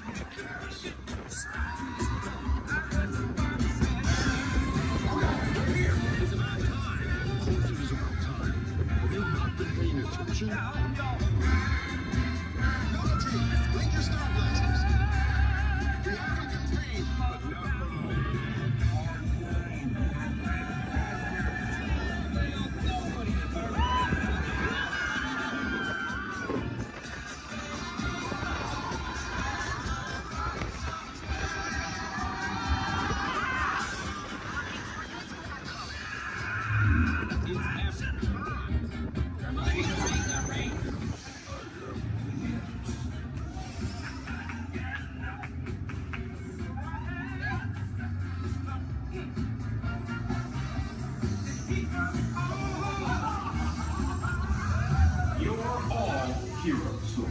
Do you really think they deserve to be called heroes? Do you see how they dress? It's just a figure of speech, Drax. You are lying to them. Now I understand. Welcome to the Guardians of the Galaxy.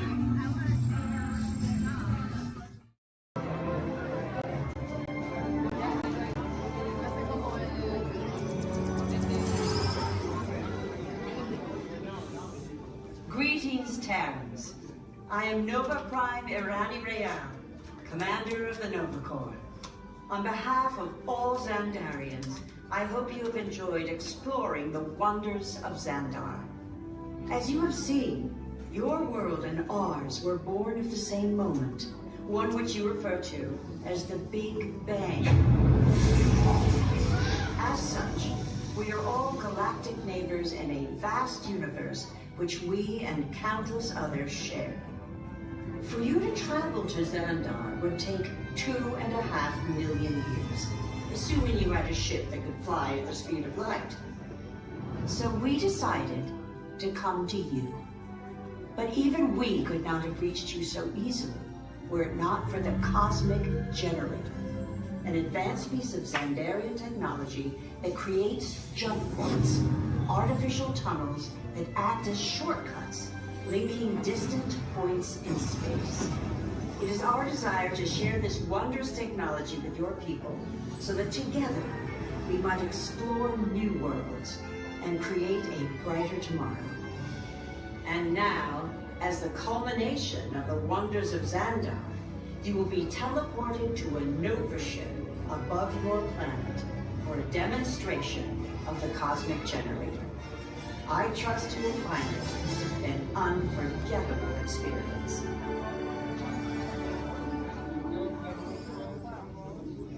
Welcome, people of Epcot, Epcoters, Epcotians, citizens of Epcot. Does anyone know what they call themselves? What? I'm on? Someone needs to tell me what I'm on.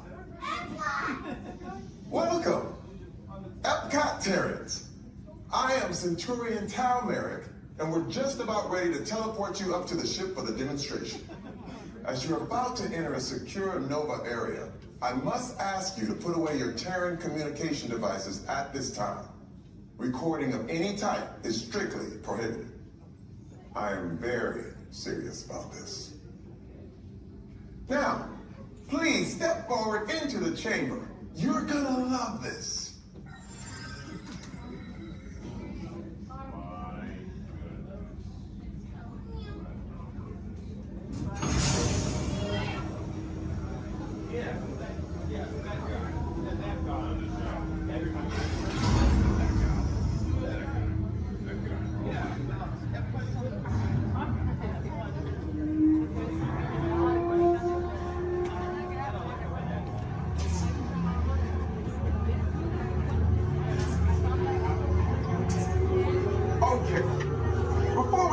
I should warn you that we have never teleported Terrans before. But since your molecular structure is very similar to Xandarian's, it should work. It'll work. So long as you are standing inside the lighted ring. You do not want to know what happened last time someone did not stand where I told them to, okay? Please make sure you're all the way inside that lighted ring on the floor. We must teleport you till you're all the way inside that lighted ring.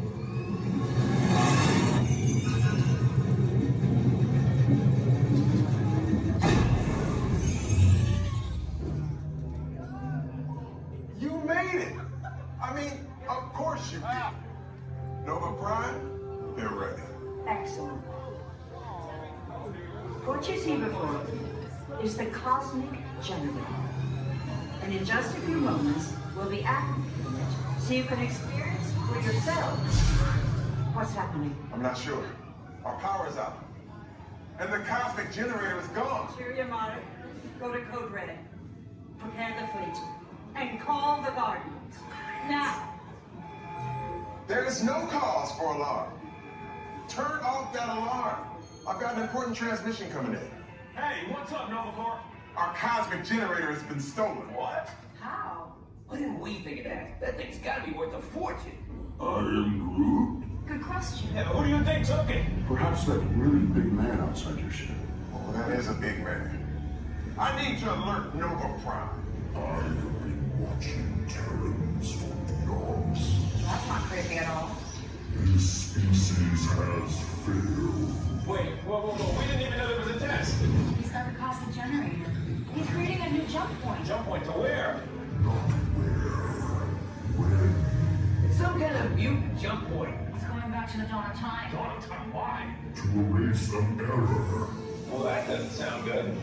Your time is over. Wait, what do you mean? What do you mean it's so vague? The jump point is closing. Hey, Nova Dude, you're Nova Corps need to follow that whatever it is until we get there.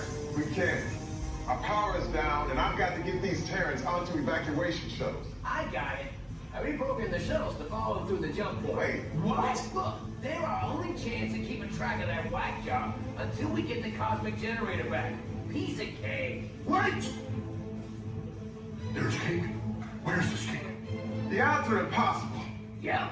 but it's our only shot. Good luck. Are you sure you can control it? Come on, it's me. I got this. We're all toast. First it was cake, now there is toast. This plan is making me so hungry. Terrans, listen up.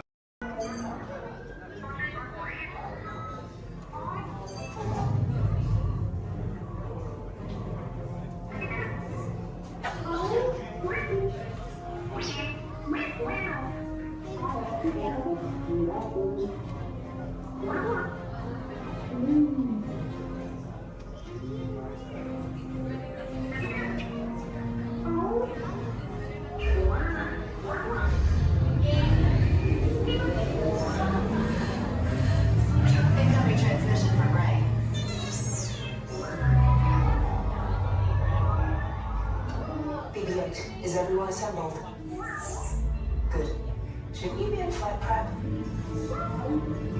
Recruits, thank you for joining the cause. A covert resistance team led by my friend Finn has infiltrated a First Order Star Destroyer that is now headed to this system. Your outpost on Batu is no longer safe. We have transports waiting to take you to General Organa's secret base on Pucara. I'll regroup with you there. The Resistance desperately needs your help in our fight against Kylo Ren and the First Order. Remember, it is vital that you keep the location of the Pucara base secret. Lieutenant Beck, one of our top commanders, will lead you. Affirmative. Transport is ready. 9 on I shall personally see them delivered. Thank you, Lieutenant. Welcome to the cause. May the Force be with us. Commander Poltam and a squadron of X-Wings shall escort us to the rendezvous point on Pucara. Roger, this is Black Leader. I hear you're a fine-looking group of recruits. Well, no time to waste. Let's get you on your way to the General. Stand clear. Deck doors opening now. Hurry, all recruits to transport. No need for safety gear, it'll be a smooth ride. Ground crews, deck is in motion. Recruits crossing to transport. Initiate pre-flight sequence on Deck 3 for Pucara.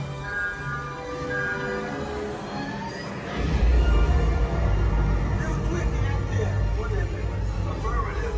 Deck 3, you are clear for launch.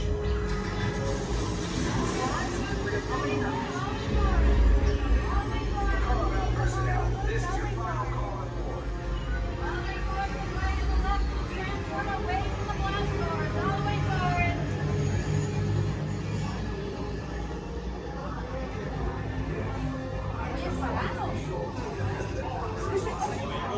Transport is away in 30 seconds.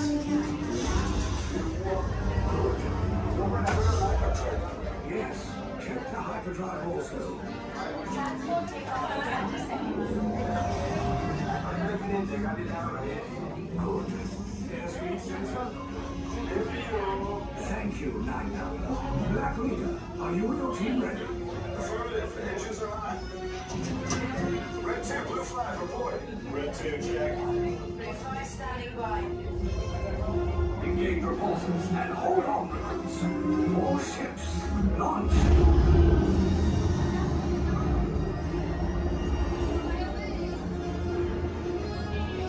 I am Lieutenant Beck. As you heard from Ray, I have been tasked with getting you to Pucara. Red 2, Blue 5, keep tight now. Let's get ready to make that jump to light speed on mark. Black Leader, we're picking up an unusual signal. Are you spotting anything? Yeah, I see it. We'll check it out. BB-8, what do you got? There appear to be a number of small craft heading our way. Raise the shields. We got company. First Order TIE fighters. Reroute. Reroute. Red 2, Blue 5, we got a clear path for transport. Make the jump. They're all over us. We lost Red 2, more incoming. Blue 5 taking evasive action. Try to shake him, Blue. I'm trying. We lost Blue 5. I'm gonna try to draw him away. Copy that. Get us clear so we can make the jump. Be ready. You won't have much time. Where are all those TIE fighters coming from? Star Destroyers. Get out of there. We can't. We're caught in a tractor beam. It's pulling us in. Our hands are friends and make this a fair fight. Don't worry, I'll come back for you. Stay strong. Cargo vessel TR-141, identify yourselves and prepare to be boarded. This is TR-141. We are a civilian vessel. By whose authority are we being detained? By the authority of the First Order Resistance scum. Now bring down your shields and prepare to be boarded. They'll want the location of our secret base. Tell them nothing. The future of the Resistance is at stake. I have a bad feeling about this.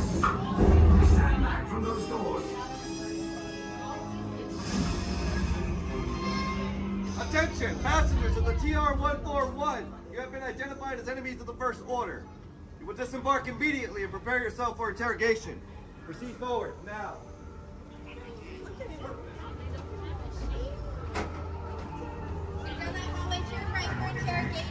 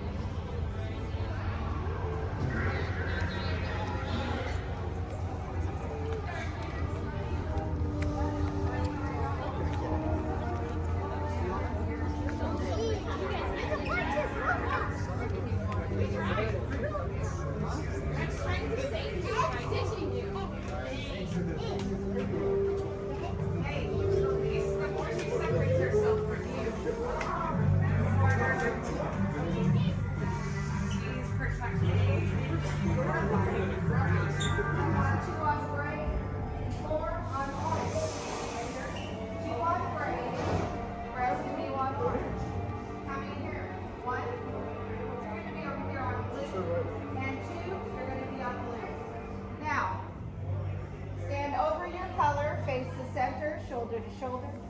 Now remember the color you've been assigned: blue, red, gray, and orange.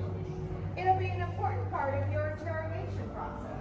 You're going to need to know that color at the end of your interrogation and possible long-term motive. How many? You'll be assigned blue. Yeah. Quickly, to the end of the hallway. How many? 4. You'll be assigned red.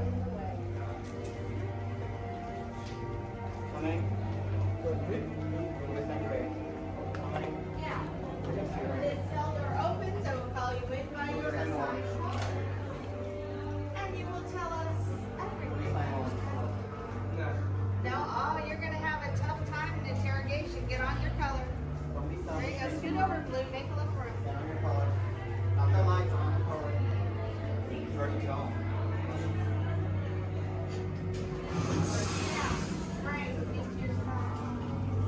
Everyone has been assigned a color. Look down and memorize it. Now forget it. This was for interrogation. Which will be get trouble. Now, is that your only speed? Slow. Let's move it along.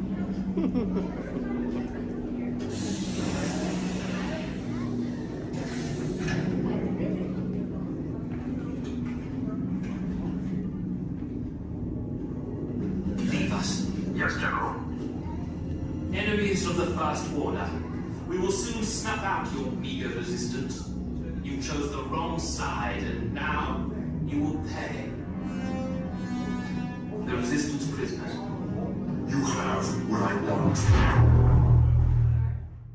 You know the location of the secret base, and I will take it from you. We are needed on the bridge. Keep the prisoners here. I will return to finish this personally.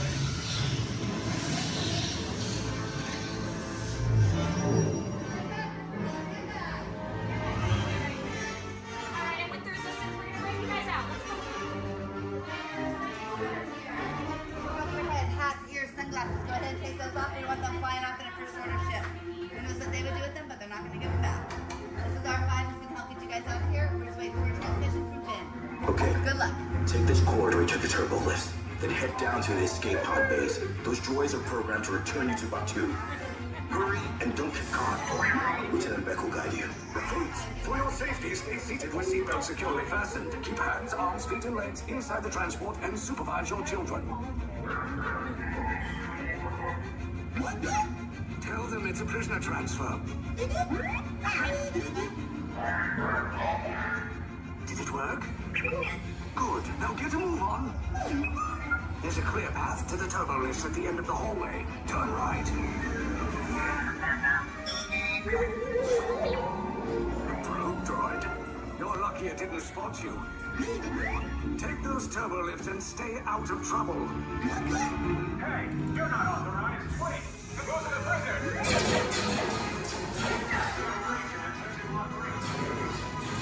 Your cover is blown. Find an alternate route. Who picked these two droids anyway? Detention approach. Prisoners not seen at level D. Having on! Fire!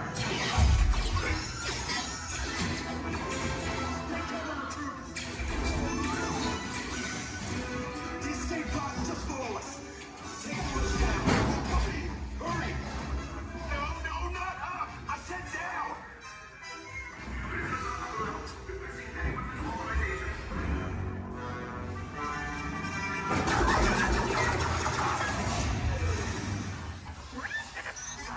This does not look good.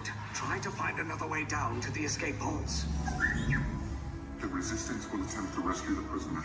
They have neither the resources nor the courage to engage us. You underestimate their conviction. Raise the shields! Shields? I see no evidence. Now! Sound the alarm! All personnel to their stations! Sir, the prisoners have escaped. How brave, but ultimately hopeless. There's nowhere to run.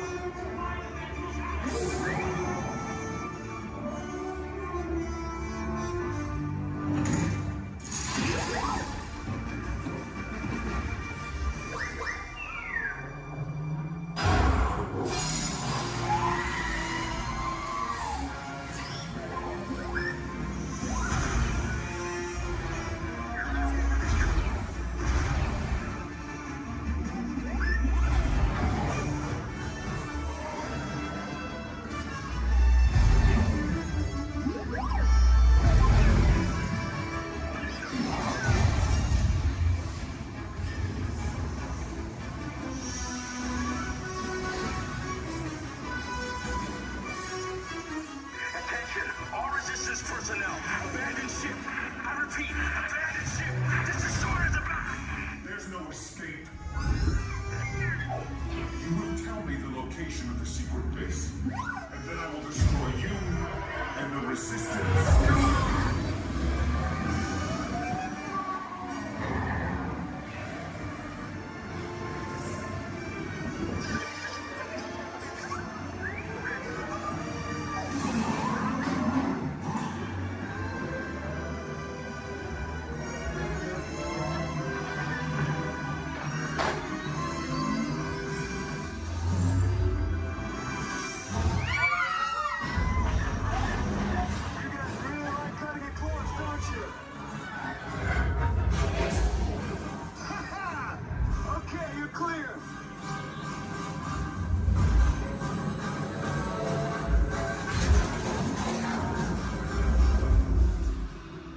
Escape pods came in a little off target.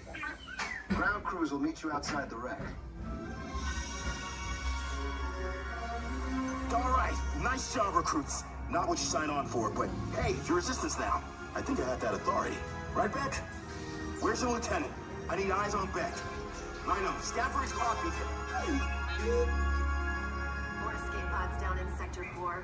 Verification pending from Key Command personnel. Where's the lieutenant? I need eyes on Beck. Lieutenant back here. Beck! You're alive! I should hope so. Great job, recruits. Thanks to your heroism, the location of the Resistance base is secure. Bravo! Yes, R5, you too.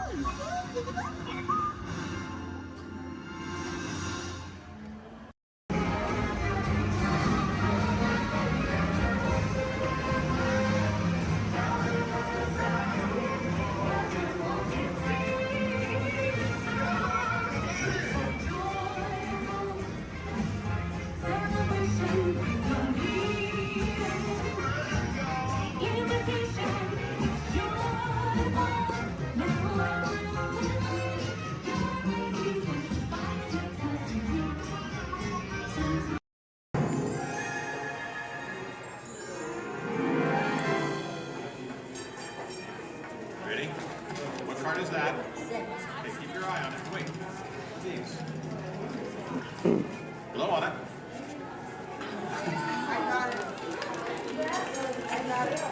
Hello and welcome to Disneyland's 50th anniversary celebration. For this truly historic event, no ordinary host would do. No, the Disney folks wanted someone who's been here from the beginning. They wanted a household name. A name that means family entertainment. Donald, calm down. You're just too animated. I'm referring, of course, to me, Steve Martin. Oh, really? Well, I don't remember him calling that show the Donald Duck Club. Now just waddle along. As I was saying, the Disney folks came to me because I began my career right here at the Magic Shop at Disneyland. That's me, Disneyland class of 1960. Magician, prestidigitator, and seller of fake vomit.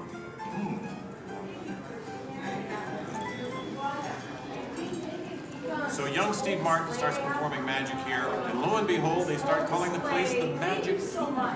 Coincidence? I don't think so. But right now, I'd like to introduce you to the man who started it all, Walt Disney. Walt, tell us how it all began.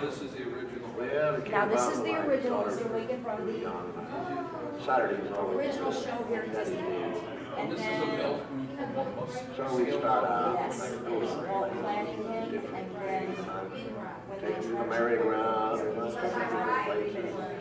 As I sit there while they all these things, sit on the bench, eat peanuts, I felt that there should be something that parents and the children could have fun together. Great idea. So that's how Disneyland started. I'll take it from here. oh yeah, and I did not. This work priceless this artwork show, shows but the I first did work design with for the Disneyland. Gettysburg show A small park that with would have the been near the headsets. Disney Studios in It was a Burbank. headset show. It's sweet, They isn't would simulate a it? hair But he couldn't pie. stop there. Like you Not were- Walt. you were He sitting wanted on the floor and you a were world of the looking at future, it, an exotic get a hair jungle, cut. a Feel that wilderness cutting your frontier. hair, literally. Yeah, what do you mean? Because they're cutting your hair and you get This is just the most rare and valuable piece of art the Disney archives. That's the painting that sold the concept of Disneyland to the bakers. was a painting. Thank you, and just get this lobby just open this morning, so you were here day one. It just opened today. Then Walt heard about an orange grove in Anaheim. Thank you, you're welcome. An hour away from any major city, at the end of a dirt road. Talk about impossible dreams. If I could take you back in time. Wait a minute. What am I saying? I'm a magician.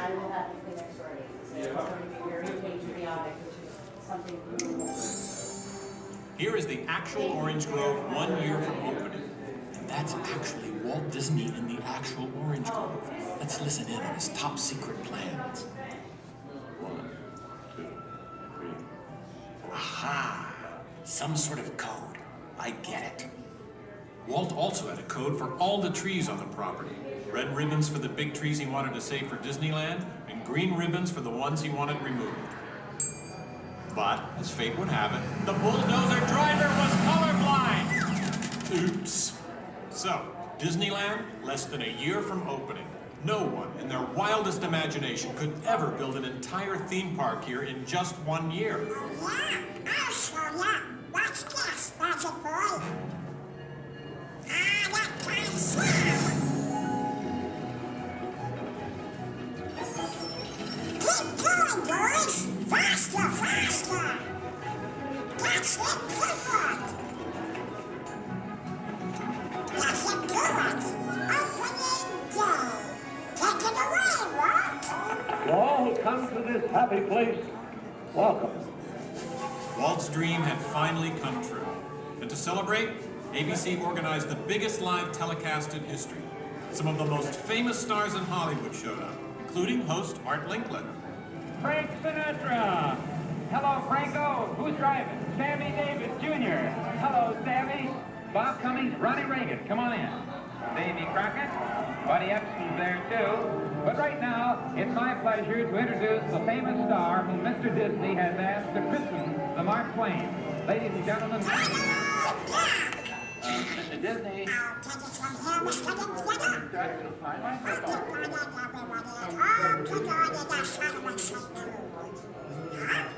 Hey, what's the big idea? I'm translating. Nobody can understand what you're saying. You can't too. Cannot. Can't. Not. I'll show you. Ignore the duck. As I was saying, the lands that America saw on the Disneyland television show became really... I'll show you what's going on. Now, where was I? Oh, yeah. On opening day, we had Frontierland, Tomorrowland, Fantasyland, and Adventureland. It was a perfect day. Oh, really? I wouldn't say perfect. It was 100 degrees in the shade, and the freshly poured asphalt was still wet. 11,000 people were invited, but 28,000 showed up. Newspapers predicted the worst for Walt and his park, and only 90 days later, the 1 millionth guest walked through the gate. Disneyland not only survived, it thrived.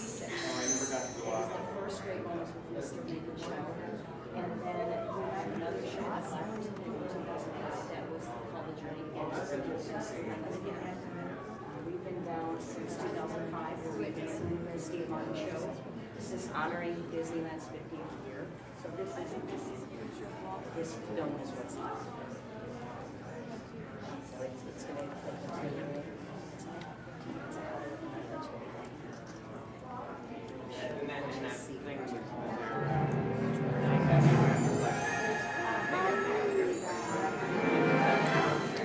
Walt wanted the magic of Disneyland to begin as soon as you walk through the gates. And your first stop was this turn-of-the-century street inspired by the small town where Walt grew up. He felt so at home here. He even had an apartment built for himself above the fire department, and it's still there today. Walt paid tribute to his father in one of the shop windows. In others, you'll find some of Disneyland's most important contributors. Nice try, Donald. Many shops have come and gone here over the last 50 years. Gone is the working pharmacy, and gone but not forgotten, my favorite, Hollywood Maxwell's corset shop, better known as the Wizard of Bras. Yes, Disneyland is filled with nostalgia and memories, but that's only part of the magic. Let's not forget fantasy. Ah, hear that? When you wish upon a star, your dreams come true. For Walt, that was the very essence of Fantasyland. Of all the lands, this was closest to Walt's heart. He even placed the Disney family crest right above the castle gate. Fantasyland was created by the same artist who created Disney's animated films at the studio. And soon those storybook tales came to life in an orange grove in Anaheim. For the first time, we could step into those worlds and become a part of the adventure. In Adventureland and New Orleans Square, surprises happen all the time. In fact, Disneyland is the only place I can think of where you can be attacked by pirates, frightened by ghosts, and nearly crushed by a giant boulder, while keeping your arms, legs, and feet inside the vehicle at all times. And here's the adventure that started them all. Remote rivers through a treacherous jungle. Could something go horribly wrong? Only a punchline. Over the years, the Jungle Cruise has become a showcase for handsome and witty river guides. Oh no! That big elephant is coming up to us and it looks like he's going to squirt us! Everyone in the back, get down! Don't worry, it never happens.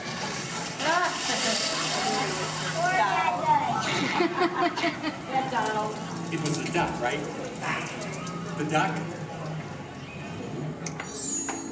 You know, every time I get all dressed up in my cowboy hat and pearl-handled pistols, I think about the heroes of Frontier. Sorry. You see, Walt believed it was important to pay tribute to the pioneers who blazed a trail across frontier America. And I agree. Especially when it involves saloon girls and blazing six-guns! In Frontierland, you could meet popular Disney heroes of the day, like Davy Crockett and Zorro. For a while, there was an authentic American Indian village. And in the little mining town called Rainbow Ridge, you could board a mine train or pack mule to explore nature's wonderland. And then the West got a whole lot wilder. Big Thunder Mountain Railroad was a thrilling addition to Disneyland's growing mountain range. The first peak was the Matterhorn, one of Disneyland's first e-ticket attractions. But the most out-of-this-world mountain of them all is right here in Tomorrowland. When Disneyland first opened, Tomorrowland gave us a preview of the amazing, futuristic world of 1986. Okay, so the 1980s didn't turn out that way. But Tomorrowland is really about imagining the possibilities of the future. So we got to go to the moon before real astronauts did. We got to travel through the mighty microscope on atommobiles, beyond the realm of normal magnification.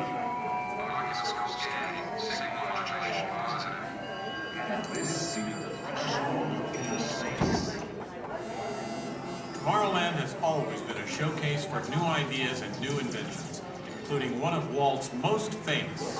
Audio animatronics? Right, audio animatronics. And this technology wasn't just for the birds. Walt's idea got better and, as always, bigger. With my new wash day marvel, it takes only 5 hours. Not only could these robotic performers talk and act, they could jam. Hit it, boys!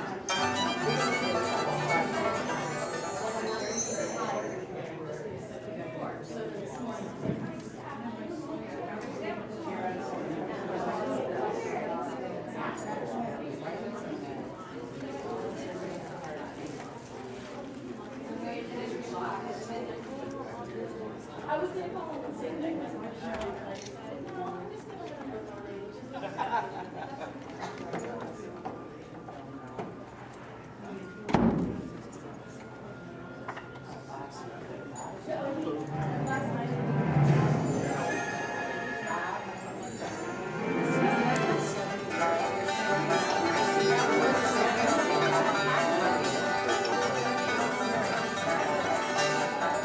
Yes, Disneyland has had thousands of great entertainers over the years, and not all of them have had servos and circuit boards. I learned a lot about comedy by watching Wally Boat, star of over 47,000 shows at the Golden Horseshoe Revue.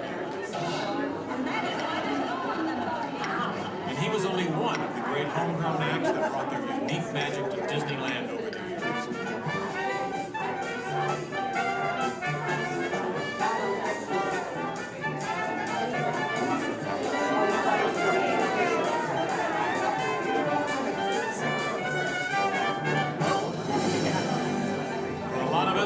Disneyland's best magic trick happens every day at dusk, when all the lights come on and the Magic Kingdom is transformed before our very eyes.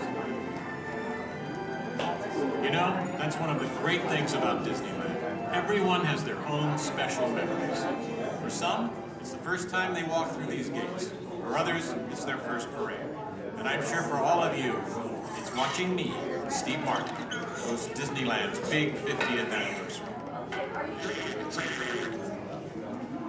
But while shows and attractions are all great, I think for most people, the real magic of Disneyland is right here. It's you, Donald. Yes, it's you and Mickey and all the rest of the gang who always make us feel like home. Shall we? Let's do it! Goodbye, everybody. You know, I have to admit, you would have made a perfect host next to me.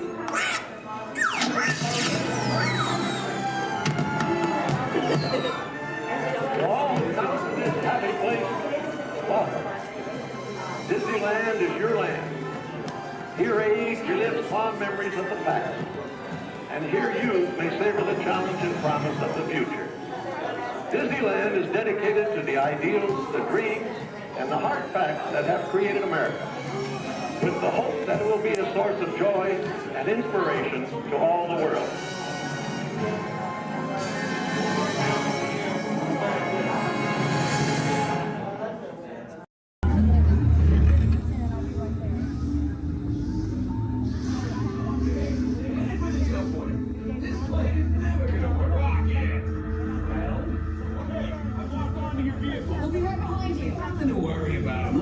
Stop this unusually large man. Then you're likely doomed. You're gonna need it.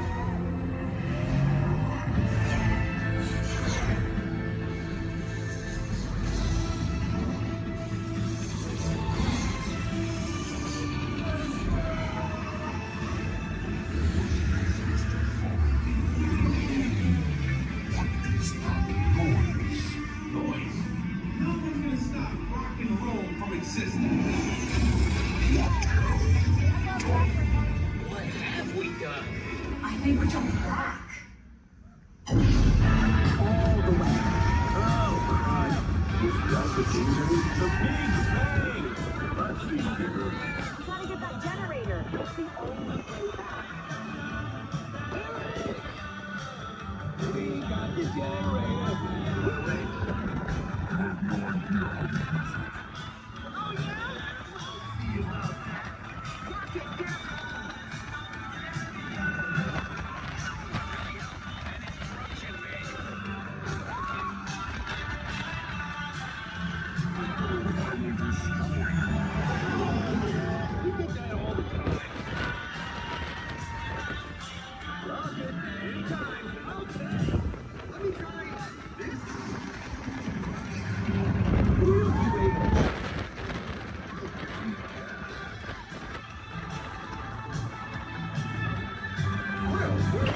It's about time. Folks, it's about time.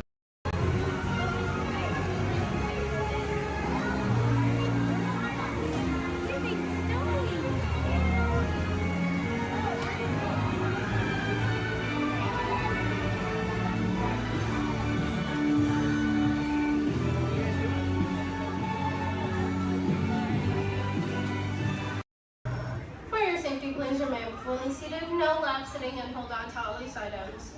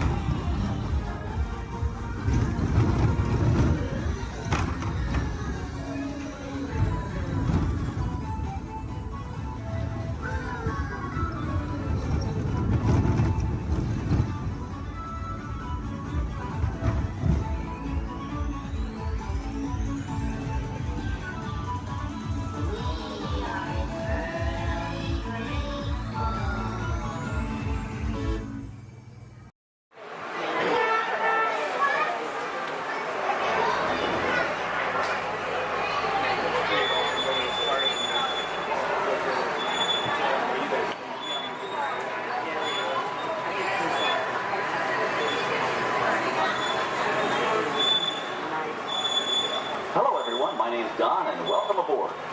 We're heading into the back lot of Disney's Hollywood Studios. This production area was built in 1988 as a Florida counterpart to the Walt Disney Studios in Burbank, California. We included sound stages, recording studios, high-tech editing rooms, all the tools needed to create movies, TV shows, and radio broadcasts. We've even got our very own water tower too. It's up ahead on the left side of our shuttle. We call it the Earful Tower. It's inspired by the water tower Walt Disney had built for his Burbank studio in 1939. Our Florida tower stands a lucky 13 stories high, and we added our own creative touch, a giant set of Mickey Mouse ears. If you wanted to wear those ears, you'd have to have a hat size of 342 3/8. Up ahead, after the next bend in the road, you'll have a perfect opportunity to take a picture of this famous icon. In the world of entertainment, every project starts with a screenplay and a lot of creative ideas. A production studio is where the ideas of writers, producers, and directors are transformed into an on-screen reality. Within these huge spaces, filmmakers can literally create their own worlds. Our Florida sound stages are soundproof, weatherproof, and most importantly, air-conditioned, all vitally important for the cast, crew, and equipment. Many of the crafts needed for filmmaking are located right here on the lot. On the left, we have our own greens department. It grows flowers, trees, shrubs, and topiaries. A few well-placed plants can cover up empty spots in the set and add a touch of natural beauty to a scene. On the right are two of the aircraft from the 2001 blockbuster hit Pearl Harbor. These exact full-scale replicas of P-40 fighters were used in the special effect fight sequences. Of course, many of the planes you saw flying through the aerial battles or sitting on the ground weren't real at all. They were created entirely within a computer. Oh, keep your cameras focused to the right. We're coming up on that perfect angle of the Earful Tower I told you about. It's a true masterpiece.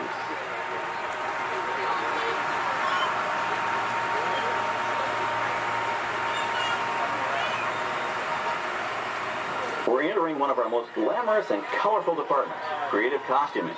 Every star has to have just the right wardrobe, and it all begins here with a designer's sketch. Our team of designers, seamstresses, and tailors can turn 1.5 million yards of fabric into over 25,000 costumes every year. Many of these costumes will become part of the shows and attractions of the Walt Disney World Resort. In fact, here in Florida, we have the largest working wardrobe department in the world. Why, Mickey Mouse alone has over 175 different outfits to choose from, while Minnie Mouse keeps more than 200 unique costumes in her wardrobe. On the left are costumes worn by the stars in recent studio productions. You'll probably recognize some of those costumes from the big screen. Every story needs a setting, and our design staff can create just about any place a script calls for, from an urban city street to a remote desert canyon. On the left is our scenic shop where large-scale sets and props are built. Our team of set designers, carpenters, artists, and engineers has created caves and caverns, game show sets, even replicas of the U.S. Supreme Court and NASA's Mission Control, all on our sound stages. The shop also provides sets and props for our shows and parades here at Walt Disney World. The same skill and craftsmanship that goes into a movie set can also be used to create magic for our parks. Either way, it's all about making dreams come true.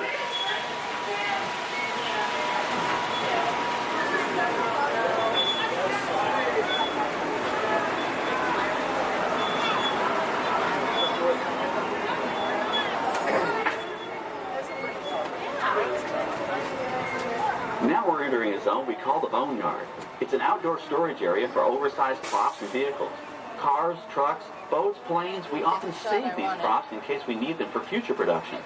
In this backlot collection, you may find real working vehicles, non-working mock-ups, and even large-scale miniatures used in special effects shots. Large-scale models create a more convincing illusion on camera. We even place small cutout passengers in the windows of the plane.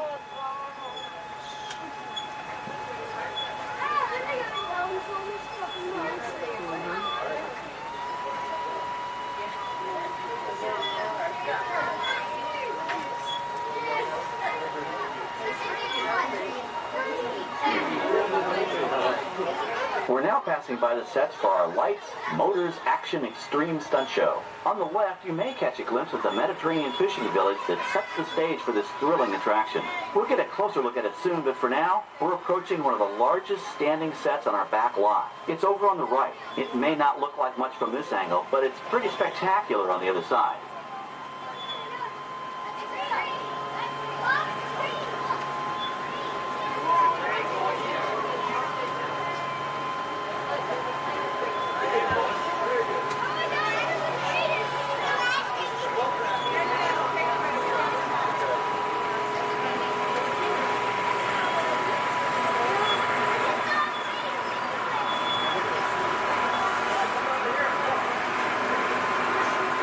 This is great, folks. The production crew has just given us clearance to enter the set. Hello, Backlot Tour. I'm Amy, a production coordinator here at the studios. I can see your shuttle heading toward our canyon set. I've given your driver permission to come in and take a look around. I'm up here with our effects crew, and we're getting ready to shoot a test sequence. Oh, on the way in, you're going to be crossing a wooden bridge, and things may get a little bumpy, so please, hold on to your belongings, especially hats, cameras, and glasses, and keep an eye on any small children in your party. And of course, please remain seated at all times. Welcome to the set. As you can see, we brought the bare, dry deserts of Southern California to green, typically humid Central Florida. This set is based on real locations that our production designer took pictures of. Our set crew spent about 6 months building the canyon, but we've used it for a number of TV shows and specials over the years. For our upcoming production, the script called for a tanker truck. We found this one in our boatyard, but it was too big to drive into place. So we picked it up with a crane and set it down here. We're up on the overhead platforms, and I see our director has arrived. As soon as the rain effect is ready, we'll begin the sequence. This set and shower is really just a special effect. We've rigged up a series of water nozzles just above your tram. The water sprays in a crisscross pattern to create a sense of depth. But this storm only covers the first few feet.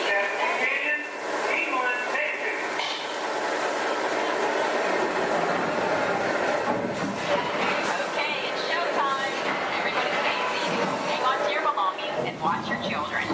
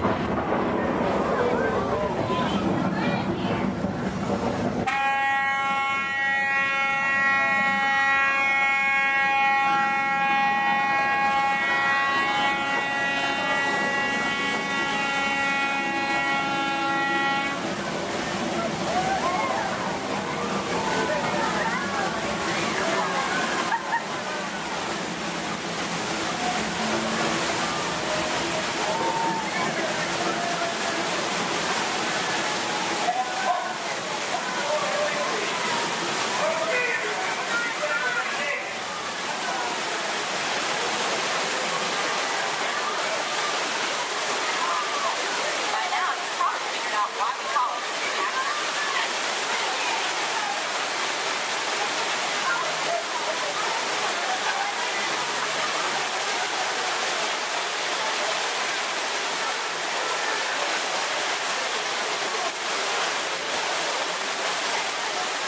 Now, let's go behind the scenes to find out how this spectacular sequence was created.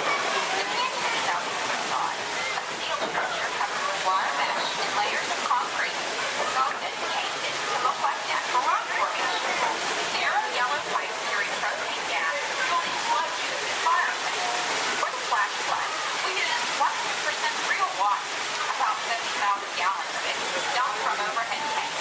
Oh, but don't worry, we recycle. All of that water will be pumped right back up to the top for the next take. We shoot some of the water through air cannons for an extra dynamic effect. Those air cannons are powerful enough to shoot a basketball over the top of a skyscraper the size of the Empire State Building. To top it off, our shuttle was sitting on hydraulic shaker tables. They provided the shaking, rattling, and rolling sensations for the scene. The entire sequence can be reset in 3.5 minutes. That's just enough time to bring in the next shuttle. Well, I've got to get ready for our next take. Thank you all for being part of the action. Hey, I'm needing back on the set, so enjoy the rest of your tour. Okay, well, thanks, Amy, for giving us access to the set.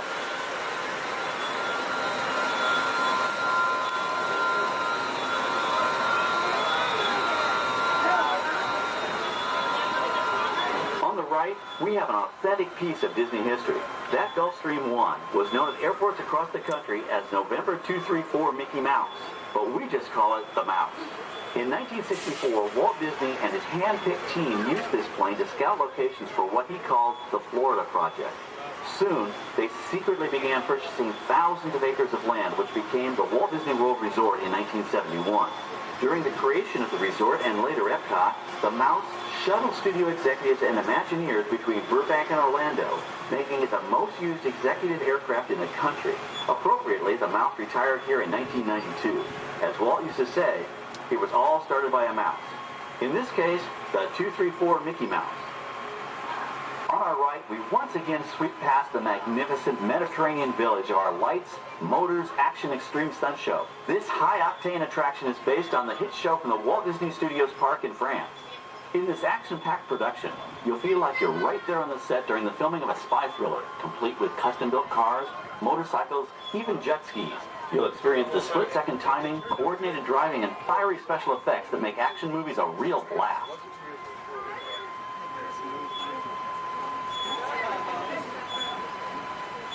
The staging area to our right is known as Acceleration Alley. Here, the custom-built stunt show vehicles rev their engines up to 70 miles an hour before making their high-speed entrances onto the stage for our lights, motors, action extreme stunt show. Of course, these are professional stunt drivers. We hope you'll enjoy their daring driving skills, but please, don't try them yourself.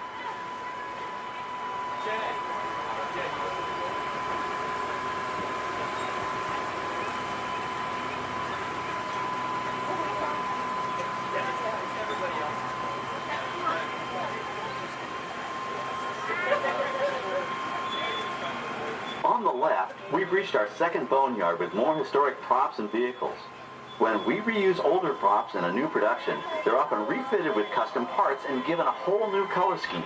You might not even recognize them the next time you see them on screen. For instance, coming up is our friend Herbie the Love Bug. He went through a special demolition derby makeover. Those dents and dings were added on purpose, but he can be polished up as good as new for his next starring role.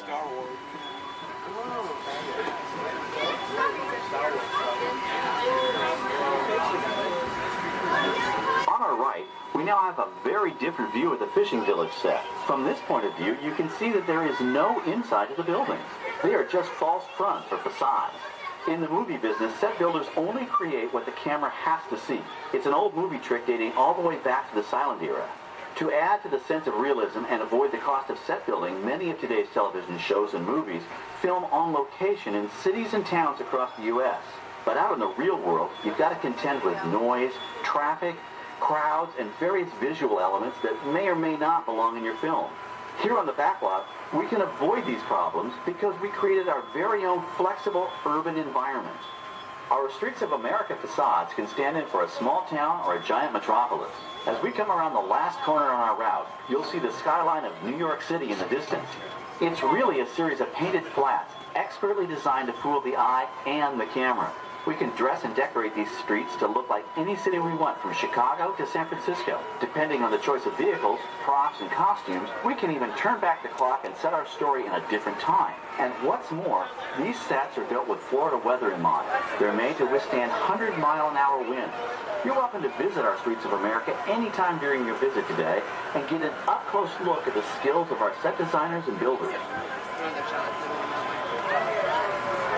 We've just about reached the end of our tour. Our final stop is the American Film Institute Showcase, where you can see the actual costumes and movie props used in some of Hollywood's most famous films. There are some pretty amazing items in there, so feel free to take all the time you like. Please stay seated until our tram comes to a complete stop and check around you for any personal items that may have fallen during our trip. Well, as they say in Hollywood, that's a wrap. Thanks for joining our backlot tour, and we hope you'll come back to visit us again soon. Stop up here in just a moment. I'll open these doors. And when I exit out through those blue automatic doors into the AFI showcase tour.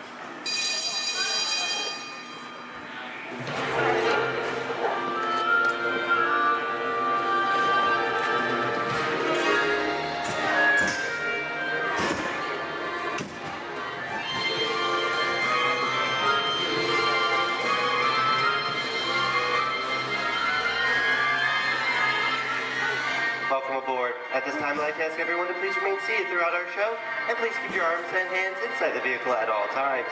For the safety of our cast, we ask you please refrain from the use of flash photography and external video lighting. Now that we've taken care of business, let's talk about me. My name is Patrick, and I'll be your guide on this magical journey into the movies. It's the perfect job for me because I love movies. Is everybody ready? Yeah! Great, because it's showtime. Ready when you are, CB?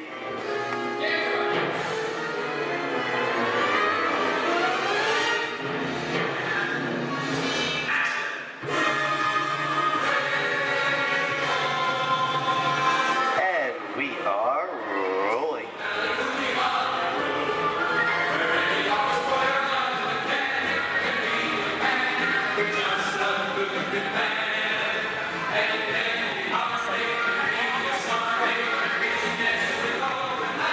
Hello everyone and welcome to the Great Movie Ride. Once again, my name is Patrick and I'll be taking you from this Hollywood soundstage into some of the greatest movies of all time, all on one tour. But between you and me, this is no ordinary tour because the Great Movie Ride brings these movies to life and puts you right in the middle of the action.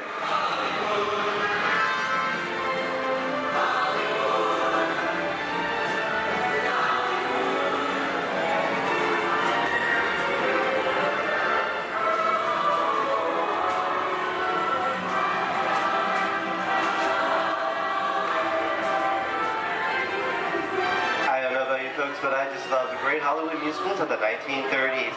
This is a scene from one of my favorites, the Busby Berkeley musical extravaganza, Footlight Parade, starring James Cagney, Ruby Keeler, and Dick Powell.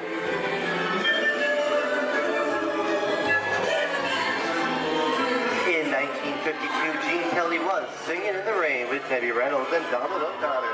Did you know that Gene Kelly co-directed this movie?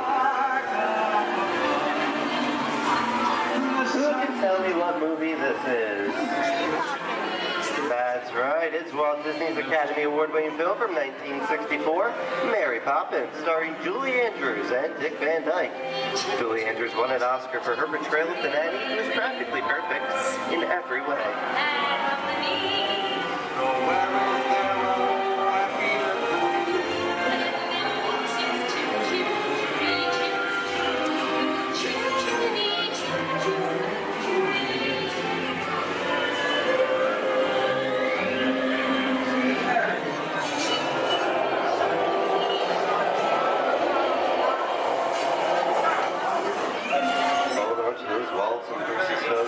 This doesn't look like a very good neighborhood. It looks a lot like the underworld. This seems such classic gangster films as The Public Enemy, starring one of my favorite tough guys, James Cagney.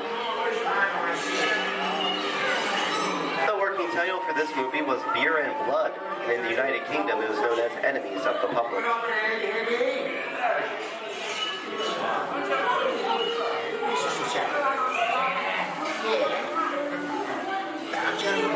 Very nice time. Judge comes around, he's going to leave you some beer. You go for a jacket. And you're going to kick in with the dog. If you don't, somebody's going to drop by you and kick your teeth out one at a time. With me? I get you. Get down now, eh? Just a bunch of motherfucking douche. Sorry about the delay, folks, but I don't want to run a runway, even if it is just a movie. You talking to me? You talking to me? That's okay, I'm talking to the demon who's putting it up over there. I'm talking to me. I'm not supposed to leave my vehicle. I said get away. Oh, okay, Moxie, whatever you say.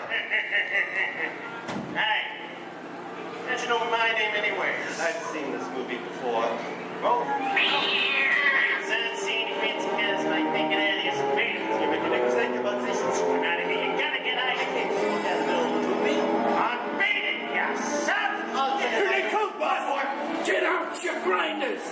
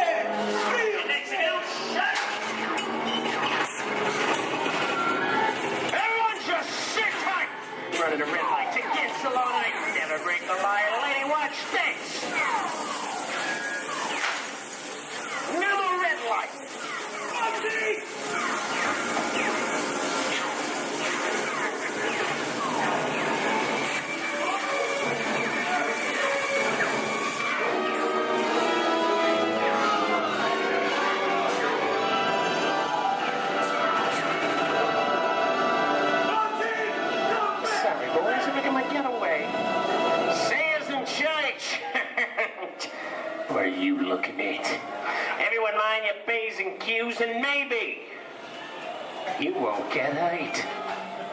What is this? Jay-Z! And now, the Old West, and two of Hollywood's legendary stars, Clint Eastwood and John Wayne.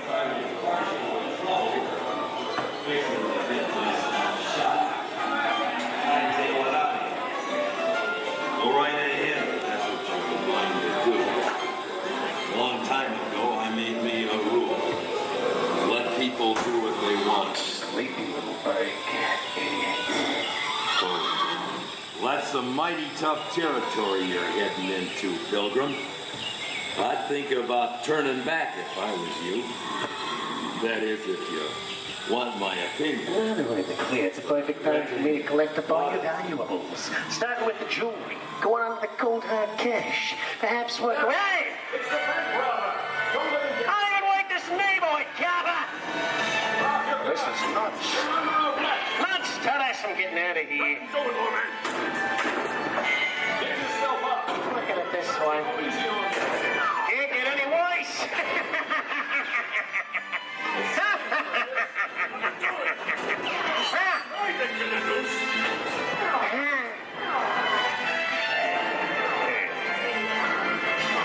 Okay. It's worse.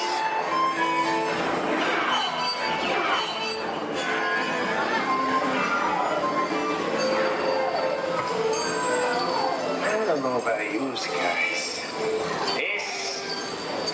This is kind of creepy. What is this? This is Alien. You are with Sigourney Weaver aboard the spaceship Nostromo. Something has gone wrong. One by one, the crew has vanished. And somewhere in the ship, a terrifying creature waits to claim its name. Well, pal, I ain't no victim. Warning, remain in your vehicle. The area you are entering is extremely dangerous. Proceed with caution.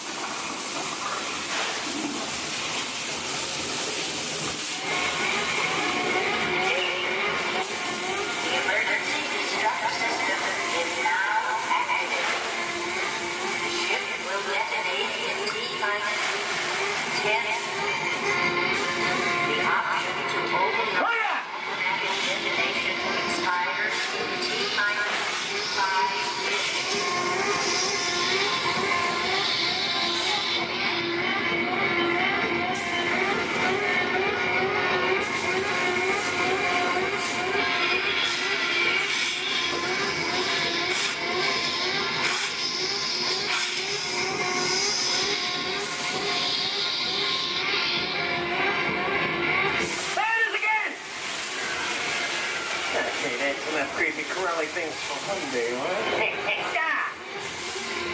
Wrong.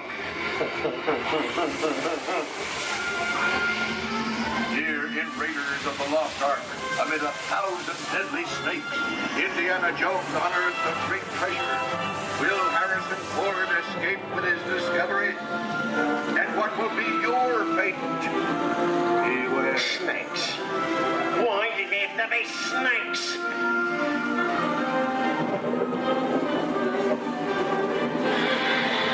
The dust of 3,000 years lies up the surface in this ancient burial chamber.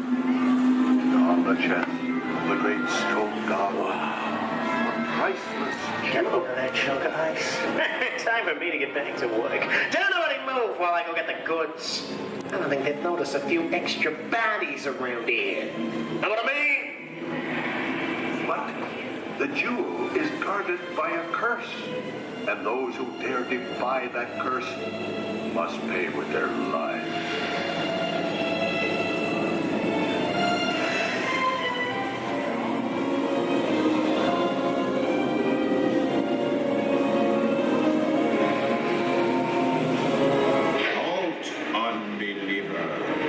Disturb the treasure of the gods, and you shall all pay with your lives.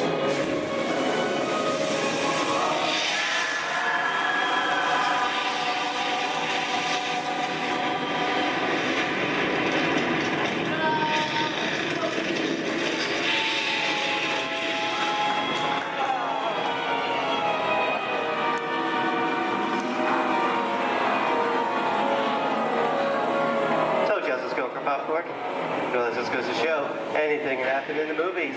Now, let's get on with the show.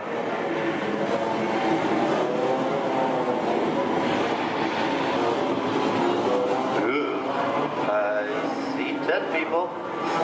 The horror movie is my all-time favorite genre.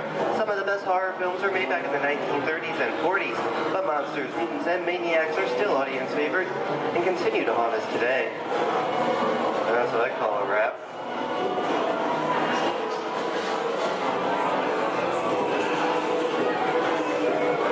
We are now entering the jungle home of one of the most beloved characters of all time. Now it's not George of the Jungle. Actually, it's Tarzan, portrayed here by Johnny Weissmuller. Over here we have Maureen O'Sullivan as Jane, and the lovely and talented Cheetah as herself.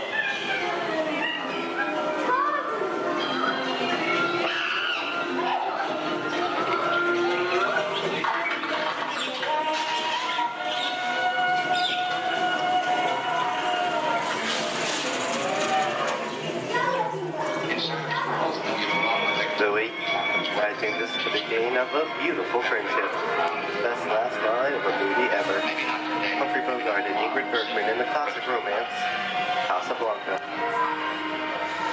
Always have that. You didn't have me. You lost it until you came to Casablanca. You got it back last night.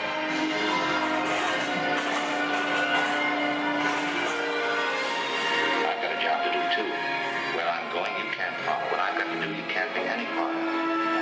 Listen, I'm not good at being noble, but it doesn't take much to see that the problems of three little people don't amount to a hill of beans in this crazy world. Someday you'll understand that.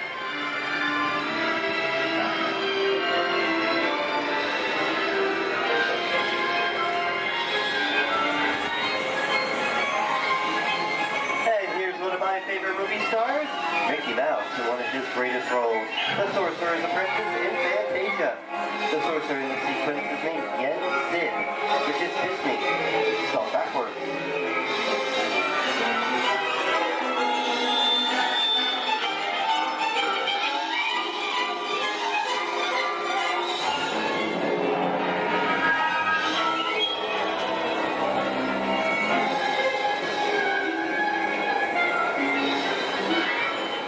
Toto, I have a feeling we're not in Kansas anymore. How often do you get to say that?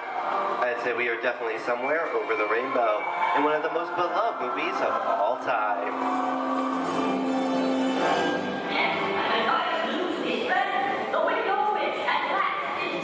The Wizard of Oz.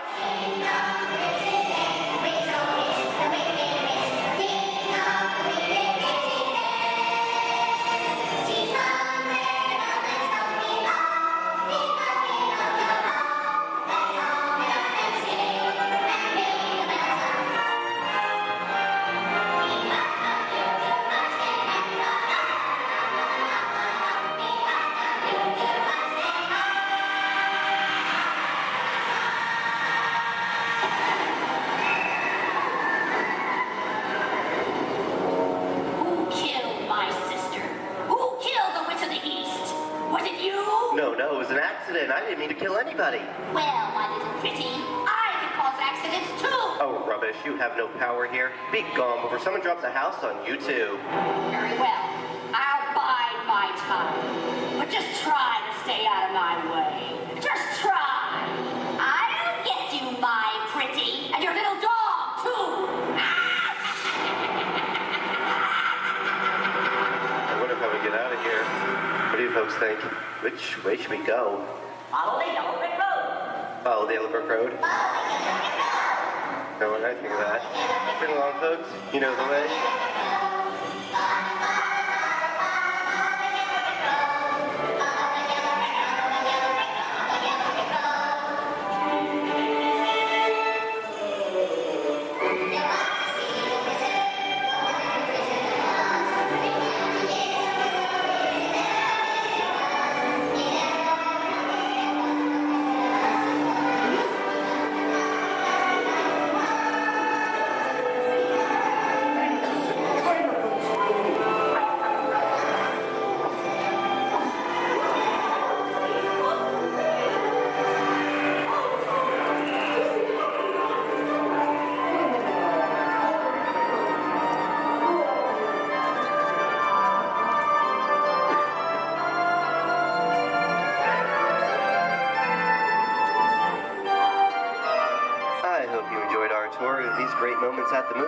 but we've only scratched the surface of what Hollywood has to offer.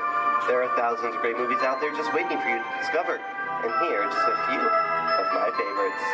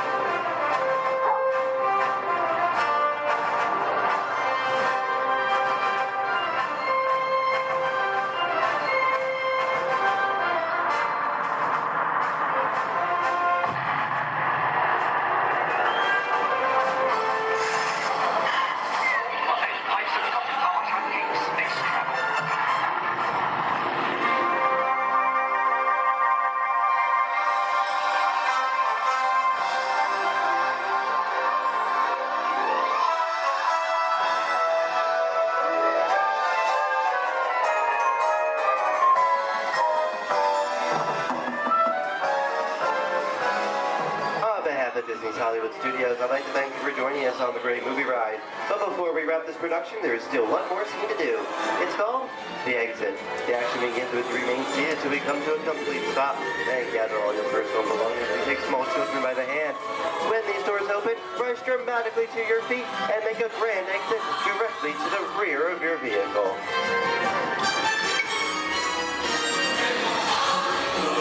Oh, and one more thing. When I yell action, don't forget the thunderous applause for yours truly.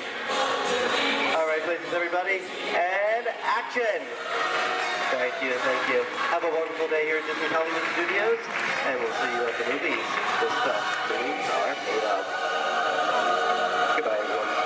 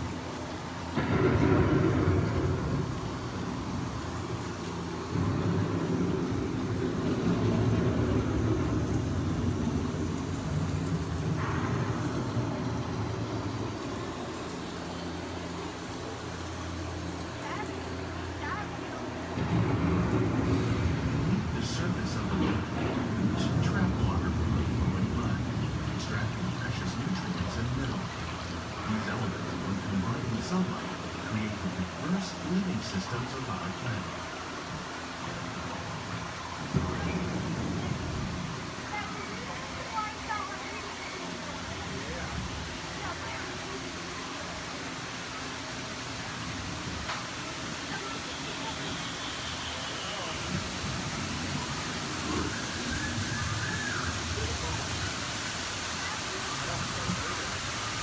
One of those living systems is the rainforest, home to the most amazing concentration of life on our planet.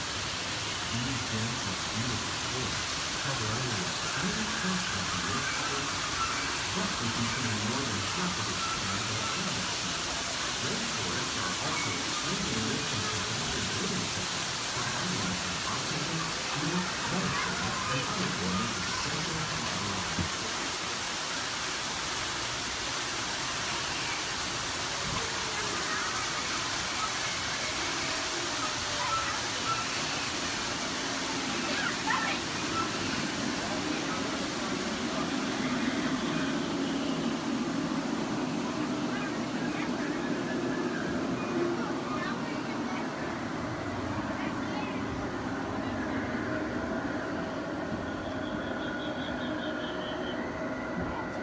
In the desert, nature has created a very different, known as beautiful living system.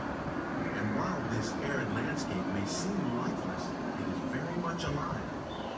The plants and animals that have learned to survive in these harsh conditions make use of what little water they can find and avoid the scorching rays of the relentless sun.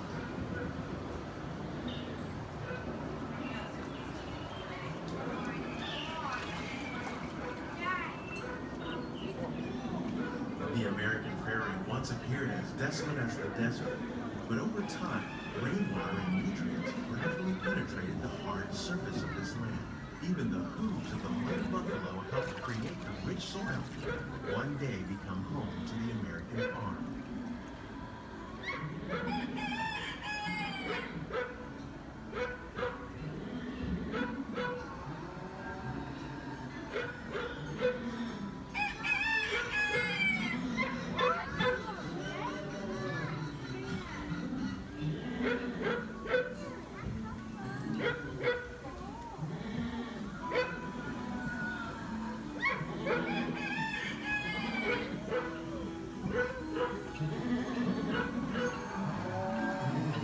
Forces at work on the land, humans have had one of those profound effects. The need to produce food for a growing world led to the enormous use and sometimes overuse of the land. In our search for more efficient ways to grow food, we often fail to realize the impact of our methods.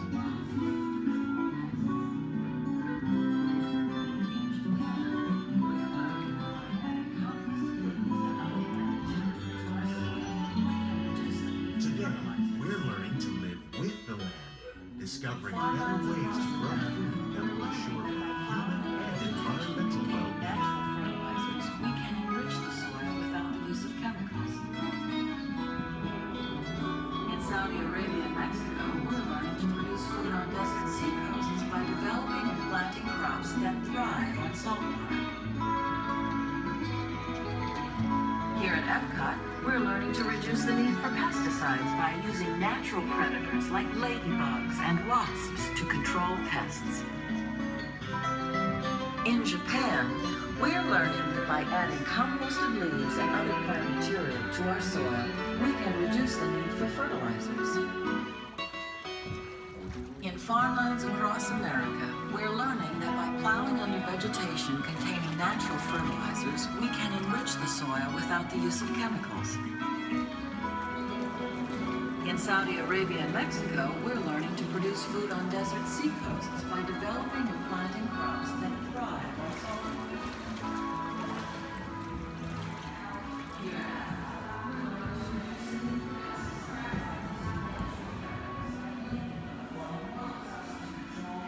How will we meet tomorrow's growing needs for food production, yet still respect the needs of the land? Some of the answers are being discovered just ahead. To help us maintain these carefully controlled ecosystems, and for your safety, please remain seated in your boat at all times.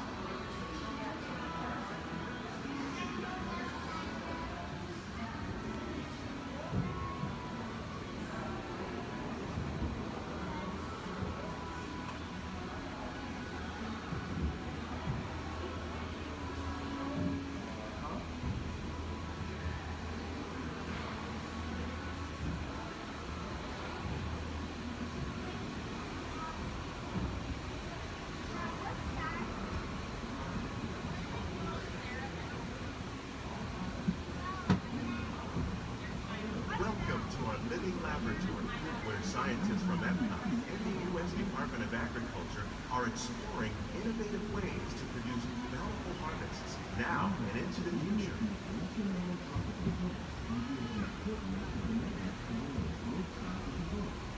The tropics are home to the greatest diversity of plants on the planet. Many of these, like papaya, bananas, cacao, coffee, and rice, are well known around the world. These are just a few of the edible plants that have been an important source of nutrition for people living in the tropics. Many are rich in vitamins and minerals, while others are well adapted to growing in less than ideal conditions. Some, like the water lily, thrive in wet, swampy areas and waterways. All parts of this plant, even the flower petals, are edible. The starchy root of the plant has long been used to make flour for baking. One day, many of these lesser-known tropical plants may be as important as the bananas growing on both sides of the boat. More than 28 million tons of bananas are eaten annually, making it the most popular fruit in the world.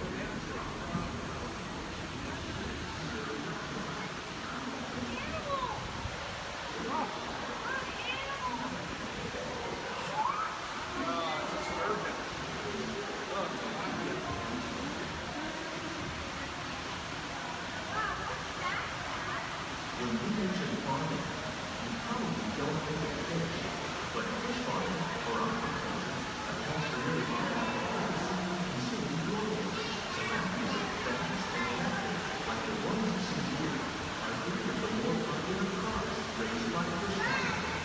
The sustainable system we're using here recycles the water in the tanks. As a result, we're able to save millions of gallons each year. Our small fish farm produces nearly 5,000 pounds per fish each year to serve in restaurants around the nation. Innovations like this can play an important role in our efforts to produce bountiful harvests and still protect natural resources. Shrimp. That's a big shrimp.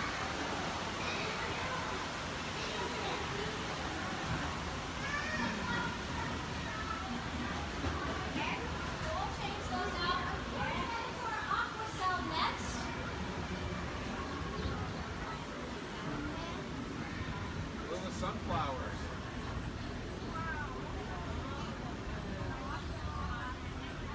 While there are more than 50,000 edible plant species in the hot world, peppers. most of us are only familiar with the handful that make up our everyday diet. The common grains growing here, wheat, maize, sorghum, and millet, plus rice, account for nearly 2/3 of our global food consumption. Learning how to increase yields of these staples is an important goal of research around the world. A blue agave. A monkey puzzle tree.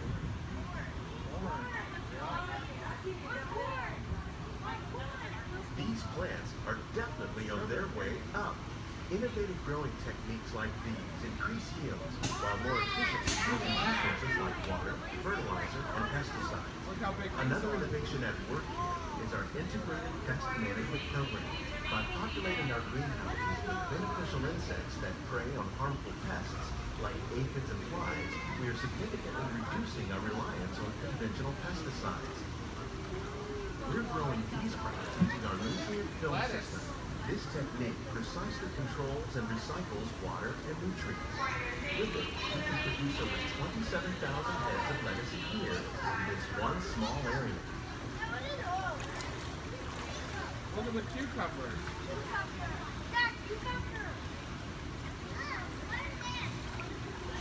Look at the strawberries. Some of our best ideas have been inspired by nature, like these fruit and vegetable trees. By growing these ground plants vertically, we can increase yields and better control diseases. These crops taste as good as they look. In fact, we serve more than 15 tons of produce from our greenhouses in restaurants here at the Land every year. Look at the jalapenos. That's a great idea.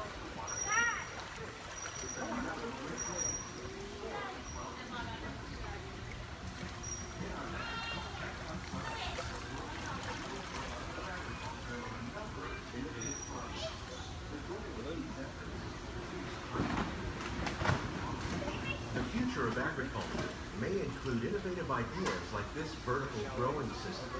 Plants grown in this way use a fraction of the space required by traditional growing methods. That saves water and increases production. The aquaponic system on your left combines hydroponics with aquaculture. The fish provide a natural source of fertilizer for the plants, and the plants help keep the water clean for the fish. It's another great way to produce more while using less. In our labs, Epcot scientists are working with the U.S. Department of Agriculture on a number of innovative projects. The goal of these efforts is to produce higher yielding and better quality lives. Together, we can continue to find more ways to increase food production and protect our precious natural environment. Only then will we truly be living the land.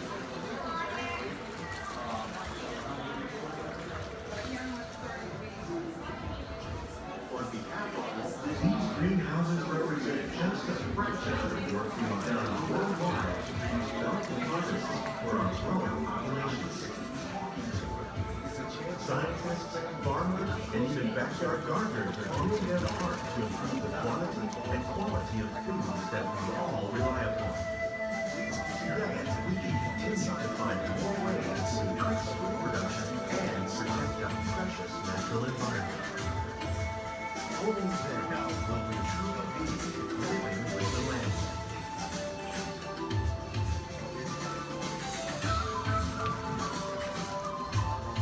On behalf of Walt Disney World, we hope you've enjoyed this unique journey through our living laboratory. If you'd like a closer look, then check out the behind-the-scenes walking tour.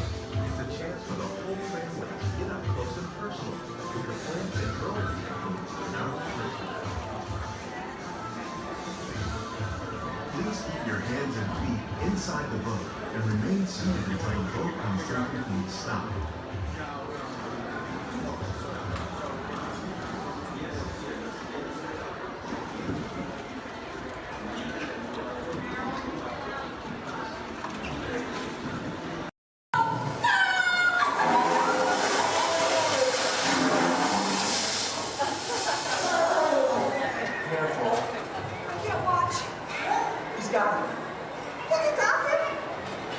Yeah, you're doing it!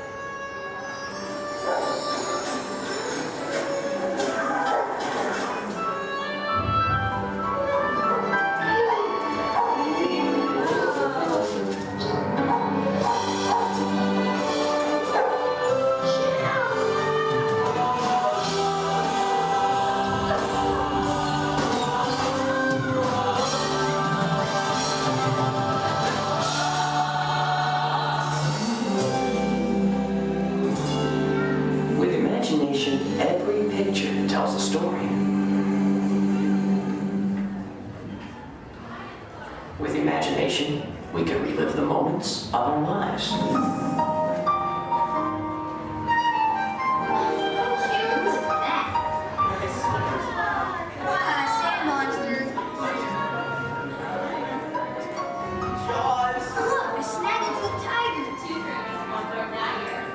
Here's my little shortstop. That's really exciting.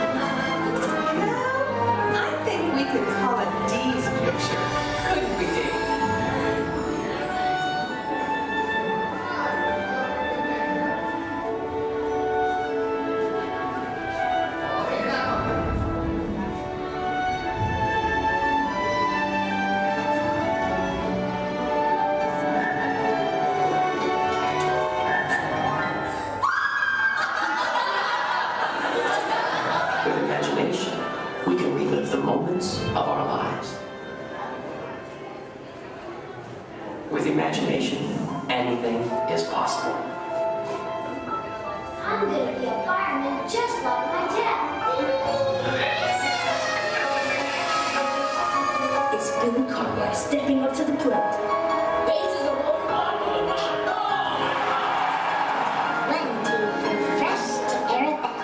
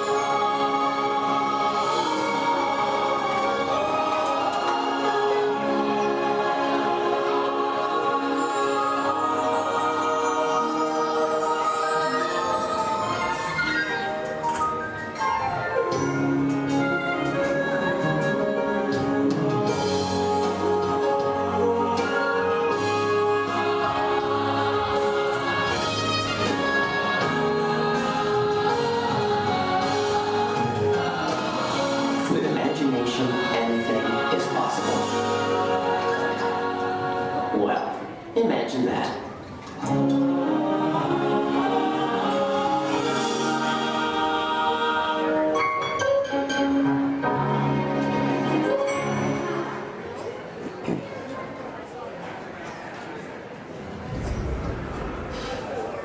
Testing. 1, 2, 3. I don't think this... Is this thing on? I don't think this thing is on.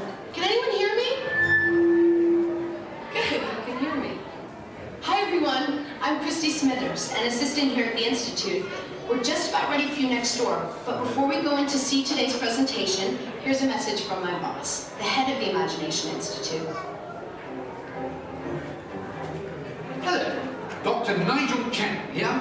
Welcome to our annual open house.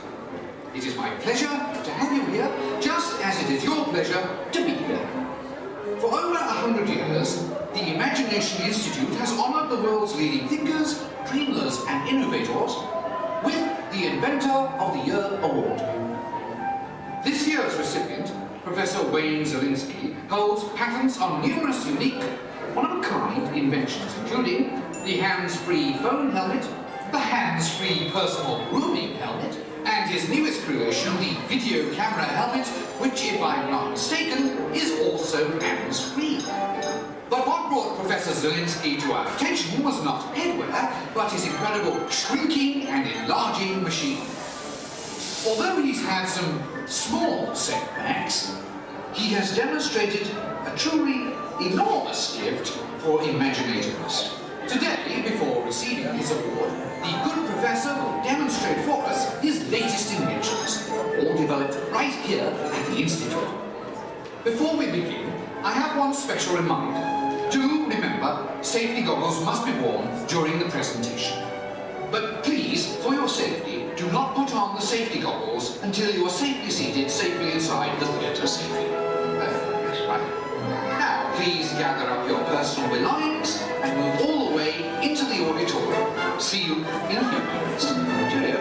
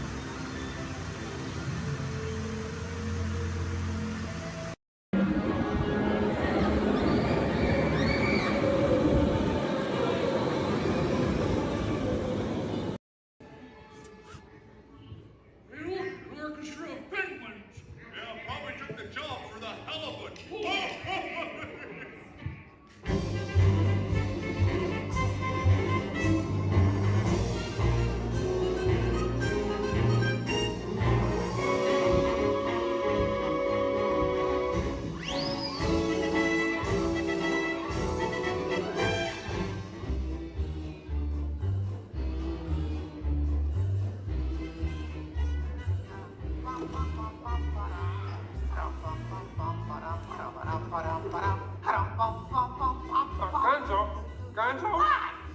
Oh. Sorry, boss. Hi-ho, Kermit the Frog here, and welcome to Muppet Vision 3D. Now, let me show you around our research center. See, here in this modern high-tech facility...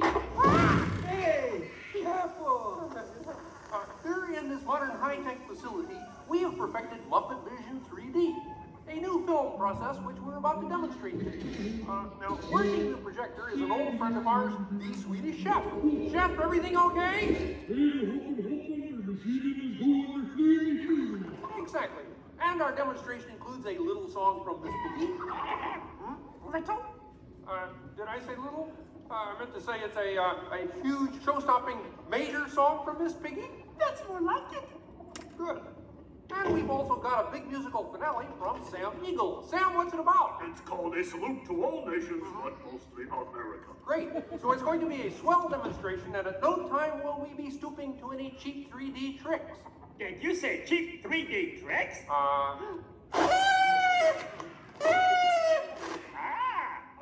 And here's something I wanted to spring on you.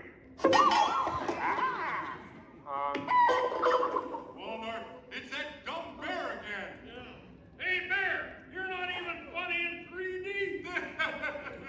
Oh, not you guys. How did you get here? We entered a contest. Yeah, we lost. Oh, yeah? Well, my new 3DX gonna shower you all with humor. Waka waka. He's trying to drown us. What kind of act is that? An act of mercy. Well, listen, better luck next time, Fozzie. Okay? And now, if you'll come this way, I can show you our secret laboratory. You see, we invited distinguished scientists from all over the world to come and work here. Unfortunately, none of them showed up. So instead, I'd like to introduce you to the guys who invented Muppet Vision, and they can show you some of their... right now, I'd like to turn you over to Dr. Bunsen Honeydew and his assistant, Beaker. Well, thank you, Mr. Kermit. Today, let's look at the advancements we've been working on for Muppet Vision. Beaker, would you turn on the machine?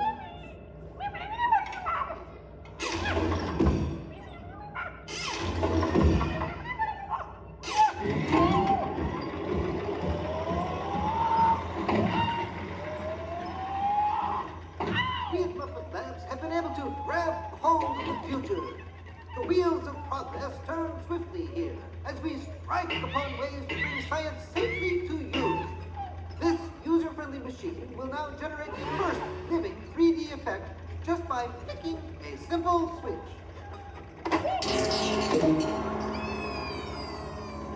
I'm Waldo, the spirit of 3D. Thank you. Ooh, cute outfit. What's this? Don't you just hate it when your nose runs? You know, all these other people think I'm talking to them, but I'm really just talking to you. Well, I think that would be just about enough of all of you. You may deactivate. What? What are you... Hey, watch it! Oh, dear, he won't deactivate. Ladies and gentlemen, there's nothing to worry about, but please keep your heads down. I'm bouncing on people's heads.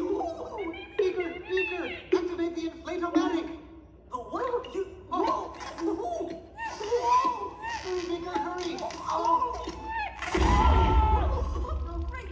Now I can start my own football team. Beaker, we'll have to try the vacuum muppet. Yes!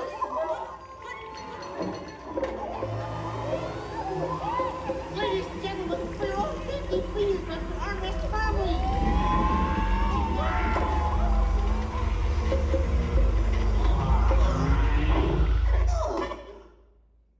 Hey, I'm free! Taxi! All right, now I'm getting out of this place.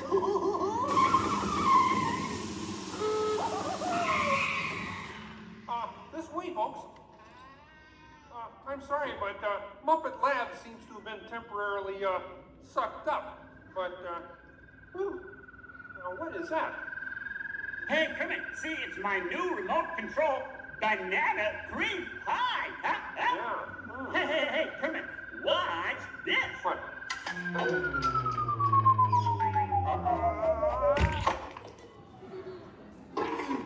Ozzy, that's terrible. You're right. Needs more sugar. And now, ladies and gentlemen, for the first musical portion of our demonstration, we have Miss Piggy in a wonderful 3D number. That's you, penguins.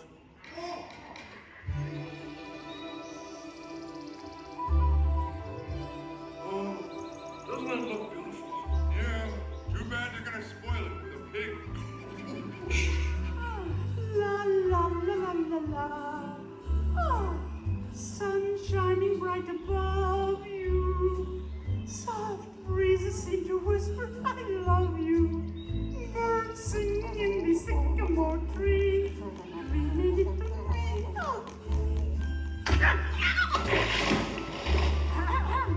Look in my eyes and kiss me. Just hold me tight and tell me you miss me. While I'm alone and blue as can be. Dream a little dream of me. No troubles as life bubbles on, dear. Still craving a kiss. All right, that's it. Knock it off, penguin. Oh, but it was going so well. I will not work with the rabbit. But I was just doing 3D. Guess I won't be needing this. What's that? It was for the big water skiing finale. What?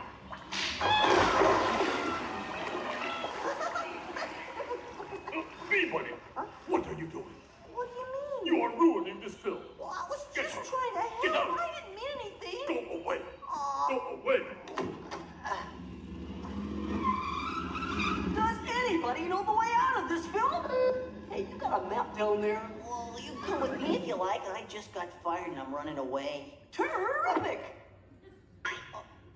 Let's go. Okay. Hey, Bean, what's up? I'm going away. Forever.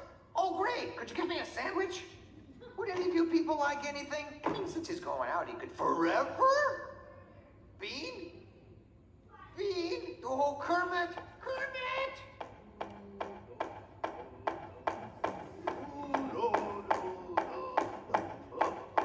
Hey, sweeter, that's a great effect. Hey, Fuzzy, Kermit! What is it? Bean Bunny ran away! Oh, no. Yes, For goodness. Hey, we gotta find him. I know! All right, everybody spread out and look for Bean. Right. I'll go this way. Ladies and gentlemen, we'll continue the show in just a moment. But in the meantime, if you see a rabbit, holler. Bean. Bean? Oh, Bean. Bunny! Bean! Where are you? Bean? Bean? Bean?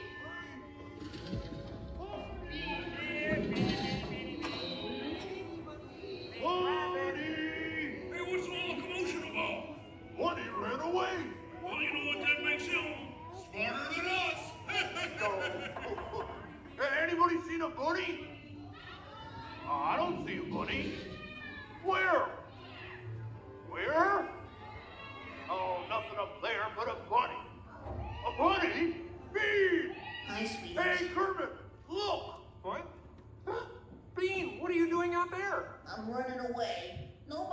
any help in the movie. This is a very moving moment. Yeah, I wish you'd move it to Pittsburgh. Hey, Bean! What are we doing sticking around here? Let's burn rubber! Who's that? He's Walt's 3D friend, and we're both leaving the movie. Right. Look at Bean. If you leave, you'll miss all the fireworks. Right, yeah! Fireworks? Ooh. Okay, I'll stay, but I want to help. Gee, is there anything Bean can do in the final number? Oh gosh, maybe Bean could set off the fireworks. That sounds great. Cool. Yeah, and I'll stay and help. I love fireworks. Well, okay. Sam, are you about ready? Yes, it's a glorious 3-hour finale. You got a minute and a half. Okay, everybody, get ready. Right. Ladies and gentlemen, the Muppets proudly present the final demonstration of Muppet Vision 3D.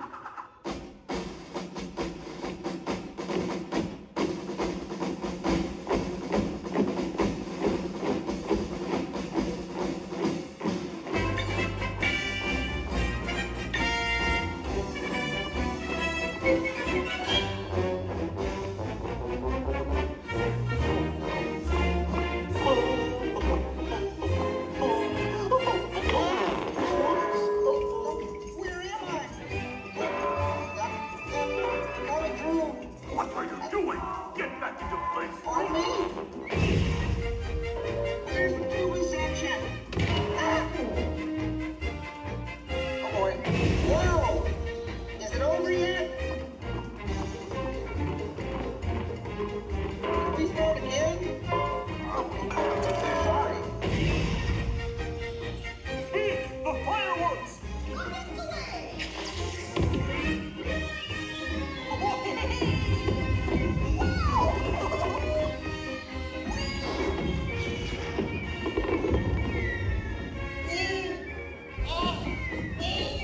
Enjoying the fireworks? No, your chair's on my foot!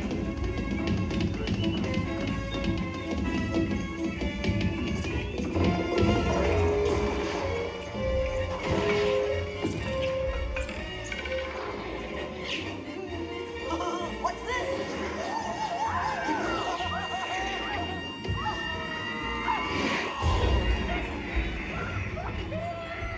Stop the movie! Stop the movie, Chef! Chef! Can't you hear me? Stop the projector! You'll hear from my lawyer. Hey, I'll save you, penguin! Take it easy! Oh, I'm sorry! Oh, no, wait! Don't shoot! Duck, everybody! Duck! Oh, not you! Them! Look out!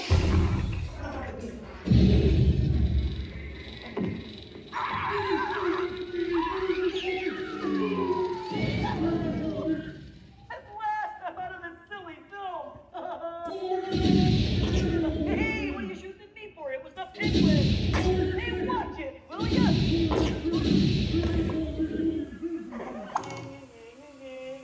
You could hit me with a cannon? Hey, everybody, he's got a cannon!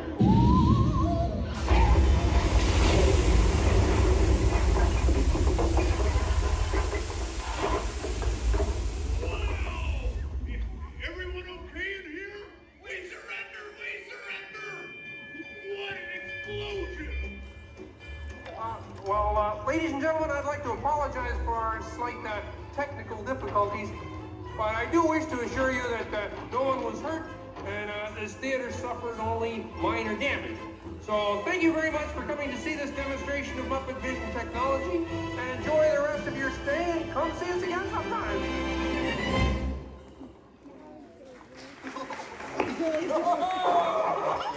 They'll never recognize me now.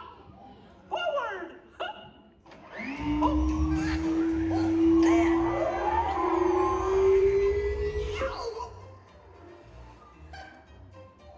Cute ending. Well, what do you think? We have time to go to the bathroom before the next show? We can't, you old fool! We're bolted to the seats! On behalf of Kermit and the gang, thank you for joining us. Now please gather your personal belongings and waka waka. Uncle's there's the doors to your right. way down and not sitting on feet or anything else? All right. Well, here we go. Everyone say bye. Bye. Bye. Bye. Everyone say hi. Hi. Hi. Now say bye. Bye. Bye. Now say hi. Hi. Don't say bye. We're stuck together. 3 months. Yes, 3 months together. Yes, my name is Erin. I'm going to be your skipper, your guide, your social director, and your dance instructor for all 3 of these months. Now, make sure you stay seated. Keep your hands and arms inside, and be sure you watch your kids, because the crocodiles, be sure they will. Now, we begin our adventure here in the Amazon rainforest. On the left and on the right, you see those beautiful butterflies. Now, they can grow to have a wingspan anywhere from 12 inches all the way up to a whopping 1 foot. Yes, we call them the rulers of the jungle. Over here, we have Inspiration Falls. If you're wondering why it's called Inspiration Falls, it's because if you stare into it long enough, it'll inspire you. Yeah, watch this. Everybody say, ooh. Everybody say, ah. Congratulations, you have now been inspired. Now, if you look right over here on the left, then you'll see nothing on the right. Oh, made you look. We are now in the Congo River in the deepest, darkest part of Africa. Guys, I have a very special treat for you. A pygmy welcoming party to welcome us here to the jungle. Take a look right over here on this beach, and they're gone. Okay, something must have scared them off. So keep your eyes open, guys. Whatever it is could still be around. Yeah, something scary. Something probably like a, it's right behind me, isn't it? Uh-oh, okay. Just a 30-foot python. Nothing to be afraid of, guys. They are actually very, very friendly creatures. Yeah, but they can develop a crush on you. So we're going to stop here by my camp and pick, oh no. Uninvited house guest. That is the worst. But you know what? On the flip side, couldn't get that Jeep started this morning. Looks like they got it to turn over. Oh. Yeah. Well, we are now on the longest river in the world, the Nile River. It is over 4,000 Niles long. Yes, if you don't believe me, well, then you are obviously in denial. Up ahead on the left, we have a beautiful African elephant. You can tell that he's an African elephant because his ears are shaped like Africa. Yeah. He actually knows a, oh, he's not going to show off? What about this one over here? Do you feel like showing off? This one over here knows a great trick. We'll see if he decides to take attention. Speak. There we go. Louder. Stay. Good elephant. I want to point out this sandstone here. You know, many people just take it for granted. Yeah. But I definitely think it's one of our bolder attractions. This is the belt, yes, the African belt where all the animals come down for water. They won't all return to their herd, yeah, thanks to that pride of lions. Now, up here, this demonstrates a basic law of the jungle. Never, ever be a zebra. Now, another basic jungle law states that a safari on foot cannot outrun a charging rhinoceros. Yeah, I tried to warn them, but they didn't listen. But you know what? I feel like they got the point. In the end, you know, when you hate to be the low man on that totem pole. Now, danger lurks around every bend in the jungle. As we come around this next corner, we are entering crocodile country. The big croc on the left, that's Old Smiley. Old Smiley is 75 years old. He just lays there all day looking for a handout. Yeah, I had an English teacher on my boat try to give him one time. Now she's teaching shorthand. Up ahead is Schweitzer Falls. Now, Schweitzer Falls is named for Dr. Albert Falls. Those of you in the back, you might want to lean in. Lean in, guys. Lean in, lean in. It's going to be close. Lean in. Or don't move a single muscle. That works too. Paralyzed with fear. Sorry, I understand. Now, people ask me all the time how I landed my job here at the world-famous Jungle Cruise. I think it's plain to see. I took a crash course. Because when you've been here as long as I have, you just start to smell. Smell danger, that is. Like up ahead, this pool of hippos. Guys, I know they look cute, but they can actually capsize the boat. I'm going to use my gun to scare them off. Cover your ears, guys. This is going to be loud. Shoot! Shoot! Shoot! Shoot! Shoot! Shoot! There we go. Yeah, it's actually a little known fact about hippos. They are terrified of shoes. Now, up ahead, headhunters. This is bad. This is bad. This is a very bad place to be headed. All right, stay calm, guys. Don't lose your heads. Yeah, there's my last crew in that boat over there. Bunch of numbskulls. Now, that dance that they're doing, that does mean they are going to attack. but they only attack from the right-hand side. Stay focused on the right, and they can't ambush us. Over the top of the hill. They're on the left. Get down. Get down. Get down. Get down, sir. Don't worry about looking stupid. I'm doing it for you. Get down.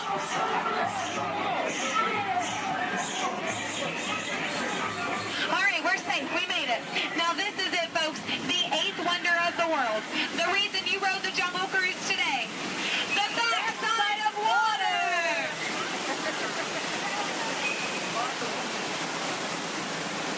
Woo! Yeah, you feel that mist? Kind of nice, kind of cool. That is the largest concentration of bacteria in the jungle. You're welcome. Well, we are now in Southeast Asia, deep in the heart of Cambodia. Up ahead, we have a temple. Uh-oh. Guys, I was going to take you in this temple. I think there's been an earthquake or something. This is a new entrance. I don't know where it leads. It could lead to danger. It could lead to treasure. Should we go in? Yeah. Yes? Good. I do not know how to reverse.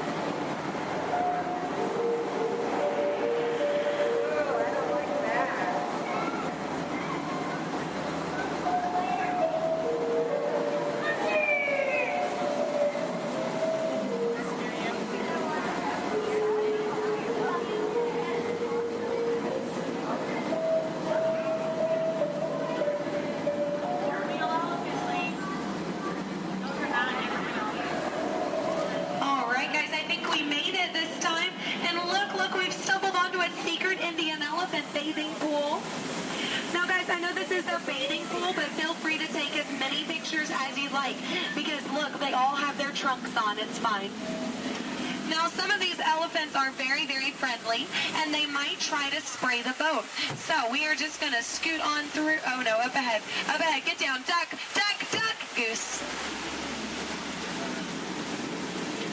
All right. No, oh, no. Oh, no. Both sides. Oh, no.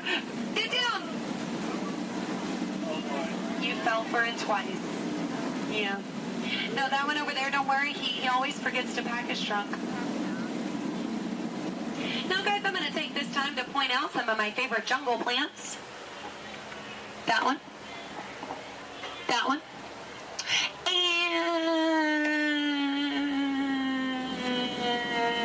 that one. There we go. Those are my favorites. Any questions? No? Good. Over here on the left, you'll see our dear friend Trader Sam. Trader Sam is actually our resident head salesman here in the jungle. Yeah, due to the economy lately, sales have been shrinking. But he is offering a special 2 of his heads for just 1 of yours. Yeah, think about it, because, you know, any way you slice it or dice it, you're going to come out ahead. Yeah.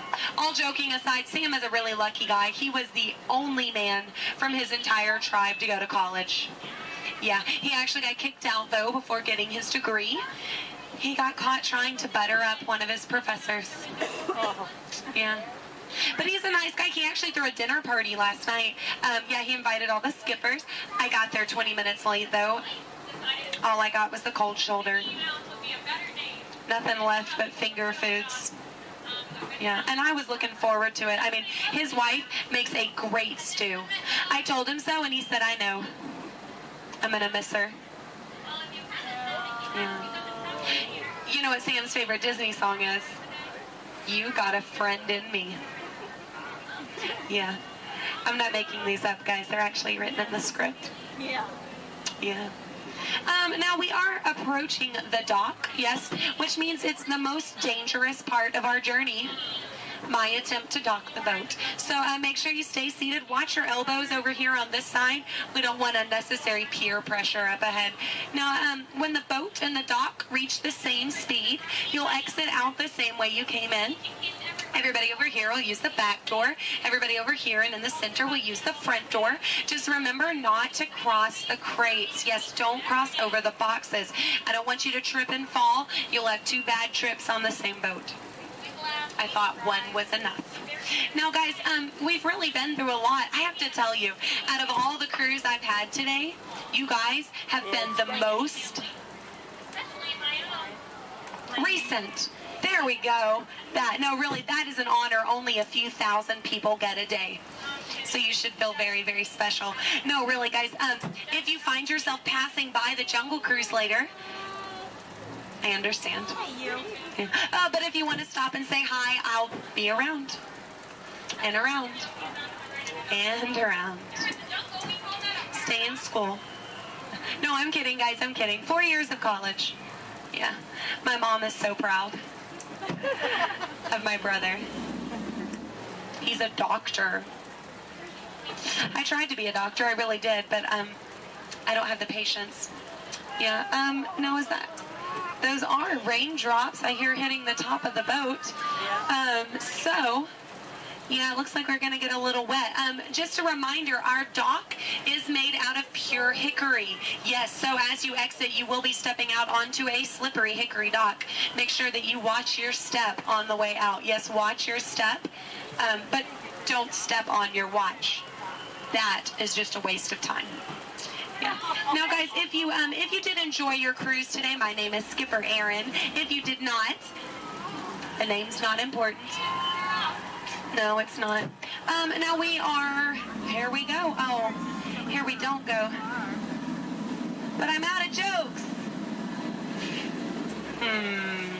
Ooh, why is Cinderella so bad at soccer?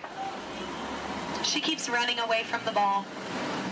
Yeah, but I mean, can you blame her? She had a pumpkin for a coach. Yeah. Oh, why does Peter Pan fly everywhere he goes? Because he can never land. Yeah. Why does Tigger bounce everywhere? He would really hate to step in poo. Yeah. What was Aladdin doing in the Haunted Mansion? He was looking for a boo. Yes. Well, I guess if we're still here, I could leave you with a few words from our sponsors. Yes, today's cruise has been brought to you by the Miracle Boat Engine Company.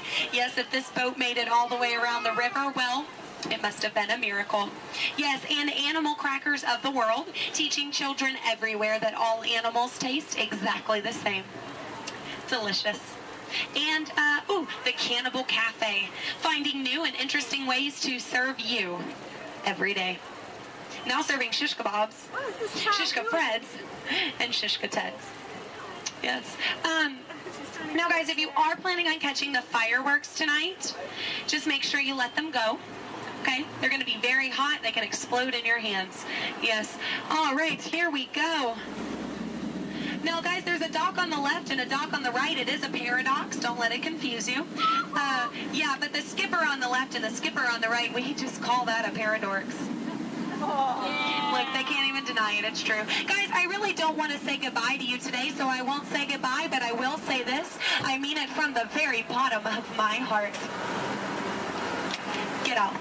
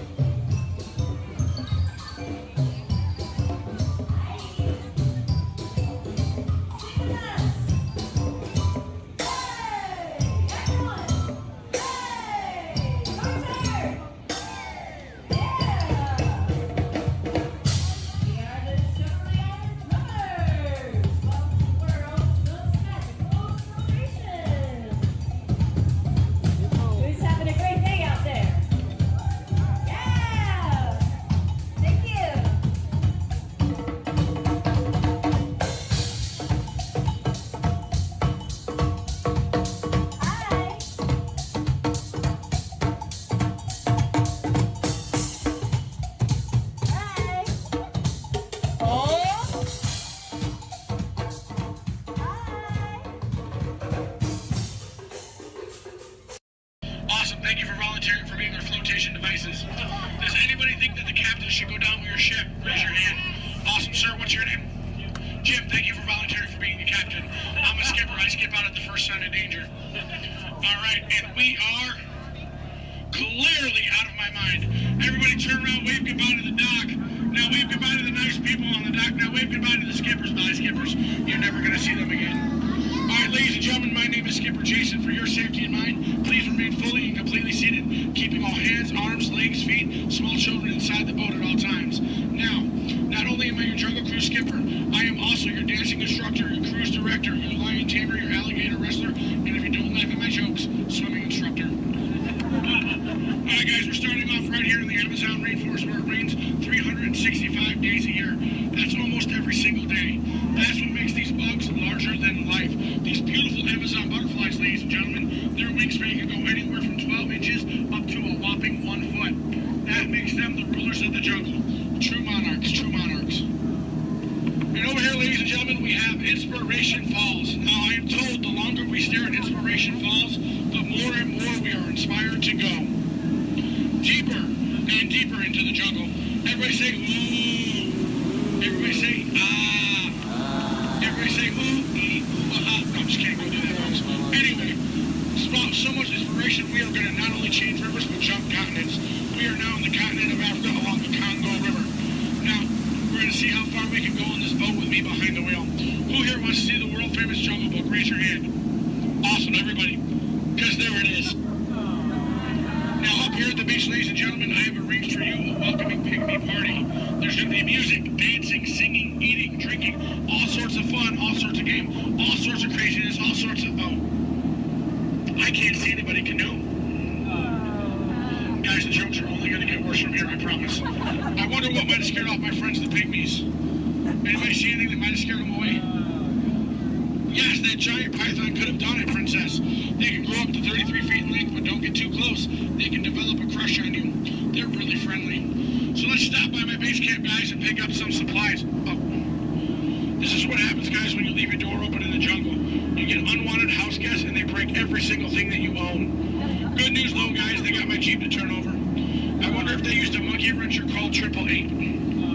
All right, ladies and gentlemen, we are now cruising along the Nile River. It is the world's longest river. It goes on for miles and miles and miles. If you don't believe me, you are in... the Nile. False. You're in disbelief. We are on the Nile River.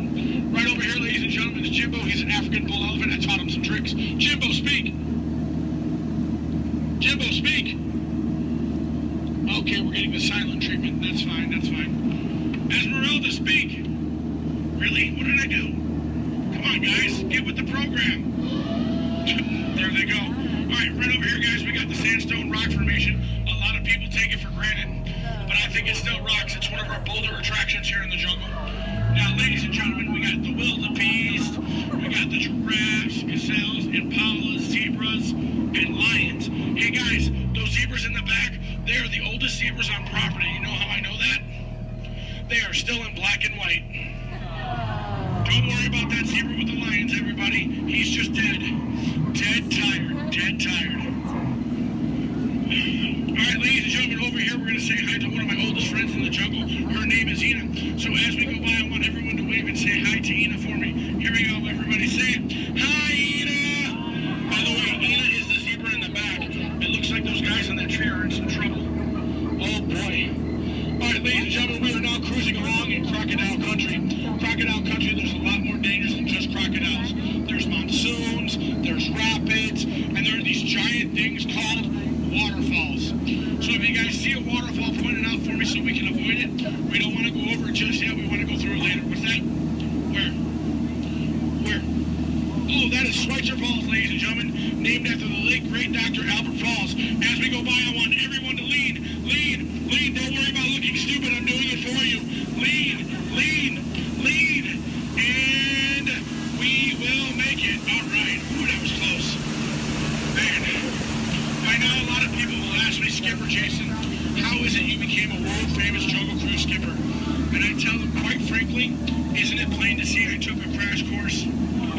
Toughest thing about flying, ladies and gentlemen, is the ground. It's totally the ground. So we're going to keep cruising right along, people, into this pool full of hippos. It had to be hippos. All right, guys, cover your ears. This is going to get loud. They gave me something to scare away the hippos. Cover those ears. Shoo, hippos, shoo! Make way! Be gone! Be gone, hippo, be gone! I showed those hippos who's boss. Alright guys, we're now cruising out of this hippo pool and right into headhunter territory. It is not the greatest of places to be headed. If you don't believe me, You can ask my last crew. Those boneheads did not believe me. Wait, you guys hear those drums? Are those warriors dancing? Yes, they are. That can only mean one of two things. They're either going to attack the boat, or they've lost the key to the men's room. Do me a favor, guys. Keep your eyes peeled on this side of the boat for an ambush. If you see an ambush, point it out and let me know. I'm going to look over here. Where? Princess, that's not an ambush. That's an ambush. You can tell by its leaves. All right, ladies and gentlemen. This is what everybody got up early to come to Disney for. Are you ready? Are you ready? Here we go.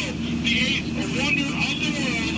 The backside of water. Kids, do not try this at home. You'll hit your head on the faucet and that hurts. Don't ask me how I know. Alright guys, we're now in the Mekong River here in Southeast Asia. There's this really cool temple I want to show you guys. It's awesome. It's amazing. The entrance is just up over here. Oh. It looks like there's been an earthquake since the last time I've been through. What do you guys say? Do we go in? Yeah. There could be danger. There could be adventure. There could be treasure. Or worst of all, it could be another Disney gift shop. Alright guys, stay seated, keep your eyes open. I'm gonna stay seated and keep mine closed. Oh wait, it's just a root canal.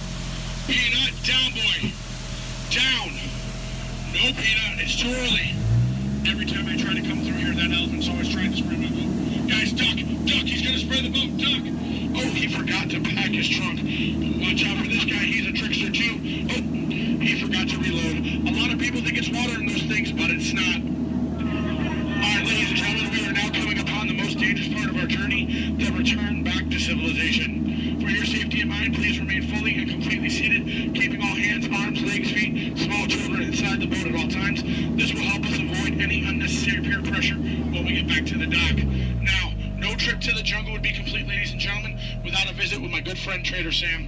Trader Sam, ladies and gentlemen, is our head salesman of the jungle.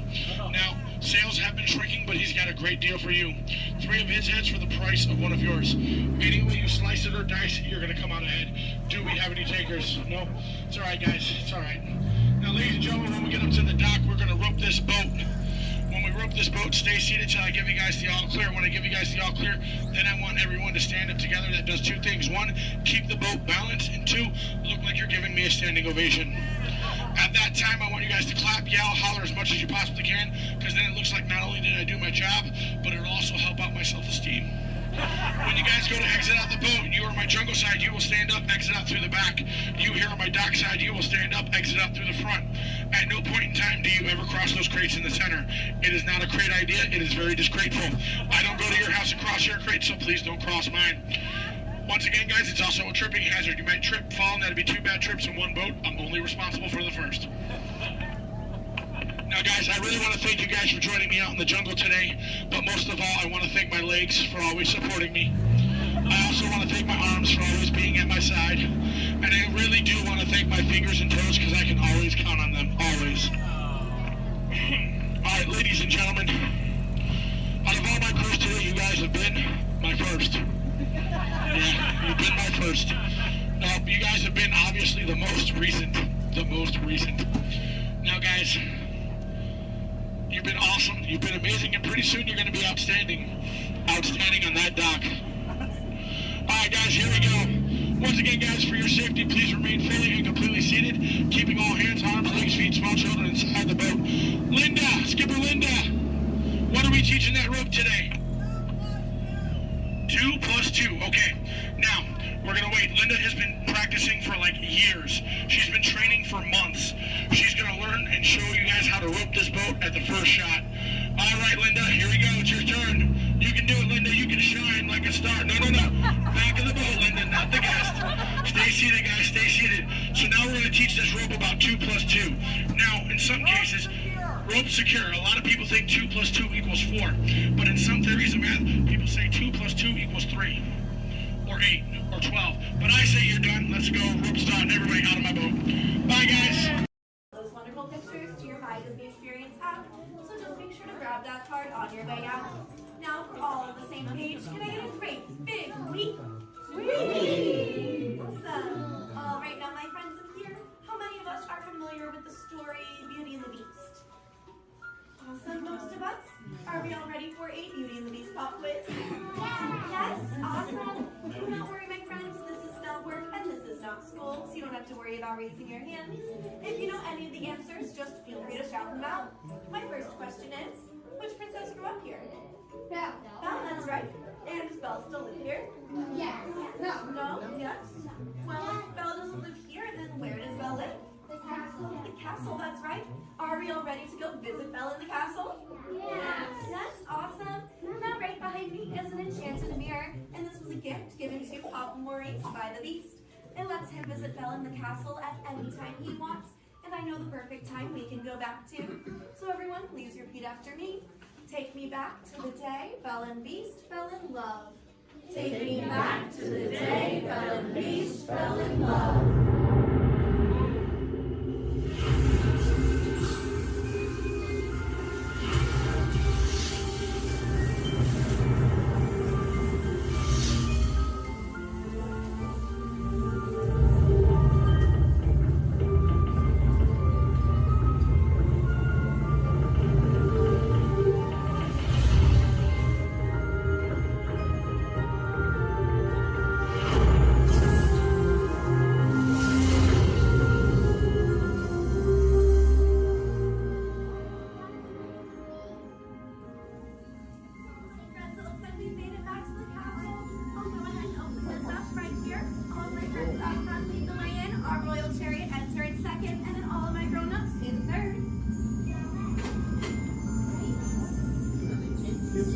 Here we go.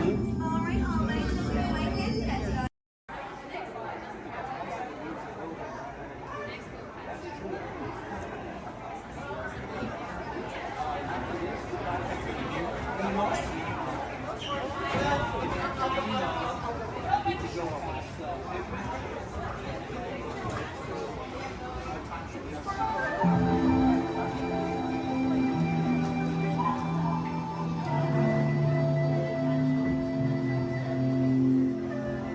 Welcome to a voyage of discovery and